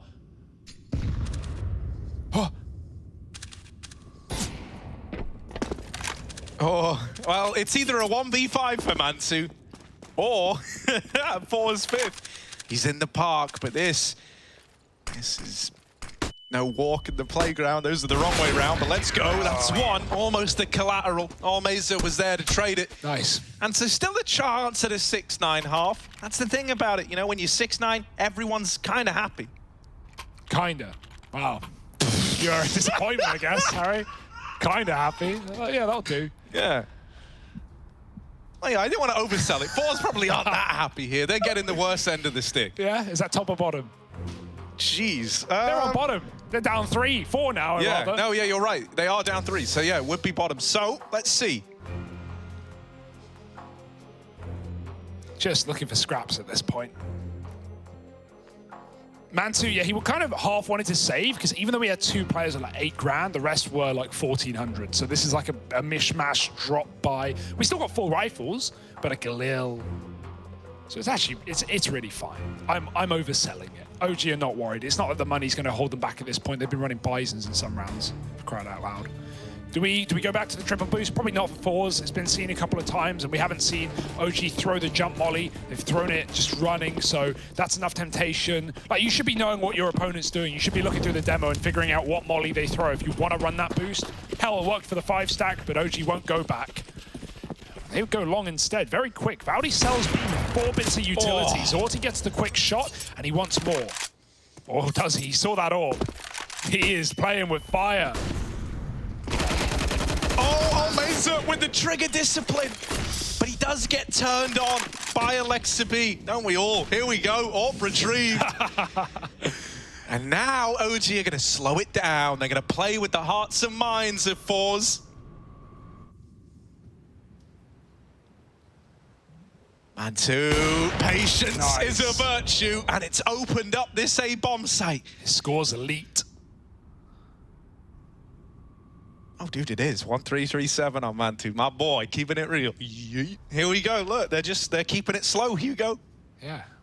No rush here. Wait for the re-aggro. You got double AWP as well, so you're just posted. Alexi's looking at bank pick. Mantu's holding the A site. Kenzie doesn't want to activate on the B flank, right? That's very important. Even though it feels like Kenzie, he feels useless right now, and he knows they can walk through Monster. That's the fear, but you can't play everything in a 2v3. You've got to just take risks, take gambles. And Kenzie, if he activates on going up con, they'll hear the door, they'll be ready for it. So he's got to wait until Jerry makes the move, makes the call that they are committing, and now that's happening. Jerry needs anything here. There's the first molly. He hides inside. Mantu with a smoke. Got to move across with the bomb. If he goes deeper, he's a dead man. And he is a dead man. Kenzie's dropped it 15 seconds. Alexi needs to grab the bomb and get the plant on the other side. No time to drop B. Quick stick. Kenzie runs in. And even though Alexi knows what's going on, Kenzie needs a fast shot. He finds it and finds that 6 at the end of the half. What a roller coaster of a map. And fours are just holding on by the skin of their teeth. Let's see how this goes and if they can come back in the second.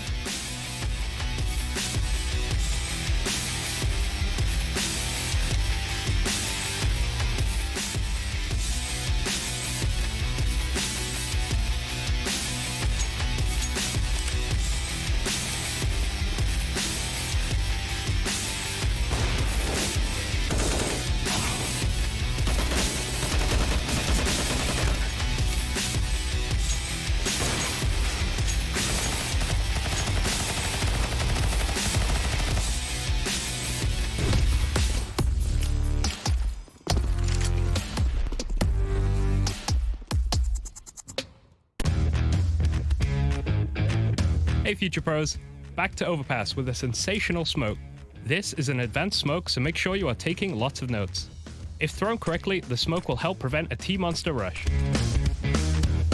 To throw the smoke, line up with the corner of this drain. Aim at the tip of this pole. Walk forward and release the smoke when you get to this point.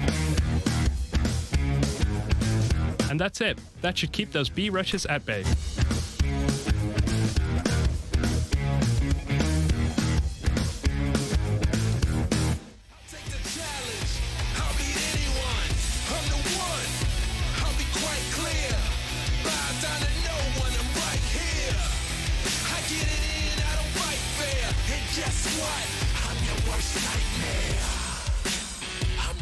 Nightmare.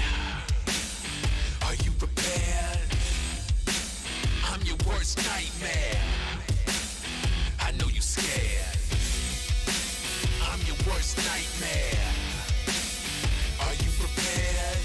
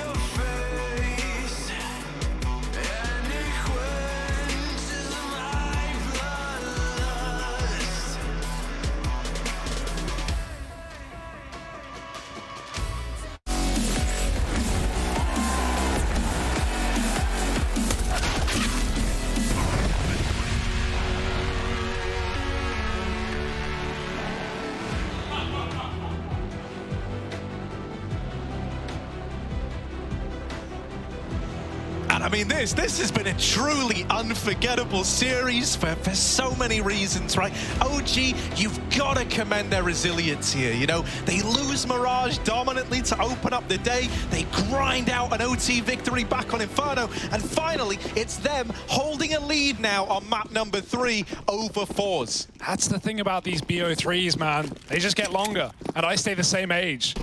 9-6 and OG now on the defense. Kit double flash for Alexi B. Kenzie with a util to set Fours up for an entry. It's a bit of a B-ol fakeroo. 2 men walking through. Jerry and Flit side by side, brothers in arms. Meanwhile, long take coming in. OG stacked to the 9s in middle. Little corner spot. Zorti's not seen it. He's not seen it. There was an arm. There was a leg. There was more than enough skin for you to get that win, but Zorti's going to have to bait out the shots of the P250. Jerry clears a B player, and Almeza chases down these 2 in toilets, but Nico hits a shot, and Alexi, or Mantu rather, finally comes alive. It's not him to get the kills.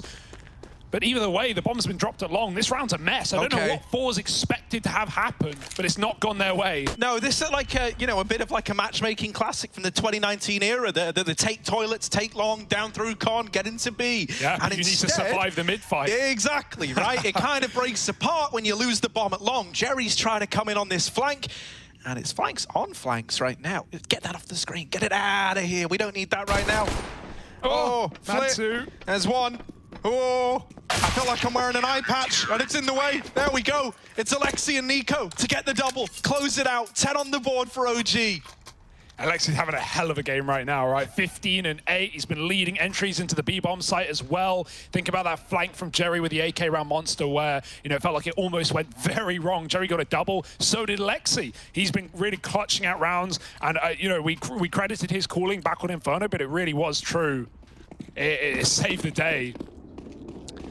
10-6, and Fours forcing up with no bomb plant. It's a dangerous decision.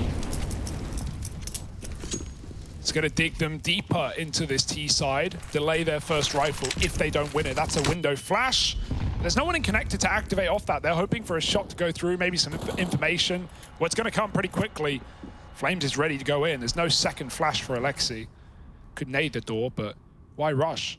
Jerry's going to open up. Knock, knock. Flames is there.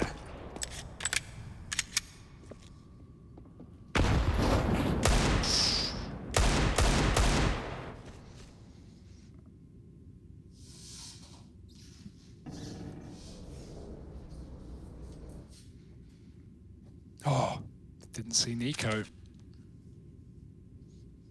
And still, despite all this B control, AAA, mate. Oh, okay. Oh! I'm just making noises at this point. This is the easiest gig I ever had. Look at this, right? Zorti and Kenzie in through long. Valdez going to try and hold it with the FAMAS. And, oh, well, he will get bested by Kenzie on the entry. There's still a toilet man in the name of Mantu. Chill.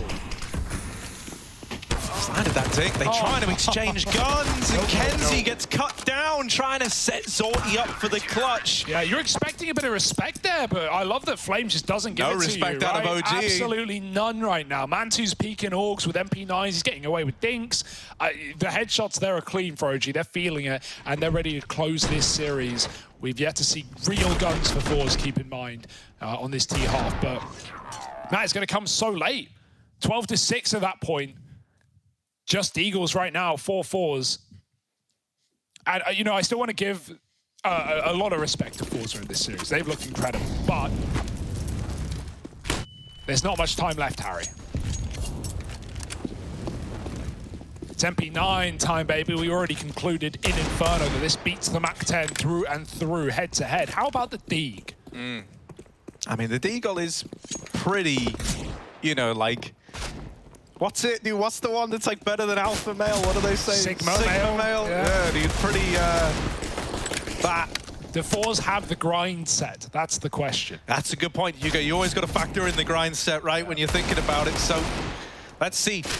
Mansu, he's not looking for passive income right now. He wants all the dollars. Is he going to go through? He's so tempted. He'd need a flash. Flames has got one. Re-smoke instead, stall it out even longer. Forza just waiting. They want to actually have some short control. They don't want to come out bathrooms and have to worry about the bin next to them, but they do. Nico flashed into a long peek. The one rifle gets its job done, and now the SMG start to tear through the armorless players. Some of them even have Kevlar, but it doesn't matter. You wouldn't be able to tell. Kenzie with a flick shot off the Deeg. But bomb's still loose. They need more kills. Yeah, look at Mantu again, mate. He's managed to outwrap them in the toilets. Mixtape soon. Oh, yeah, Kenzie dead in the sight. Blitz D. Now that's gnarly, and they know that Mantu is here as well. But the aim punch wrecks him. The round's recovered. OG stumble back to their feet.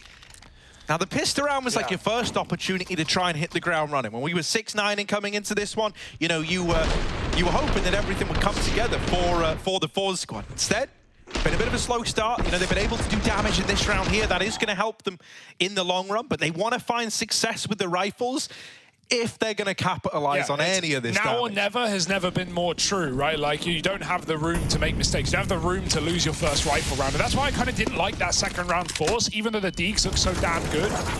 Here we go, fight in middle, and that's more like it for Forza, double entry. Now, they didn't see Nico cross playground, but that might not matter if they escalate the B pace. Smoke is important there for Flames. It stops Forza from committing for now and allows Nico to get in behind. They're running back up. Nico's tucked. He's waiting for them to recommit. Oh, no, he can't go. He can't afford to go. They don't know. Jerry's going to check it out, though, and Nico, okay, 2 players, and he's got them both almost. 7 health the difference. Jerry lives to tell the tale. Mantu fires off a shot to the AWP, and they know Jerry's still here with a bomb. Mantu has escaped their clutches for now, and he's even re-aggressing on long. This is madness. If they walk up on short, they get the A site for free. Flames is still gambling lower.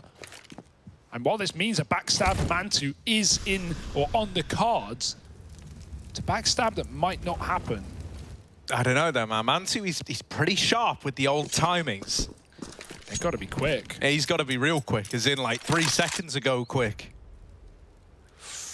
Oh, yeah. Oh, they saw him. No, they didn't. They don't have eyes at the back of their head, Sorry, but they do have Mantu in the back of their minds. Missed shot.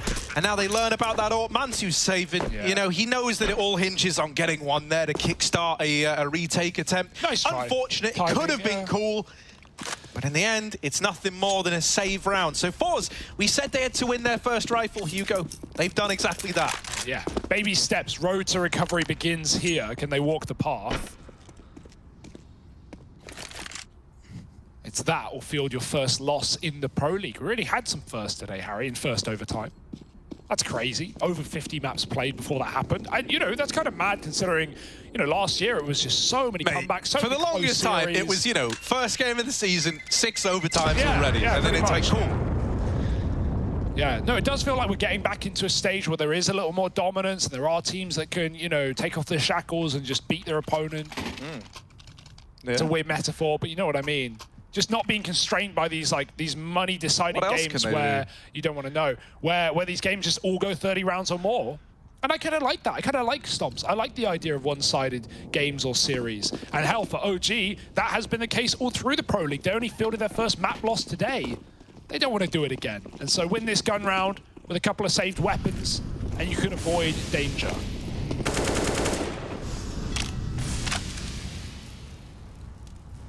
All right.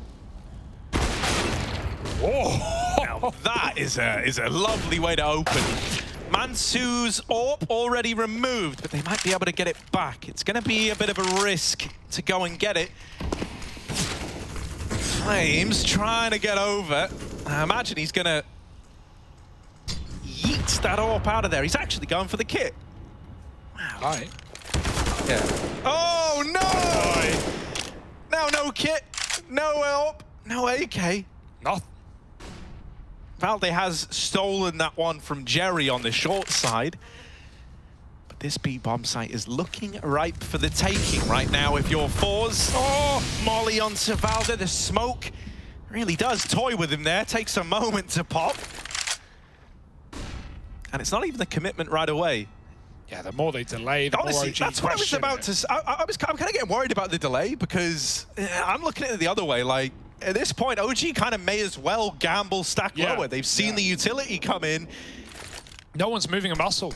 Now they've got a Heaven player, but Even so, smoke down. Valdi going to use it to his betterment. He's got a gap there as well. Dodges the flash. Oh my goodness, Valdi could win the round right here, right now. They don't know. And he's getting baited in. Nico goes 1-for-1. They hit a tag. They should know. Valdi going to try and sneak through the smoke right on the edge. Valdi has won the round. Oh! Flit, he dodges death. 10 seconds, Valdi moves in for the kill, and he's got it as well. Bomb drop Kenzie to fall. Disgusting! And Valdi wins everything.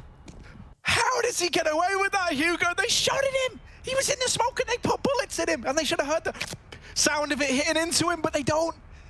And then he plays the trigger discipline. I don't know. And it all comes unraveled. They're getting baited so hard by Alexi in heaven and Nico and Short as well. Like, he's spraying off. He goes 1-for-1. That's perfect. Does more damage. Alexi's throwing in grenades. Like, maybe they're just not thinking about it. They're just thinking he's already left the bomb site until it's already too little, too late. You know, Flick gets off the bomb. He tries his best, but no heaven smoke. Getting fought from both sides. And all you can do is laugh or else you'll cry. Fours. An AWP, a couple of Deeks, and a couple of AKs, and with the door gone. Yeah, it takes him a second for the smoke to dissipate, but Flames knows what's up.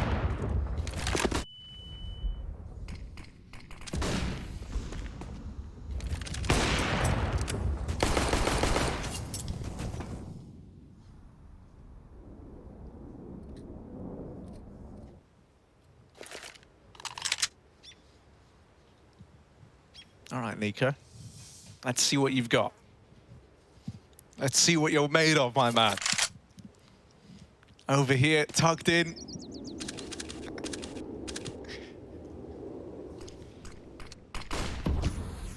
He's just waiting. He's just waiting for the push.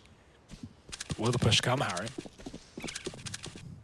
It might come behind him, right? They're going through toilets. Everyone else on long. The spot's been spotted. And so info both ways.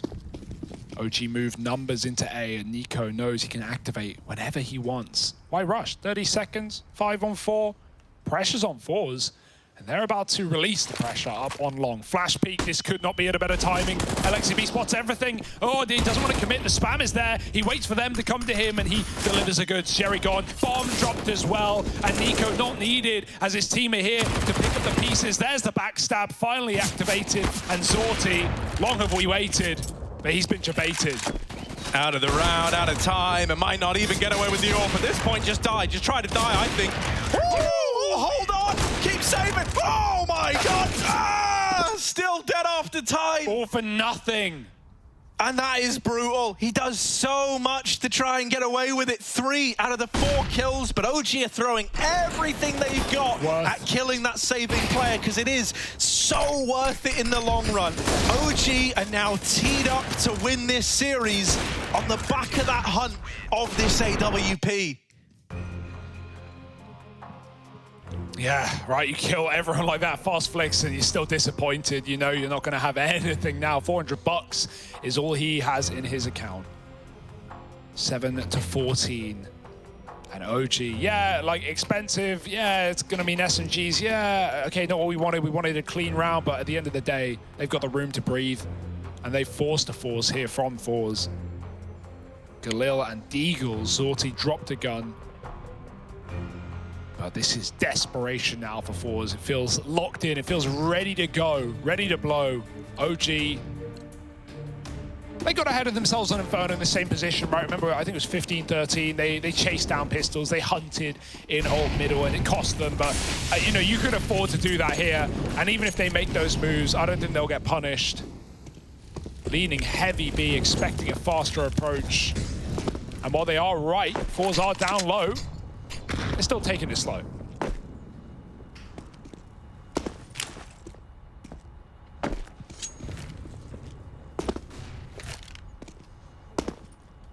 I love the way Flames plays Monster, just all based on like an information on this little jiggle.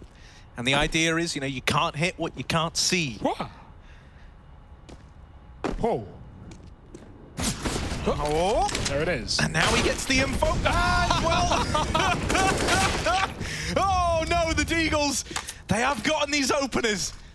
That is not how it was meant to go. Why would I draw attention to it? Flames, why would you do that? Go back in. You wild child. Let's go. Can Zorti get out? Nico's boosted. If he can even get one here. Oh! Zorti's Deagle. It's unfair. it's unbalanced. Maybe even unhinged. Still a retake round, still a possibility So for he OG. doesn't even have armor, bro. Like, he could be getting aim punched in these fights, just no one can hit it. But is he ready for Alexi in heaven? Oh, it's Mantu there, rather. Alexi up through short with the MP9. Mantu dead. Alexi closed out Inferno with a clutch, but this one too far gone. Flit on the Galil makes it happen to close that out. And Zorti's Deeg will deliver an 8th, 2 4s. What a mess. I want to see this again. Look at this shot. It was mid-air. You can't even see his head. What? Oh, that wasn't the kill. Second time around's the charm. Okay. Even more disgusting. Yeah, if there's one thing you can say about this series, Forza's Deeg work has been despicable. It's been unbelievable. And Roga feels the same way. Nice stuff. Forza keep the candle burning. OG yearning for a round. Valde will maybe find it. He's got a gun. Smoke in the toilet, Mantu with a spam, and it's a headshot to connect. Fire enough, and one will stick. Well, they could full flank Con, and the flash mid sets Nico up for a kill. This is really how it falls apart. This is how we come to a closer. 15 on the horizon. Only 2 guns to get in the way. Flick does grab Nico, getting ahead of himself. Valde, the full flank is activated. Jerry is not ready. He can check all the corners he wants. Oh, maybe he is ready. What do you know about my boy Jerry? What do I know? That's a sick shot. Look at that zebra pattern on his gun as well. That's the pattern of a baller right there. Valde hit the headshot first. That's what I will say. But helmet for Jerry. Not quite the same case the other way around. You're right. Hell of a helmet on this guy, mate. Yeah. Like, just huge, remarkable. Ball over here in mid. They're going to have to go back and get it. So their problems, you know, even though they've been eased, they're not cured. Oh, they will hear Mantu running. Unless they're coming over it. They know something's going down on long. Alexi's backed all the way off. They're going to recommit into A. Uh-oh. Ruh-roh. This is the same round we saw earlier, Harry, except Mantu has a deagle, not an AWP. It could still come to even more devastating results. He can activate on this flank. CT's down in spawn here. They have to stick it. It's 15 seconds. If it's default, it won't even go down. Mantu's got the kill. If he tries to plant, they will run at him. No respect for OG. No room for error. And Alexi B hits the head. It's 15 found with deagles. And if you weren't convinced already, well, now you certainly are. They hear us talking. They go, Forza Deagles? Try this. Yeah, and you know, accommodations to both of these squads, right? Sat top of the group. It was a hot start to the day from Forza, but as this has gone on, they've started to run out of steam, it feels like, whereas OG have only gotten better across the entirety of this series. They had to 2-0. Forza had to 2-0. Like, they had opportunity to. Like, so many clutch rounds came through. Like, yeah, there was a chance. Yeah. And once Forza lose it in that way, I mean, OG have got the experience. They could have lost it that way and reset. I don't think Forza have that in their pocket. OT back on Inferno was like 3 clutches in a row for OG to close that out. And so, yeah, just remarkable step up. And I do agree, it feels like it's gotten a Forza a bit. They're going to try and end it with a B rush. What a fitting way for either this to end or for Forza to try and find a bit more room to work with. They flash through Valde, the man who doesn't see smokes. They don't render for him. Flames is going to help him out, and Valde's going straight back in. Fresh magazine in the gun, and a whole new look. He's doubled up, just Almeza left. It's a formality now. OG, they keep themselves flawless in the group, 3-0, and Forza, they're going to be kicking themselves with how that one falls apart. OG looking to make Group B their own.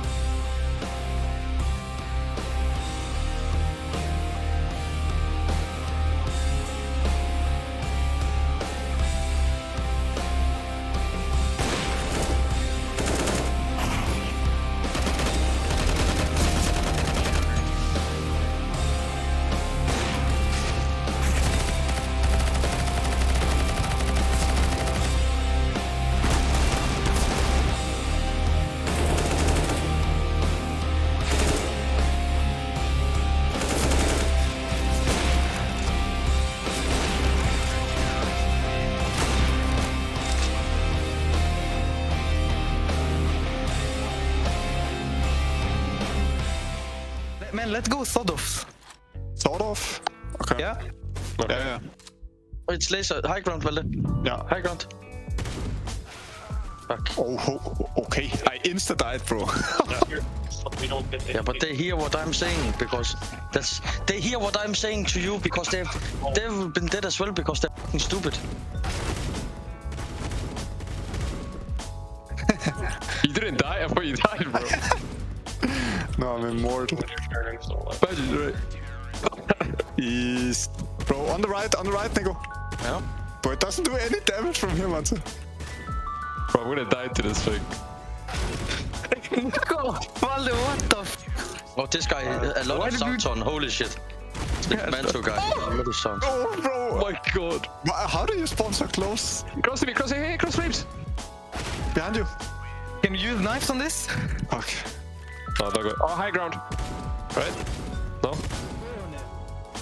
I dinged you twice. Why are they killing me, man? High ground. Bro, they're like shoulder picking, crouch, basing, fucking all the CS book, man. In the middle. Oh, Manto is low. Minus 78, minus 78. He's lower than you. Manto. You got it, baby. Manto's I'm low. pretty sure I'm taller than Mante. Yeah. On the left.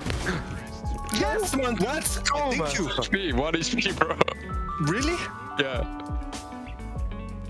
Down to the right. Oh, I think. Bro, die. What? Bro, it's 15 in. What the fuck? How did? No, man. You come behind us. Served. Oh, high ground. No? Bro, the train.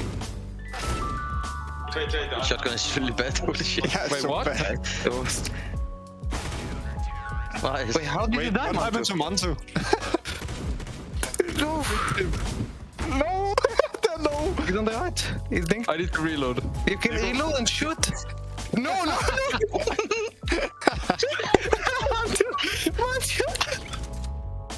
Bro. He's not, bro. Bro, I'm getting fucked. Oh, this. Oh, he's I hit last guy. Huh? I hit him 40. Yeah. 35. Okay, let's come back. Guys, resistance. You need to turn on your monitor. Bro, what? He's 1 HP. Nico, 1 HP. He's not. 1 HP. He's not. Bro, he is 1 HP. He's not. Actually, he's not. He's not actually. 1 HP. Can you stop camp so much? Broken bones and a bloodstained flame. Open road and nomadic plains.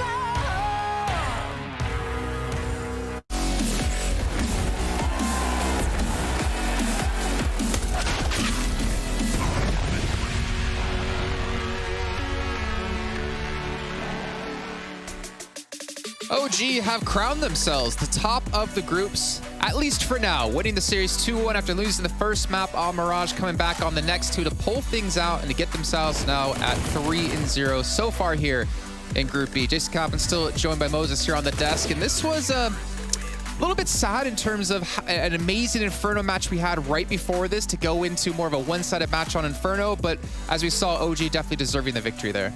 Yeah, they certainly did. They played two really solid halves of Counter-Strike. First half got a little bit sketchy there towards the start, but I mean, on their T side, they started, they got themselves a good lead for a little bit, did dwindle, but once we switched over sides, that CT side was just dominant. Fours never got anything going. 2 rounds total, separated by 2 rounds in between. Nice win for OG. Both pistol rounds as well in the match. Yeah, and unfortunately, as you talked about not getting anything going, thinking back to Inferno where we talked about Jerry and his performance when it came to that CT side, at least looking here when they're on the T side, he only had 9 kills in the end of things. Not to call him out in particular, but it was great to see him step up in Inferno, but unfortunate to see him fall. Mazer as well, who had a fantastic map too, unfortunately fell only 13 kills. It was a lot tougher. There were still a lot of great individual moments, but I guess not enough of those clutches that we were talking about before. Yeah, I'm kind of glad OG won this just because they've looked so good to start this group. For Fours, it's the same. They've looked good to go 2-0 to start this group. I don't really care that they've lost because they're, I mean, again, the replacement team, be surprised if they made it through this group considering the teams that are in it with VP and G2 here. And now that they have that opportunity, I think, it's reasonable that they were going to lose a game at some point. So not super disappointed in Fours, despite this final overpass seeming a little bit flat. Yeah, we still have OG yet to play Sinners and Complexity coming up the next 2 days. For Fours, it's G2 and Sinners. So we're going to find out how these teams are going to play and obviously where the teams will lay out. But Man2 going to be talking about him. He was the man we talked about at the start of the match, being the top performing player overall within Pro League, not just in Group B. He finished out at 21 kills here on Overpass, but 57-51 overall. Not the best of performances as we've seen him do in the past, but solid enough. Yeah, and I mean, it doesn't matter. You win the series as well. He had a quiet Mirage. He started a little slow into the series, quiet in the first half of Inferno, but really kind of lit it up from there, doing a really good job. And, you know, this OG T side here on Overpass, I felt like they got a lot of things they wanted. They had a lot of access, it felt like, to bathrooms to be able to march up towards that 8 bomb site and run their set pieces into the site. And Force had a tough time kind of putting a stop to that until the end. But yeah, for OG, it feels like now 3-0 in the group. I don't think they're actually locked into the playoffs, but with what Sinners and Complexity as their final 2 matchups, the idea that they'd lose both of those and somehow be at risk of falling out would be kind of crazy, especially considering the tiebreakers that they have in their favor. Oh yeah, I mean, I'm not even going to try to pretend I understand how those tiebreakers and everything's going to work when we get to that point, or who potentially will qualify or not. But I did want to point out, as you saw Kenzie, there's 73 kills over the course of the series, the highest amount of kills so far in this one between these 2 teams. And I mean, fantastic to see. Unfortunate that it wasn't going to be enough to close out the game. Obviously, we saw Flit on Inferno be such an impactful part of it. But again, we're seeing like these consistently well-performing players on the side of Fours. It gives me a lot of hope and a lot of, I guess, interest to watch their future matches and their future careers as well, if they can continue to perform like this against these top-tier teams. Yeah, I'd like to see them on LAN. I mean, not throwing any accusations. I just want to see like this team like playing good individuals, playing good, because you're exactly right. We've seen really good things out of Flit. We've seen really good things out of Kenzie. Seen really good things out of Zorti. I'd like to see these guys actually play at a LAN event at some point, and see what they've got on that kind of a stage, because this has been a cool showing so far from them, but not over. I mean, that's the big thing. This is a loss, and it's probably going to hurt for them. It's probably going to suck for tonight, and then tomorrow it's right back to work, and they got to forget about it and move on. Well, speaking about getting right back to work, we're not done with our jobs just yet. We got to bring in a person. I know, we're not done. We still have a whole other series to go today, Jason. Excellent. Well, it's going to be a good one. It's going to be Complexity against G2. But before we can get to that, we got to bring in a winner here from our winning team. It's Alexi B going to be joining us in just a second to talk about this last match. And first of all, got to say, man, congratulations. You guys are now 3-0. The group's looking fantastic. How did this match feel for you guys with what happened on Mirage? I feel like we started a little sloppy, especially when you start the CT side losing, I don't know what we did. We lost like a 1-on-2 with Flames, which was, in my, like I just said it outside, like it never happens. Like in that clutch, neither one of us said that we wanted to do something together, even though I feel like every time we have that chemistry. And I just thought about it outside, like that's never going to happen again. Like next time we're clutching, we're just going to do something together and win it. And that started them snowballing on Mirage. Then we lost like a 4-on-2 even on that start of the CT half. And that's when it goes really downhill. Then I said that last time we played Force, we played them on Mirage. We actually won them 16-14, where we got 10 T-side routes. So I just told the team that we can still make it happen. But they ended up winning the pistol, so it was really hard to climb back. But after that, I just knew outside again that this is like their best map, and it's our map pick next. And like everything is just good for us in this veto, so we can still make it happen if we just turn up now. I got a question just about kind of the team and how you're kind of directing and preparing. You guys are top in the group with 63% percentage of getting the first kill in these rounds. Are you guys game planning to find like ways to find that first pick against your opponents? Are you guys like specifically kind of focusing on that, or is this just kind of like a really happy accident?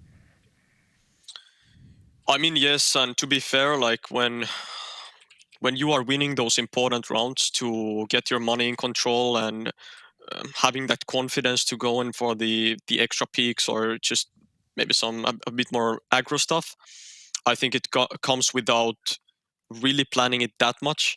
But obviously we do know if they have some gaps or what setups in our game is going to work against their style of play. But as I said, it's just winning some important rounds, getting us that confidence to do it. It's also really important. You guys had a kind of a bumpy ride, obviously, with Cologne not panning out the way you wanted, and we've touched on that plenty. I don't want to dive too deep, but right before that was IEM Summer, where you guys had that great run to get second place. So which is the real OG? Are we seeing the real one right here from IEM Summer come in and kind of take this group by storm? I think so right now. When we won the number 1 and number 3 team in the world, I think that boosts you every time.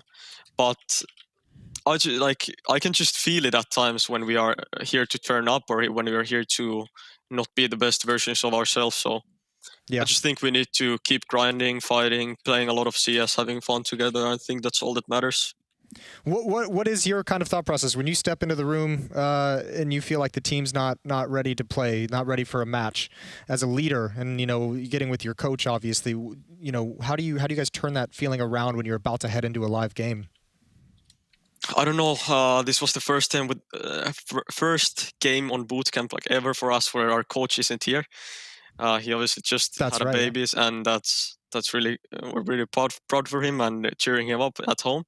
And he's still with us on TeamSpeak, obviously. But it's like when we go outside, the coach is not there to talk with us. So I kind of had to take that role today about maybe saying a couple words after the first game, obviously, just to get us back on track. But what helps us is just us having fun and getting flames here as well, that the whole team is here. So it's just good vibes. Feeling better. Yeah, I mean, you got to be having good vibes. You guys are currently 3-0 in the groups, looking to top the tables here. We do have to, unfortunately, say goodbye to you for now because we have another match to get ready to go. But Alexi B, thank you again for so much for joining us and wish you guys the best of luck in the future. Thank you, boys. See you. All right, so good stuff. I mean, yeah, having to kind of fill the shoes of the coach not being there, a lot of extra pressure on his shoulders, but you don't really see it too much. I mean, yeah, they had a bad time Mirage, as you heard him talk about, but they still won the series. They're still 3-0. Yeah. They're still leading the top of the tables, but we still have another match to come up today, and this one is going to be ever so exciting. G2 up against Complexity. I don't know who's going to win this one, which team's going to show up today, but I will tell you, it's coming up in just a few minutes, and you're not going to want to miss it.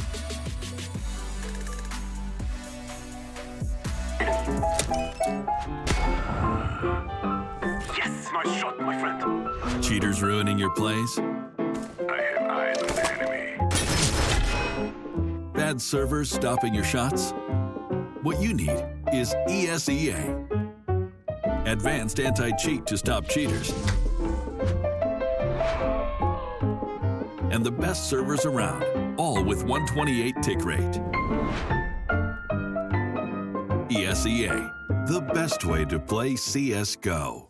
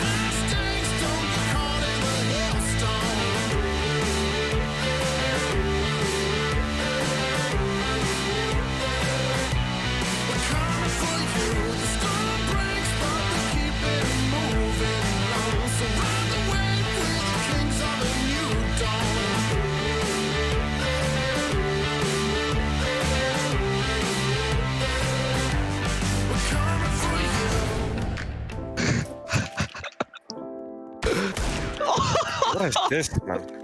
Did you get flashed? Yes. Oh, I'm sorry. Oh my god.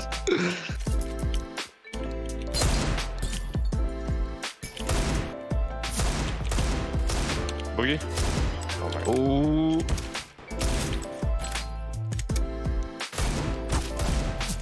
You cannot see me, right? Almost. Oh. It's like I can only see your helmet.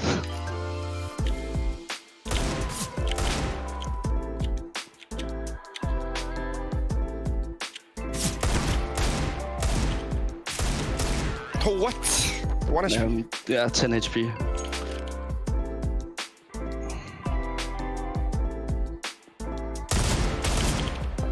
Oh, where's my shots going?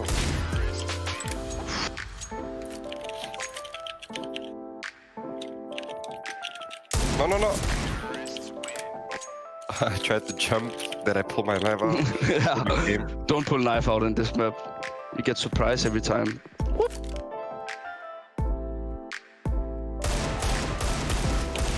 Oh. Oh. Oh. Oh no. Why are you jumping? Jumping jack?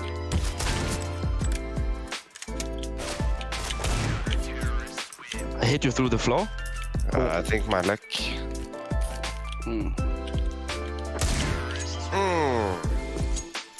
Nasty.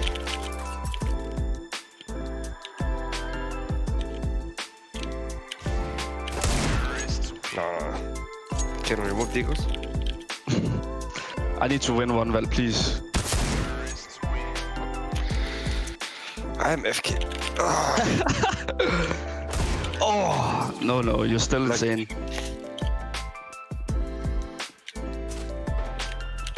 You saw me or what? Yeah.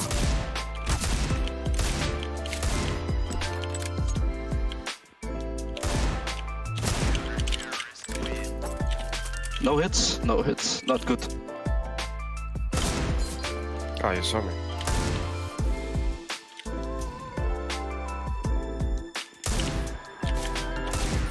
Meh. Mama.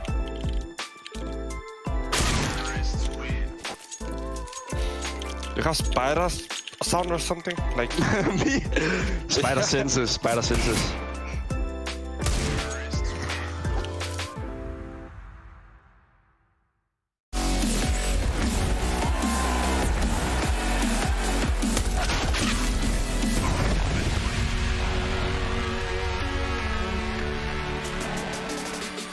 Previously, I played on Astralis and Cloud9, and like I learned a lot there. So like the way I can benefit Complexity is probably like giving them a sense of direction, like knowing all the important stuff that you need to know in terms of like outside the game. I think I learned a lot of that in Astralis, and like what our focus points also should be like inside the game.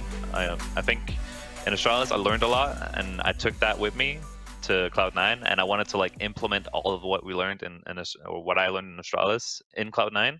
And since I was like the sole guy doing it, like instead of having like 4 of the teammates who had like the same experience, right, and a coach in Astralis, like I had to like make sure that everyone was on the same page in Cloud9, which really made me have to work like overtime in a sense. And I feel like, you know, developing those skills and bringing that complexity it's only going to be a strength. And I feel like after I was done with Cloud9, it was like, you know, I had to learn so much in such a short while. Like it was I felt really strong, at least like after the Cloud9 era ended, even though like the stats might not replicate it or whatnot, but I felt like I was at like the peak right there, actually. Well, one thing we can say is, at least for S-Attack's sake, his stats have been maintaining over the course of this time, still performing as well as ever here as he made our way into our Pro League Season 14. And it's coming into an interesting match here, Moses. We have currently Complexity 1-1 so far in the groups, up against G2, who are 0-2 at the moment. But if I'm not mistaken, there's a special condition here in this match. Yeah, if G2 actually beats Complexity here, then OG is going to be through to the playoffs. So I mean, you can imagine they're sitting around after their game, watching with bated breath, hoping that they get an easy berth and get to kind of sit back and chill and set their sights on just grabbing the first seed in the past 2 days of competition in Group B.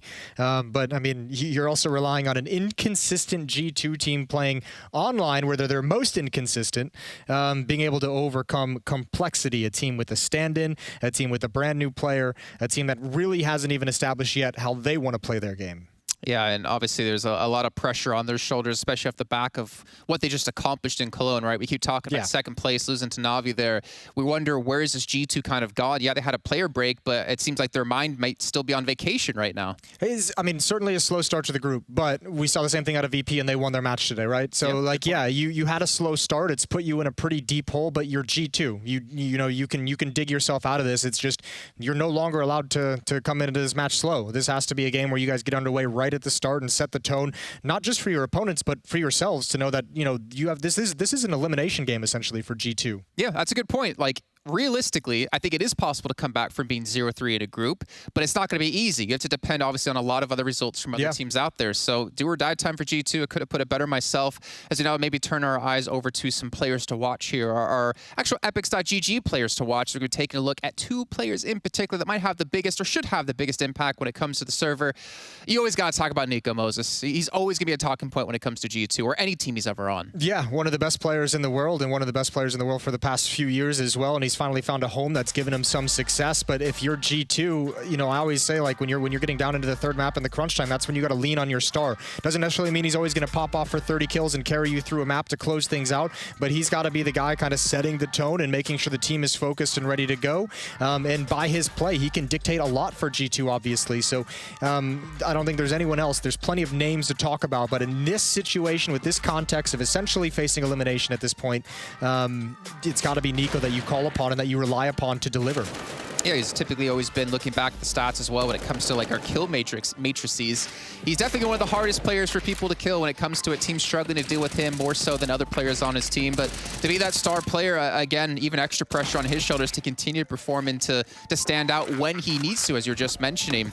And he's going to be paired up against a man who is extremely strong. His biceps, I'm pretty sure, are bigger than both of our heads combined. BlameF, who has been doing some heavy lifting in the server as well here over the course of the 2 matches. Yeah, he's been the rock that Complexity has had to really rely on to continue his great performances without Config. If you don't have Config and you also have a group stage where BlameF is dropping off on an individual level as well from what you're used to seeing, that's too much to overcome.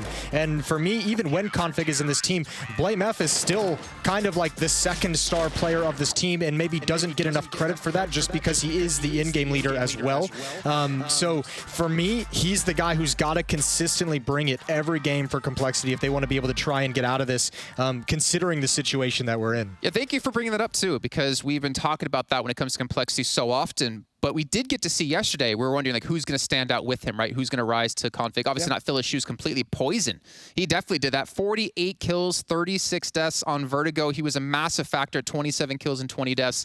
I wonder who it's going to be today, because technically I feel like we've seen everyone on the roster show up when they needed to. I think it's kind of a cool angle to take with this Complexity team is with Config out, it's all of a sudden opened up space for a lot of these other players like S-Tag. He gets to like kind of carve out how he likes to play and play his role and show how he can deliver. Poison as well, if he can step up and fill that gap, all of a sudden you just start to see maybe things that you didn't see in your players that are around you, because Config is always having such a huge impact, always taking, you know, he's getting 2-3 kills around, whatever it might be. All of a sudden those kills are now available for his teammates to get and for them to kind of flex a little bit and show what they're capable of. Yeah, it kind of reminds me of actually Twist, if I'm not mistaken, when he was over in Liquid. I remember when he left, he was saying he felt like he wasn't able to be the star player for his team, unfortunately. Like there was other focuses on different directions. And then he went to go to FaZe Clan, he actually had the opportunity to be more of a star player. They wanted a star player. Yeah, exactly, right? So now it's kind of like, well, everyone else has a chance to be that star player for the team, and it's going to be who steps up at any given moment, who's going to be the one to do so.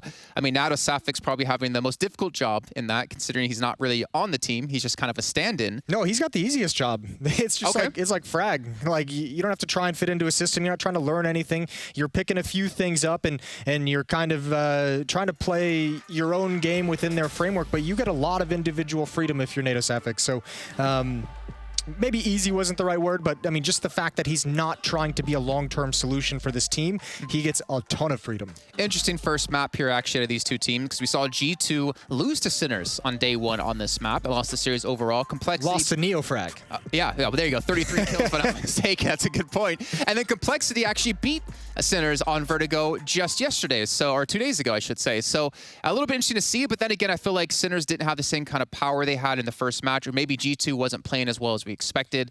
A lot of questions in the air. Well, if it makes you feel any better, if you're a G2 fan, G2 actually beat Complexity on this map at Cologne just a month ago. They beat him 16-14, but again, that's with Config in the team. So obviously, that's with their full roster. Actually, Rush was on the team at the time, so two different players obviously playing in this one, but you at least have that to hang your hat on if you're G2. I really hope that's not a coffee, because it's pretty late over here in Europe. I'm not sure exactly where they're playing from. Brazilians and caffeine, I don't know. They've got a weird relationship there. I've seen them drinking coffees deep into the night. Hopefully it's a decaf. I don't know, man. You got more games to make. There's no point for decaf coffee. Get it out.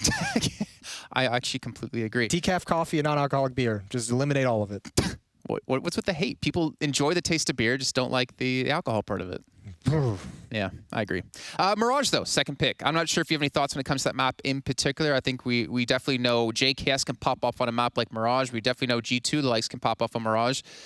Looking overall, I guess, at the kind of two teams when it comes to this match, I'm not really sure which one I'm going to favor when it comes to the maps we have in order. It's an interesting pick for G2 to head into because Complexity has some good results on it, a pretty decent win rate, but they're close enough to not be a huge deal. So, yeah, no real crazy insights into that one. I think it's just going to be a good series. And like I said, the real crux of this one is must-win game for G2. All right, well, let's see if they can pull it off here and start things off in a positive note by being able to take Vertigo up against Complexity. But we got to find out. We got to load into the server. We got to bring our commentators back in to kick things off here for a final match of the night. Let's send it on over to Huey and Hugo. Oh! Hey, Huey. How you doing, Huey? Huey here, big Huey on the mic. Yeah, it's going to be a banger. Thank you, Jasons. Everyone loves Jasons. That's what they say. Who is your favorite Jason? Let us know. Yeah. Use a hashtag. Because if we're not creating a divide, what's the point? Well, there's going to be a divide and a bit of a conquer in this one as well. G2 Esports taking on Complexity. And boy, Vertigo in my neighborhood? Damn right, let's do it. Cole's map pick. And man, there's so many questions about this series. Let's get into the answers. Poison provides the first. Popped out middle with a kill to Jackson. Now a USP upgrade. This guy's pistols are lethal. Poison is my favorite entry fragging player. That's apparently what he's turned into here on the realm of Vertigo especially. Well, this was a stat, right? Config took 25% of the team's entry fights. And so, well, someone's got to fill that void. No man like Poison. Oh, Hunter! Gnarly. That's one. But there's the trade. That's why you give him the USP. Nico, the same story as his cousin. Quick tap, chase down, Poison, doing everything right now. Like I said, my favorite entry fragger, Poison. Here he is, 3 in the round. Big boy Poison. He's opened up. He's made that bomb plant happen. Complexity, feeling good about this one. Nexa and Amanek starting to try get set up for this retake. This wraparound probably won't find a thing because Blamuth is about to ruin it. Big Blam. And Amanek now alone. Poison. 4 maybe? 4? One bullet. That's all you need. Right place, in the face. Amanek doesn't want to bite. He's out of there. That's a pistol for Cole, if you ever had any doubt.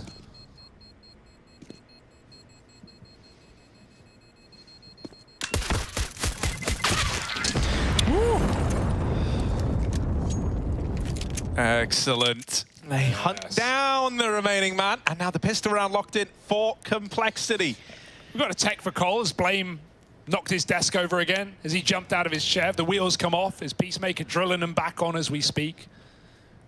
I don't know. We'll have to wait and see. They're a bit of a tech timeout for Complexity, but hell, it won't stop them from winning the opener on their map pick as well. Mirage to follow. Blame is putting on a VPN. Ah. Nice. Nice. All right, Blame. All right, we'll wait for it. He's a man worth waiting for. Absolutely. Yeah, and I mean, this is it. This is a scary series, Harry. I think it shouldn't be scary. If this was the opening series of Pro League, you know what I'd be saying? I'd be saying... You'd be saying G2 2-0 right now? G2, man. Look, hot off the press. Great Cologne. Complexity is standing. What can you expect? But, well, if we look at the standings, G2 yet to win a series.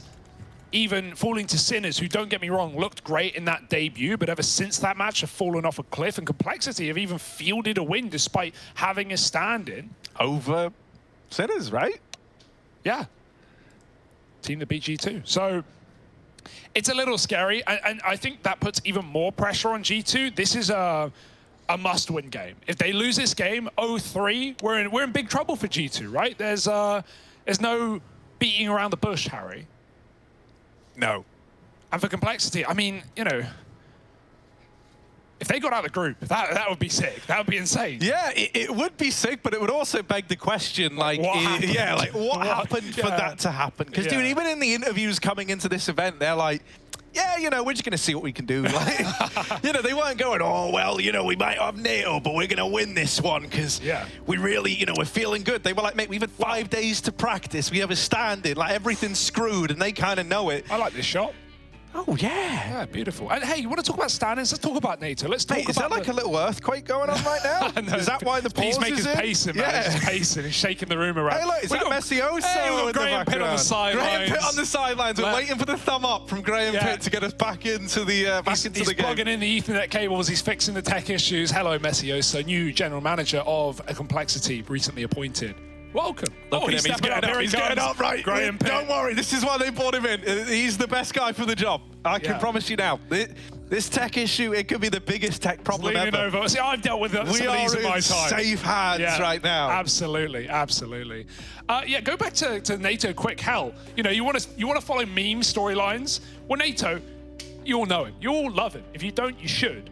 Stand-in aficionado also stood in for Mouse Sports that one time at Summit over in LA. You remember that? You remember what happened? You remember the grand final where NATO stood in for Woksik and in the grand final, and then Regin, the coach at the time, stood in for Carrigan in the last map of the grand final. By the way, they beat G2 in that grand final with 2 stand-ins, with a 7-man roster, without their main AWPer and without their in-game leader. They beat G2. G2 have had their fair share of series that have fallen short, and that was one of them. This can't afford to be another Harry. A man like NATO, he good for the job. He is. He is. Graham sat down. That's a great sign. Is it, though? He's leaning forward. Come on now, Blame. Let's get this one sorted, mate. Yeah. How long has it taken him to... Oh, yeah, there we go. We're back in. Up. Yeah, we're back in. Blame is back in the server. 5 on 3. 3. Launched. JKS, handsome as ever. So let's get into this one. Pissed around already going the way of Colt, but a force buy back for G2.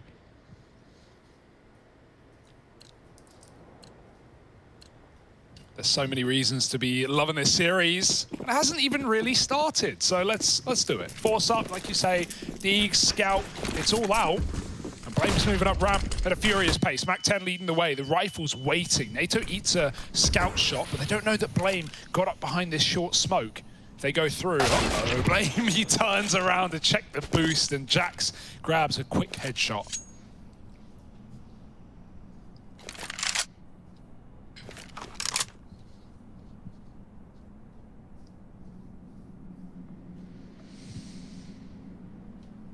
Yeah, now it's a bit of an awkward spot. It's going to be a bit of a slowdown here, right? You've lost that opening fight, and we say that, especially when you're up against these force buys, these can matter a hell of a lot. The opening duel now going to force Cole to be a little more respectful, a little more scared. Oh, not an award-winning Molotov, no. that one. Just sails off the side of the map. It's probably clear, guys, don't worry. I love that, yeah. The molly misses and they go, well, it's probably fine, isn't it? Oh my God, it's more than fine. My favorite entry fragger, look at him go. 3 in the round, 99 damage to Nico.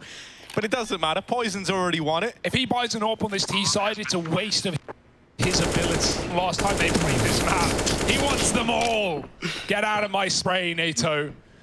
But yeah, like he was doing this the other day. He was buying the AWP and no one was picking up the pieces. No one was getting those entries. No one was getting them into bomb sites. And then Poison puts down the AWP, picks up the AK, and does exactly this on Vertigo. A part of me wouldn't even be mad if this just became a regular, appearance for the T-side of Cole. Like, it's just scary. His AWP is so good. It's scary. No, don't get me wrong. His AWP's great. But as you say, like at least while Config's out of action, it's so commendable how he's been like, if I was going to go through and look at every player on this list, Poison would not have been the guy that I would have gone, oh yeah, naturally, that's going to be the dude who tries to replace Config's entry frag. Especially when, like, and this has been talked about on the desk in previous Cole games. You can't just sub out, Config and go like, oh yeah, S-Tag, you do all Config's roles. But, S-Tag's a guy who's done many roles. Hey, Alexi, welcome back.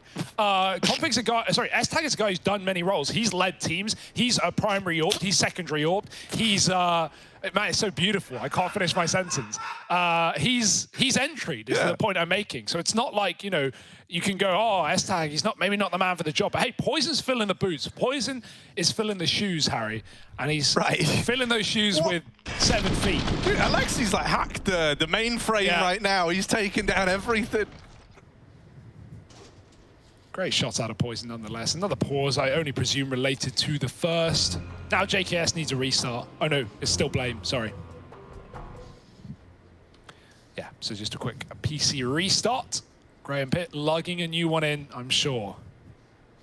He always carries one around. Yeah. That guy, he doesn't even take clothes in his suitcases. He wears one outfit and he just fills his luggage with computers. That's something. Yeah, that's how he got the job. That and many other accolades, but one of the reasons worth noting. See, my technique to avoid paying for luggage. Yeah. Just wear all the clothes you want to take with you on the plane. Sure. That works. Yeah. Getting Do through you security. stretch out all your clothes, like the outer layer? No, you just buy them in like, you know, sizes that tick up. Okay, yeah. Okay. Right? So security, though, when they ask you to take off your jacket, what do you go, which one? No, I just, you know, just take them all off. It takes a while and everyone else hates it, but that ain't my problem. I get to the airport like 6 hours before my flight. Not my fault they didn't leave enough time. Oh, dear. Hey, it might work. Not on a budget airline. Simply no room for your legs in that seat with 6 pairs of jeans over. No. What's the most amount of jeans you can wear before it becomes a health concern? I don't feel the blood in my legs. Yeah, make sure they're not skinny. Well, no, the first couple are skinny, but then you've got like skinny, straight fit, baggy, oversized, and then like then you get like the jorts, ripped jeans, jorts over the top of that, trackies, then leggings on underneath it all, just in case. Where's the lingerie go? That's on as well, but like over the top, like a superhero, right?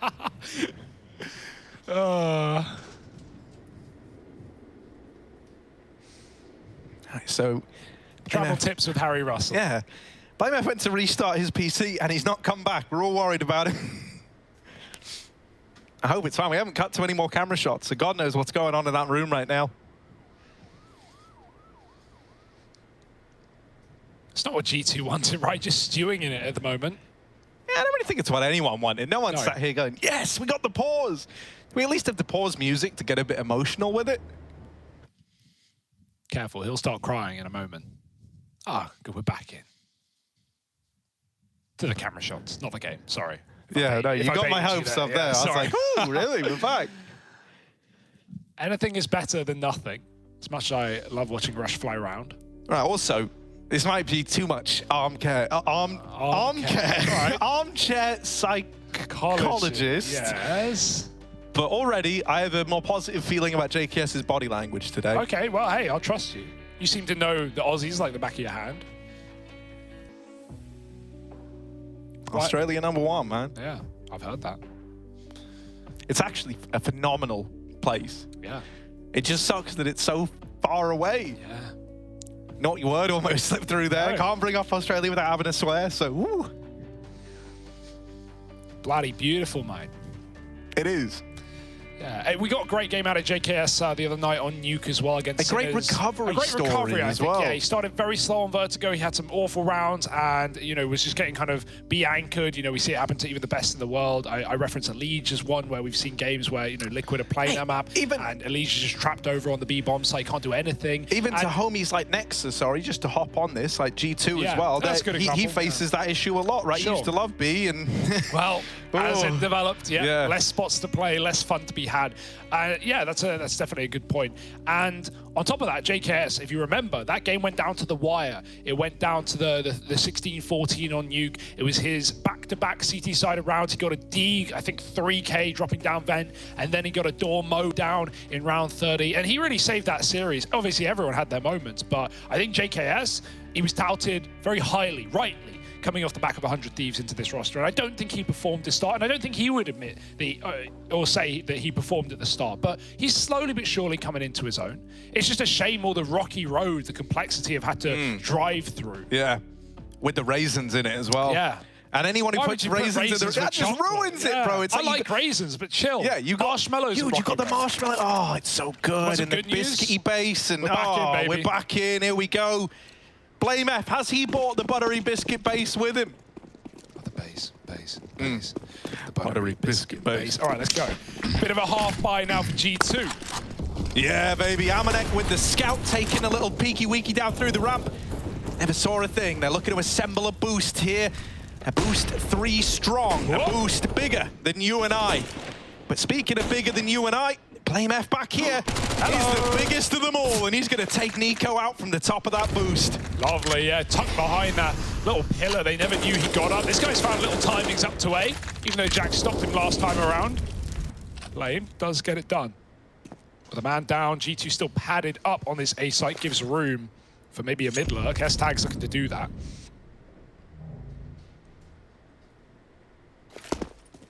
Nexa already moving away from B, but that's the thing about Vertigo. As soon as you leave your bomb site, they'll take it. Got to be careful. And they're coming back. Oh, they're coming through. Careful, Nexa. B is very quiet, so is A. Where are they?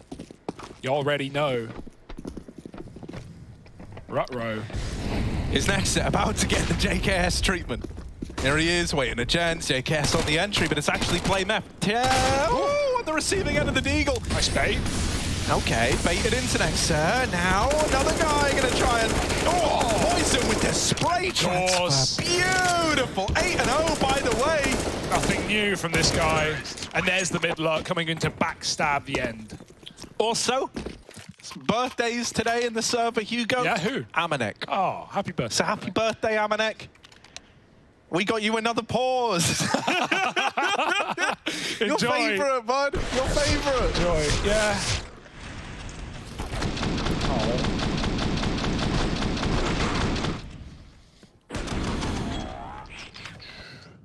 I'll try and do some recon, Harry, see what's going on.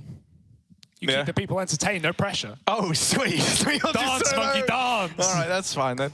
Yeah, you know, that's just a lovely little change of plan there. You know, you take that ramp control, you hear that you forced rotations, you've got on the opener, and then you go back into a late B. You kind of called it as well. It feels like with that B site, especially in those force buy rounds, the moment you hedge your bets and you go, well, it sounds like, hey, they've taken ramp, they've got the opener, and you leave that B site, that's when Colt move in for the kill. Also, to clear up any confusion, because people do ask about this still, complexity used to be, you know, COL when abbreviated. That's why you say Col. We're not saying coal. No, yeah, people like the mineral. People don't think or that. Is it a mineral, a material? I don't know. What's in a coal? There are minerals, Marie. They're not rocks. Right, so who's causing problems now? Yeah, is it Alexa B? Oh, I think we're going live. I think people are just ignoring the problem until it becomes a big problem. Oh, that's good. No, then we're paused again. Yeah, it's ping issues, it's connection issues, it's just the old Tinternet looking tinny. Classic. Where are they right now on the... Because I thought it was Denmark, and that would make sense. I would presume, because Graham lives in Denmark. 3 players, Graham lives in Denmark, of course. That Brit in the Denmark, great place to find yourself. A lot of Danes, yeah. No, it would all make sense to me, but yeah. Danish internet's normally pretty good, though. Yeah. So this is unfortunate.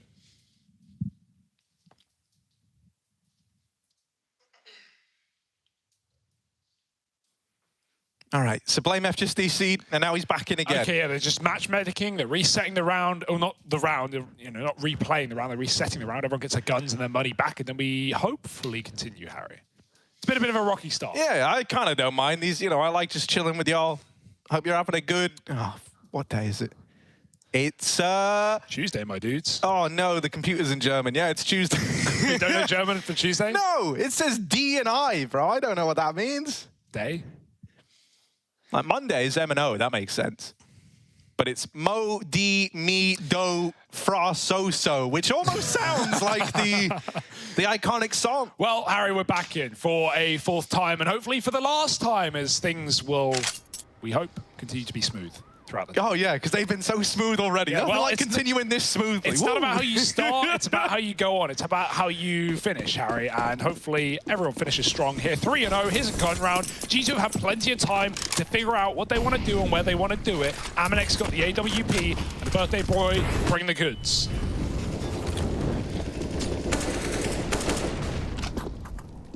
Yeah, and you know, a kind of interesting thing to note is that Amanek is probably going to have more freedom than normal in this game, because on the T side, we do see Poison rifle so much. So I do think if you want to bring out the AWP, mate, Poison's so good on the entries, I would just give it to S-Tag or NATO. I would just say, look, one of you guys take it for now. Sure. You're not shy of AWPers on this Col team. Kind of the polar opposite problem to what G2 have. but Amanek certainly proven his value with this weapon. Oh. Volley, scary, man. You know, they can clip, Blame get caught with nades, and Jax, that's 2-0 on that one. Or 2-1, I guess, off the top of the boost. Blame did grab his first kill there, but Jax loves catching those timings right now, and they're doing the work for G2. Push through the ramp, my goodness. He doesn't even have to commit, just staying here can tell his team to safe rotate, walk away, go back to B, padded with 3.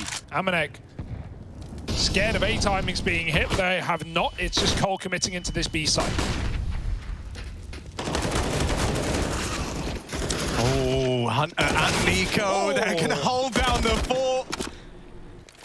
Beautiful stuff, and Amanek nails the mid shot as well. So G2, the rifles come out, we get that Hunter and Nico flashiness that we love from this G2 squad. And now, a little tack timeout for a change. Oh, that's a nice change, isn't it? Yeah. Not like you guys haven't had enough time to talk about it now. No. They've had their minds on other things. And yeah, that's a distraction to both teams as well. So you want to get a chance to reset, get a chance to recompose. Waves getting caught a lot on short. Be execute just gets nowhere, rather. No one in the site, just playing safe by gens.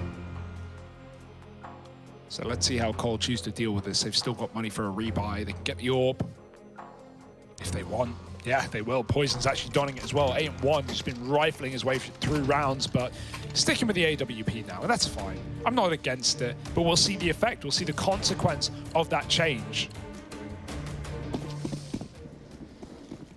Nato's throwing that short A smoke.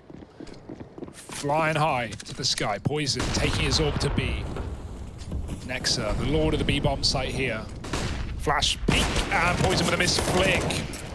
Nexa, he's stuck behind the wood. They've got a trap dead to right, but Nexa runs out and takes the kill with him. Still got a full belt of util to stall out this execute if Cole were going to commit, but they won't. Regrouping. Going back to Blame.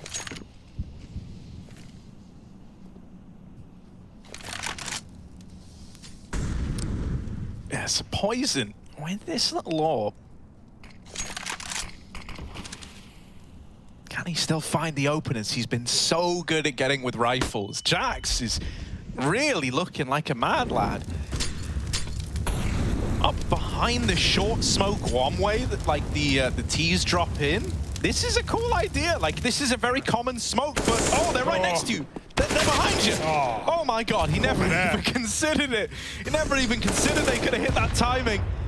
There was definitely a chance for more on the back of that push, but still, a one and done has kept it in a 4-on-3, and Amanek is going to extend that lead for G2 even further in this round. It's S-Tag and NATO left alive. Good flash, but it's only temperamental. NATO needs the entry, and Nico won't allow it. S-Tag, nothing to play with and everything to play for. 20 health, and they even flash swing him. Nico wants the round, he wants everything, all the glory, but he won't get it, not now. 15 seconds, it's inevitable, and here's Amanek to close. He gets slowed by the yellow spam, and that just makes that shot easier to hit for Amanek. 2-3, and no money either. Could get a couple of deegs if you want, but really you should be keeping 2 if you're Cole and saving for the next buy. That gives G2 the way back in to equalize his scoreline. And that's reassuring at a bare minimum. Yeah, I kind of hope we get like a late activation of G2, man, in this group. Like it would be sour for them to come off the back of the player break. Yeah, and maybe praying all break, man. Praying for anything. Oh, Nico, that's a nice little opener. That is the deagle removed from this round. S-Tag has one as well, but the other guys are all on clocks. Apart from NATO, who's fortunate enough to have nothing. I don't know where his gun has gone. I think he tried to pick up the deagle on shore. And just ended up with nothing there. So that's fine. This push from Jax is good. I like that Jax is already really flexing this ramp control, right? He's made a couple of ballsy plays down through ramp now. And so that's something Complexity you're going to have to watch out for. Ooh.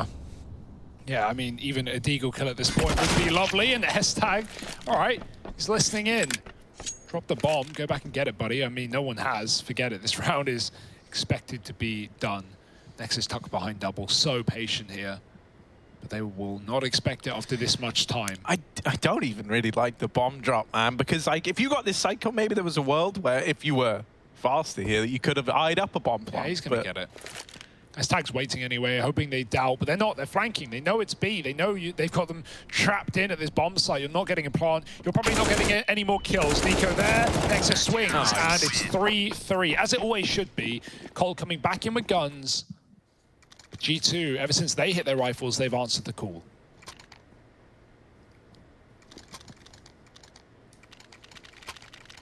Yeah, but as you can see here, the money for the CTs is already stacking up, Hugo, right? This is really making G2 feel pretty comfortable, considering this game started with the pistol and the conversions leaning in favor of Cole. Well, not only have you tied this up at 3-3, but you are bossing at the economy game right now. You're able to sustain some losses. You're still able to reinvest in things like AWPs if you lose yours. And Cole do not have these privileges. Oh, Molly wasted in the smoke. Hard to bounce it there. You want to bounce off the left lip, but with it smoked, Damonet couldn't see that. Nexa, he loves this position. See, a lot of teams just do flash peeks. They jump up on the wood wall with a flash from their teammate. Nexa doesn't want to offer up an opening kill, so he backs up the smoke instead. Solid Bianca, like no better man for the job. He's rarely going to give you freebies. Now that smoke on the Molotov blooms strangely, but it still might concern and confuse Cole. They have one more molly in the round to get rid of it, but it's over on B. And so in the back of their minds, all they're thinking about is that sandbags, even though it's empty and always has been, at a certain point you might just forget about it.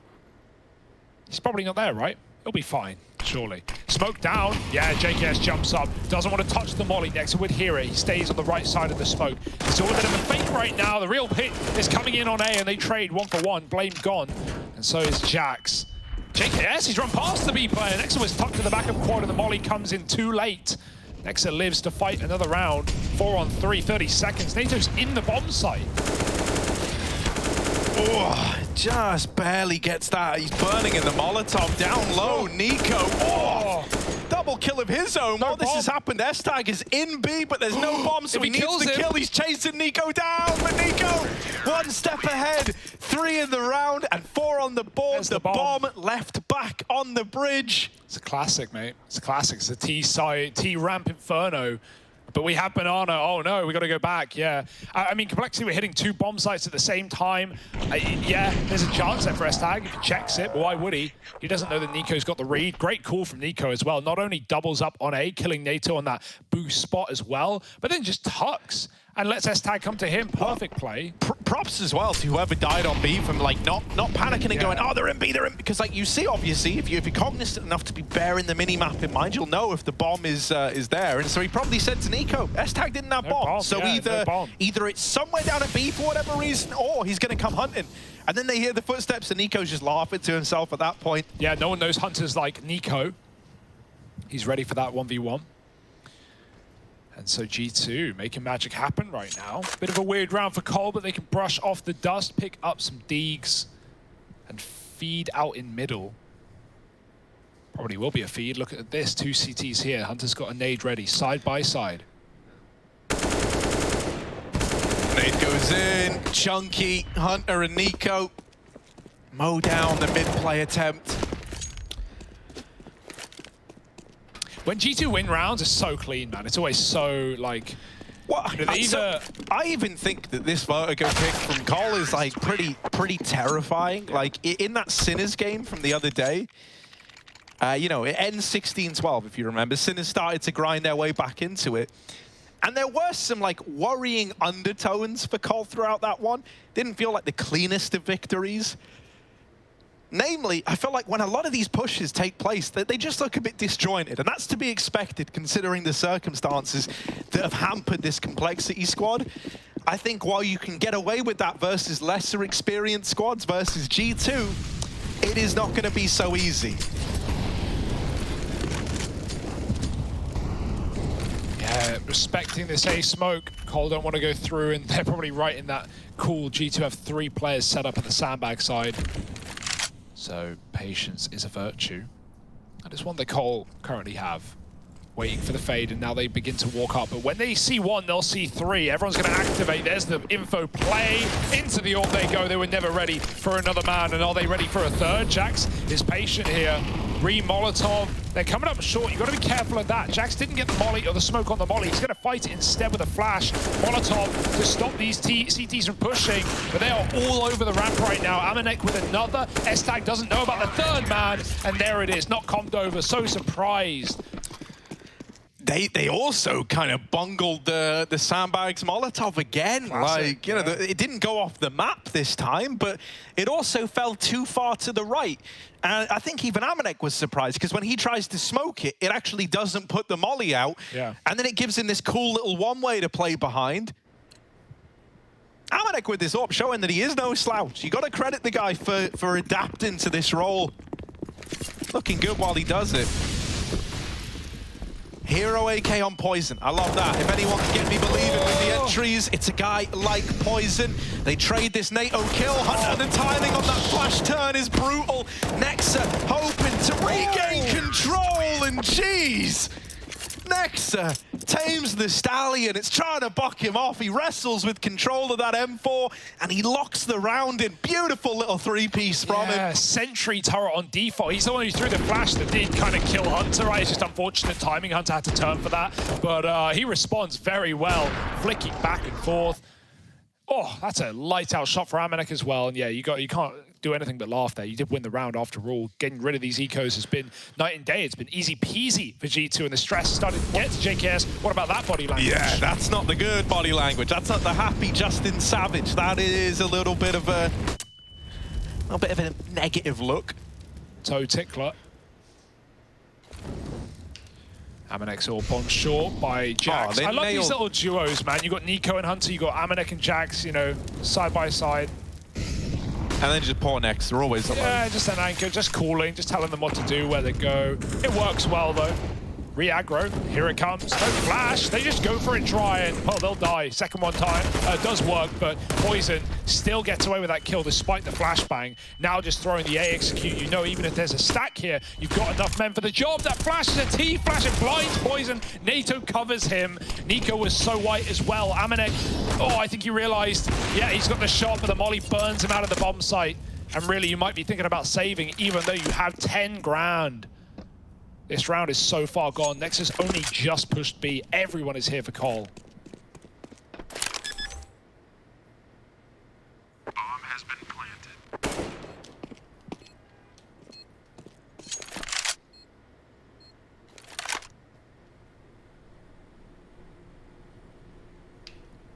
I think it is important that we're seeing G2 at least have a good CT side. Right, usually their T side's pretty good on this map, but I just recall that Sinner's comeback, right? It was 10-5 to G2 in their CT half. And they got one round in T. Obviously a very different game, and one where momentum probably wasn't in their favor as the opening matchup. Sinner's feeling hot to trot, but all that being said, still in the back of my mind.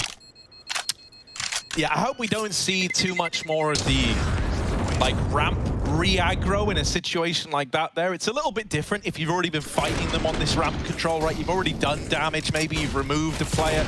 But, like, being real, the complexity EA takes have looked very, very sloppy, in my opinion. Yeah. And so I would let them, you know, like, kind of try to get into the site. You know, you gave them that 2 kills on the swing, and also, like, it was messy with the flash. Let's be real, right? The first peak didn't even have a flash to extend it, and then the second peak, the flash was pretty botched as far as they go. And so at that point, it kind of feels like sunk costs, right? They're just trying to reclaim something from this aggression. Blame F with the opener now. Nico on the receiving end of that, and this ramp control is taken again for complexity. Yeah, constantly keeping them scared with re-flashes, right? Even if you're not getting pushed. You think you are. Spam is there. Almost. Flame bites back and takes out Jax in that corner. Amanek re-aggro, and he's got the shot. 3-on-4. Still Cole favored here. Getting their util in. They have plenty of it. But meanwhile, they're running right back. And it's not like they have map control that they're running back to. This is just a late rotate that G2 seem to have read. Not only has Nexa never moved, but Hunter is doing exactly that towards B. He's got a nice little goblin spot in middle, little pixel gap. Poison trying to sell this fake, and opening kill will do everything here, but even a spot might pull Hunter back out of position. Nexa, he's about to know, he's about to see everything. The full uncovering, and JKS is that's the entry we needed. Hunter's still stuck behind the gens. JKS moving up closer. Should be enough for a plant. JKS does die. Great shot out of Hunter, and no one else is crossed in. Oh, Hunter! Traded by NATO. Amanek drops the bomb. And he saw Poison back at the A site. Now Poison's given up the aim of the game. Amanek's going to run for the hills. He knows that time is his best friend here. Lines up this first shot and then is just going to look to go through the motions, right? By fighting Poison here, he's hoping to slow him down. Now he hears the drop and he's just looking to play for time. Poison does get the bomb and just enough time to get it planted. Amanek now needs to retake this one. He's so ready for the swing up on top of double. And Poison's on the receiving end of an AWP. Doesn't that make a change? Complexity. That round stolen away by Amanek and Hunter. Yeah, I love that re-aggro. G2 realizes well with a timer at like 20 seconds and Collar hitting B. They know they're getting flanked, so they just push up. They just chase those kills, get into the site. So there was one other detail that I almost wonder if it makes you lean into this read of the B play. Instead, you know, like they had full ramp control on the side of Complexity. They never threw the wall smokes, which is so standard on an A take. Instead, they threw one elevator smoke and then went completely quiet. They didn't have a second, I'm pretty sure. No, did they? no. They had enough smokes, but it's like, you know, it's unusual if you have all that control at ramp to have not thrown the wall smokes. And it was pretty immediate once that smoke came in that Hunter just left and left Amanek there. So I almost wonder if that was them, you know, trying to read into it. Like, this is very weird. You know, they haven't done the most standard A execute out there. Yeah, great clutch out of Amanek as well. Even though he gives up the plant, you know, it's a risk reward. You're hoping Poison overplays his hand. You're hoping Poison, you know, the time doesn't cut it half a second, and Amanek wins that round to the clock anyway. And then even when Poison gets the plant, there's only one place he can plant safe. Amanek knows he has him trapped behind double, and of course he hits the flick. AWP 11 and 4 right now. Don't block that day, no problem though. Utility's been a mess on both sides, more specifically Cole. Oh, good flash though. Blame with the spray, and that's more like it. Double opener on this A site. Nico's still here though, inside of a short smoke. Ready to activate. Poison's gonna get backstabbed. Nico won't commit. He won't go back in for any more. Nades onto the plant. No one's sticking it just yet. The bomb's running right up the ramp. Nico does die eventually. They mollied him out, trapped to the gap. And 2v4, throw in the towel. You need the money.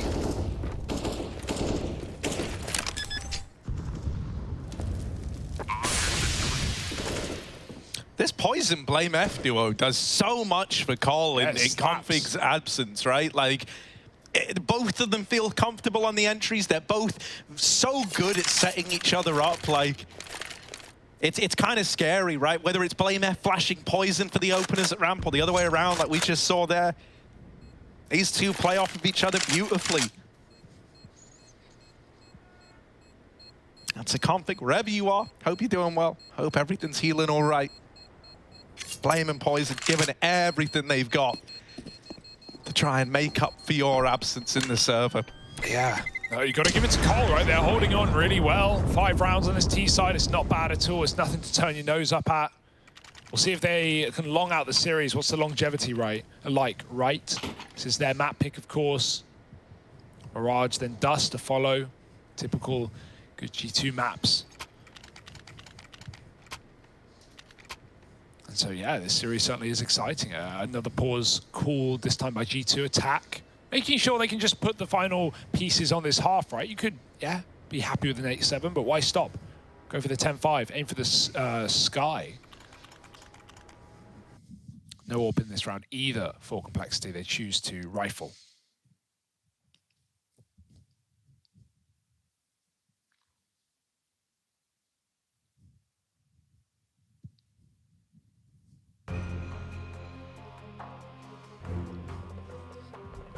Yeah, little pause. Time to catch your breath.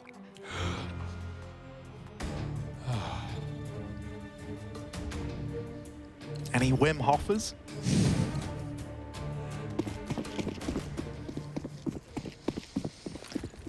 All right, here we go. Amanek had an okay spawn to attempt to peek, but instead he's going to set up his teammates who had better spawns to get stuck in. Flash goes down, and Kola respecting this ramp smoke this time around. Jax loves that. He loves it when you give him respect at ramp. He always is keen to get cute with these smokes. Ooh. Re-smoke. They want to go through. Still flashing behind them is Amanek, but it's not going to do anything. Cole are hiding out. Waiting. Baiting. And a re-smoke for Jax. We'll buy even more time. You've got to be careful right-clicking them. You're going to hear the click if you're Cole. You know someone's on the ramp. No one's shooting. No one's spamming. They're just playing double up on both bomb sites. No mid-control either. And so any re-aggro here from Amanek would be massive. He's going to try and clear out middle as all this is going on. Meanwhile, Cole grouping back up at A with 5. Jax has gone back to a nice one-and-done spot. They've done the one-way, though. He's got to play in front of it. He's got to get up in their face, and Flame is there. Yeah, that's all Jax could have done. If he stayed crouched, he would be a dead man. He had to try and stop it. It's info at least, but there's only one man in rotation right now. Hunter coming around, going to try and join up with Nico, who's waiting with a Molotov to try and deny this plant. Yeah. What? Oh, poison! I love it. The taps are back. Built different. Ooh, anymore. Tries to control the AK. Bit of damage, but not the killing blow. They know about this AWP in CT. They know about Nico as well, because he lines up this this molly. They saw it fly over. They know the trajectory. They know what's up. But he still nails Blame F on the peak. I don't think that's going to be enough to entice you in for this one, though, if you're G2. Your money's all on the line here, and so they're just going to save. Yeah, I'll just think about the 9-6, forget the 10-5, you'll take what you can get, and well, yeah, like you said, if you don't win anything here, if you lose all your guns, that's all you have, pistols in the follow-up in the final round. So sad save for G2, but also the right call. I am surprised that Team like G2 weren't tempted in by the prospect of that kill from Nico, but probably knowing it's too far gone. Yeah, you understand it, right? Because like now Hunter can buy an M4, Nico can drop an M4 over to Jax as well. You still get to field a full buy here. Don't get me wrong. Oh, Nico dropped a FAMAS. Yeah, I see a lot of pros play it. I'm surprised. I know it's a rifle. I know you got the range, right? But so many ways to make a shotgun or an SMG work on this map. You know, I think fair enough in this instance as well. Like, the utility is so important to stop these A rushes. Nico wanted to get the incendiary. Now, I'd love it a lot less if he dies pushing ramp and loses that full belty util before he even gets to throw it, because then you've downgraded Jax and you don't even reap the reward of, you know, making that decision. All right, Hunter with this AUG in mid. No util and no head either. S-Tag's going to take it off. Yeah, that's a naughty shot there for S-Tag. I'm surprised he backs out there. Doesn't want to give away the 4v4. Would rather regroup with his team. That was all the makings of a quick mid to B split. It might still be the case, but forget the split. It's just all 5 up, wrap all together into B. Molly comes through for Nexa. Snake could be horrendous as well. The flank is in, as shown. Nico on the big lurk, trying to backstab, trying to trap Cole in. Nexa, good position. They have no idea. Flashes go over. Fires soon, though. Full white, got a spray, poisoned with the kill. And jumping through this smoke is a bit optimistic at best. And Manek's AWP just got to buy time for this flank from Nico, and it's all coming in too late. Jax is getting chased. One more kill. Now Nico's time to shine. Sees a back, sees ahead, takes it. NATO moves in deep. They want to chase down Jax while they've got the kill, and so they shall. Now Nico versus S-Tag for the round. Yeah, behind Jeds, he's just going to try and play this around the bomb. Nico, this is where that molly that he saved for could actually come up clutch here. If he's able to deny the CT peek with it, that'll be big, but he doesn't know. Oh, that's a tag. Bye-bye. And S-Tag just playing the timer with the nade. Oh, it's brutal. And so that's why he gets the utility. Big Nico with the clutch. Lovely. And it is that 9-6 half G2 we're hoping for. They've got the lead right now, but we've seen this T-side cause them problems versus the Sinners. G2 praying that they can look better this time around.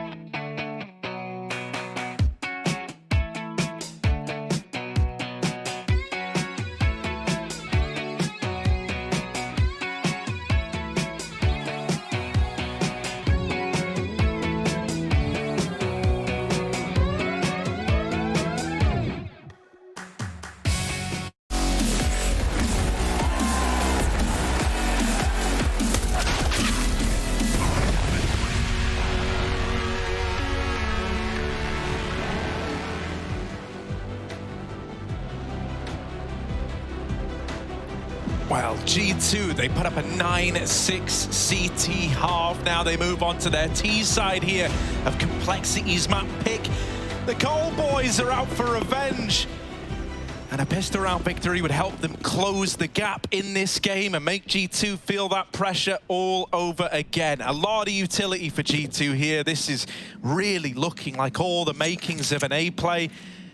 You've got mollies to clear sandbags or save for the post plant. You've got smokes to cut off these angles. And now with ramp control taken, G2 right where they want to be. Yeah, very methodical.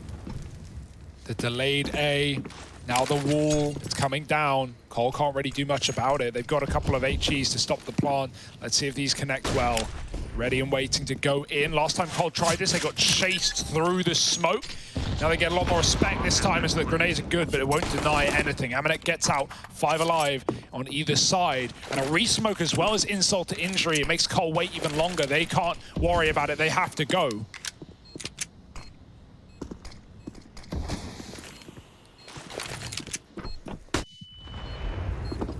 Mate, this is weird. This is like old Vertigo. Yeah. These 5-on-5 pistol retakes. You just gotta get on the bomb. You just gotta hope. Nico does get one, but it's not the diffuser. NATO with the stick. Massive. And a very, very awkward round. It's probably been a while since you've seen one play out like that. Yeah, thanks for trying, Rush. I mean, I couldn't have done any better. That was an absolute mess. Absolute mess. Look at this. They got the boost over the top. NATO just instantly gets on the bomb. And I love the second he does that, everyone swings at the same time, puts on the pressure, just needs enough distraction that G2 have to fight for their lives rather than fight for the bomb. Now, G2 got a bomb plant. That might tempt them into force, so they shall. AK double Galil or double AK single, rather. Blame goes through the smoke. He was having fun with that on short on the other side. I also want to draw attention. Maybe it's not the talk of the hour. JKS, it's 4-11 right now, and that was on T-half, Harry. That was a bit. It was 3-10 in the first half. Bit oof, bit yikes. And now we go to this B-site defense that we talk about that is so difficult, so punishing, and JKS is doing it alone. Mid's been lost. S-Tag has got to pull himself over the connector to try and help out in mid. JKS now with a lot on his plate. G2 is still grouped in mid, looking to recommit later. Given a bit of a fight here. These CTs are moving in. That's kind of what G2 want. This Deagle's holding off. Even a kill would be everything, but Amanek, no armor, gets chewed up, spat out. Meanwhile, bomb going back to B, and Cole will see you there.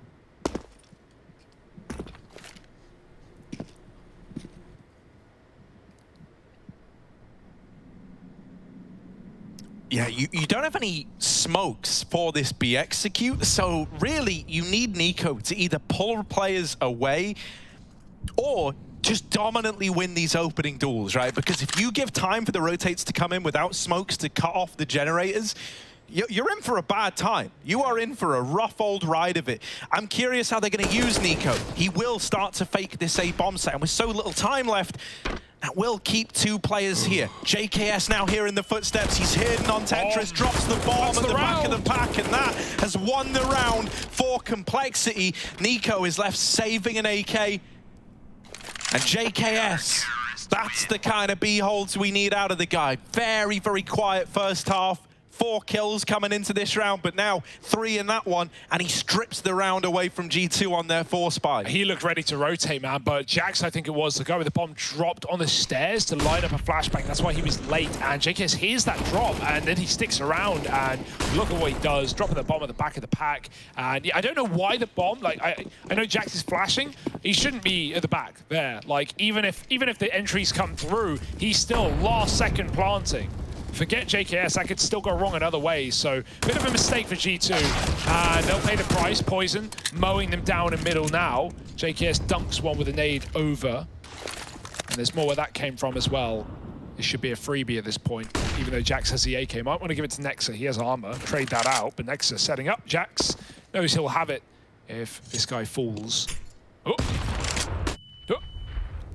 So much util. Don't want to try and get comfortable, try and swap weapons. There's the frag for Jax. Oh, he's trying to pre-fire, but there's 2 there. Next has got the gun. but they swing him. Good stuff for Cole. They are making G2 hurt. They are making them work. And this could be the comeback of Cole's dreams.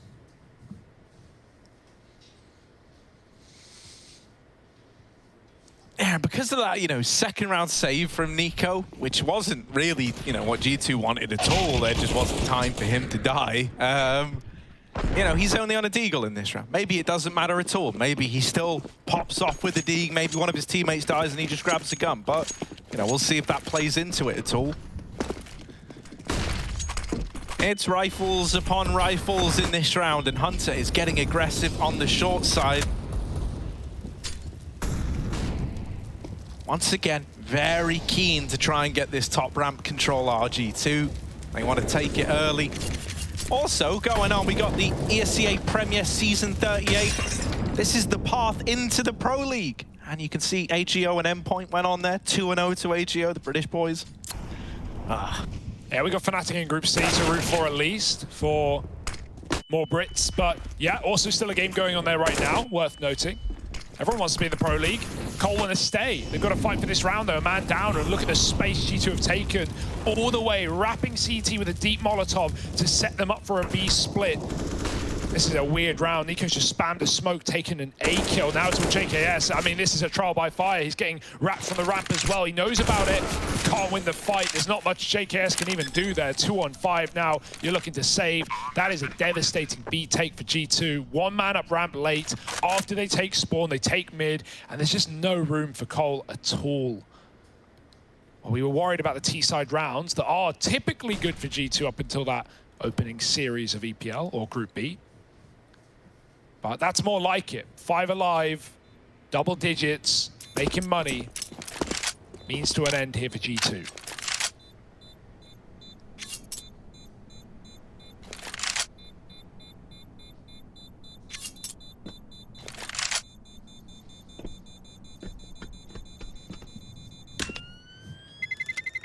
Terrorists win.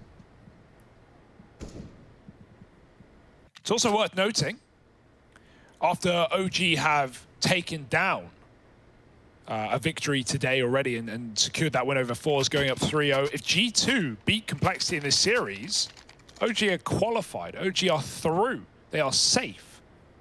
All they need is G2 to win. So any OG fans here, you're also rooting for G2.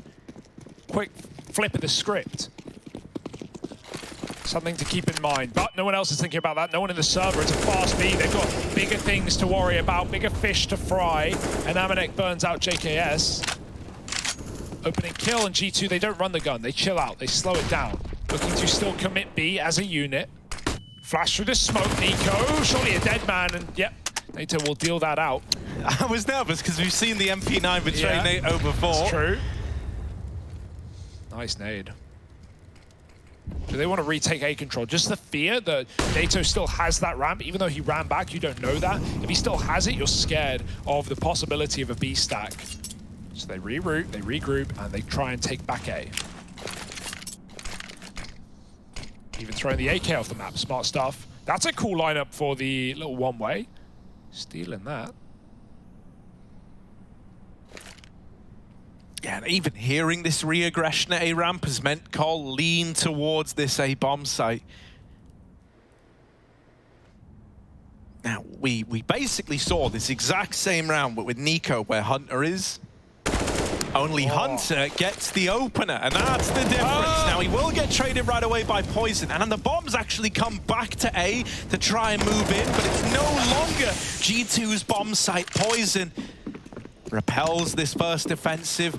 There's one smoke on Nexa to try and get them in. Flashes as well to accommodate the push. 20 seconds. Time is the problem right now. And flash through. NATO good for the first. S-Tag gonna lock the round in for Complexity. And they're in with an immediate response, tying this game up. A little awkward for G2 there. It feels like they kind of got caught between two minds when Hunter gets that opener and is all the way up in A. He's like, boys, I'm here. Like, I think they're stacked B. Let's move in. I've got this site control. And the moment he dies, you saw they like froze on ramp. They're thinking to themselves like, oh shit, is this where we're meant to go back? Yeah. You know, do we follow through? Time, and there's so little time left. You don't know what's happening at B anymore. Yeah, oh, we're getting the hype as well. Cole believing again. They set NATO up so well that round, right? They flash him through A ramp, he gets a kill, he resets, which is nice because, you know, even if you're convinced, oh, I've got A ramp, they're all stacked up at B. You know, Cole don't panic and start rotating B. They just you know, move back out of A and they play around like the round like a normal 4v4. And even then, flashing NATO back through as the plant comes in. Yeah, perfect play from Complexity. S-Tag to close, and right now you got to be feeling good. 10-10, making G2 work for rounds. Mirage next, remember, G2's pick. This is Cole's. But full AKs, G2 still in the money for now. Poison with an AWP. S-Tag trying to hear those footsteps, pitter and patter. How many men have crossed A? Poison's got himself behind the sandbags. Let's see if G2's mollies are any better than Cole's.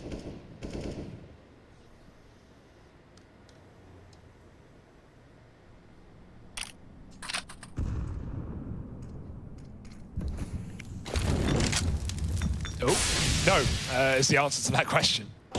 They are not. Oh, and it's a bit of a slaughter after it. S-Tag still peeking that short angle. Jax needs these trades. Well, he does get the first. He's whittled down in the process. They know JKS is oftentimes over towards B, so they wrap S-Tag while they've got him trapped out in the open with a whole minute left.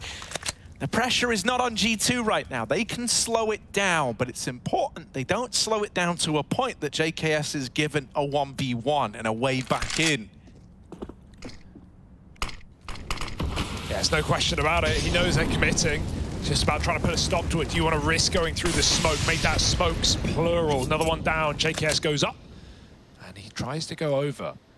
You know there's cover. If you jump up here, that's the expected play.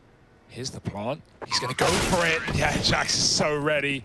The only way he can get back into that round is either a smoke push or a jump on boost. And so Jax prepares for the worst and delivers the best. 11-10, and the money is gone for Cole. Could even be convinced to force with 2 players on 1400.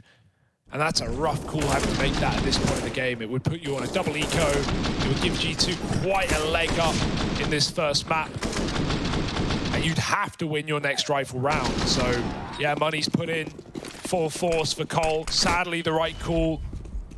Got to make the best of what you've got. Good flash. But everyone's here to answer the call. Yeah, look at it. It's an all-in push. Amanek will get 2. Oh, hello. No. Bye. Hunter, there's the first. Poison gets 180'd as well. And JKS, the first time ever that he's not over towards B. There you go, B. Ah, doesn't get any easier with Nico lurking on ramp as well. He's been doing that a lot to different success, good and bad, but also even if you're not getting the kills, sometimes your lurks are just selling fake. Just the presence of a man there alone keeps Cole confused, keeps him concerned about A. And right there, he doesn't let JKS get away with squat. 12-10, here's that full eco we're talking about. And G2, they're looking good right now. Yeah, I like as well that they've been pretty keen. It feels like to try and bully JKS over at that B bomb site. Like, a lot of these rounds have started with the attempt at the B challenge and just trying to beat him.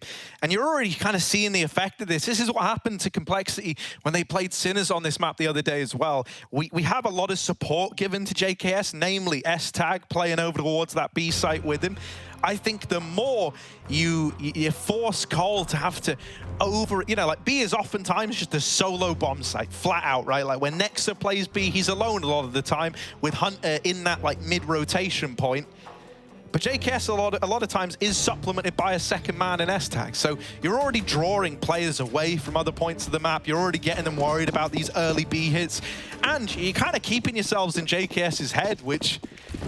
Yeah, we've seen what happens when he is getting bullied at that B bomb site. It feels like it could just drop off of a cliff. Here's that full eco stack on A, but G2 have been good at not overcommitting and, you know, rushing. Often late rotating on this T side, leaving lurkers. Nico's there again to sell this one. And he might just miss the timing, walking back. No, Nico, come on. He saw no one, he just shot. And somehow the bullets found a way. Life finds a way, and Nico certainly finds a way to the graveyard. He's dead eventually. That's fine. You just commit B at this point. The bomb's in. The round's won. Yes, there might be an AK to save for Cole, but Jax is here to try and stop that from getting out of hand. No flanks. No flank Q. They do run down Jax. Yeah, man, you'll take that. Get out of the round with them. 4 bullets for S-Tag, but you only need 1 to get the headshot. Sheesh. Uh-oh. Oh, no AKs, Hugo. Yeah, no AKs. Good hunting for Hunter and Jax as well. All right. 13-10, and here it is. This is, unfortunately, what Col have just been waiting back-to-back rounds for, and it doesn't include an AWP. There's no Molotovs. Hell, you ain't even got a kit. Yeah. So retaking, no. And kits on this map, mate, so important. Yeah. Like, I don't know, if this comes down to a retake, I think you're screwed on complexity because of the lack of that. Don't want to call it from a buy alone, but it's not a good rifle round, and it's unfortunately all they've got. Have to make it work. A kill will do for S-Tag, but Jax disallows it. Now G2, talking Molotovs, they're full of them. Burning out positions towards B. They've got lineups for this spot as well. Look at, they're going to nade dunk him. Uh-oh. Oh! JKS so low. Life of a B player, baby. Nico! Oh, we've all been there. Swung back by NATO, the double short side. They don't know how low the JKS is. I think they think that he should be dead if he's playing that position. That's why they're going back to A. Or are they? Or are they indeed? They're actually going to move into middle. I love this. I feel like so often in a mid-round, you very rarely see teams commit back into a mid-take. And they might get poison as he starts to peel away. Oh, the timing on that poison. Nails that shot to Amanek and now gets the info about the mid-take that's in progress. Mid's always a bit tricky. If you're lacking util, it's horrible, but they still have that one smoke, so it's cut off the elevator angle. Poison's had to take the long way around, set up in CT now, and Jax bests him on the drop. Ballerina. Just NATO suffix, and it might be the save for the man here in the 1-on-3. Oh, I heard that. No doubt about it. Look at them immediately start to move over. Shuffle the setup. Hey, look at Nexa hunting. There's no getting away with this gun, NATO. Sorry to break it to you, bud. And there it is, 14-10. G2, this is a brutal T-side. Even though mid doesn't really go their way, Poison gets one. He knows he can't recommit. Dying there, that's the round done. And JKS, don't know what happened on B, but he was 3 health. He was never going to make it anyway. Just got killed by Nexa. Here it was. Here's that nade stack. He does dodge death, but all he does really is delay it. And yeah, can you blame him for that? Yeah. No. Mate, also, like, that is such a common spot for complexity, like, be it JKS or S-Tag. It's a common spot for a lot of teams. I love that they have a little nade lineup for it. And it really does further this idea that it feels like Project bully JKS right now over towards the B-bomb site. Ooh. It's a gun grab for Blame. Is he going to go forward further or back out? Sometimes you feel like you just got to take the reins off. You got to unleash the beast, and Blame will do that. 2 kills on A. Gets out alive as well. Someone had to make a play, right? And well, Blame will do exactly that. Will it mean anything, though? As G2 regroup and recommit on A, NATO's jumping and spotting. He's a solo player right now. Blame's left the bomb site. They're leaning B with Blame to take over middle. And so NATO's going to get this info. He can call for support, but it does give G2 the ramp for free. NATO can't fight for this. So out he goes. We have Blame with a Molotov maybe to stall this bomb plant out, but it's still unconfirmed to Complexity whether G2 are actually going A or if they were just trying to retake ramp. It's a question mark. They've got to guess. They've got to gamble, and they've done it right, moving everyone almost into this A site. Yeah, there's this short re-aggro as well. This could come at a lovely timing for Complexity. Not just one man here, but 2 committed to this wrap. And no one is considering it right now. Blame, one to his name, but Amanek's tapped him out. Amanek with the turn. Next is actually the guy to grab that kill, but now the 2-on-2. Both players grouped for the ramp retake on the side of Complexity, but G2 are not going to give them these fights. I think they've also heard Poison take a step here. JKS not giving the angle to Nexa, who's just tucked on short. The shot to bait the attention away is nice. And now Amanek spotted. They chase him down. he's out of ammo. And this is where the lack of kit comes back to hurt you. 15 on the board for G2, even though all the kills are found at the end of the round for Cole. Oh, it hurts, man. It really hurts. What a nice try for Cole. That was a 5-on-3. Remember that? Remember when Blaine pushed down ramp, double opened, got back out, G2 recommit, and Nexa, you got to give it to him as well. Not only gets that bomb plant where Hunter gets 1 kill on cover, but Nexa gets off the bomb, or at least gets off the plant, and moves to safety just in time. It's a nice try of the retake, but you can see that moment. Poison, it clicks in his head. Nope, done deal. 15 rounds found for G2. The half buy goes nowhere.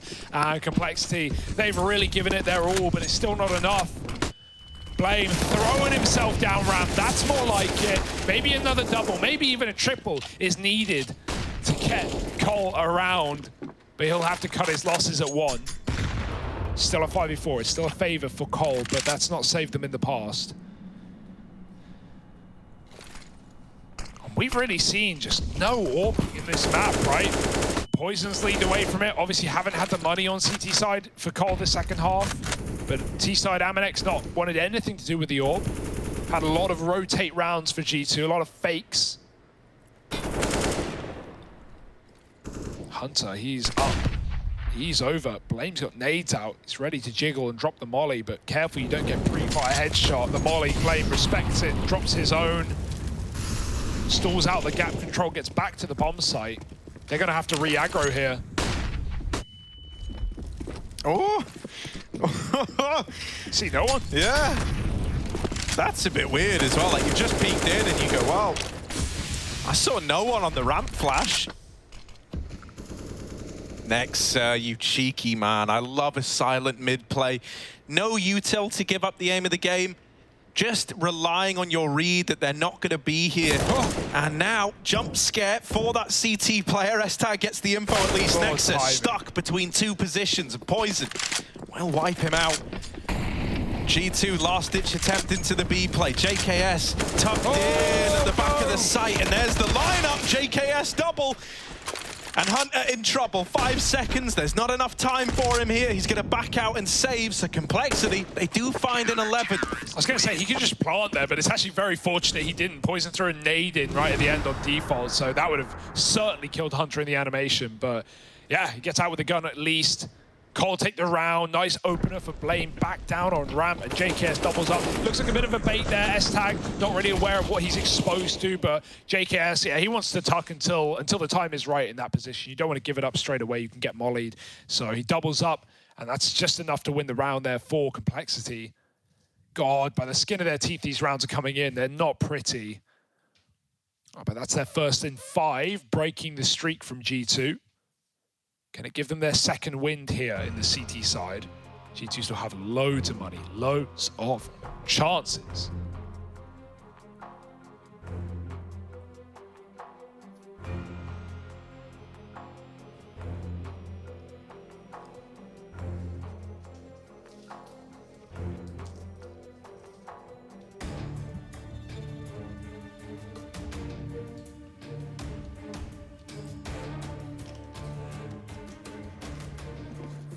Right, let's see then. Complexity, does this comeback have legs on it?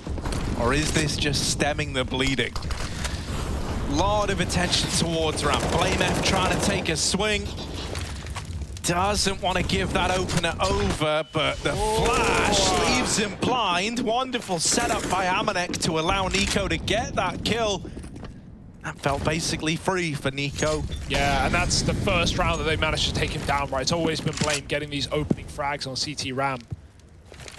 So, with him gone, this is a really nice call for G2 just to up and leave. Now, only 1 smoke for the fake on the site, but that might be enough. Look at how many players it has constricted to A. 3 CTs trying to react to the lineup. It doesn't even matter that he only gets 1. There's no one at B. Yeah, JKS hears the footsteps, he hears the mollies. Getting hot in the B-bomb site, all right. JKS going to try and set himself up with a flash, and there's the swing. JKS doubling down. Ooh, still fighting, and he'll hold on to that B-bomb site. Oh, it's a long way down for G2. But the come-up's pretty sweet for Complexity right now. Okay, yeah, they're making this interesting. This is a mishmash money moment for G2 as well. You've got players on 7 and 6, you've got players on 2. So what do you do? That's up for a mathematician. Not me. Hero AK, Hunter and Nexa. Couple of Hero AKs, so. yeah, maybe. So. You can certainly win that round. They're going to keep an eco, they're going to keep money for later, and nothing wrong with that. Faster approach, that's a good call, yeah. Try and get these quick picks. You know, Blame has been a problem up on A. NATO's going to try and get involved, and Blame again, dude. Stop standing behind smokes. He's killed you through them time after time. This guy does not miss. Boost up. S-Tag in a good position for it, and even if he fails, JKS is there. If you make any noise, this is busted. And the head pokes up. S-Tag crouched lower. Hunter can't see him until it's too late. Oh, and Blame is wrapping around aggro on the A push. He is about to steal this one away. As Nico dead, follow up to Amanek, and Nexa left cowering at the bottom of ramp. There's a second man in rotation on that wraparound, and I love that. Once they get the kill at the bottom of 8, you know, because JKS and S-Tag, they've seen a player get boosted. They know there's 2 at ramp at least. They heard a lot of footsteps outside of that B bomb site to start the round. And so NATO and Blame go, all right, mate, well, you know, we've opened up at A ramp. We've seen that boost at B. We know that's where the majority are, so let's just take this control for a change. Not something that G2 have had to worry about all too much yet. This is still going, and it's getting scarier by the second for G2. Please don't die through a smoke again. That would make me bold, and probably them as well, boosting up over. That's a different way to approach, but yeah, okay, this time it works out. Big risk, but even better reward. I love this head-to-head of Nico and Blame F at ramp. Yeah. It feels like, you know, Blame's best in the rest of his team every single time. Except Nico. Only Nico is capable of beating him in that head-to-head. Oh, they try and get a little bit more. Hunter's up past the nade, does nothing, heard nothing. Molotov will work though, now pointing those Hunters here on A, but it's exactly what he wants. It's a bit of a fake. It's a big fake, doing everything right now to keep CTs here. It's not worked though. Cole have seen these fakes and they've not fallen for them this time around. The kill, that causes problems. 1 for Hunter, but still 3 on B. Oh my goodness, Cole. They have just made the magic call, unless this bomb goes back, which it is. Oh, but and now it all falls apart. Complexity are also leaning back towards A now. Yeah, I don't know, 3 on A can't stop a 5-man push. 3 on B could. It's a lot harder of a site to play with man down, especially when you look at the utility that G2 have available. Compare that with Cole. Yes, 3 Molotovs. Maybe you can stall a bomb plant, but it needs to be perfect. The timing can't be off. Even a second miss, and that stick comes in, G2 win the game. Well, so there's only that 1 smoke that's gone into elevator on G2. With this many mollies, if you just keep cycling them on the bomb site, G2 can't plant, bro. Yeah, maybe. Let's see if they can do it, though. Second molly. There's another Molotov. JKS is running around. They go for a wide plant. The molly won't spread. The spam has to connect, and they don't know about it. They don't realize till it's too late. NATO traded. S-Tag does come in with 1. Hunter's low, but we have a player tucked up behind the pillar. Nexa, surely they'll never check. Surely. Yo, S-Tag's so aware of this, mate. He does not trust it whatsoever. They're gonna try and... Oh, JKS, I thought he saw him. Damage done. 2 HP on JKS, and this, the defining moment of the round. S-Tag caught in the open, and it's G2 finally locking in that victory. Wow. Oh, just about getting it over the line. Now, 1-0 up in this series, taking Complexity's map pick away. We look to the future. G2 are hoping to become G2-0.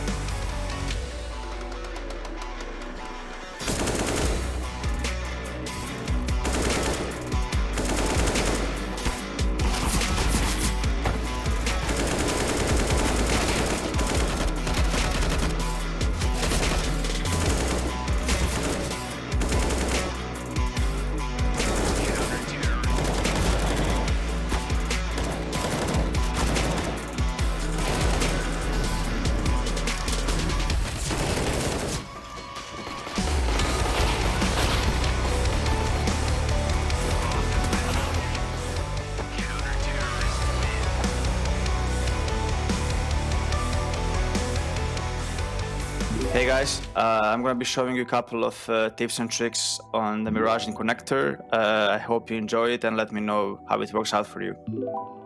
So I have two ways to open the round. One is starting from CT towards A, then connector, and then starting from Inter. When I start towards A, I usually use my Molotov at the start every round for the guy on A, so we stop the rush. Like cross there, sometimes I jump, sometimes I pre-fire because the upper can be holding this line or if they're boosted, so you should be careful about it when you cross. When you have the worst spawn, try to maybe sometimes flash or nade in the Molotov so they don't see you crossing. Then you can do a couple of things here at the start. You can put the smoke and just hold the... Listen a bit if they are rushing out mid, if your teammate is smoked off in window. The most important thing when you're coming into connector, the first thing that you can get in your face is the guy pushing a catwalk or pushing down here, but you have a smoke here. So the only thing you need to be focused on at the start is the guy who is peeking a cat. So just kill him or to be aware at least of that guy.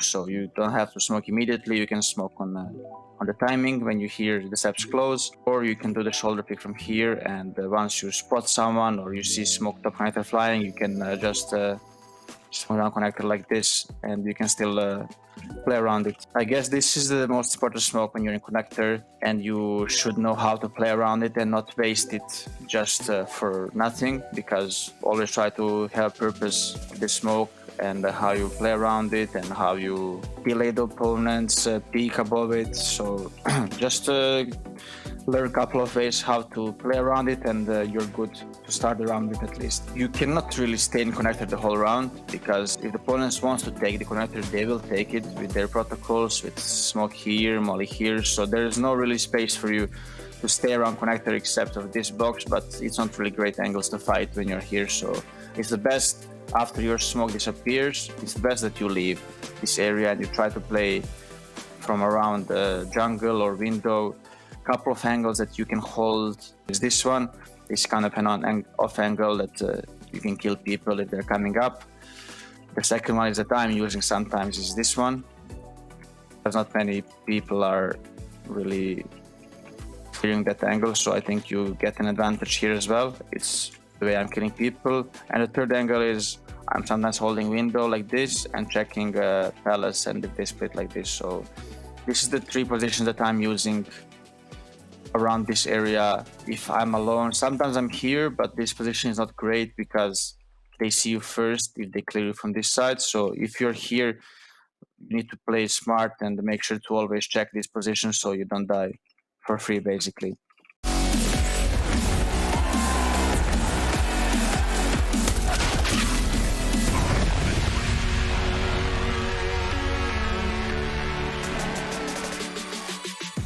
I think that was a nail-biter for a lot of people out there, especially for G2, as they take the first map here on Vertigo, the choice of complexity, and take themselves up in this series. However, they still have another map to win. They still have Mirage coming up next, which is a choice of themselves to potentially get a first win on the board here in the ESL Pro League Season 14. Justin Kaplan still, luckily for me, joined by Moses. And honestly, what a game it was out of both teams. Yeah, really solid performances. I actually thought that was much better than I expected to see from Complexity, but I guess, you know, kind of felt the same way yesterday.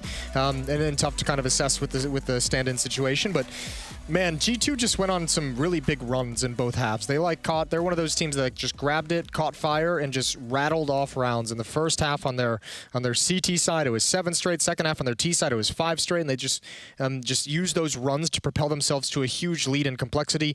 Always playing catch up. Got close, but like you're always playing from behind. I think we got to see as well Complexity kind of relying on what we saw yesterday when they played, of using poison to open things up when it came to the A ramp. He was 3-2 in opening duels, so he was kind of successful. But I guess the real story looks over towards Blame F, who finished off 9-8 opening duels. So yeah. I want to say most of those were on the CT side when he's just blindly firing through a smoke at A ramp. Yeah, that's possible. You can't really count all of them, but I know I was looking at that as well, and I was like, man, he was involved involved in 17 opening duels across that game. That's a huge amount of opening fights. And remember, before this group began, one of the things we highlighted with Complexity was how do you replace Config. Config was the guy taking most of the opening fights on this team for Complexity, and BlameF seems to have grabbed some of those roles, perhaps as the in-game leader saying, this is what I want to do. I'm going to be the one to get it done. I'm going to be the one to get the team going in this direction. Well, we can see here our U.S. Air Force aim high head-to-head is our two top performers from both teams. It's going to be Nico up against Poison, and Poison actually putting up a pretty formidable 95 ADR. He finished off at 24 and 20, so really not that bad in terms of kills, but unfortunately, when it came down to it and the rest of the team, there was just unfortunately a couple players who couldn't really match up and pick up the weight they needed to help cross us over the finish line. Yeah, certainly. I mean, look, I think Complexity did a really good job in a lot of these rounds. I think they did a pretty good job in like early rounds and mid rounds. It felt like when they came to completing rounds, especially on their T side, one of the things that allowed G2 to get started on this huge run they had in the second half was like this situation. Bombs dropped all the way back at T Bridge. They've run out of time. There's no players for it. Here again, a little bit disconnected across the map. Nico's able to clean up 2 kills, and there's another one on the other side of the map. So just finishing the round for Complexity seemed to have slipped away from them, and that makes sense considering you have a new player in a stand-in. And credit to Nico as well. He was playing a lot of lurk when it came to the T side to catch off Complexity, trying to get aggressive, trying to look for that early on information in some of these rounds. He also did pretty much exactly what we thought or what I thought he should do. When I mentioned like you're looking at your star player to start this map and take things over. In the first half, he had 15 kills, and he kind of quieted down in the second half. But he was really, really leading the way for his team for some times in terms of the fragging department in the first half. And just the fact that he got out to a good start, everyone started waking up after that. Eventually, everyone started catching up, and when you kind of finish the map, the scores are a little bit more realistic. Nico 23 kills, Amanek 23 kills, Jax 21 kills. But it was Nico in the start that was leading the way with statistically at least. Okay. I want to actually bring the conversation back to something we brought up before about BlameF. Winning 9 out of 17 opening duels. Then you mentioned like maybe it's just him stepping up. Do you feel like he, as an in-game leader and also losing Config here, maybe feels the pressure that he needs to be the one to step up? He needs to be taking more opening duels? I doubt he has it like, I mean, maybe he does, but I wouldn't think that he has it like in his head that he needs to be the one to have the opening duel. It's just Config is such like a huge piece and probably naturally likes to get stuck into the action. Like Config likes to go find fights, and I think as an in-game leader, if you're BlameF, you want another player to have that kind of initiative, and it's not always there, right? It's depending on player personality, maybe a little bit more passive, maybe a little bit more calm. Guys not looking to get directly into fights. I was actually surprised in like I think it was the second round of the first half when, or maybe it was the third, when Poison just came up A-ramp with the AK-47 and got those 3 quick kills. I was like, man, I've never seen Poison actually aggressively attack a bomb site leading the way like this before. That kind of caught me off guard, but certainly I would imagine if you're BlameF, there's probably as an in-game leader, when you call a tactic or call a default, you feel without Config, there's not a lot of initiative being taken.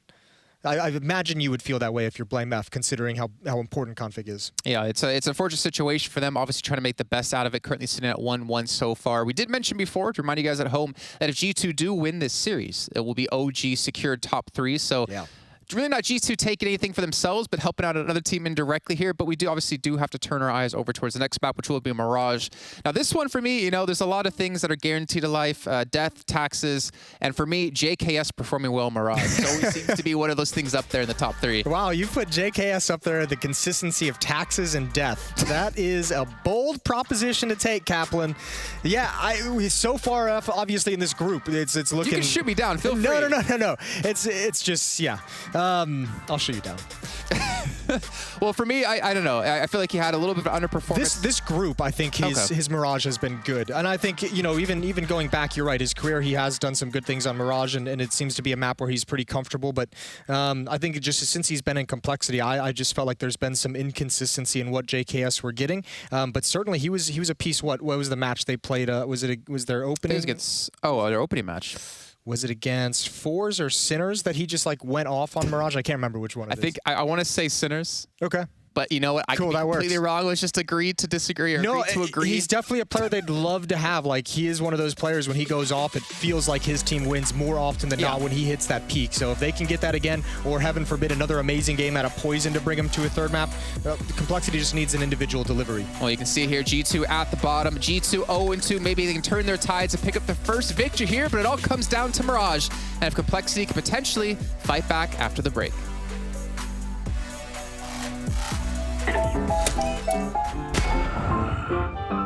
Yes, nice shot, my friend. Cheaters ruining your plays? I have eyes on the enemy.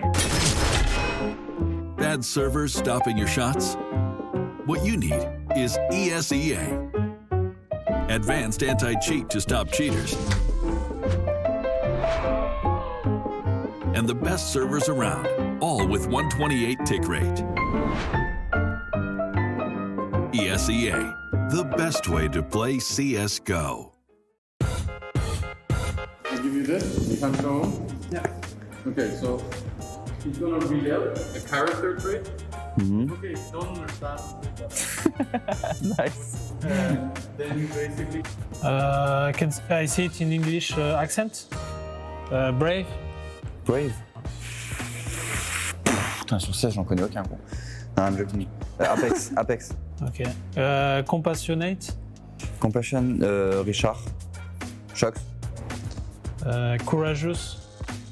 UMA. Ok. Unloyal. Loyal. Unloyal. Loyal. Unloyal. Unloyal. Pouah, 6. Lucky. Ok. Hardworking. Hardworking. You. Ok. Cookie. Cookie. Kenyes. Handsome. Nico. Allez, next. Messi. No, Messi, like. Bordelic. Like Bordelic. Yeah. Messi, simple. Like simple in life, I think, no? It doesn't need much, just happy. Jiwoo. Creative. Not this guy. Creative, pas Richard Shox again. Huh? Okay. You have a lot of imagination, this guy. Lazy. Lazy, ennuyeux. Lazy, non, un mec qui a la flemme, genre. Nexa. Nexa, bro. Lovable. Device. Device is lovable. Ok. Ambitious. Ambitious? Ambitious. Ambitious. Ambitious. Ambitious. Hunter. That's it. I like some words difficult to answer, you know, like in the game, and I play the game.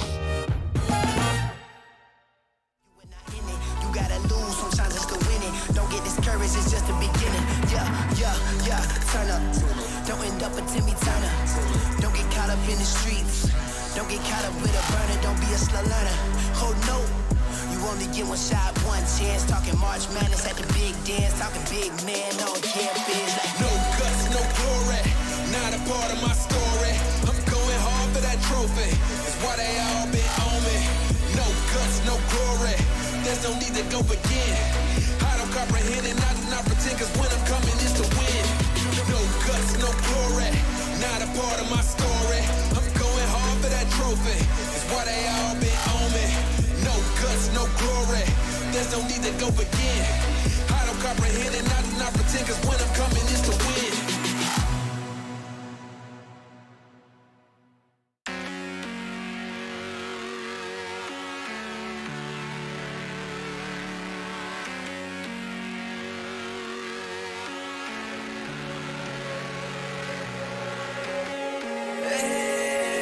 it's so high from here. You can see the world.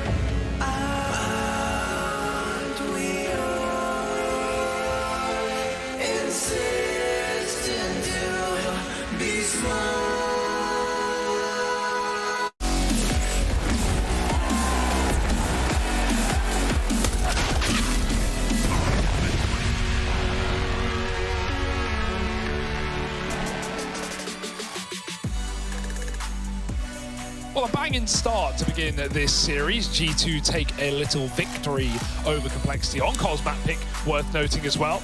Keep the camera on, Nate. Yeah, Graham Pitt on the sidelines, fixing tech problems, nothing new. It's Death, Taxes, and Mesioso on the field.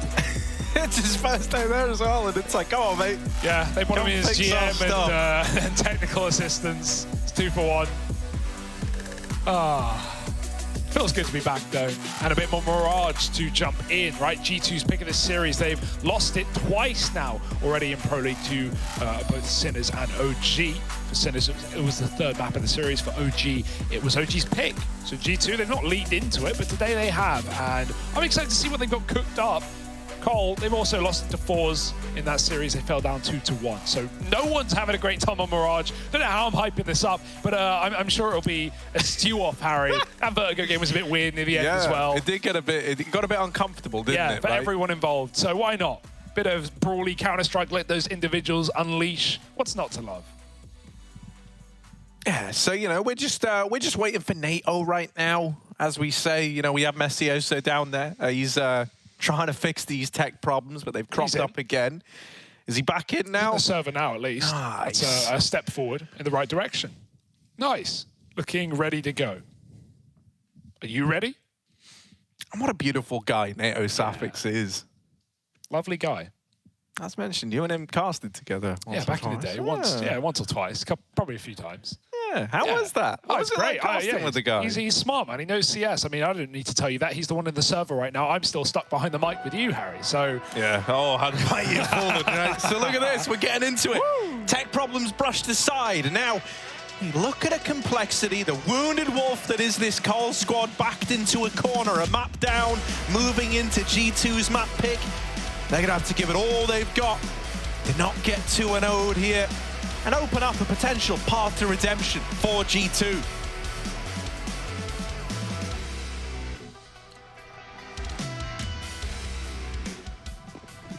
Here we go. Lots of nades. Let's see where they're going. Window smoke to start. Blame F going to try and meet them there. He was getting very involved on the A ramp at the CT side of Vertigo. It was him v Nico, it felt like. Well, Nico's not in middle. Flash avoided, and Blame looking to pick players out of the sky. Can't do so. Yeah, Amanek to start. That's one way to do it. Flashes blind everyone, but Blame saved too late by the utility. Poison moving in. Oh, he does finish the job Blame started, but Jax will fire off as well. Hunter falls, and Jax lives to tell the tale, but will it be long? Oh my goodness, Jax! How does he hit those flicks? I do not know. Bomb planted. NATO, he's got the retake round set up. Kit nade and a smoke. What can he do with it? Yeah, it's going to be a bit rough. You're going to be hard-pressed to find a way back into this one. Doesn't know that both players are doubled up back here in CT.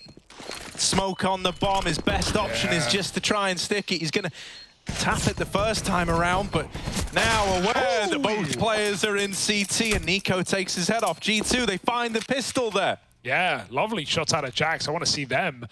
He just hit some absolute bangers. 4 out of 5 from the P250 in that round. Quite a fight down middle. Everyone wanted to get involved.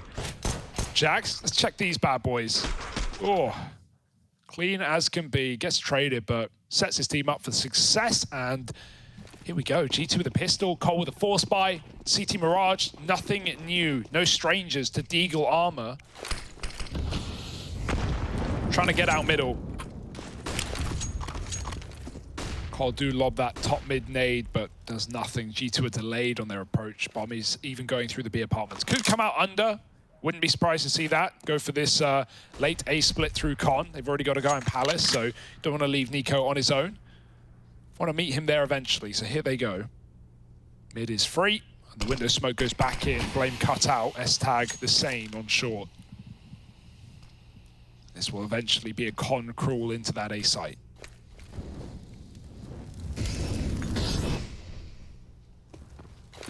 Yeah, I love the forethought to Molly, specifically for that little boost as well to deny the short peek. Now you even spot this Palace player. They're going to run down Blame F in the window. One with the waggly tail. Poison dead here in CT. And this A bomb site is just mopped up by G2. Oh, there we go. He does get it under control eventually, does S-Tag. But it's still a G2 round as good as done.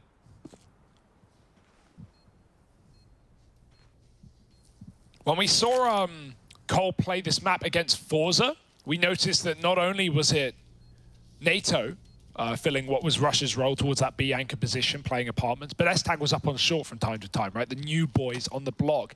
And, you know, lacking the synergy, certainly. You know, they obviously have played together, but not in this roster until this event. And, yeah, we saw Forza abusing that a lot, doing a lot of B splits, B rushes, cat takes. And it worked really well getting them T-sided rounds. So yeah, the A rounds here for G2, but I wonder if we see more of that moving forward. I wonder if G2 have a plan to, you know, cause problems on the B-bomb site, knowing that that synergy is not fresh as can be. We'll have to wait and see. Right now, it's another eco for Cole, relying on the saved Eagle armor, a couple of them. Everyone else still sticking to their guns. Should be a free 3-0 for G2. Should.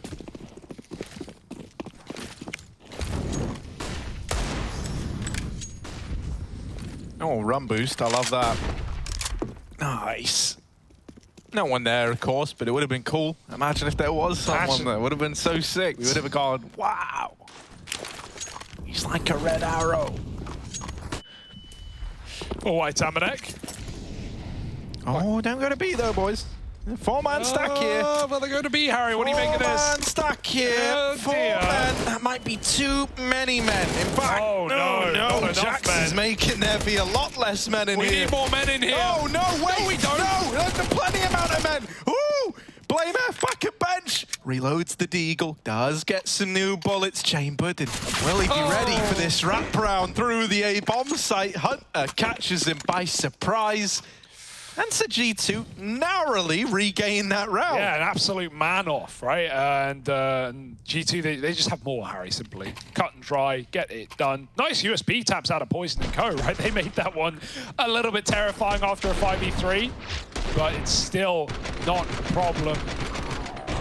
Flank for Hunter comes in through the window. And yeah, we saw that, I think it was in the Sinners game where Hunter had that, you know, they were getting wrecked. Yeah, Hunter had that massive round that kind of kick-started a short comeback for G2 where he went in through window and he took that trigger discipline to walk past a window player, kill a market player, come back.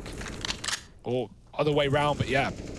He's going to be doing that a lot, getting in through window, getting his lurks off, so it's something Cole needs to be aware of. It's pretty interesting because like Hunter is prolifically very, very good at working this window position, but I look at someone like JKS, I think about the old 100 Thieves squad, their entire Mirage, you know, with sometimes center around doing crazy shit over in the window. Yeah, one way of putting it, Harry, yeah. As I like to get thrown up into the old flankaroo.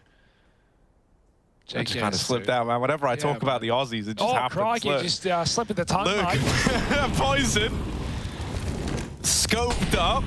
Like shrimp in the kettle.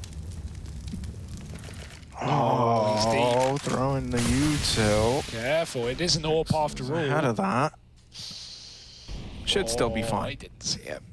He didn't see him. He could walk all the way up on the right side. Obviously, he doesn't know this angle's being taken either, so it's a no-off, and no one knows nothing. Here comes Poison. This time he should have it, but he won't stay on the angle. Might be attracted towards short. S-Tag, great double. Poison gets a spot as he drops, and Hunter has burnt out Flame F. They're going to be able to split the A side. Jumping through this smoke is their best way to avoid that AWP. Nexus saw it last second. Hunter gone, and now through the stairwell goes Nico. Low health, needs his kill, and JKS will not give it over. NATO's dropped the bomb, and Nexa late to the party, and he'll get traded as well. G2, you know, I'm not even against that call to jump through the smoke and try and split A, but it was very, you know, segregated one by one. Hunter goes through, Nico's a little later, and Nexa, he's not even checked the watch, mate. He doesn't know what time it is. Obviously late from the B apartments. Complexity win their first round. Good hold for JKS as well.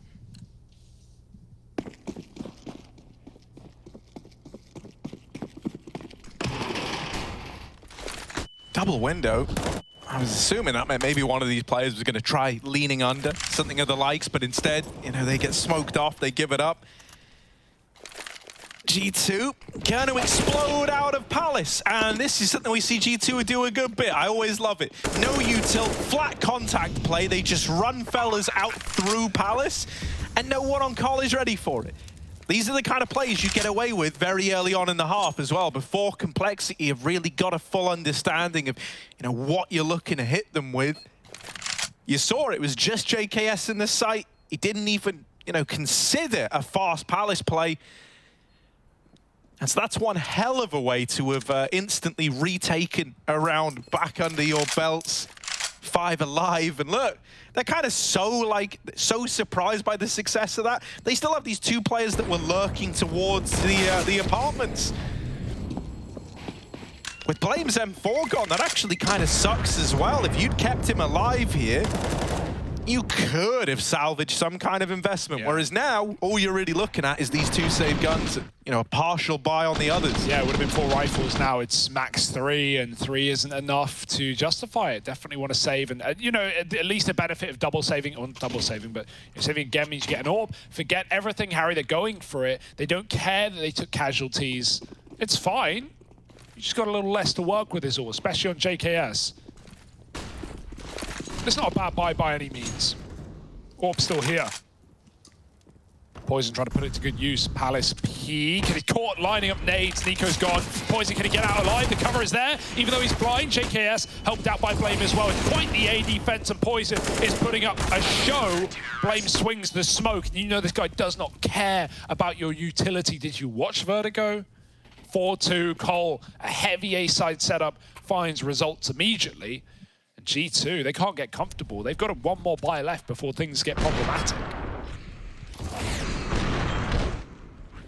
One way to deal with these contact Palace pushes though, right? From Poison, just peeks ahead of it. Oh, Nico doesn't look happy with how that round fell apart there.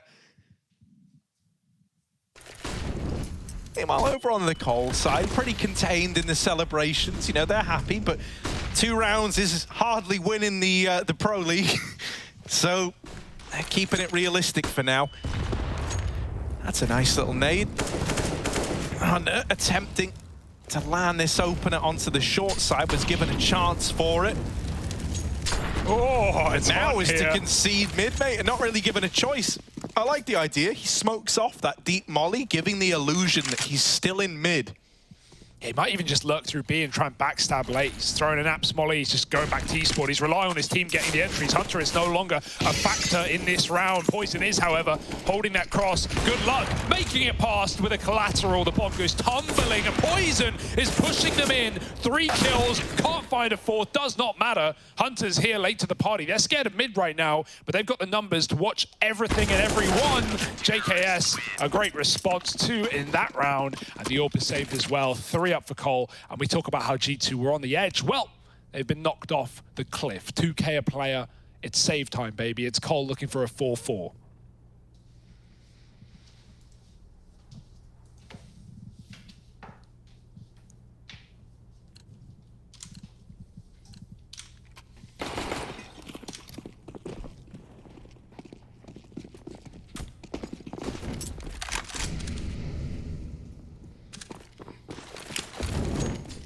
Yeah, just using this full Glock round as a chance to talk about the next rifle investment, really, you know, and how you want to approach it.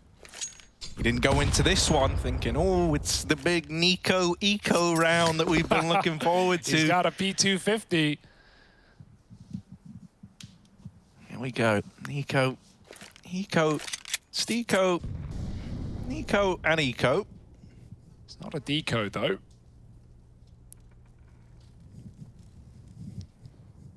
Any rhymers in chat? It's rhyme time. But Cole want to commit crime. And Poison, any nasty flicks on the run boost, I'm calling it. No, I'm not. I've jinxed it. Sublime. Do it. Whee! It's not really a flick, but Yeah, it's nice kind of and short run measured. boost. Very slow. A stutter on the old fling. That's a kill. Nice. And get the orb. It dropped. It dropped, mate. It dropped. No, I I didn't think it did. What dropped? I heard something drop. Yeah, I think you're seeing things there, clatter Hugo. to the ground, bruv. I'm crazy. Yeah, I think it was just the nades blowing the pistols around in the bottom of mid. Definitely could have been. Probably was. Almost certainly is. First time out for G2, and the AWP is saved. Yeah, this one, cool. It's like a plain, you know, not starting. Yeah. Like, what's the word? I'm trying to, like I can't think of the plane word. not starting. You know? What, is that like... No, when it stalls in midair, that's what I was thinking about. Oh, sick, yeah. When the engine goes off, what are the and then propeller it just blades? immediately stops, like dead in its tracks. Exactly. It just goes it straight just down. kind of slows down, you know. Starts gliding. You ever glid? Have you ever been on a glider? No, have you? No. No. I've jumped out of a plane. Yeah? Yeah, skydive. Yeah, that was fun. Oh, so like with the parachute and whatnot? Yeah, I was strapped to a man. Could you just jump into the ocean from like any height? No. I think you can. I think that's how water works. I wouldn't recommend you try that at home. Don't listen to my colleague. Because it's all about how deep the water is, right? Nope. But like, imagine you're the guy who jumps out of a plane into the ocean and then like lands on a turtle or something that's like right near the top. That would suck. Yeah, man. For you and known the to turtle. float on the surface. That means they have a lot of fiber in their diet or something. Nice pick for Hunter. Get me out. Turtle heading now for Hunter. Here he is. Woo. Oh, but it's S-tag with Brown on the gown. Sidelined. Here's NATO's Sapphics. What's in his diet? He's feasting for blood. Hunter, the backstab is in. The doctor has called, and it's not good news. Your extended warranty. We've been trying to reach you. Jax in first gear right now, stumbling through B, but he might have to backstab. Poison posting right on the right time. Jax is a dead man, and there it is. 5 found for Cole. Deep breaths, Harry. Mate, where's Gillian McKeith when you need her? Oh my God. Pooh scientist. What are you gonna do? No, I'm missing the... Wow, that's a throwback. I forgot about that one. Yeah. Wish I didn't know. Right, Deagle's out. We got that deco back. Someone save us, because I can't.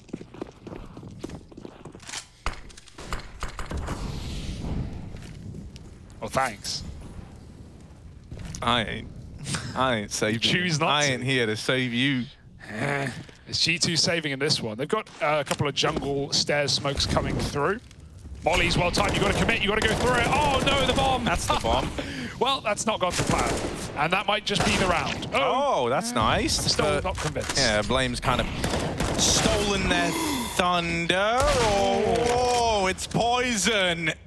Lightning striking twice in the same place from CT. That's a good little... Ooh, Hunter with the deagle, trying to make it interesting. Okay. And Hunter's deagle, it's unforgivable. Oh, just Poison left to beat. Back in CT with the AWP, and Hunter's now got the bombies out of there. This went from being around where they say Hunter try do damage to now he's hoping to win the whole damn thing. Yeah, Poison just doesn't want to move, right? Even panicking a rotate here is a bad call. He's got to stay, and unfortunately the penny will drop too late. He won't know until Hunter's already picked his post-plant position. Even if it's starting to make sense to Poison now, there's not much he can do. Nothing worse than being caught between bomb sites when it goes down. Now he's realized, running that rotate. Hunter back up in the apps, still with a deagle, no upgrade needed. This is it. Third shot, that's all he needs. Yeah, 3 bullets could decide the outcome of this whole round. Just Eagles for G2, but in the right hands, they're deadly. Hunter whiffs the spray, and now back in with another peek. He's given over fights that maybe he doesn't need to give just yet. This is now the stick on the bomb. Hunter gotta go wide, and the spam. Oh, how wasn't that a connection? It looked dead on. Oh, that hurts. That hurts. That's so brutal. Much. He didn't want to drop in case it was a fake or in case, you know, Poison gets off when he hears a drop. I thought he could just spam him, but like... Yeah, it looked like it. I mean, I didn't doubt Hunter for a second there, even after the missed spam shots.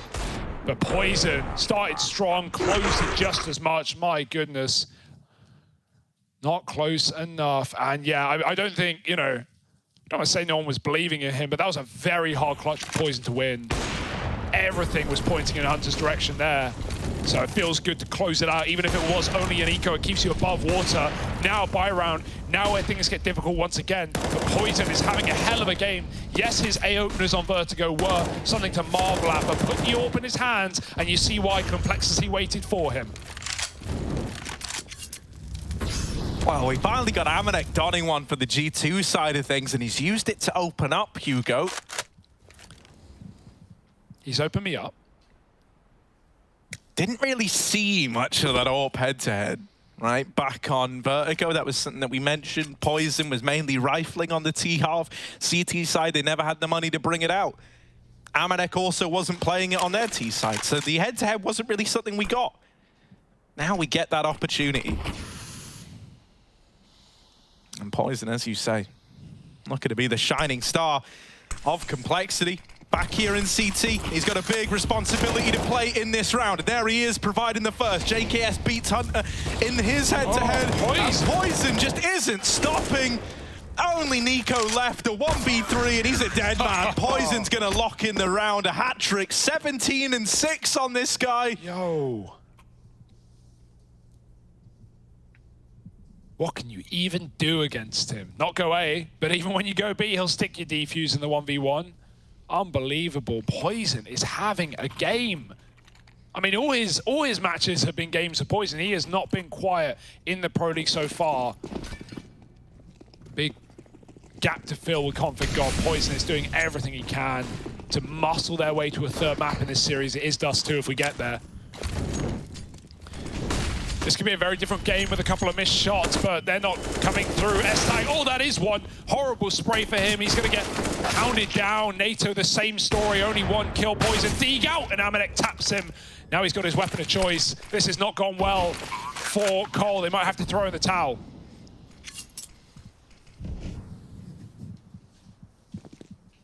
Yeah, and you can hear it. The towel's being thrown around, Hugo. Soaked with sweat. But right now it's G2 who came through dripping.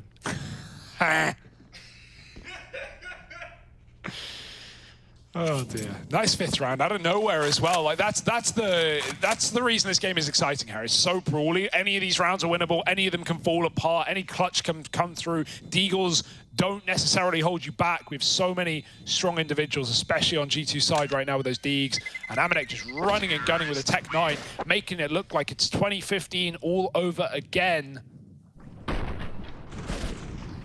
My lord, look at these shots. Just instant headshot, follow up onto the AWP, boom. Amatech 9, man. That's what they call it. Amatech, yeah, all right, all right. We can work with that. And he can certainly work with it. 4 and 10, but 2 massive impact kills on that B-bomb side. Look He's fielding an AWP now. Look at the stonks of that round, right? Yeah. Money is soaring now on the G2 side. It's a real feel-good round, that one. You were looking to bring out guns here regardless. The victories made it even sweeter. For Cole, not the same story at all. Yeah, they still can buy, right? They're still above water, but this is where G2, if they win this like round... Souls. Yeah, exactly, yeah. Bobbing around. This is where if G2 win this round, they can propel to 8-7. They can win out the half still.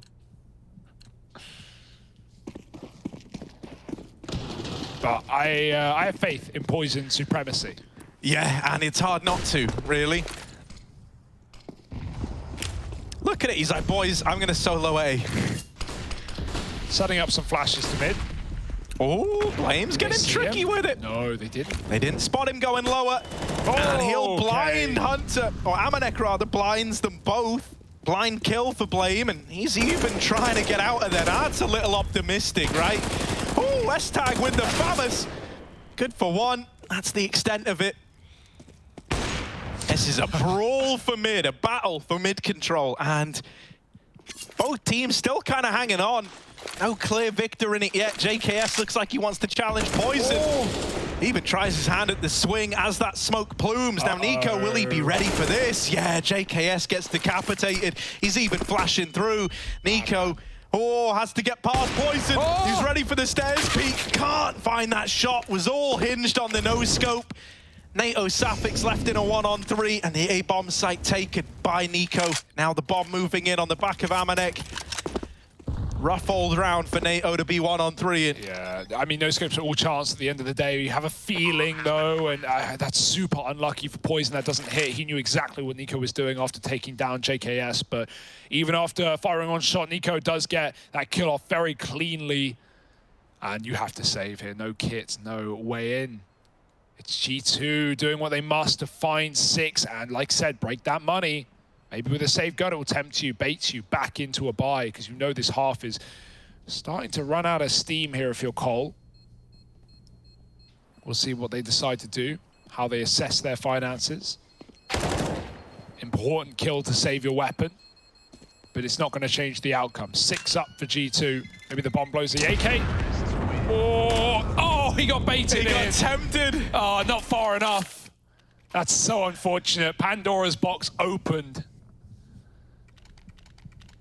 And out comes, I don't know, flies. Yeah, famously, that is what it was filled with. Yeah, just loads of icky-bicky flies. Dear, dear, that's a shame. And Blame even buys a gun. Like, they were going to put in money no matter what if they saved that M4.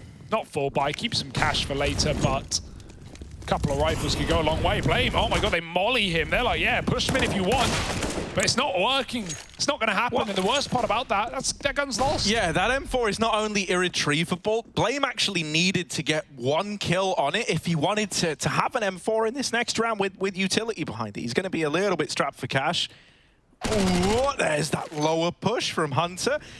And this round, and any dangers that maybe that 1 M4 posed, now brushed aside. It should be a pretty clear-cut G2 victory. Looking to tie this game up at 7-7. Yeah, no way this can get out of control. Nico's ready. Oh dear, Molotov as well. That will confirm S-Tag's position. Ah! Yeah, he knows. He's ready. Bye! 7 up, and Cole waiting to buy. Like you said, Blame would have loved that gun, or at least a kill with it. He's going to get Famus instead to buy the utility. He'd already done the maths. Can't get an AWP here, though, can you? And that's a real shame considering it's been Poison who's just been making it happen. Yeah, once again, you know, so many of these opening fights, whenever they've come through in favor of Complexity, they've been on the back of Poison's AWP. 3-0 in those opening duels. The only guy positive on his team. And so you're really going to feel the lack of that AWP. They're trying to aggro in at ramp. They're setting JKS. JK us, maybe? Yeah. It's our JKS now. Oh dear. Hunter, clinical execution. And one more man he's not ready for at least. Oh dear, S-Tag. On the window ledge. No way Hunter gets a double. That's insane. Despicable. Oh, it's done. Get him out. 8-7. Almost nothing can change at this point of the round. Amanek will die. JKS, low HP, still gets that frag and checks. Ooh, almost made me eat my words. Does take down Blame, though. And with the bomb heading B, it feels like an inevitability here for G2.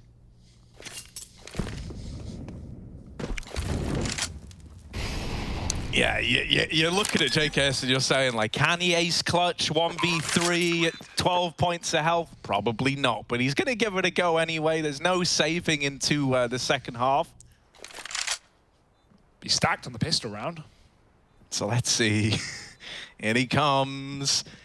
There's a player already deep in Hunter who has dismantled this B-hold once, and he doesn't have to do it again. Jax closes that out, and G2, 8-7 at the end of that first half. It's close, it's competitive, and it's exactly what we want here on Mirage. Complexity, can they make this a 3-map affair, or are G2 looking for their first dub?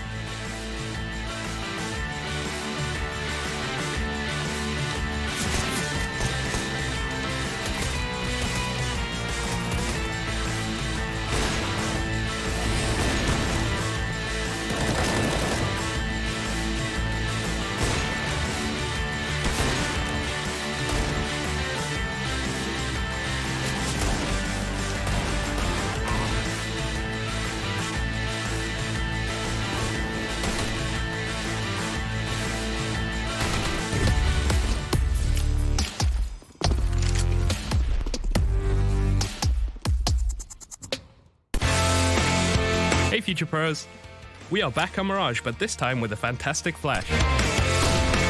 This is for the CT side to use for mid-window and useful for retaking mid-control. To perform it, line yourself up at this point on the ground. Aim to the right side of this vent along the flaked off pane.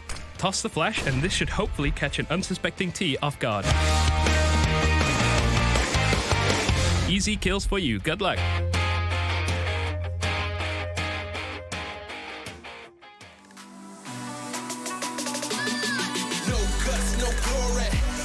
part of my story. I'm going hard for that trophy. It's why they all been on me. No guts, no glory. There's no need to go again. I don't comprehend it, I do not pretend, cause when I'm coming is to win. You either got it or you don't. You either bought it or you won't. You either wanna give it everything or you wanna cry about a soul. I'ma say it from the jump. Mama ain't raised a chump. My mama raised me to persevere if I'm ever here in a slum. Cause nobody starts at the top. You do your part and you better buy. Working hard each and every day, even though some days it get hard to watch. But you gotta trust the process. Grind hard, don't you ever quit. It's a must, you see the progress. Gotta ball till you get a hit. They can never do what I could do, cause they on the same stuff. If you doubt me, then I'm coming to show them what I'm made of. Yeah, always showing your integrity. Yeah, if you want it, I'ma let them see. No guts, no glory, not a part of my story. I'm going hard for that trophy, it's why they all been on me. No guts, no glory, there's no need to go again. I don't comprehend and I do not pretend, cause when I'm coming is to win. No guts, no glory, not a part of my story. I'm going hard for that trophy, it's why they all been on me. No guts, no glory, there's no need to go again. I don't comprehend and I do not pretend, cause when I'm coming is to win. Wake up, put the work in, that's the only way it's gonna work out. Hard work and dedication, no time for procrastination. Takes a lot of time, a lot of patience, a lot of heart mixed with motivation. On the days that you feeling down, look in the mirror for your inspiration.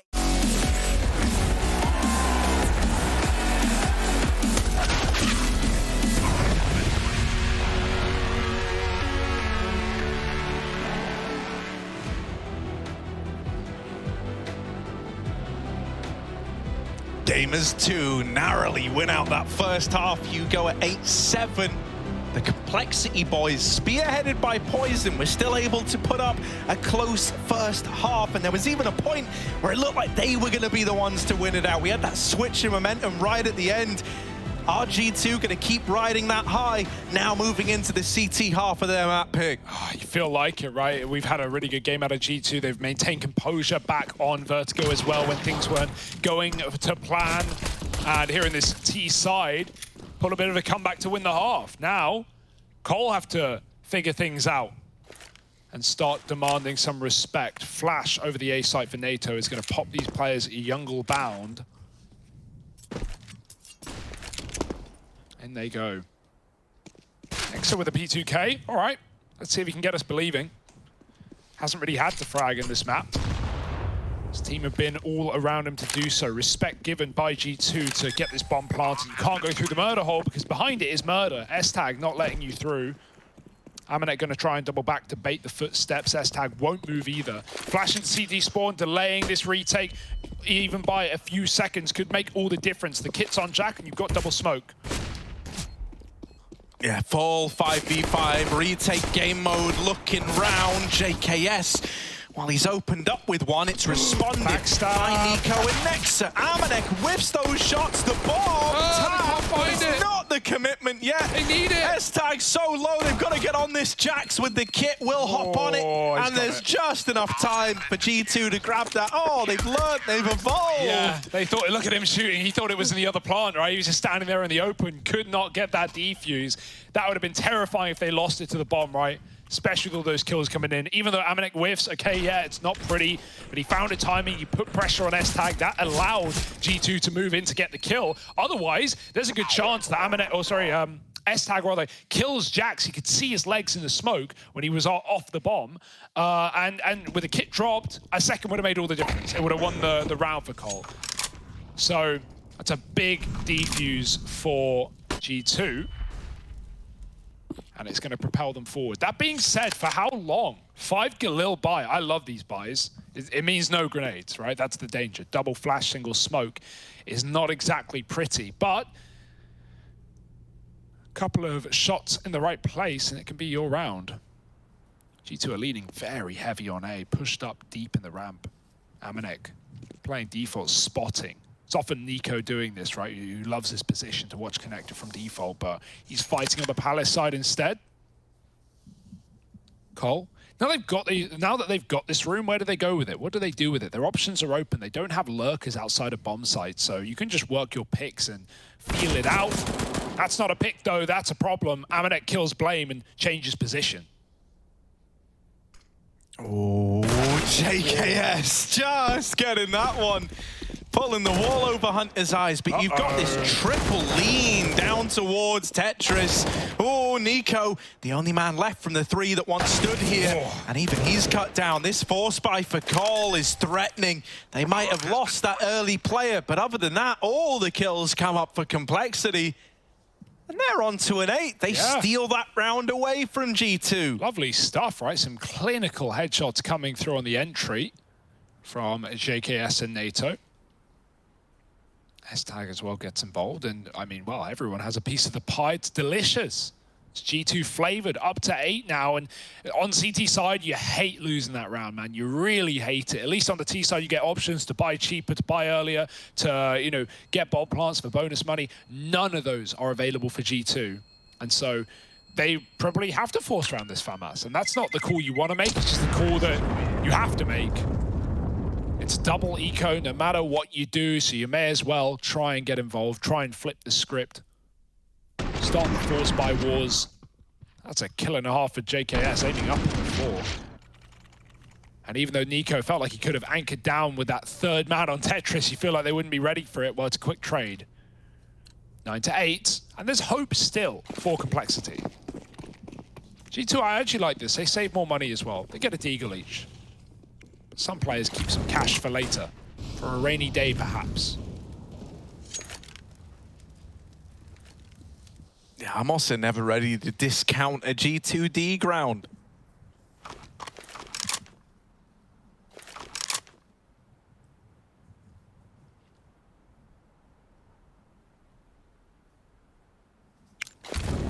This is pretty slimy from Cole. They get this mid control and they just sit on it. They're waiting, knowing that, you know, G2 might at some point feel the pressure to peak mid, especially because I think that was really their big undoing in that last round, was the lax approach towards middle. They won't get given the peaks they were waiting for, however. They throw over this top con smoke, and with the window smoke in, it's removed a lot of info from middle, and it also gets you paranoid about the potential of a mid to B. That's why we see an early rotation of Hunter towards this side of the map. Now deciding against it, he's going to double back round. They've re-smoked that top com position. Flashes over ramp. Cole are committed, but Nexus Deagle is in with the first. Oh, 2 more trying to get out. Nexa, if he can even manage 1 more, it's a lot of damage, not the kill. Hunter is holding for this peak out through Con, but he's still beaten by Blaine. Nico waiting patiently, 20 seconds, hoping he can deny a bomb plant, and well, maybe he could. Maybe he goes unaccounted for here with all the attention pulled elsewhere. Nico doesn't stop the plant in time, and is surprised by Blame F over towards CT. That's a real shame. I think, you know, not stopping the bomb plant looked like it really threw Nico off of his game there. Couple of, and also the flashes, right? Everyone was blinded by this flash, Blame and Nico alike. And also a couple of shots go a different way, and that's a different round, right? If Nexa gets a second D kill on ramp, you know, I think it's probably G2's round, really. But it comes down to a 1v2, they can't convert. And NATO covers Blame for the closer. This game is still going, Harry. This game is still very competitive. There's still the prospect of Dust 2 to close if Complexity can get us there. And even though it's G2's map pick, but the way that this half has started with the force buys that have gone against them, or Cole are almost guaranteed double digits before the cows come home. Why did the cows ever leave? That's what I'm wondering. Where did they go? I don't know. Work? What were they doing? Building a windmill? Probably, you know, something to do with milk. Y'all need some milk. Moo. Right, so this round's pretty uneventful, or at least it should be. Right, if 2 Deagles and a Zeus managed to make this interesting, I don't know, man. That wouldn't even feel right. There's nothing right about feeling wrong. Molly and the ladder would end Hunter's whole career. Oh no. Oh, it almost came through. Instead, doesn't matter, just avoid the Zeus and then you won't have a problem. You won't have an issue. Nex has not got anything on that A site. And Blame's ready to activate on his con split, even with that spot. That's a dink. Blame's just not going to move now. He's going to wait for his team to get up ramp. Right, Blame? No, he is going to go through, but it still shouldn't be an issue. Nexa is pretty screwed as far as it goes. Oh my god. How is he still alive here? Nice Molly. But yeah, everyone else was stacked B. So I promised you a pretty uneventful round, and I think that's been delivered here.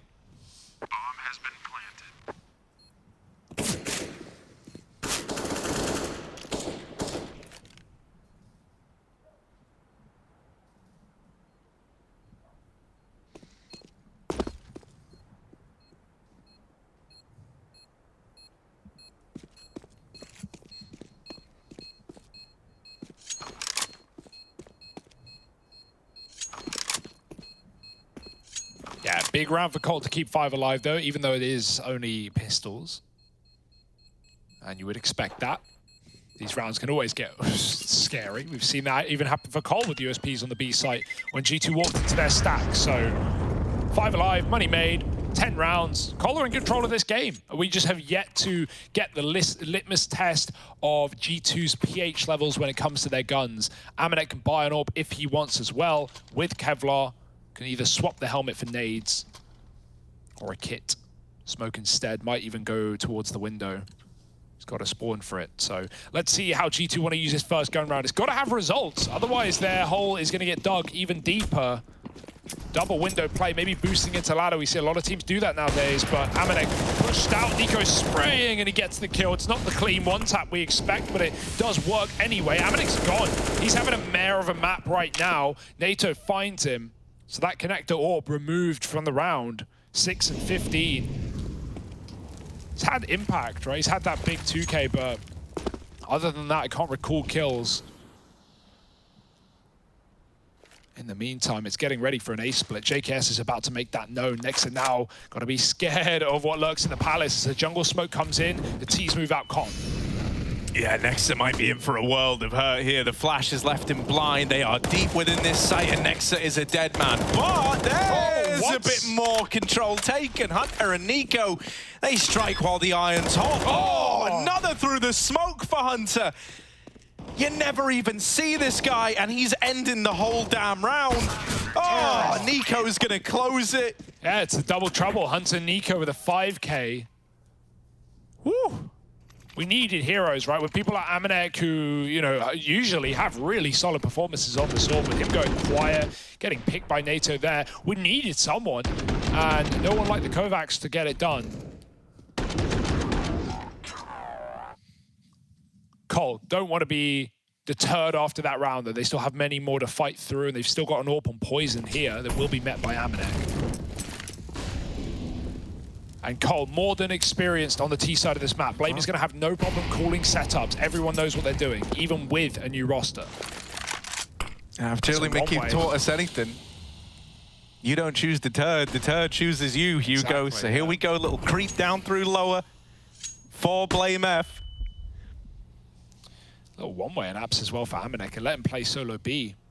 They know that Cole have been tending towards this A-bomb site, and this is no exception. One-way fades, and Amanek might have to move back, but the rest of his team holds strong for the split.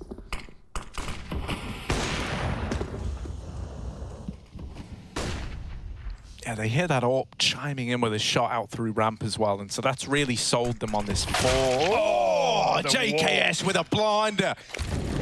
Molly. That's Nico out. Molly hits Nexa. Now they know he's underneath the scaffolding. Hunter, what kind of batshit move are you about to do here? He's waiting in the molly. Nexa, die for me, please. Thank you. Nexa will die for him. Hunter, he's tried to set this up. He's tried to hatch a master plan. The trap has been laid. Will Complexity fall for it? No one checks. No one's ready. JKS will trade it out. That has given Complexity a fighting chance. With the flank from NATO hitting a good timing, it's Amanek left in this 1v2. 20 seconds. seconds. Someone's got to cross, someone's got to get the bomb. They're taking their time, and this has given Amanek even more room to work with. He's here, missing that timing on the players crossing out of the Palace. Bomb now retrieved and going down on default. This nade won't find the kill. The molly, however, will force a peek, but Amanek doesn't need peeks. He shoots them through the wood. Now NATO left to find. He doesn't realize he's crossed into the site already. And so NATO carved a path on that flank. He locks it in the 1v1 clutch. Complexity at 11 to 10 break the money of the G2 squad. And so this is where they look to really, you know, lock in that lead. Yeah, sick round from NATO as well. All started with JKS, but he's the one that clears Nexa, and even though that kind of lets Cole down, they never knew about another man. Double up from Hunter, not enough. And NATO not only flanking that CT player, but then, as you said, in the site, the last place he would be expected in that clutch. He was just trying to cover the plant. And he does more than that, goes above and beyond, wins the round. 11 to 10, G2. Rough waters right now. Better get a life jacket. Will be thrown overboard in no time. This round should be a wash. Just pistols. Hunter, molly here, heard again, hits him. I didn't do any damage, but we did hear that tick sound. Happens. Half a health depleted. Re-smoke in. Maybe they're hoping that no one knows, and even if they do, they don't care. Collar going A, and again, it's just Nexa alone. Blame. Oh dear, that timing. He again hits the dink. Nexa, always one, never done. Hunter will finish the job, but he can't get the gun. They're covering it. Needs another kill, won't find it. S-Tag takes the jungle back, and with this control, it feels unlosable for Complexity. JKS is even taking matters into his own hands. Oh dear. Clean as can be, only Blame dead. And that is no problem for Cole. 12 to 10 now. And Amanek, there's no way to get back into this game when you're in the positions he's in, right? Even though he's anchoring down B often solo, doing these boring roles, mainly because he's, you know, not having a great time at things. This doesn't build back your confidence. This doesn't motivate you forward. Trapped out of B, saving a pistol. Saving face, but not saving the game. 12 to 10. It's now or never for G2. Yeah, they really are running out of chances, right? If you keep catching L's in these rifle rounds, really, you've got 2 left before this game is gone and out of your hands. So pressure is really building for G2.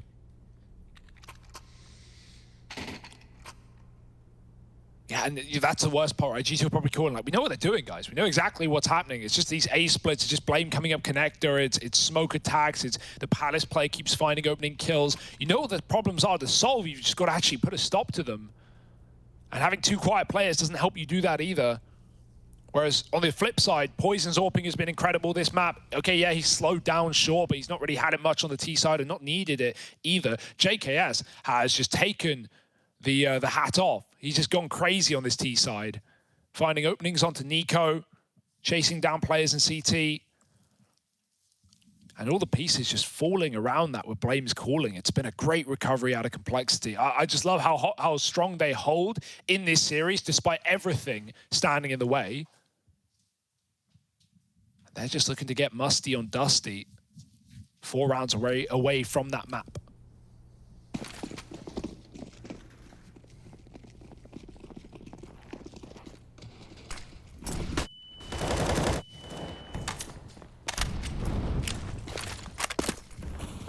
Oh, another one of these fast mid pops. Hunter, there's a lot more than just this one guy in middle. Oh, Nico trying to hold on. They know about him now, Poison.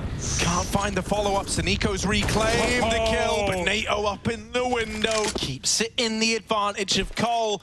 That's a real desperation play out of G2, just looking for those mid-fights. Yeah, and no one to help him either. It's not like we had, you know, Nico fought from Con, sure, but it's not like we had much of a play there for G2 other than a couple of players just peeking in and going pretty crazy with it. Yeah, you know, considering you've got like these flashes still in play, man, I would have loved to have seen that even accented with a little A flash over the top. But instead, it's just a dry peek from short, and that feels like it was destined to fail. Yeah. Good window boost. NATO does catch Nico unaware on that rotate, and NATO just resets, drops out. Tried to make the cat jump, but you're fine just keeping the 4-on-3 alive. You haven't moved as well. You've maybe moved back under, check top mid for a flank, but once you now know it's not happening, you look at the hand you force from G2. All we've seen this T-side are A splits. Why would you stop doing it? G2 is now, they don't know it, they're saving. They're hoping that Cole come their way. Why would they? A has been free real estate, all T-side. Cole walk into an empty bomb site, and that's a round 1.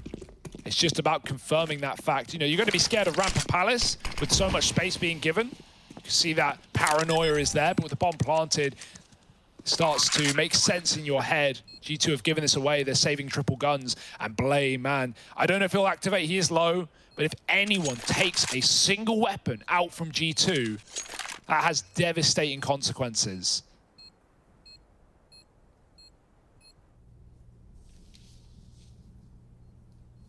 This is starting to get messy. Yeah, and that round is just kind of ugly all over from G2, man. And considering, you know, we went into it prefacing it with this is one of 2 rifle rounds you're really, you know, realistically going to have. Admittedly, that stat's like a little bit skewed with the 3-man save now coming in, but you know, like that was one of your chances. It all hinged on one individual having a huge round out in mid with no support. I don't like that that was the attempt at problem solving here. Especially because when you get a guy like Hunter into the mid rounds, that's where it feels like he can just go on a tear. He can change the course of a round entirely. Panic plays. Do we have solutions for G2? Do we have anything? Or Complexity going to run away with this one? You know, motivating as well. Momentum in their pocket. Like, that could go a long way on Dust. Also, even with the 3-man save, this isn't a reinvestment, important to note, so they are keeping money to get guns in the next round. So it is those 2 proper chances with full buys. You've at least got the AWP still in play, 2 M4s as well. You can make this round interesting. But once more, it's a very heavy B lean for G2, leaving 1 man over towards A with a bit of support from Nexa. Yeah, I'm an ex-deep in Nico, rather. Palace with the AWP. Yeah, Nico's con. He's used his smoke. He's used everything he's got. He's going to give it up. As a molly comes in, you can't play in front of that smoke. It's a death wish. Nico knows. Double ladder setup, though. And if they kill Hunter, they won't be ready for the second man. That's a big if. Hunter's got the kill. The bomb has fallen into ladder. Hunter is playing with his food. Poison bites, but Nexa responds. The bomb is still lost. They've got to get this B pick. Amanek has won the A fight. Meanwhile, JKS gets out into the B site.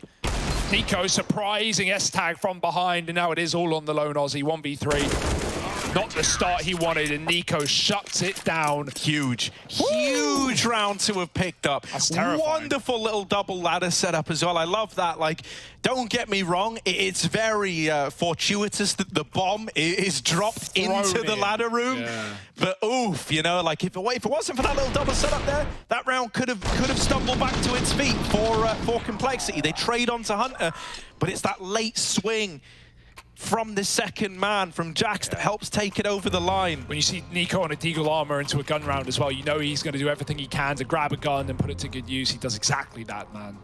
Puts up a huge round for G2. Complexity can't let that put them off the mark. They have been doing great work on this T side. That's only the 3rd round for G2 in this half. Remember, this was an 8-7. G2 won T side. And all the rounds for G2 have been separate, right? Always followed up by T rounds, never back to back. This could be the change for G2, or it's Cole right back on, breaking the money and setting themselves up for a 3rd. Oh, Nico donning this secondary AWP. If he shot there, he would have had it. First time around. Seeing some of the dirty stuff he's pulled off in window. It's quite a time to put full faith in this double AWP setup, though. I'm not against it, honestly. Nico's having a game. Amanek's very quiet on this AWP. He's not finding much. He got 1 kill last round on that lurk, but otherwise, Amanek's been absolutely empty of it, this CT side. So if Nico can pick that up, all the more power to him. It's an A split. It's an A attack. Nothing new. G2, though, still leaning triple B, round after round after round. Is this the one where, yet again, it holds them back? Yeah. It worked last time, but this is not a B take. No, I mean, I think it makes sense for Cole as well, right? They've had so much success at A. The 1 round they try going B, they lose to pistols. And so now, You've lost Hunter on short. Well, now suddenly you actually don't have a player to rotate over. Now you're even more committed to this 2-2 setup than ever. We're looking at the two struggling players right now for G2 in this A bomb site, and we're saying, well, they need to have a round, or else Complexity could just run away with this game. So let's see. Amanek and Nexa, quiet from the both of them. And Amanek's dead in the water. Nexa, they know he's here. He's been here every single rifle round. Always in rough spots. He's good for the first. Now they need to deal with him, and they'll trade on to that guy. Yeah, you know Nico's cat as well. You just don't need to re-peek him. They're not going to. Default plan, safe and secure. Nico swapped guns at least to get this retake going. His teammates on a big flank right now. Nico and Jax looking to make the impossible happen. Cole, no need to move. He's dead if he swings this. They're holding for it. Blame F. Lovely stuff. Gonna lock that one in. It's Jax. No kit. Yeah, no time, no chances. He's got this wraparound, but he would need all three in some kind of hellish spray down, and he knows he can't win it. That just isn't time. Yeah, no, you make a good point about the two struggling players on the one bomb site. The Cole have just abused round after round. They've gone B like twice, and both the times they've attempted it, it's not gone well. I don't know why there's this idea that Cole would have lent so heavy into a B play You're just trying to make that read. You're trying to be one step ahead. Like, it's almost too obvious that they would do it once more. So, oh, surely this is the time they switch it up. And now, hilariously, in the back of your head, you're thinking, well, if we start putting Nico on A with Hunter, watch them do a B rush. Like, watch them. So that is the mind game. It only gets worse every time you fail. I don't think you need to, you know, change the positions entirely. I just think you don't triple stack B. It's been a bit of a weird one for me. What setups do we have here? The same situation. Especially because Nico over in Con is often so damn good. Yeah, well, let's see. Let's find out what G2 want to do, because this is it. This is, as far as the final buy goes, this is their chance, and Amanek does start strong. Cole down a man, and a key one at that with JKS removed. Blame's going through the smoke. It's bonkers, and it might just work out. Blame with one, Nico trades. 4 on 3. Jax taking space in B, but does S-Tag have a gap in the smoke? He could do if Jax goes any further. It's just a guessing game. It's a pot luck right now. How many beans in the jelly? How many jelly beans in the jar, rather? S-Tag takes the kill as Jack turns, and he just storms his way into B. Hunter's out in time at least, but there's 2 Ts here, and Poison on the AWP is a beast. Bye-bye. Ooh. Well, Nico getting that's reinvested you into the idea of this retake. But if you go for it and you lose, you sacrifice everything. Even a save here is not really ideal, though. I think you've got to give this a go, right? This is probably the best retake chance you're going to get. And with Poison holding the line. Oh, Nico, blinder of a shot, and low HP S-Tag left in this clutch. Nico and Amanek to beat. They've got a kit, and Nico locks the round in with 4. This guy, he is an absolute behemoth right now. Oh my goodness, without him, G2 would not be in this game. And that's safe to say. I mean, 29 kills, the numbers do the talking, but Nico, he walks into an AWP, holding him, and he just crouch headshots. S-Tag deletes the first man, and Nico still gets the trade. You wouldn't even realize what went on. I don't know how he won this. I thought he was dead. I thought he was done to NATO. Oh, the tap. This round for Nico, that's going to be in a frag movie somewhere, sometime. For NATO, imagine how heartbreaking that is, because at the time when you die in middle, you're not even thinking they're realistically going to, you're not imagining Nico's about to 4K Is that clutch really going to cost us? You go, well, I tagged him down low, it's probably fine. Nope.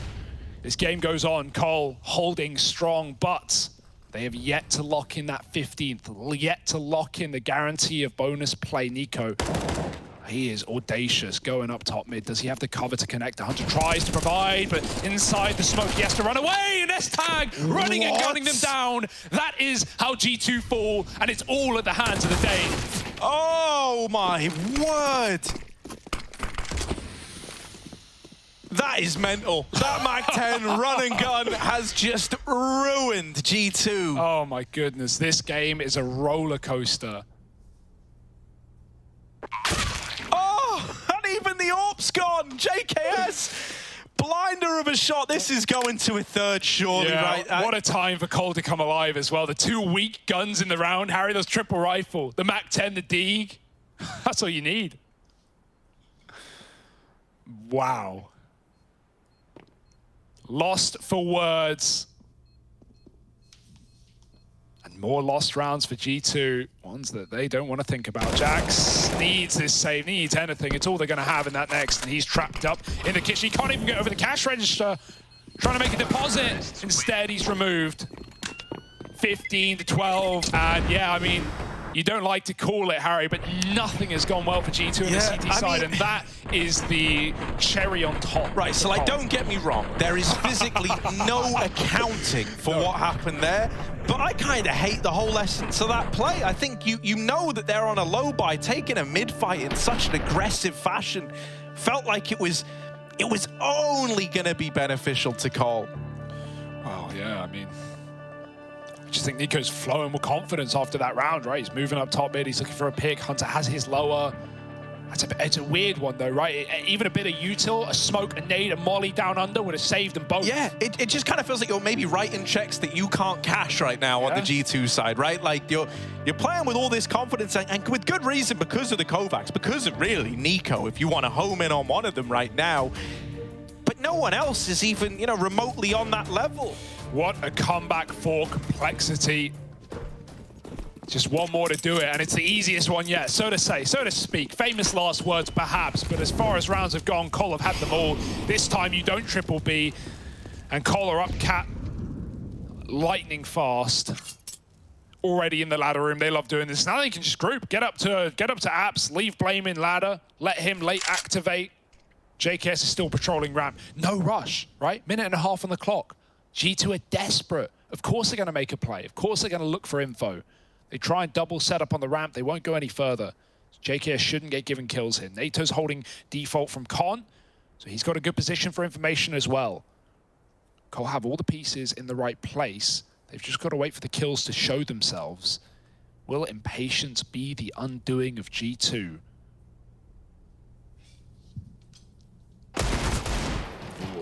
Beautiful. Of course.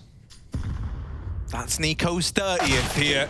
And even that might not be enough to keep G2 in it. Maybe his last. 30 kills deep on Nico. And a third map now waiting in the wings. Amanek dead at ramp, cut down by JKS.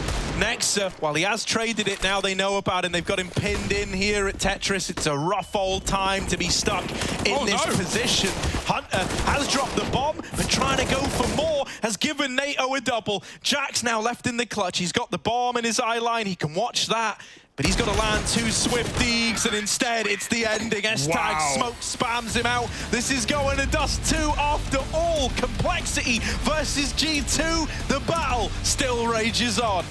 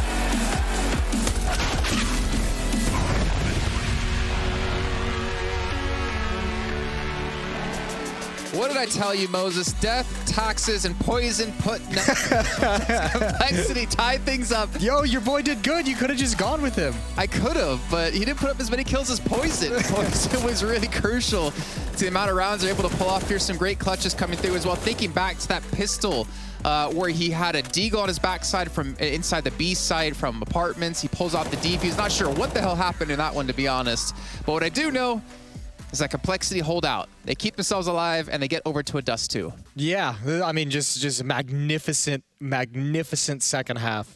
Calling was great. I mean, nothing special, but just abusing a bomb site that just could not be held. And the guys on the cast, Harry and Hugo, did a really good job of highlighting it over and over. Those A defenders, Nexa and Amanek, not able to hold on to that site. Amanek's AWP not on point in this game, and they just got battered. I mean, the entire CT side for G2, they had no answers. They win pistol, lose 3. Yep. Win the 5th round, lose 3. Win the next round, lose 1. Win the next one, and then it's just done. And they didn't string rounds together at any point during that second half. Exactly, and that's exactly what I wanted to bring up here. If you think back to Vertigo, the first map when they played, we had G2 pick up, I think, a string of like 7 rounds in a row. Yeah, they had those big runs. Exactly, Yep. and it seems like Complex were able to prevent those runs from really happening here. I mean, thinking back to, like you were talking about, the second half, they win pistol, but they lose the second round. Like, Complexity really putting their foot down and really try to keep momentum away from them. And we talk about the big players. You know, I was saying to you in the green room that G2 have no right to win this match when Nex and Amanek were both below 10 kills apiece, and Amanek finishes at 9. Nico having to do some insane lifting here just to get them this far with 30 kills. Yeah, he's showed up today, which is exactly what you want out of him, exactly what I highlighted in the pre-show for this match as well. I mean, just in these 2 maps, he's got 53 kills combined across the 2 of them, so he's playing fantastic. He's going to have a really good series if that continues on Dust 2 in the 3rd map. But again, I mean, the A bomb site was just such a massive issue for the defense. I thought even Complexity did a really good job of neutralizing a lot of attempts by Complexity did a good job of neutralizing a lot of G2's attempts to take late mid control in that second half as well. Around that, you know, Hunter gets picked off trying to crawl, slow peek off catwalk. There was the aggressive play. This round was so cool from Nico. I wanted to highlight this one because this is him doing all this on his own. He gets that kill, he goes up into connector, he still has the heads up to clear the corner where JKS is hiding. There was mid pressure from Complexity, so it's easy to kind of lose track of that detail of that corner because you've already seen someone in window. You've already seen Blame F and picked him off when he came down. You already saw someone at top con. So the fact that he still clears that out, Nico's just on top of his game at the moment. Yeah, honestly, kind of surprised to see him be able to perform like this when they need it. Thinking back to, was it a 4K he had to keep their hopes alive here towards that B site? That clutch was incredible. It was. The immediate one-tap peek into the AWP holding the angle. He got a little bit fortunate. I forget, was it Poison on top of the railing in mid? Safix? Yeah. That one's going to hunt Poison him a was bit. opping from short and just got I thought it was swapped around. But yeah, either way, Nico hit some incredible shots to even keep him in that game. Yeah, he's doing God's work, and unfortunately here in Mirage, it wasn't rewarded in any way. Can I bring up a new topic? Absolutely. I think it's kind of my job. So if you said no, I'd have been like, well, screw you, I'm going to do it anyways. Okay. Thinking back to the first map, we talked about Blame F. 9 out of 17 opening duels, or 17 opening duels he was a part of, he won 9 of them. Here, he wins 4 out of the 12 he takes in total. Now, I'm trying to say that obviously like that's a major factor. They still won in the end, but we're still seeing him take the majority of the opening duels for his team. However, Poison was 4-0 in opening duels, was successful every single time. Ooh, yeah, well, that's the benefit of the AWP as well. If you can do a nice position, you have an angle, you take advantage of a low buy situation. But yeah, I mean, here's again another opening kill, that's the slow peek from Hunter, I believe, and this is just Poison just destroying Amanek on this peak. He's trying to hold the angle, get a timing with that flashbang, fires a little bit early, and obviously can't get away, and that's just punishing. And at this point, because of that kill onto Hunter, who was pushing off catwalk earlier, there's no fast support for Nexa. He has no hope of anyone being able to come set up a crossfire. He's probably at that point calling and praying that someone can just chuck a flashbang over the wall from mid and give him something to work with, and he's just on an island all on his own. And then towards the end, the last few rounds, it felt like G2 kind of started to feel this really out of their control. These are those shots from Nico as well that we were talking about. This one right here was a thing of beauty. Or we're going to see it from Poison's view. So, peace. Yeah, it felt like towards the end when G2 like kind of realized it was slipping out of their control, couple desperate plays, especially from those B players who were probably just like, I need to do something because we're getting so destroyed at A and we can't hold on to it. I need to find some advantage in B halls. I need to find something. Jacks, right? Yeah, I need to find something on catwalk. I need to peek mid in some way and at least have information that allows us to cheat a third player to A so that we can shore up the defense there. And just anything they had towards the end just wasn't really working outside of heroics from Nico. You know, that op shot we saw to Poison over towards Ticket Booth at the A site. I swear, I've never worked with Jason that often, but I've never heard him actually sit there and say, wow, that was a fast shot. Yeah. it was ridiculous. A nice shot. But then again, that's what Poison was bringing. He can do it on Vertigo. We saw yesterday. He tried it a little bit, obviously, as you saw on the first map. He's able to do it yet again a little bit when it came to Mirage, but hey, it was enough to get them through into Dust 2. Yeah. I still kind of wonder, though, will we see Amanek and Nexus step up on Dust 2 when G2 desperately need it because they're 0-2 in the groups? Remember, if they win this match, I think they will win the match. I think G2 will. Okay, well, I wasn't getting predictions yet, but if they do win, not only do they get a first victory in their win column, but more importantly, OG are going to be safe through to the top 3 as well. But we still have some time to go before we get fully into this final map of the entire day here at the ESL Pro League Season 14. We'll be back in just a few minutes with Harry and Hugo to bring you all the action.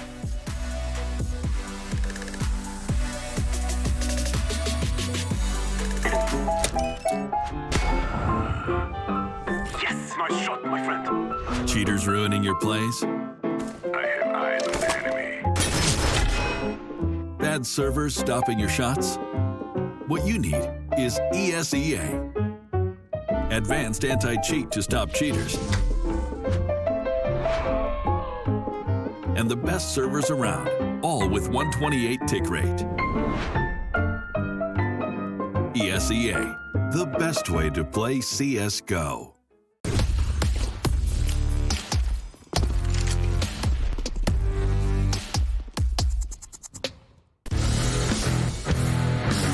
Hey Future Pros! Today I'll show you a quick and easy way to smoke CT spawn from short as a terrorist. Your long players will love you for this one. To do the smoke, get in this corner next to this crate. Aim at the corner of this window and throw the smoke. As with all deep CT smokes, there can always be a slight top gap for the CTs to abuse, so be cautious with this one.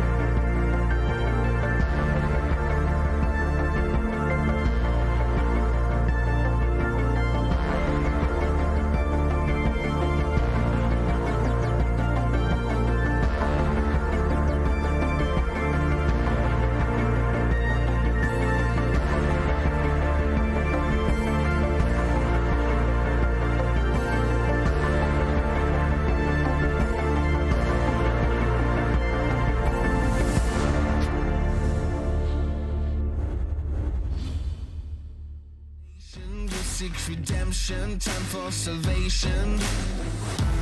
Today is meant to be day of victory, time for history. Reverse the tendency, fight the entropy, channel your rivalry. You're praying for fortune to come. You're hearing the sound of the drums. It's too late to backtrack, go pack your bag now. Keep your feet on the road and stand up. You've got what it takes to fight back. Don't stop until you black out, out, out, out. Stand up, up. You've got what it takes to fight back, back. Don't stop until you black out, out. Give all you got and show them how to make a miracle. Stand up, up. You've got what it takes to fight back, back. Don't stop until you black out, out. Give all you got and show them how to make a miracle. Go save your team, be a hero. Take home the cup, be a star. They waiting for you, take aim, shoot your arrow. It's your time to shine, show them who you are. Stronger, gotta go faster, gotta get better, gotta work harder. It's fight or flight now, getting it up.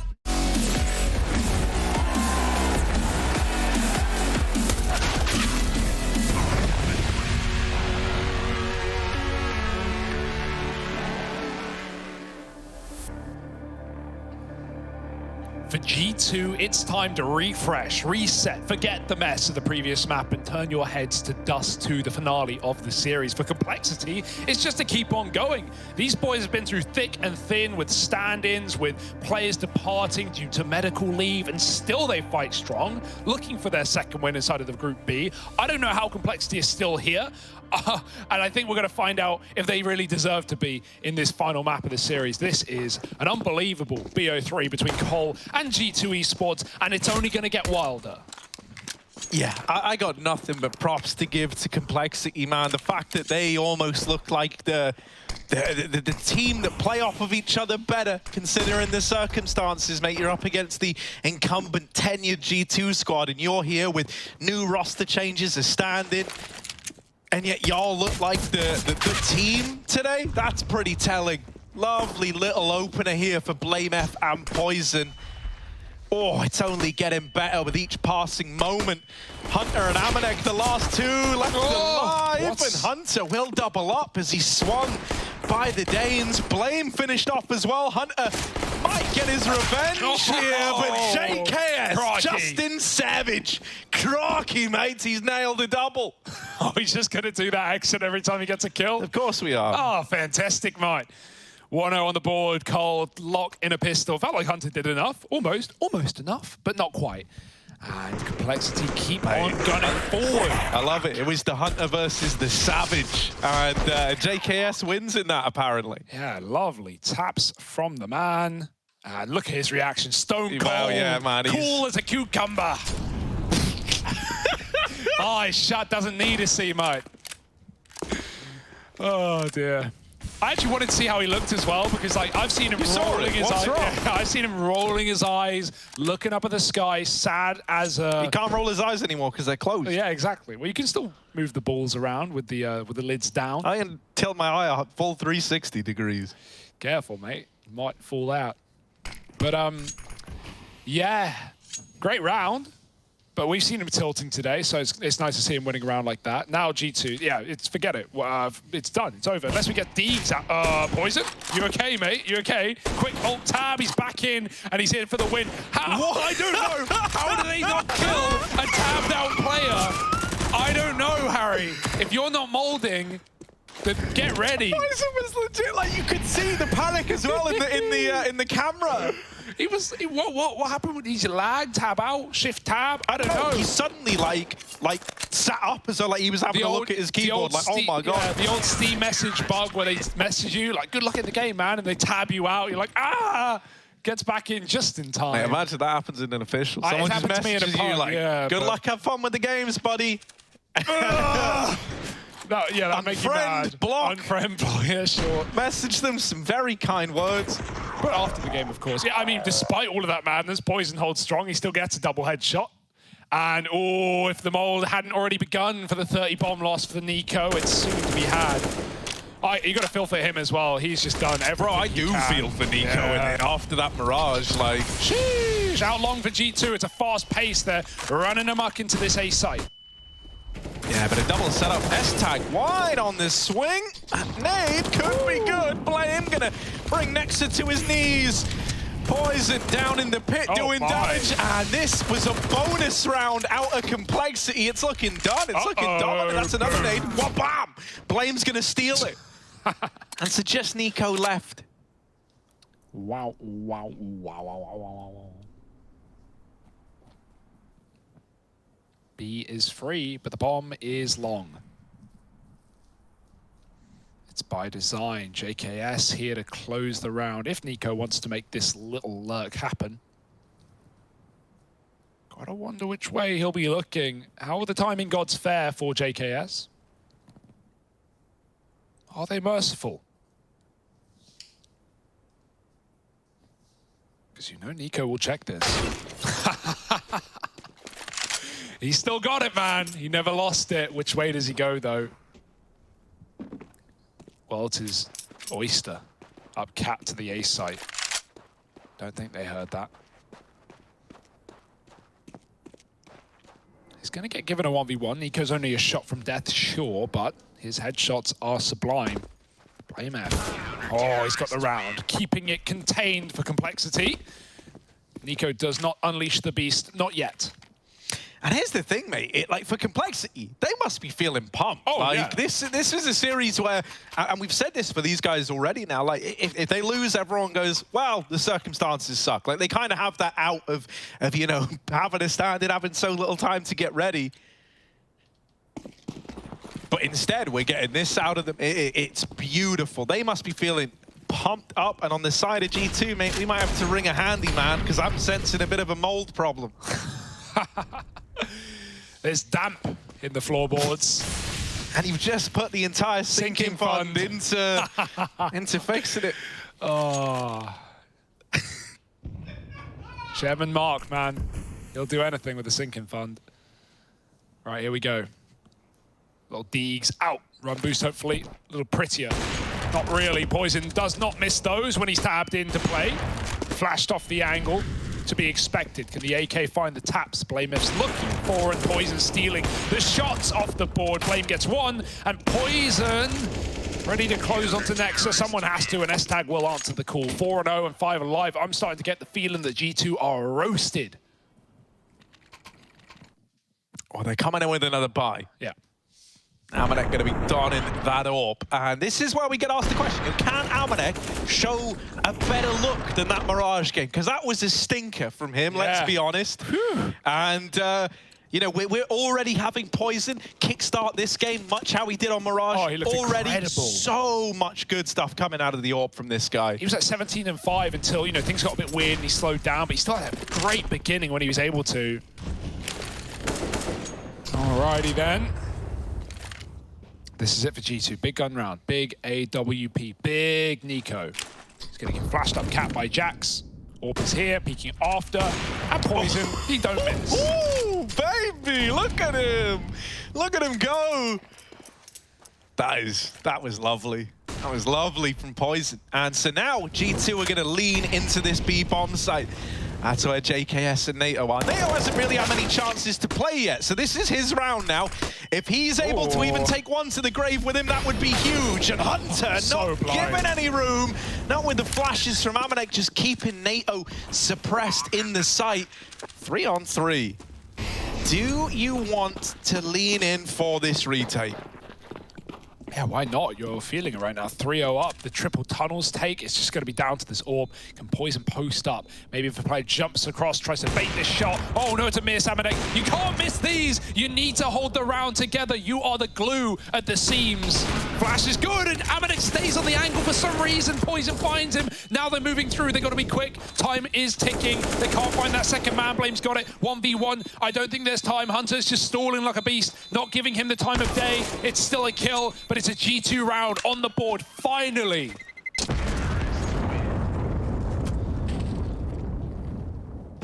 God damn. Dude, and so much has to come out of these Kovacs, man. Like, I don't know. Hunter, really, you know, the savior of that round. He's the guy to open it up into the B-bomb site, and he's also the one to close it. Nico meets an unfortunate demise, but Hunter gets his revenge at least. First round on the board, and a little clap from Nexa. You know, sometimes it's just breaking the streak that's the hardest part. Ooh. That flash couldn't be better timed. Saved Nico's life.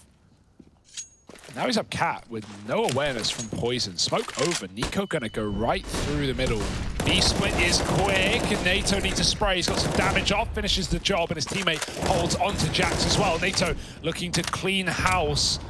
Just gonna tuck, and oh my goodness, Poison. Absolutely precise. Get them out. Just the AWP of Hunter, and Poison's here for the round. This guy, he's on dust too, and he's in his element.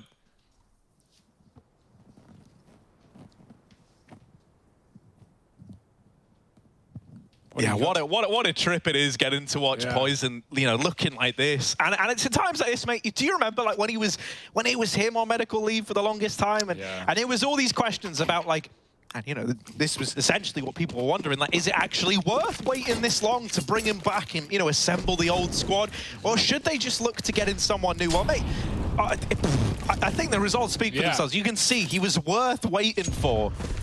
And config is the same. It's just such a shame that the second you get one back in, all another of this Cold Squad is marred by all of these little... But mate, even more credit to them if they're still able to put up wins in this series and in this group. And to the org as well for, you know, standing by the players. Absolutely. Respect. Big respect. And man, I mean, the results are about to speak for themselves. If Cold take this series, man, not only a G2 0-3, but Cold field their second win, man. We didn't even expect them to get out this group. There's still hope. There's still hope. Poison, giver of goods, the hope man. Can't hit the second, but he's got more chances. Blame's moved in. Flashes will cause a bit of a problem. Amanek with a nice deeg. Needed something for G2 here. Jax is out long on a lurk. Estag catches him though, and 2v4. Even if you drop back mid to B, JKS has not left his laurels, and NATO has mid on lock.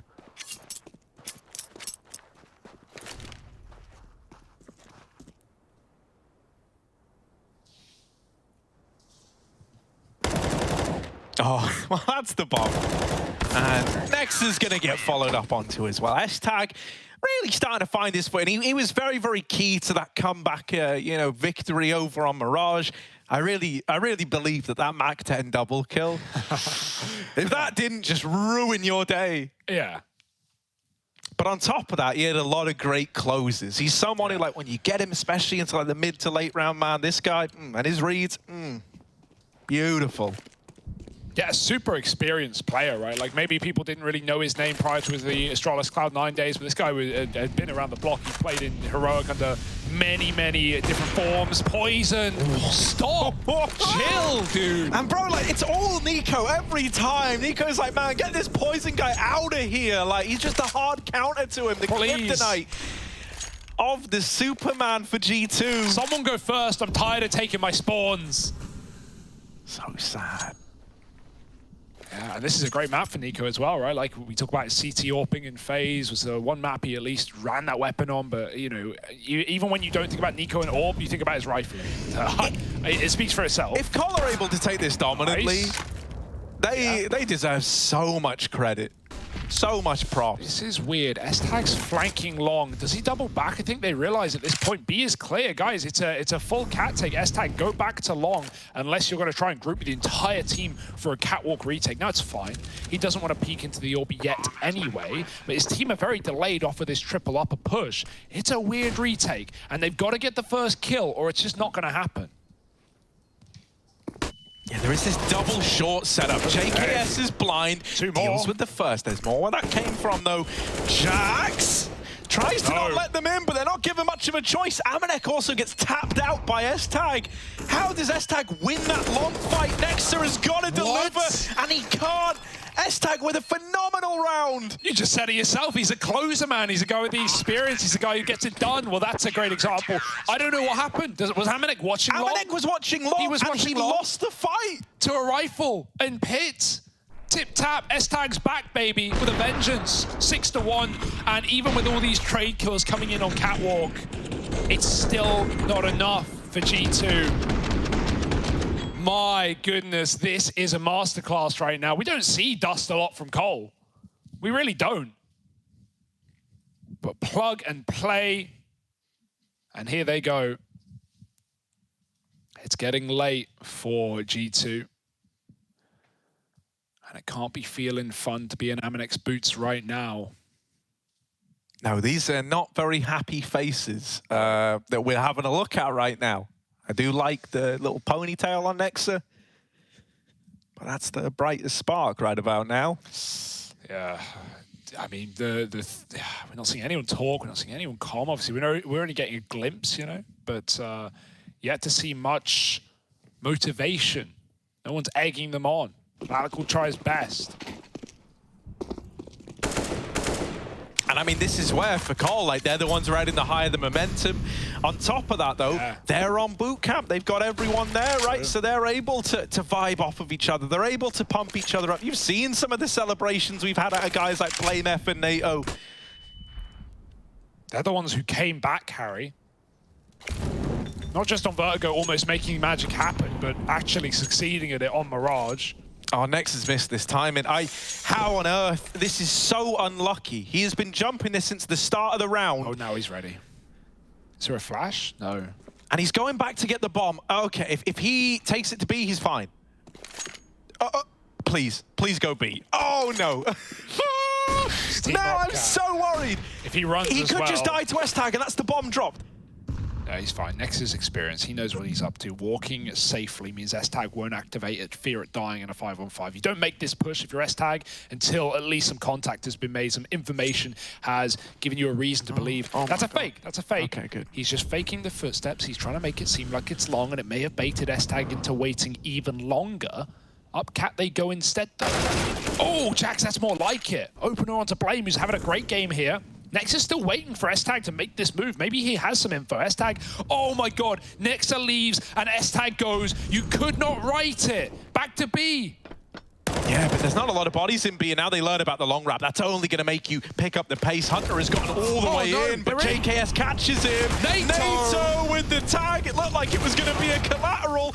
Instead, these players are trapped by the molly. They've got 10 seconds. They've got to go. JKS could mow everybody down here. That's the bomb. And with it, the round. JKS has locked it in. And Complexity are on to 8.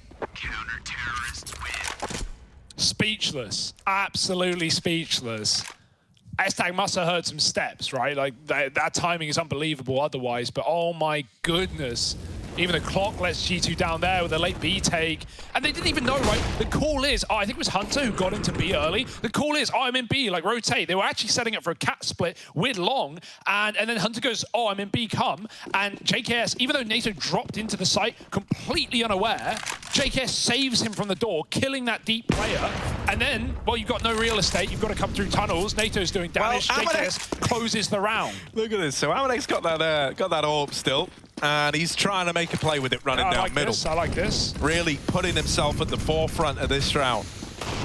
Moving through. Oh, JKS, you might be tempted to take that peek. The first shot misses from the AWP, but JKS, how is he still peeking? This Aminex should have had that. He's had so many chances. Finally, too late. The kill connects, but mate, everyone else was wiped out.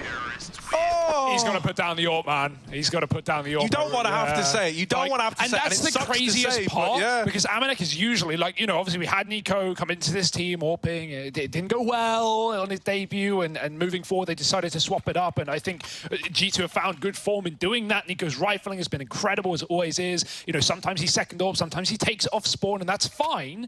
But Aminex is not having a game. He is not having a series right now. And that much is clear to him, to us, to everyone. And so I think we just need to either see him either back on a rifle, move away from the AWP, or someone else needs to take it. Give it to Nico. Anyone. Because, man, those are some whiffs that can't come through. Nico also is someone who usually does don the AWP on a map like this, right? More on the CT side, definitely. Yeah, but you know, I'm totally down just to try and give Aminex a second win, right? I think the only way you're going to get him activated is by giving him a big round. And thus far, the pressure of Don in the big green feels like it's making him crumble as opposed to lifting him up. And I'm inclined to agree, Hugo. Usually we get so much more out of it. Even think back to Vertigo, mate. It was like a different player. For sure. No, it just feels like that confidence is gone, and it's a really hard thing to get back. Absolutely, yeah. I've never seen a game like this from Amanek. He's usually been the shining star in this team when other people can't be. Cat, Util will push Poison off, but Smoke stops G2 from taking the space. Deep breaths. Still hope. Still rounds to be found for G2. Just got to crack that nut. Get on the board. Sometimes that's all it takes. Up catwalk they go. Re-molly, delayed, S-tag. He doesn't wait for footsteps this time around. He's having fun, he's fluid, he is fragging, and he is right behind enemy lines. Missing the timing on Nexa getting up cat late, but now as Util comes in, it's confirmed. 20 seconds, Poison, blinded off the angle, gonna go back, and S-tag is here to stab him in that. Oh, the lineup for S-tag, so much damage! And with only 8 seconds, there's not enough time, not enough chances.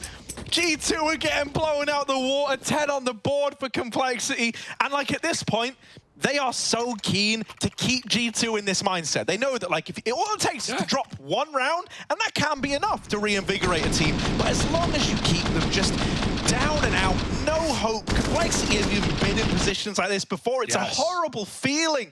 There's nothing quite like it. Head in your hands. I can't expect any other reaction, any other feeling at this point. You're just wondering what the hell is going on. And especially compare those long takes, right? Compare that delay round in the 5-on-5 where he hears Nexa outside and he's waiting, he doesn't do anything. And then compare that to what we just saw. 25 seconds hit, and S-tag goes, if they don't have long doors now, they're never coming long. I'm just going to win the round. And he does exactly that. Enough distraction from the behind that G2 just can't win. More than distraction, he does the damage. But yeah, G2 tunnel vision, turn around to try and kill him, and it loses them the round. So incredible play for S-tag, but nothing going right for G2. They're going to try B. Yeah, that's what I was going to say. I wouldn't mind another B round out of them. If anyone was a little weaker in this game, it's NATO. I mean, he's over towards the B bomb site. He's had a bit of a stone-cold start. And it's a very, very tricky site to be able to step up on. So I think, you know, trying to bully this B site, that could be a way back in for G2. JKS is the incumbent player that you're going to have to try and deal with. He's set NATO up for the mid-peak. And so now this mid to B split is no longer a split. It's just a B tunnels rush. JKS will die, but NATO keeps the site locked in. And so it's 11-1. Yeah. Lovely round out of NATO. Blame gets his mag out in middle, and he has to dive through CT smoke. And at that point, you see the adjustment in B. NATO jumps into middle to play balcony. JKS flashes him. They know it's a mid to B at that point, right? It's the first time the smoke's come down in a while, and G2 haven't exactly been faking out rounds at all in this T side yet. So flash comes over the wall. NATO gets his kill. JKS goes back to B. Multi-kill for him. Nothing can go wrong. It was only eco for G2. But you don't have many rifle rounds left. 11-1. Oh my god. That's awkward. NATO AWPing. Oh. Yeah, not for long. We've not really got to see him on the AWP, right? That is his typical preferred role. Oh, Poison. It's no prettier for him either. Everyone's tired, everyone's sleepy, but G2 more than most. Oh, little ugly. Poison's trying to hold on to long, but Amanek finally gets the better of him. And as we said, sometimes putting up one round, breaking a streak, even if it only feels like you've done it once, that can, you know, try spur you back on. Also, Hugo, you touched upon the fatigue side of things. Not even something I'd even put much thought to, but it's a very good point. This has been a very long series. It really has. 4 hours. And for Complexity, they're riding that high of like, oh my god, are we actually about to do this to them? And on the side of G2, mate, it must just feel horrible. Like you've kind of given all you have to give. You're very, very tired. And now this game is demanding even more from you. That feels incredibly taxing. Yeah, definitely. You know, it's one of the many factors I think that is coming into play here at this point in the match. It is midnight right now in CEST. And so G2, they find a second. They get around. Anything is better than nothing at this point. Fighting for 4 at the end of the half. Not like you're ever going to break this bank. So Cole can afford to hunt, throw bodies at the problem. Good shots for Amanek. They needed to come through. It won't, I mean, it makes no difference, right? Like G2 can buy, you know, if they lost the AWP, they wouldn't have it. That's it. And Cole can buy, so they don't mind either. Even Cole calling a pause at 11-2 is excellent. showing they really want to make the most of this. Another 30 seconds on top of their schedule won't change a thing. Let's at least lock down this next round and make sure that G2 can't get back into the half. 11-4, dangerous score. You've heard it before. So let's not give them that satisfaction.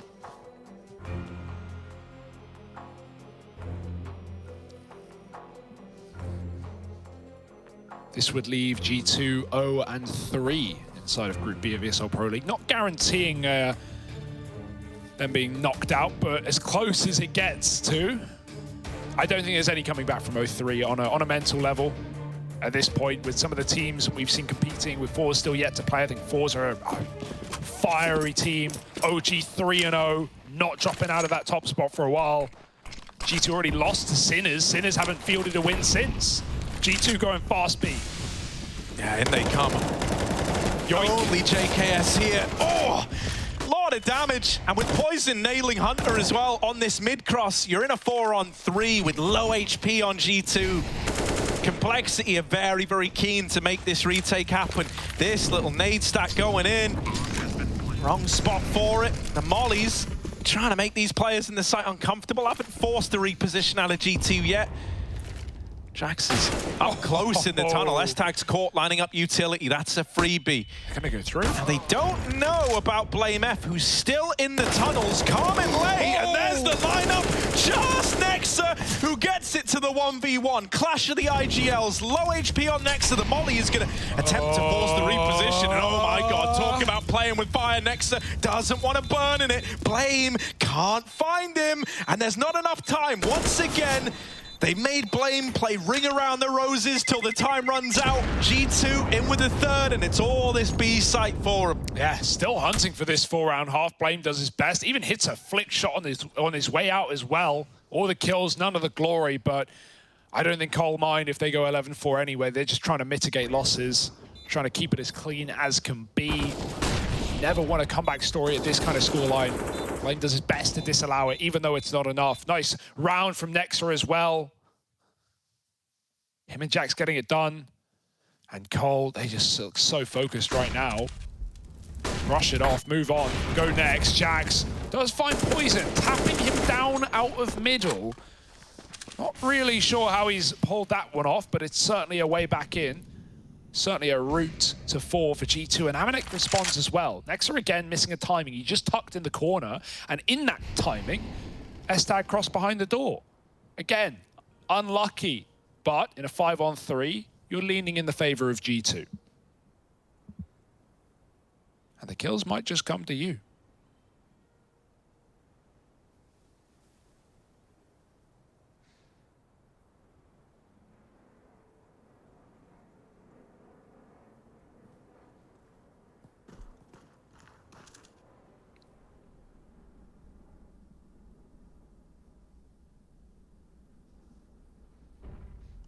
Be fake, but S-Tag knows it's a fake. Oh, he heard the scope. He knows his pen there. I don't know how he doubles up. Nexa tucked in the corner. Does trade. Luckily, B was free in the meantime. So even though that gets a bit weird, Nexa is able to bring the bomb. Or is he? JKS dispatched to patrol. Now it goes both ways. Nico's come to open up the path. Oh, JKS. Timing was everything there. They bait him into Nico. Lovely little way. But the molly in the tunnel, that can actually slow down this push back in. No, they get ahead of it. The bomb doesn't. The bomb doesn't get ahead of it. Just kill him. But Blame should be a dead man, and he is. So they managed that 4-11 half on the G2 side. Is that going to be enough? Or are Complexity just giving them a couple of rounds in right at the end to restore some hope, only to snatch it all away in the second and final half of play?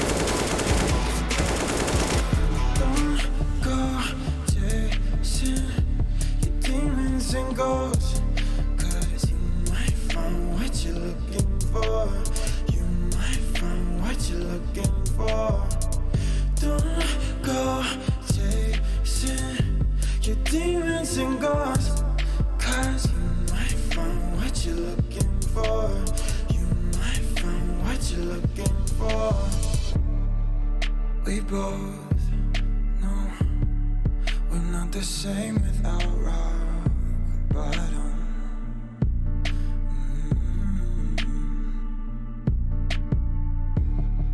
Let it go, but we come back to craving problems.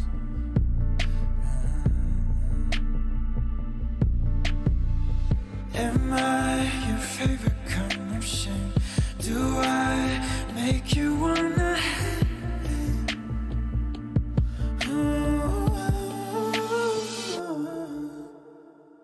Don't go chasing your demons and ghosts, 'cause you might find what you're looking for. You might find what you're looking for. Don't go chasing your demons and ghosts, 'cause you might find what you're looking for. You might find what you're looking for.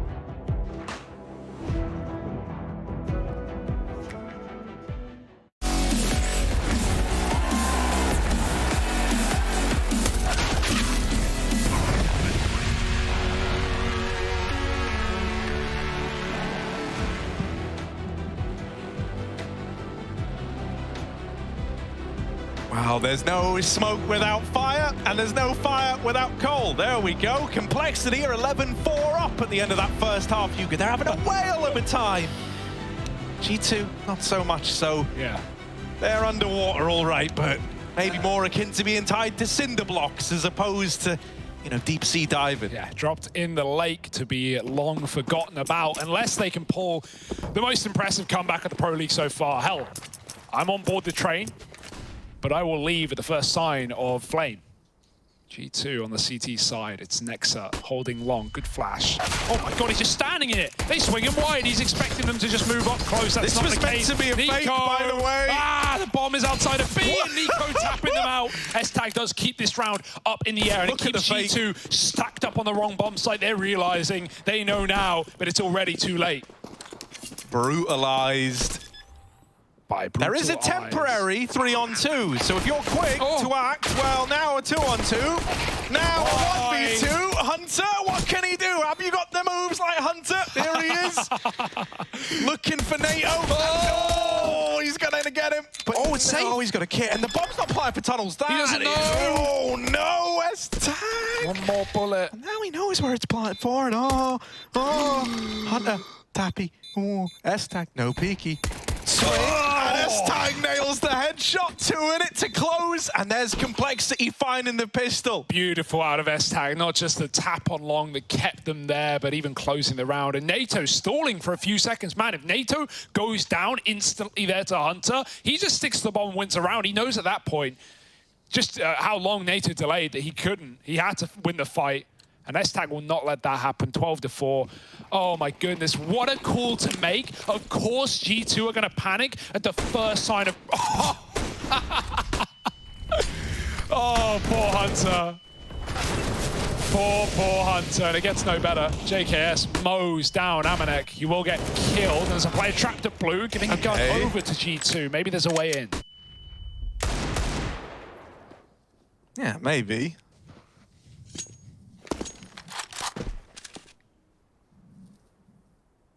It all slows down a bit now. If only G2 were as good as catching breaks as they were catching bullets, right? Like, ooh. This 3-on-3 is interesting, though. You got a chance to go against the grain very early on. Next up, with the spot at long, has only seen one so far, and that's enough to put the fear in him. Now he hears the footsteps. Now he knows the full extent of this. Jax is going to start to rotate over. Nexa lines up a gnarly double, but they're not out of the woods just yet. Oh dear. He's just going to grab what he can as much Smoke's util. missed. Oh, well, he's got another at least. Molly goes in, Nico backs up. Poison, will he check fully? No. No, he's dead. Oh, there was one missed shot in there. Doesn't come back to haunt him, though. And G2 in a 4 spy. All right. Better than a pistol, some say. Can certainly be more Truthfully, if he didn't bungle the smoke, he probably has a more watchful eye on Car because the crossroads is smoked up, and he's having to fixate his attention forward. You know, like, you know when you throw that molly, someone can just back up with it and still sit behind the car, but because he doesn't have that CT smoke down and he's just walked through a smoke of his own, he's got to look elsewhere. Very botched utility. But he looked very panicked there as well, like just getting ahead of himself. Could slow it down, could take a breather. Nexa won't. Gives a beaming headshot.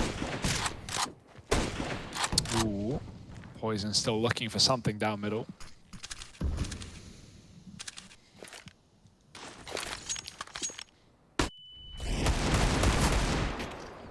There's something. It's one way to get it. Flash down mid, Blame will attack. Nico wants to get involved as well. Is there a flash? No. He's going in dry. Oh, Aminex baited them in, and Nico will shut them out. Oh my goodness, JKS, mate. Chill. This round is wild, and luckily G2 will tame it. 6 on the CT side, keeping the game going. And it's going to get easier before it gets harder. A full eco now for Cole.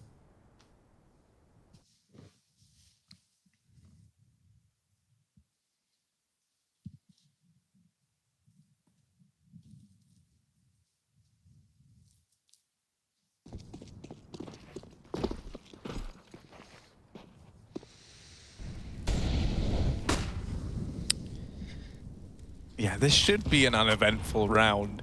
I think for everyone's sake, it should be uneventful. Let's try and have as few events as possible. I'm already monumentally nervous.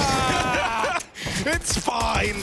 It's fine. Lovely. Nico gets it back under control. Was it ever out of control, Harry? No, it wasn't.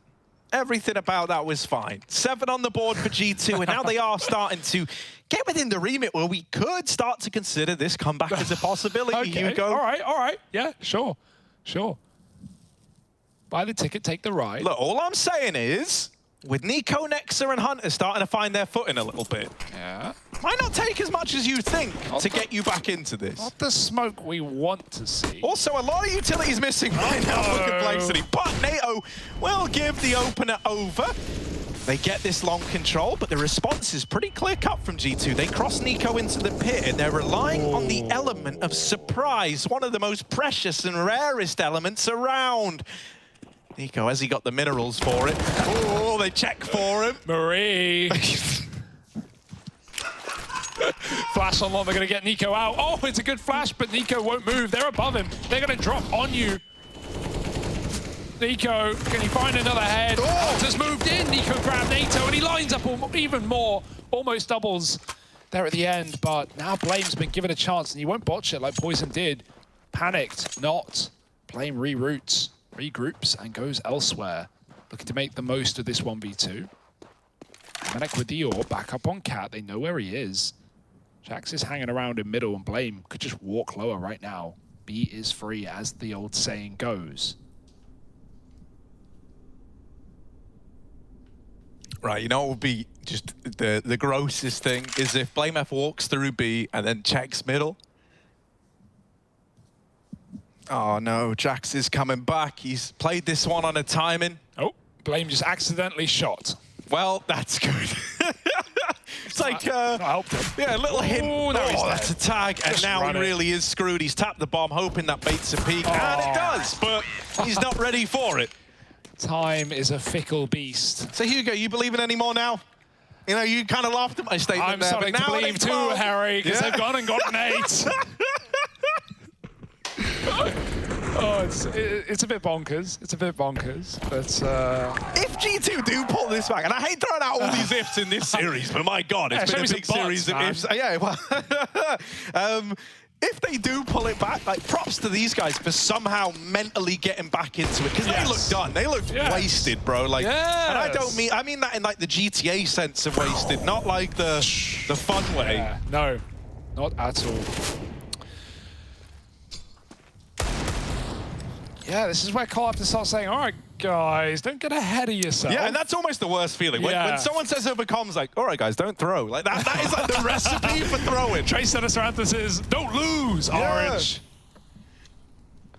Don't lose, indeed. That would be a harrowing way for this night to go for Cole. Okay. Cleanup crew is in. There's a spillage on aisle 3. S-Tag just walks away. Wasn't me. There's the round. 9-12. Suddenly you forget about the 11-4 half. Suddenly you forget about the domination this series has shown, or at least this map. And you're getting a little bit nervous.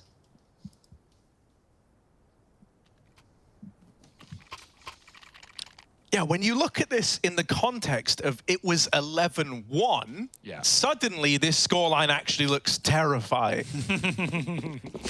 Okay.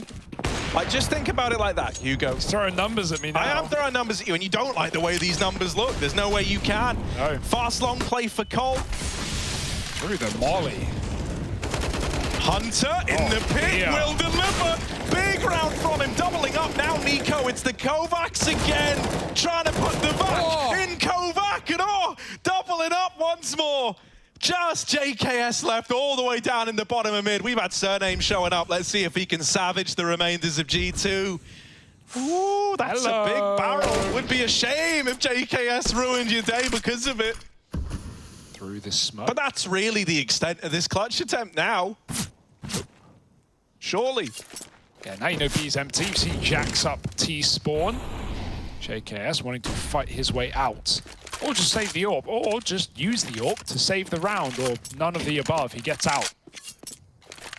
Still got time to make things interesting. Take your gun away, perhaps. It's just a long way out of position. He's not getting much closer. Jax is here with his back turn. JKS, it's a whiff. Back of the head hitbox, hard to hit. And Jax is coming alive in the night time. G2.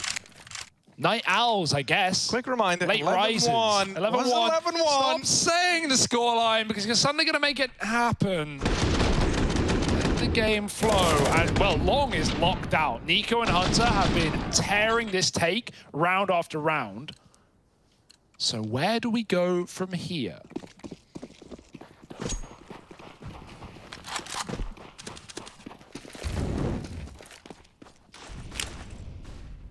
Oh, we're going. We don't need Eagles, Hugo, because we got a nice little B play by the looks of things. That molly might ruin NATO's plans of saving that smoke for the execute. It's fine. They still have one on JKS. Poison. Come on. Give us something. Man's got a scout out and about. Here, the scope. You're not re-peeking. You're not risking it. Not V-poison. Player on the site ready to swing when his teammate gets contact. And the spray and the smoke does some good damage. There is a kill. Hunter's got to take USP. No ammo, but he's just as lethal. Quick tap. One more perhaps, and Hunter just destroying. It's only poison left up. No armor at all, but it doesn't matter. Hits the shot. Can he get a gun? Well, it had no ammo. It's a Harry's classic. Had to get that reloaded. No chance. Right, that's the tactic right there. You fire all your bullets, so you only got one. You got to reload. See? They grab the gun, they try and reload, they panic. Hilariously, we have seen that work, but never by design. 12-11. I don't know what to say. Now I wonder. This entire evening, I've been wondering, where is G2's header? Now, for the first time, like an owl, I spin around and ask the same question to Complexity. You've just ballsed up quite the lead, my friends. Can you close before it gets scary? Like, does it's not anyone already. feel like a winner at the end of this? Like, the viewer, maybe? I don't know, because, like, Cole, they were all smiles and they were laughing to themselves. Once again, it was 11-1 at one point in time. Well, now at 12-11, those smiles have long since dissipated. Yes, 7 rounds in a row. Remember, Cole won the pistol. They got E-code, mate. It's a long time ago. And ever since G2 have yet to drop a round. 12-11, here we go for the equal scoreline. Blame won't go through. The flash certainly won't help, but he didn't want to anyway. Amanek AWPing mid. He's had a recovery. Can say that much at least. Oh dear, Blame catching Hunter, and finally will finish the kill. Dinked in the process. Nade just a bit too late to take him down. Molly on long. They're up in front of it, and they're stuck in the smoke. Nowhere to go. Nexa takes that kill. Poison's still here. He walked back into the Molotov to avoid the bullets, but it was either fire or lead. 20 health with the bomb. He gets out. They set up mid to B. Amanek's there to stop it. Blame's dead on this peak. Whoop, there it is. Yikes. Neo and Poison, they're the ones to try and stop that scoreline from being equalized up. This did not feel at all doable coming in. Amanek's gone. What's happening? Tapped out. Get him back. He's crashed. It's a 1v3. No, he's back. Oh my goodness, he definitely had something. What is happening? This is such a cursed game. Like, who has done this to this game? Poison, ooh, dead on the swing. Jack's taking heads off, and we're tied up at 12-12. Victory looked assured for Complexity. Yeah. G2 were in their heads, and now, ooh, they're starting to get fired up again. I want off Mr. Bones' wild, wild ride.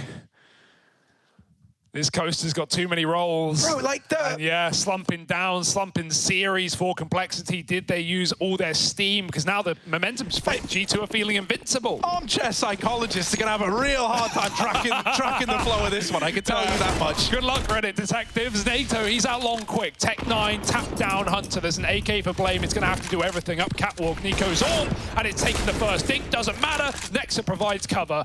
And G2 flip it on its head. 4-on-3, upper push. If they go back to B, they might catch Jax roaming around. The grass is always greener, say Complexity, as they look back towards that B site, but it might come to them. Jax, there's the shot. He escapes back into the mist. I don't want to have to say it as well, but a wise man once said, Zonic, if you remember him, 11-4, most dangerous scoreline. I did call that at halftime. I know you did, but you didn't really believe when you said it, Hugo. And now you see why we listen to Zonic's law. It's the Dane brain, man. What can you do about it? Let's see. Blame out lower to upper and up to no good. Takes down Jax. The bomb's still cat. Now, no one's moving. G2 are not convinced. And wow, what a call to just hold your spots. Nico's got that cross. He can tell his team if they're in B. And as a result, Cole are walking into the danger.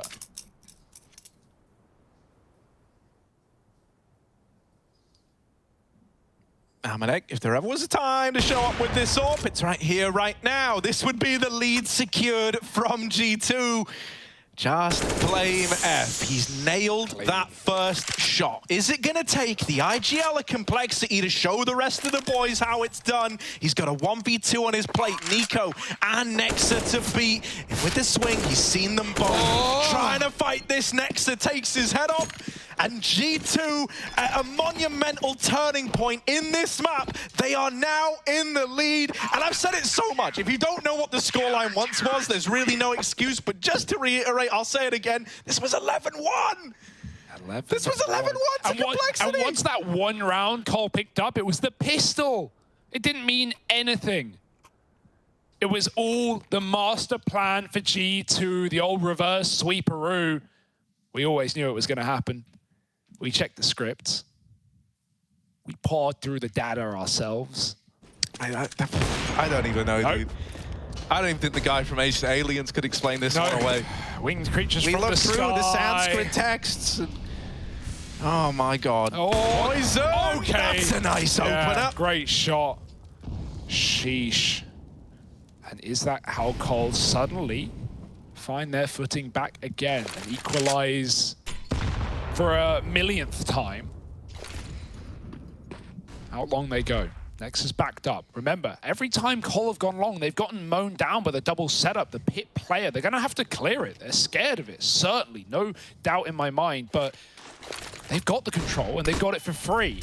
cat take for Blame, keeping up the appearances. He smokes the Molotov to keep this position. Hunter tries to take him down, and Blame responds very well. 2 headshots, clinical stuff from Blame. And now Cole with the smokes down on long and the AWP cut off. They can get this A site. Nico and Jax, what do they want to even throw at this one? I can't imagine it's much.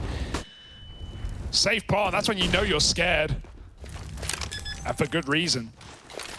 The weird part is like, if anyone knows how one round can sometimes completely reinvigorate a team, it's G2 right now. So you understand them wanting to give that a bit of a look and see if they can get anything. Sure. They have the money. Complexity finally break this streak that G2 were on, and so they tie the game up again at 13-13. That was 9 in a row broken. Hugo, when we came into this second half, well, after that pistol round ended, I mouthed the words overtime to you. Yeah, that is true. That is true. I'll put my hand up. I'll admit it. You did say that. I don't want, you know, it doesn't from time to time. It could actually happen, like realistically, yeah, or it could end in regulation. You said it after they won the force buy. That was it. And yeah. I was laughing silently. Like it's the 1920s. Now screaming internally. Into the void, maybe. But what I will say, I mean, look at these shots. What I will say is whatever the hell goes down in these last few, or maybe not few rounds, it's been a great evening, Harry. Yeah, it has been a great evening. Like, there was one takeaway from it. It's like, because let's be real, no one really wanted to see G2 get like 16-1. That would have just been kind of depressing. So it's like, you know, we've actually made an occasion out of this one. Yeah. You know, it didn't look like much in the beginning, but oh, look at how it's ended. That opener from NATO, that could tip the scales to Cole's favor once again. A 5-on-4 right out of the gate. And Hunter's had horrendous impact as well. Horrendous, maybe wrong word for it. He's coming big in some of these CT rounds.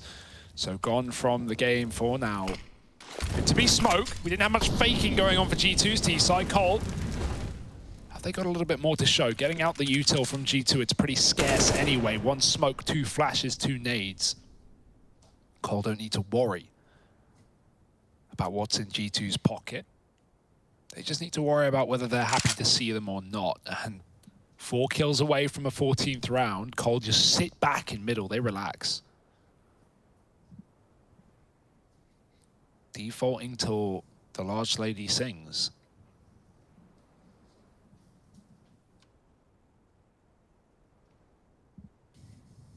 Headshot angle for Nico. A moment made for him. Cole with enough util to make things scary. Nico wants to get fancy with it. Now, one man's dropped into CT. That's someone else's problem. Amanek deals with it. Oh. Can't follow up. Nexa holds on to long at least. And that is such a pivotal moment in this round. It's now going to enable G2 to set up a 3-on-2 retake, right? If S-Tag was still alive, this might not be the case. Poison's taking matters into his own hands, and JKS has removed another. Amanek, they know all about him. They know about this AWP, and Sahi is running out of this one. Is this a rerouting or is it the save? I think it is the latter. Don't have the money, man. You won't have an AWP unless you keep this one. Safe to say your team are buying for themselves at this point in the game. Not going to be able to beg for scraps. You need that AWP. That's a sad round to give up, but flipped on its head by Poison. Great double. And the peak down and lower as well. Hey, you talk about the 2 pivotal kills in that round. One is Nexa holding on to long, killing S-Tag, like you say, setting them up for the 3v2 retake. Well, the other one is Poison, shutting down Jackson CT spawn, leaving G2 to only 1 avenue of attack. And here we go, 14-13.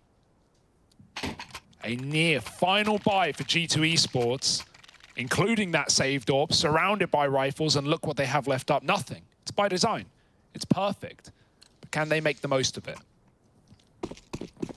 It's insane that like this whole comeback basically comes down to this round. Like either the whole thing from 11-1 was just nothing more than, you know, trying to save face. Yep. Or you win this and suddenly, oh, it's back on, baby. Is this even saving face if you lose after this comeback? I don't know. It's a little better. It's a little better. Anything's better than getting 16-1. True. 16-0. Maybe no, not that's so not much. better. That's worse. Yeah, exactly. You said anything's better. Oh, right. Well, yeah, okay. Any more rounds than what they had was better than none, if you really want to get pedantic with it. Let's not. I can put it in a double negative so that you might understand, but right now we're looking at Amanek creeping onto the short side, and he gets spammed, so he doesn't want to hang about. Right. Cole, they get out into mid. There's a little flash for Nico, but he's smoked off now. Is he going to go through it?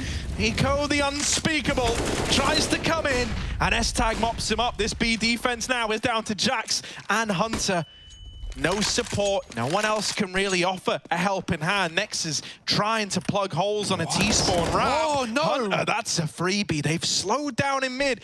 Not many teams do this, but it's because the double door smoke was in.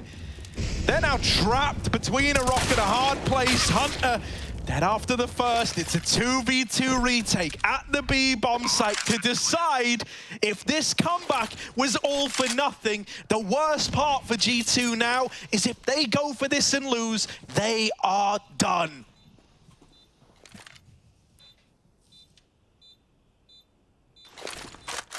Nade.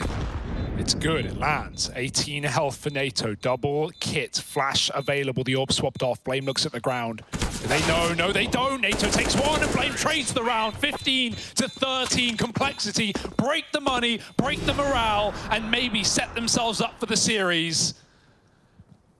Oh, how the mighty have fallen. And with a whimper, the final buy. Oh, now the hype's flowing again, right? They were in their own heads for a while, but NATO almost smashed the desk just now celebrating. Oh, there's like a small rave going on in Jax's room. That looks uncomfortable, but here we go. Round 29. Ooh, it's been a long one. It has. Can G2 make it even longer? Flash. They need an OT. Flash into the tunnel. JKS ain't blind, baby. He's shielded those eyes. He kept them closed, and he's doubled up. This could be the beginning of the end. Nexa, Amanek, Nico. Look at the buy. Look at what they got. They're split apart from one another. They've got to win these fights alone. Nico's Deagle got to deliver. Down goes the burst. Okay. Amanek's claimed another. Now the AK out, but Blame's going to quell the Nico resistance. Still, they've been able to present the 2-on-2. G2, what are they capable of here? This scout, not the ideal weapon for the retake, I'll tell you that much. Nexa no kit. Does have a molly, but as you pointed out, Hugo, no kit means time is of the essence. Amanek's gone all the way back to mid to get the AWP for the retake. This is wasting precious time that you don't really have if you're G2. You better hope that getting that AWP was worth it. Blame mollied out at car. This time can't be a problem till later in the round. And now NATO 1v1 to decide it. I don't know. with the kill, but they don't have a kit. G2, I don't know if they've got time. I don't think they've got time. I think once again, it's a bomb explosion that decides it, and there it is. Complexity from 11-1. They close this out as 16-13. The resilience, the grit that both these teams just showed. Oh, it went from looking like a non-starter to one hell of a third map that Cole take G2 down on and win the series.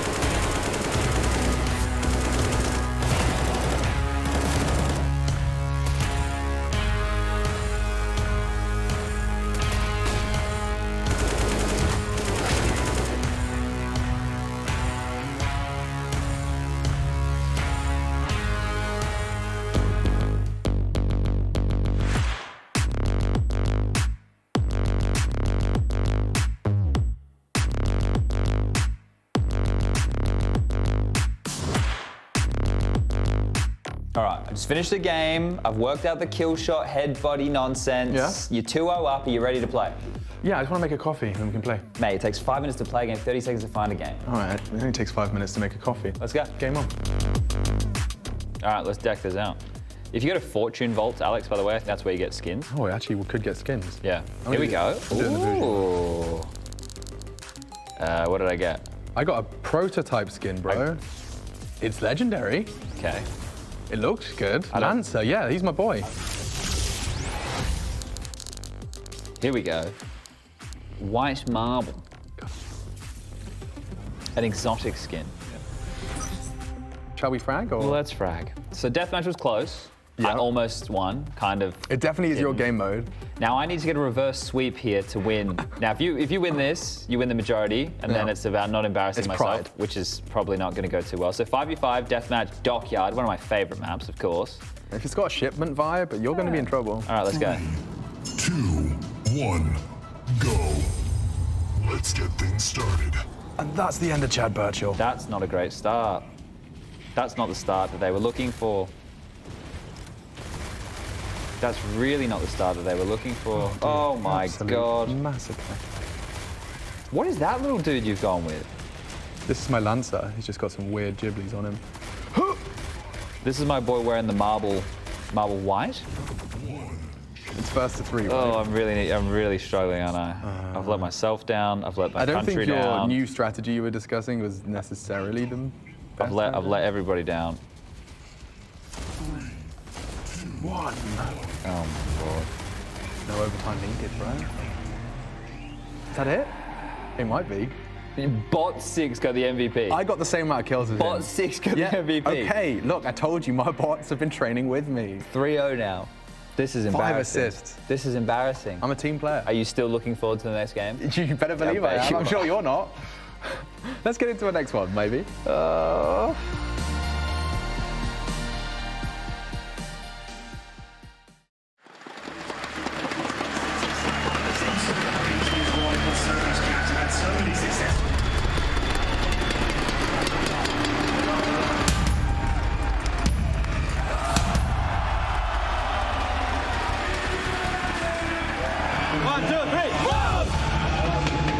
In the past, we've seen him on maps like Nuke, a map where the AWP should not be proficient, and he makes it work. So they don't step out of their bounds unless they have a play that they can make.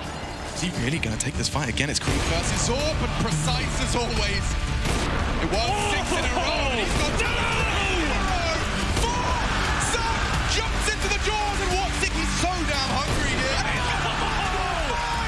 It doesn't matter where they come from, and Watsick is a beast here in Odense. Unbelievable scenes, Alex.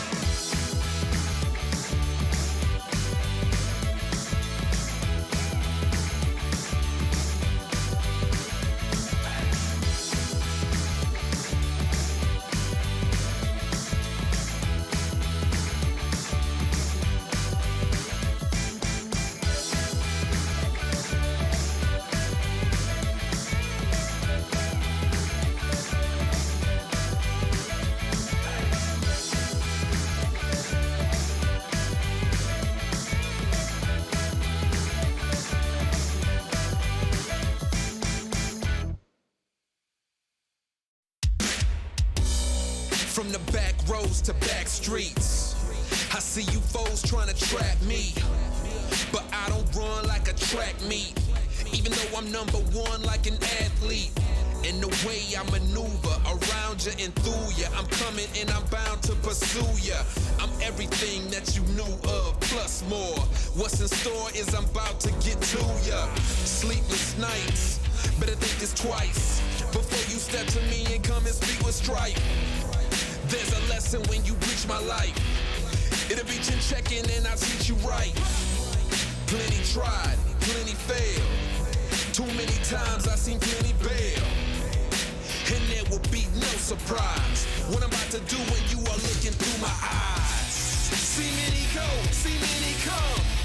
See that they won't bring it to me.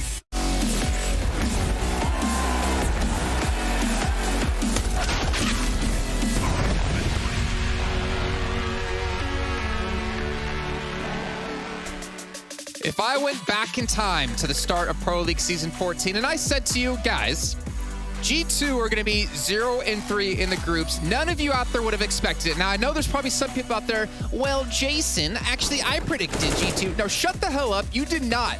G2 are 0-3, bottom of the table at the moment, and Complexity are currently sitting pretty at 2-1. The groups are completely wide open. OG are not safe through just yet because G2 didn't win.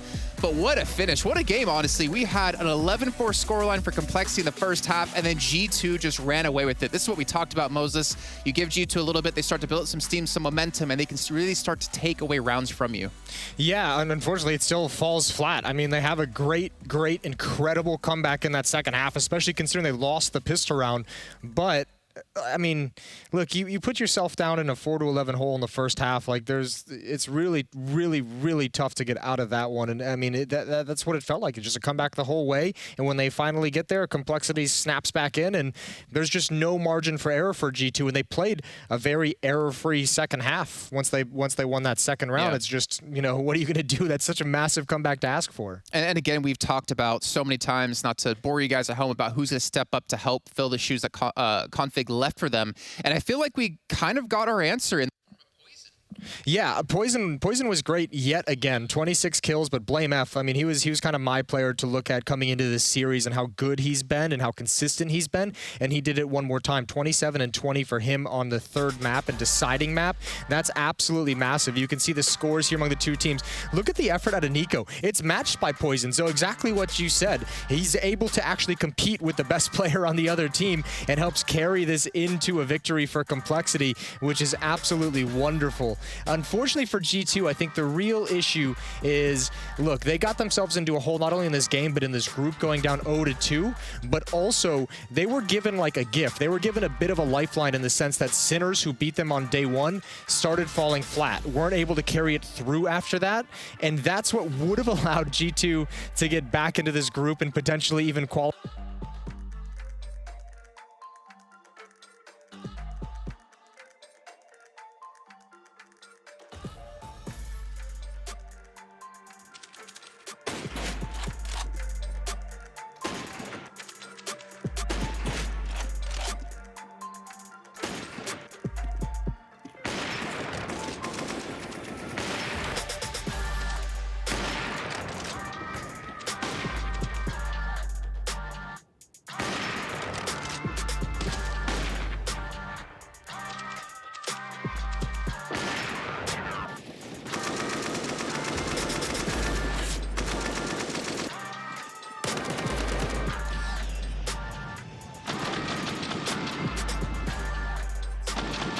From here, it's like, you know, still nothing being decided, but so many low percentage chance. The favorite's really struggling. Tough time for G2 to be in this one. Yeah, and right now, I mean, G2 are kind of staring down a barrel of a gun at the moment. I mean, they have to not, they're pretty much Astralis, right? When we looked at Group A, the fate is really not in their hands anymore. All they can really do is hope to win these next two matches and have a chance to still qualify, depending on results from other people.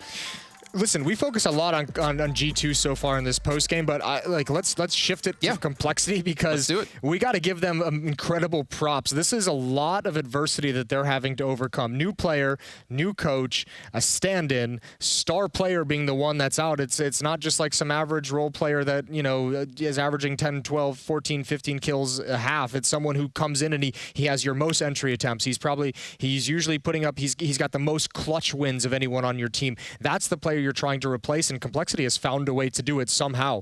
Very, very scrappy win. It wasn't pretty, but it doesn't have to be. At this point for Complexity, take the win, walk away, have a good night. Well, also, their new general manager was behind them the entire time on the couch, that's too, right? One So, more new thing in there. Exactly. Pressure couldn't become higher, but let's actually talk to a man here from Complexity that we haven't talked to so far yet. We have Nato Safix join us here on the show to talk about, obviously, the last match and how things have been going for him and the team. First of all, man, how you doing? Long time no see. Yeah, well, I don't know. It's a bit of a weird feeling. Obviously, I'm very happy about the win, but I must also say I had a bit of a mistake in the middle of the last map. So I would say that kind of puts a little bit, I don't know, cools off my emotions a little bit. Nobody noticed. We weren't on your POV when you made it. It's all good, dog. Perfect. I'm gonna run with that. I just wanted to ask you, I mean, what's it like coming into Complexity? They have, like, even before you're stepping in and helping out, they have a lot of moving parts going on. We talked with S-Tag, obviously. He mentioned how much of like a crazy, hectic, and disorganized time it is trying to get all these issues under control. What's it like for you as a stand-in? Is it just kind of like come in, play your own game? Are you trying to figure out and slot in with the team and be a little bit more playing to their style, or what exactly is your mindset at the moment as a stand-in for Complexity?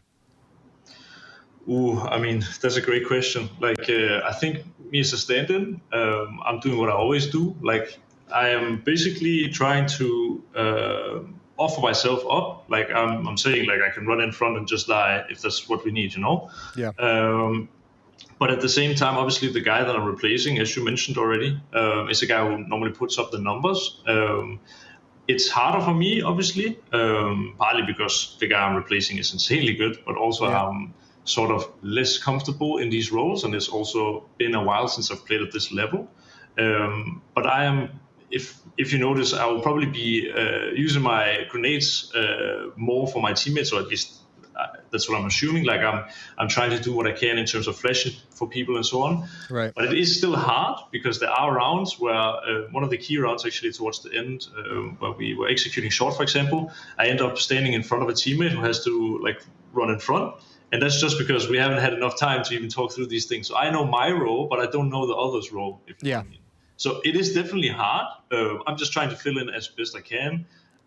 Make it easy for the others to perform. I try to keep the mood up. That's a really important one. And then, I try to, let's say, just not be an annoyance and instead just be the guy who's motivating and being really supportive on the server to like allow the stars to flourish, basically.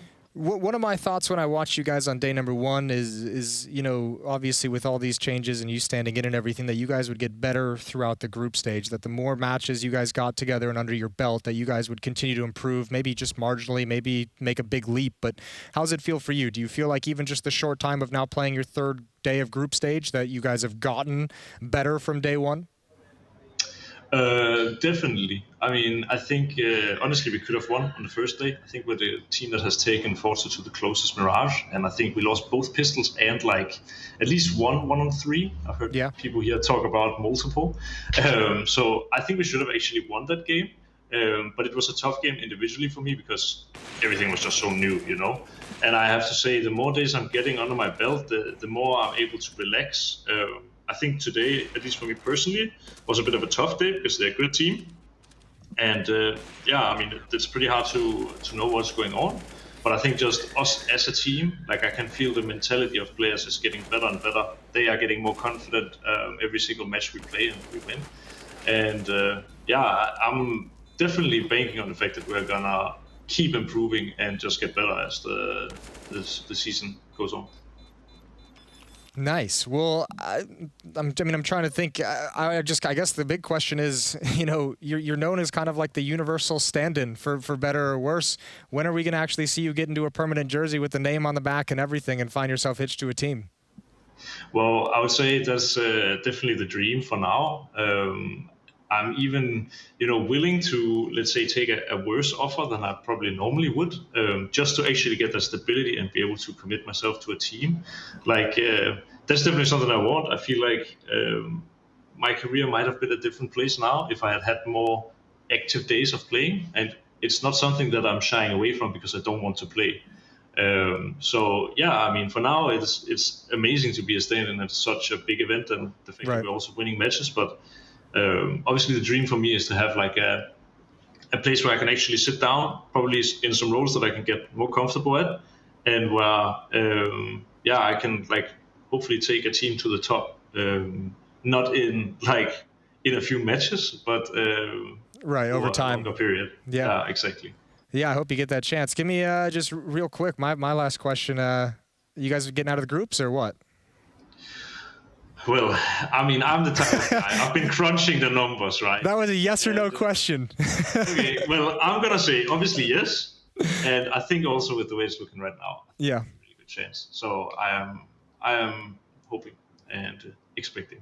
Good, man. You've been playing well. I hope to see you there. Yeah, I think a lot of us out there watching you and following your career are really happy to see you have success, even if you are ringing for teams. And obviously, we wish you the best of luck going forward in the rest of your matches, but we're going to let you get out of here. It's already, what, like 1 a.m.? So I think a lot of us are tired. Go get celebrate. some rest. Yeah, and go celebrate, hopefully. Thank you. So nice to see you again, guys. Thank you. Cheers, man.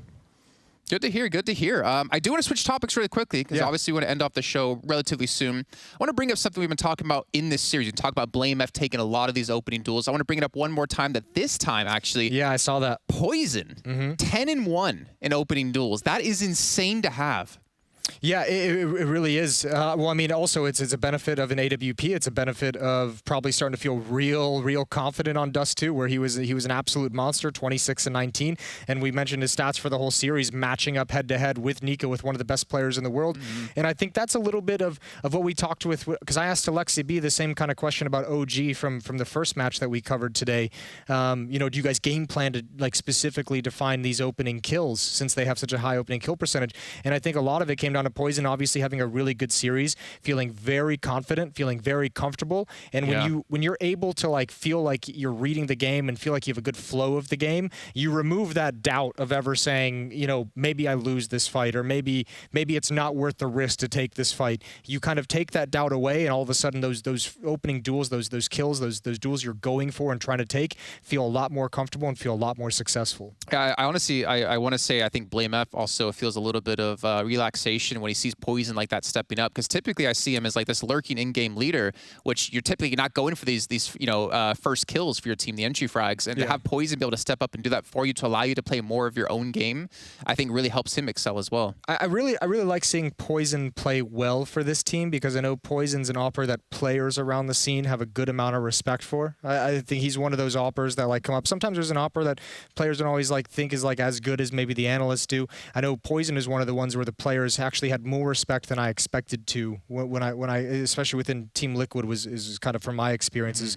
I know Team Liquid had a lot of respect for the skills and the things that Poison brought to the game as an opper. So it's really cool to see him having a really solid performance here. Yeah, just imagine if they can maintain this high here going into the final games. If they can get into playoffs, they have so much more time than they had. It was, what, 5 days of play before they had to kick off into Pro League? Yep. They'd have a couple of weeks to prepare for playoffs, and who knows where the ceiling will be for them eventually if they do get to that point. But that kind of brings me to turn my attention towards what's coming up tomorrow, because we still have 3 more games as well. But before we get to that, to remind you guys really quickly on what the groups do currently stand. And again, something I never would have expected to see that.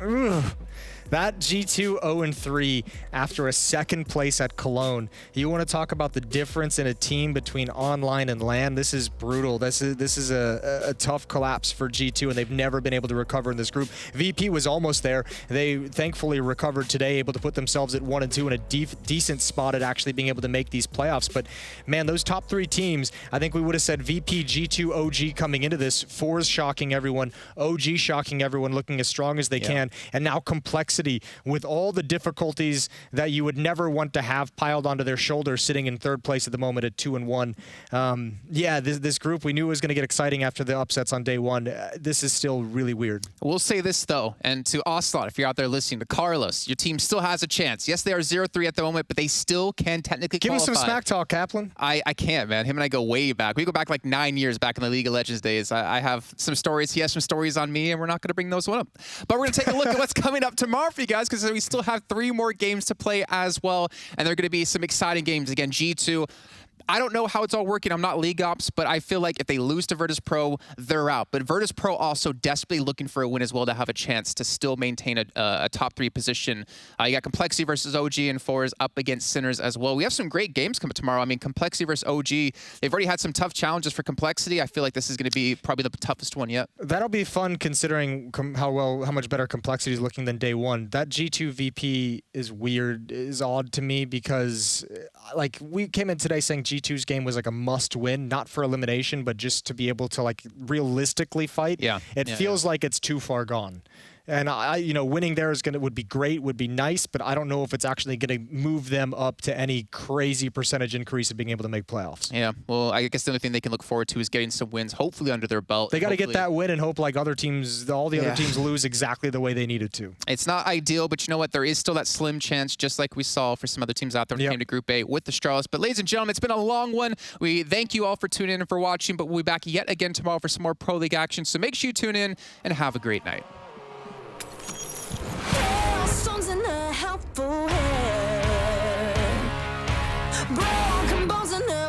bloodstained flag. Open road and nomadic plains.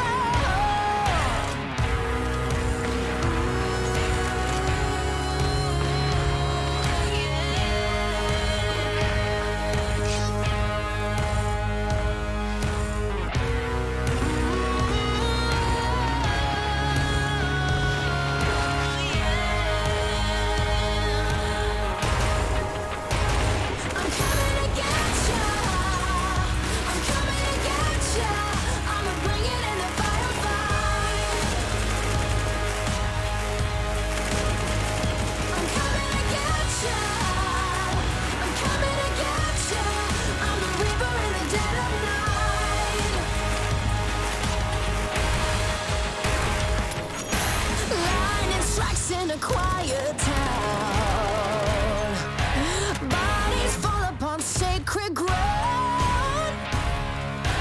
Burn that flag and a king is crowned.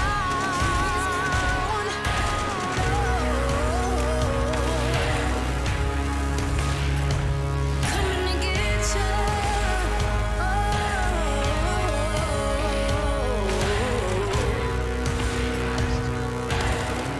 I'm coming. I'm coming.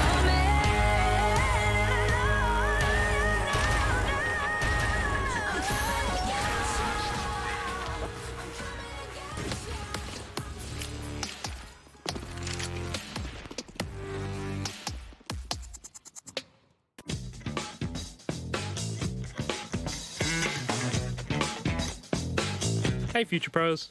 Today I thought I'd teach you all how to do the famous quad boost on overpass. To execute I'm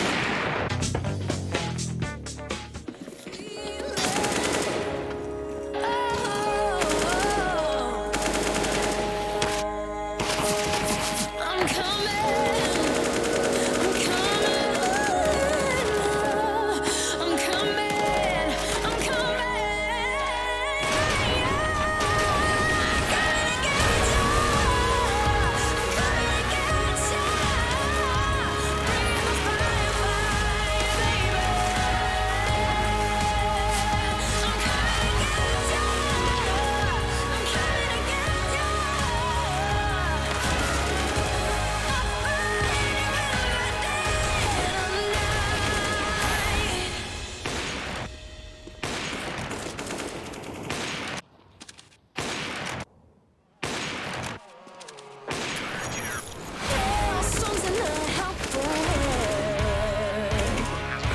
broken bones and a bloodstained flag. Open road and nomadic plains.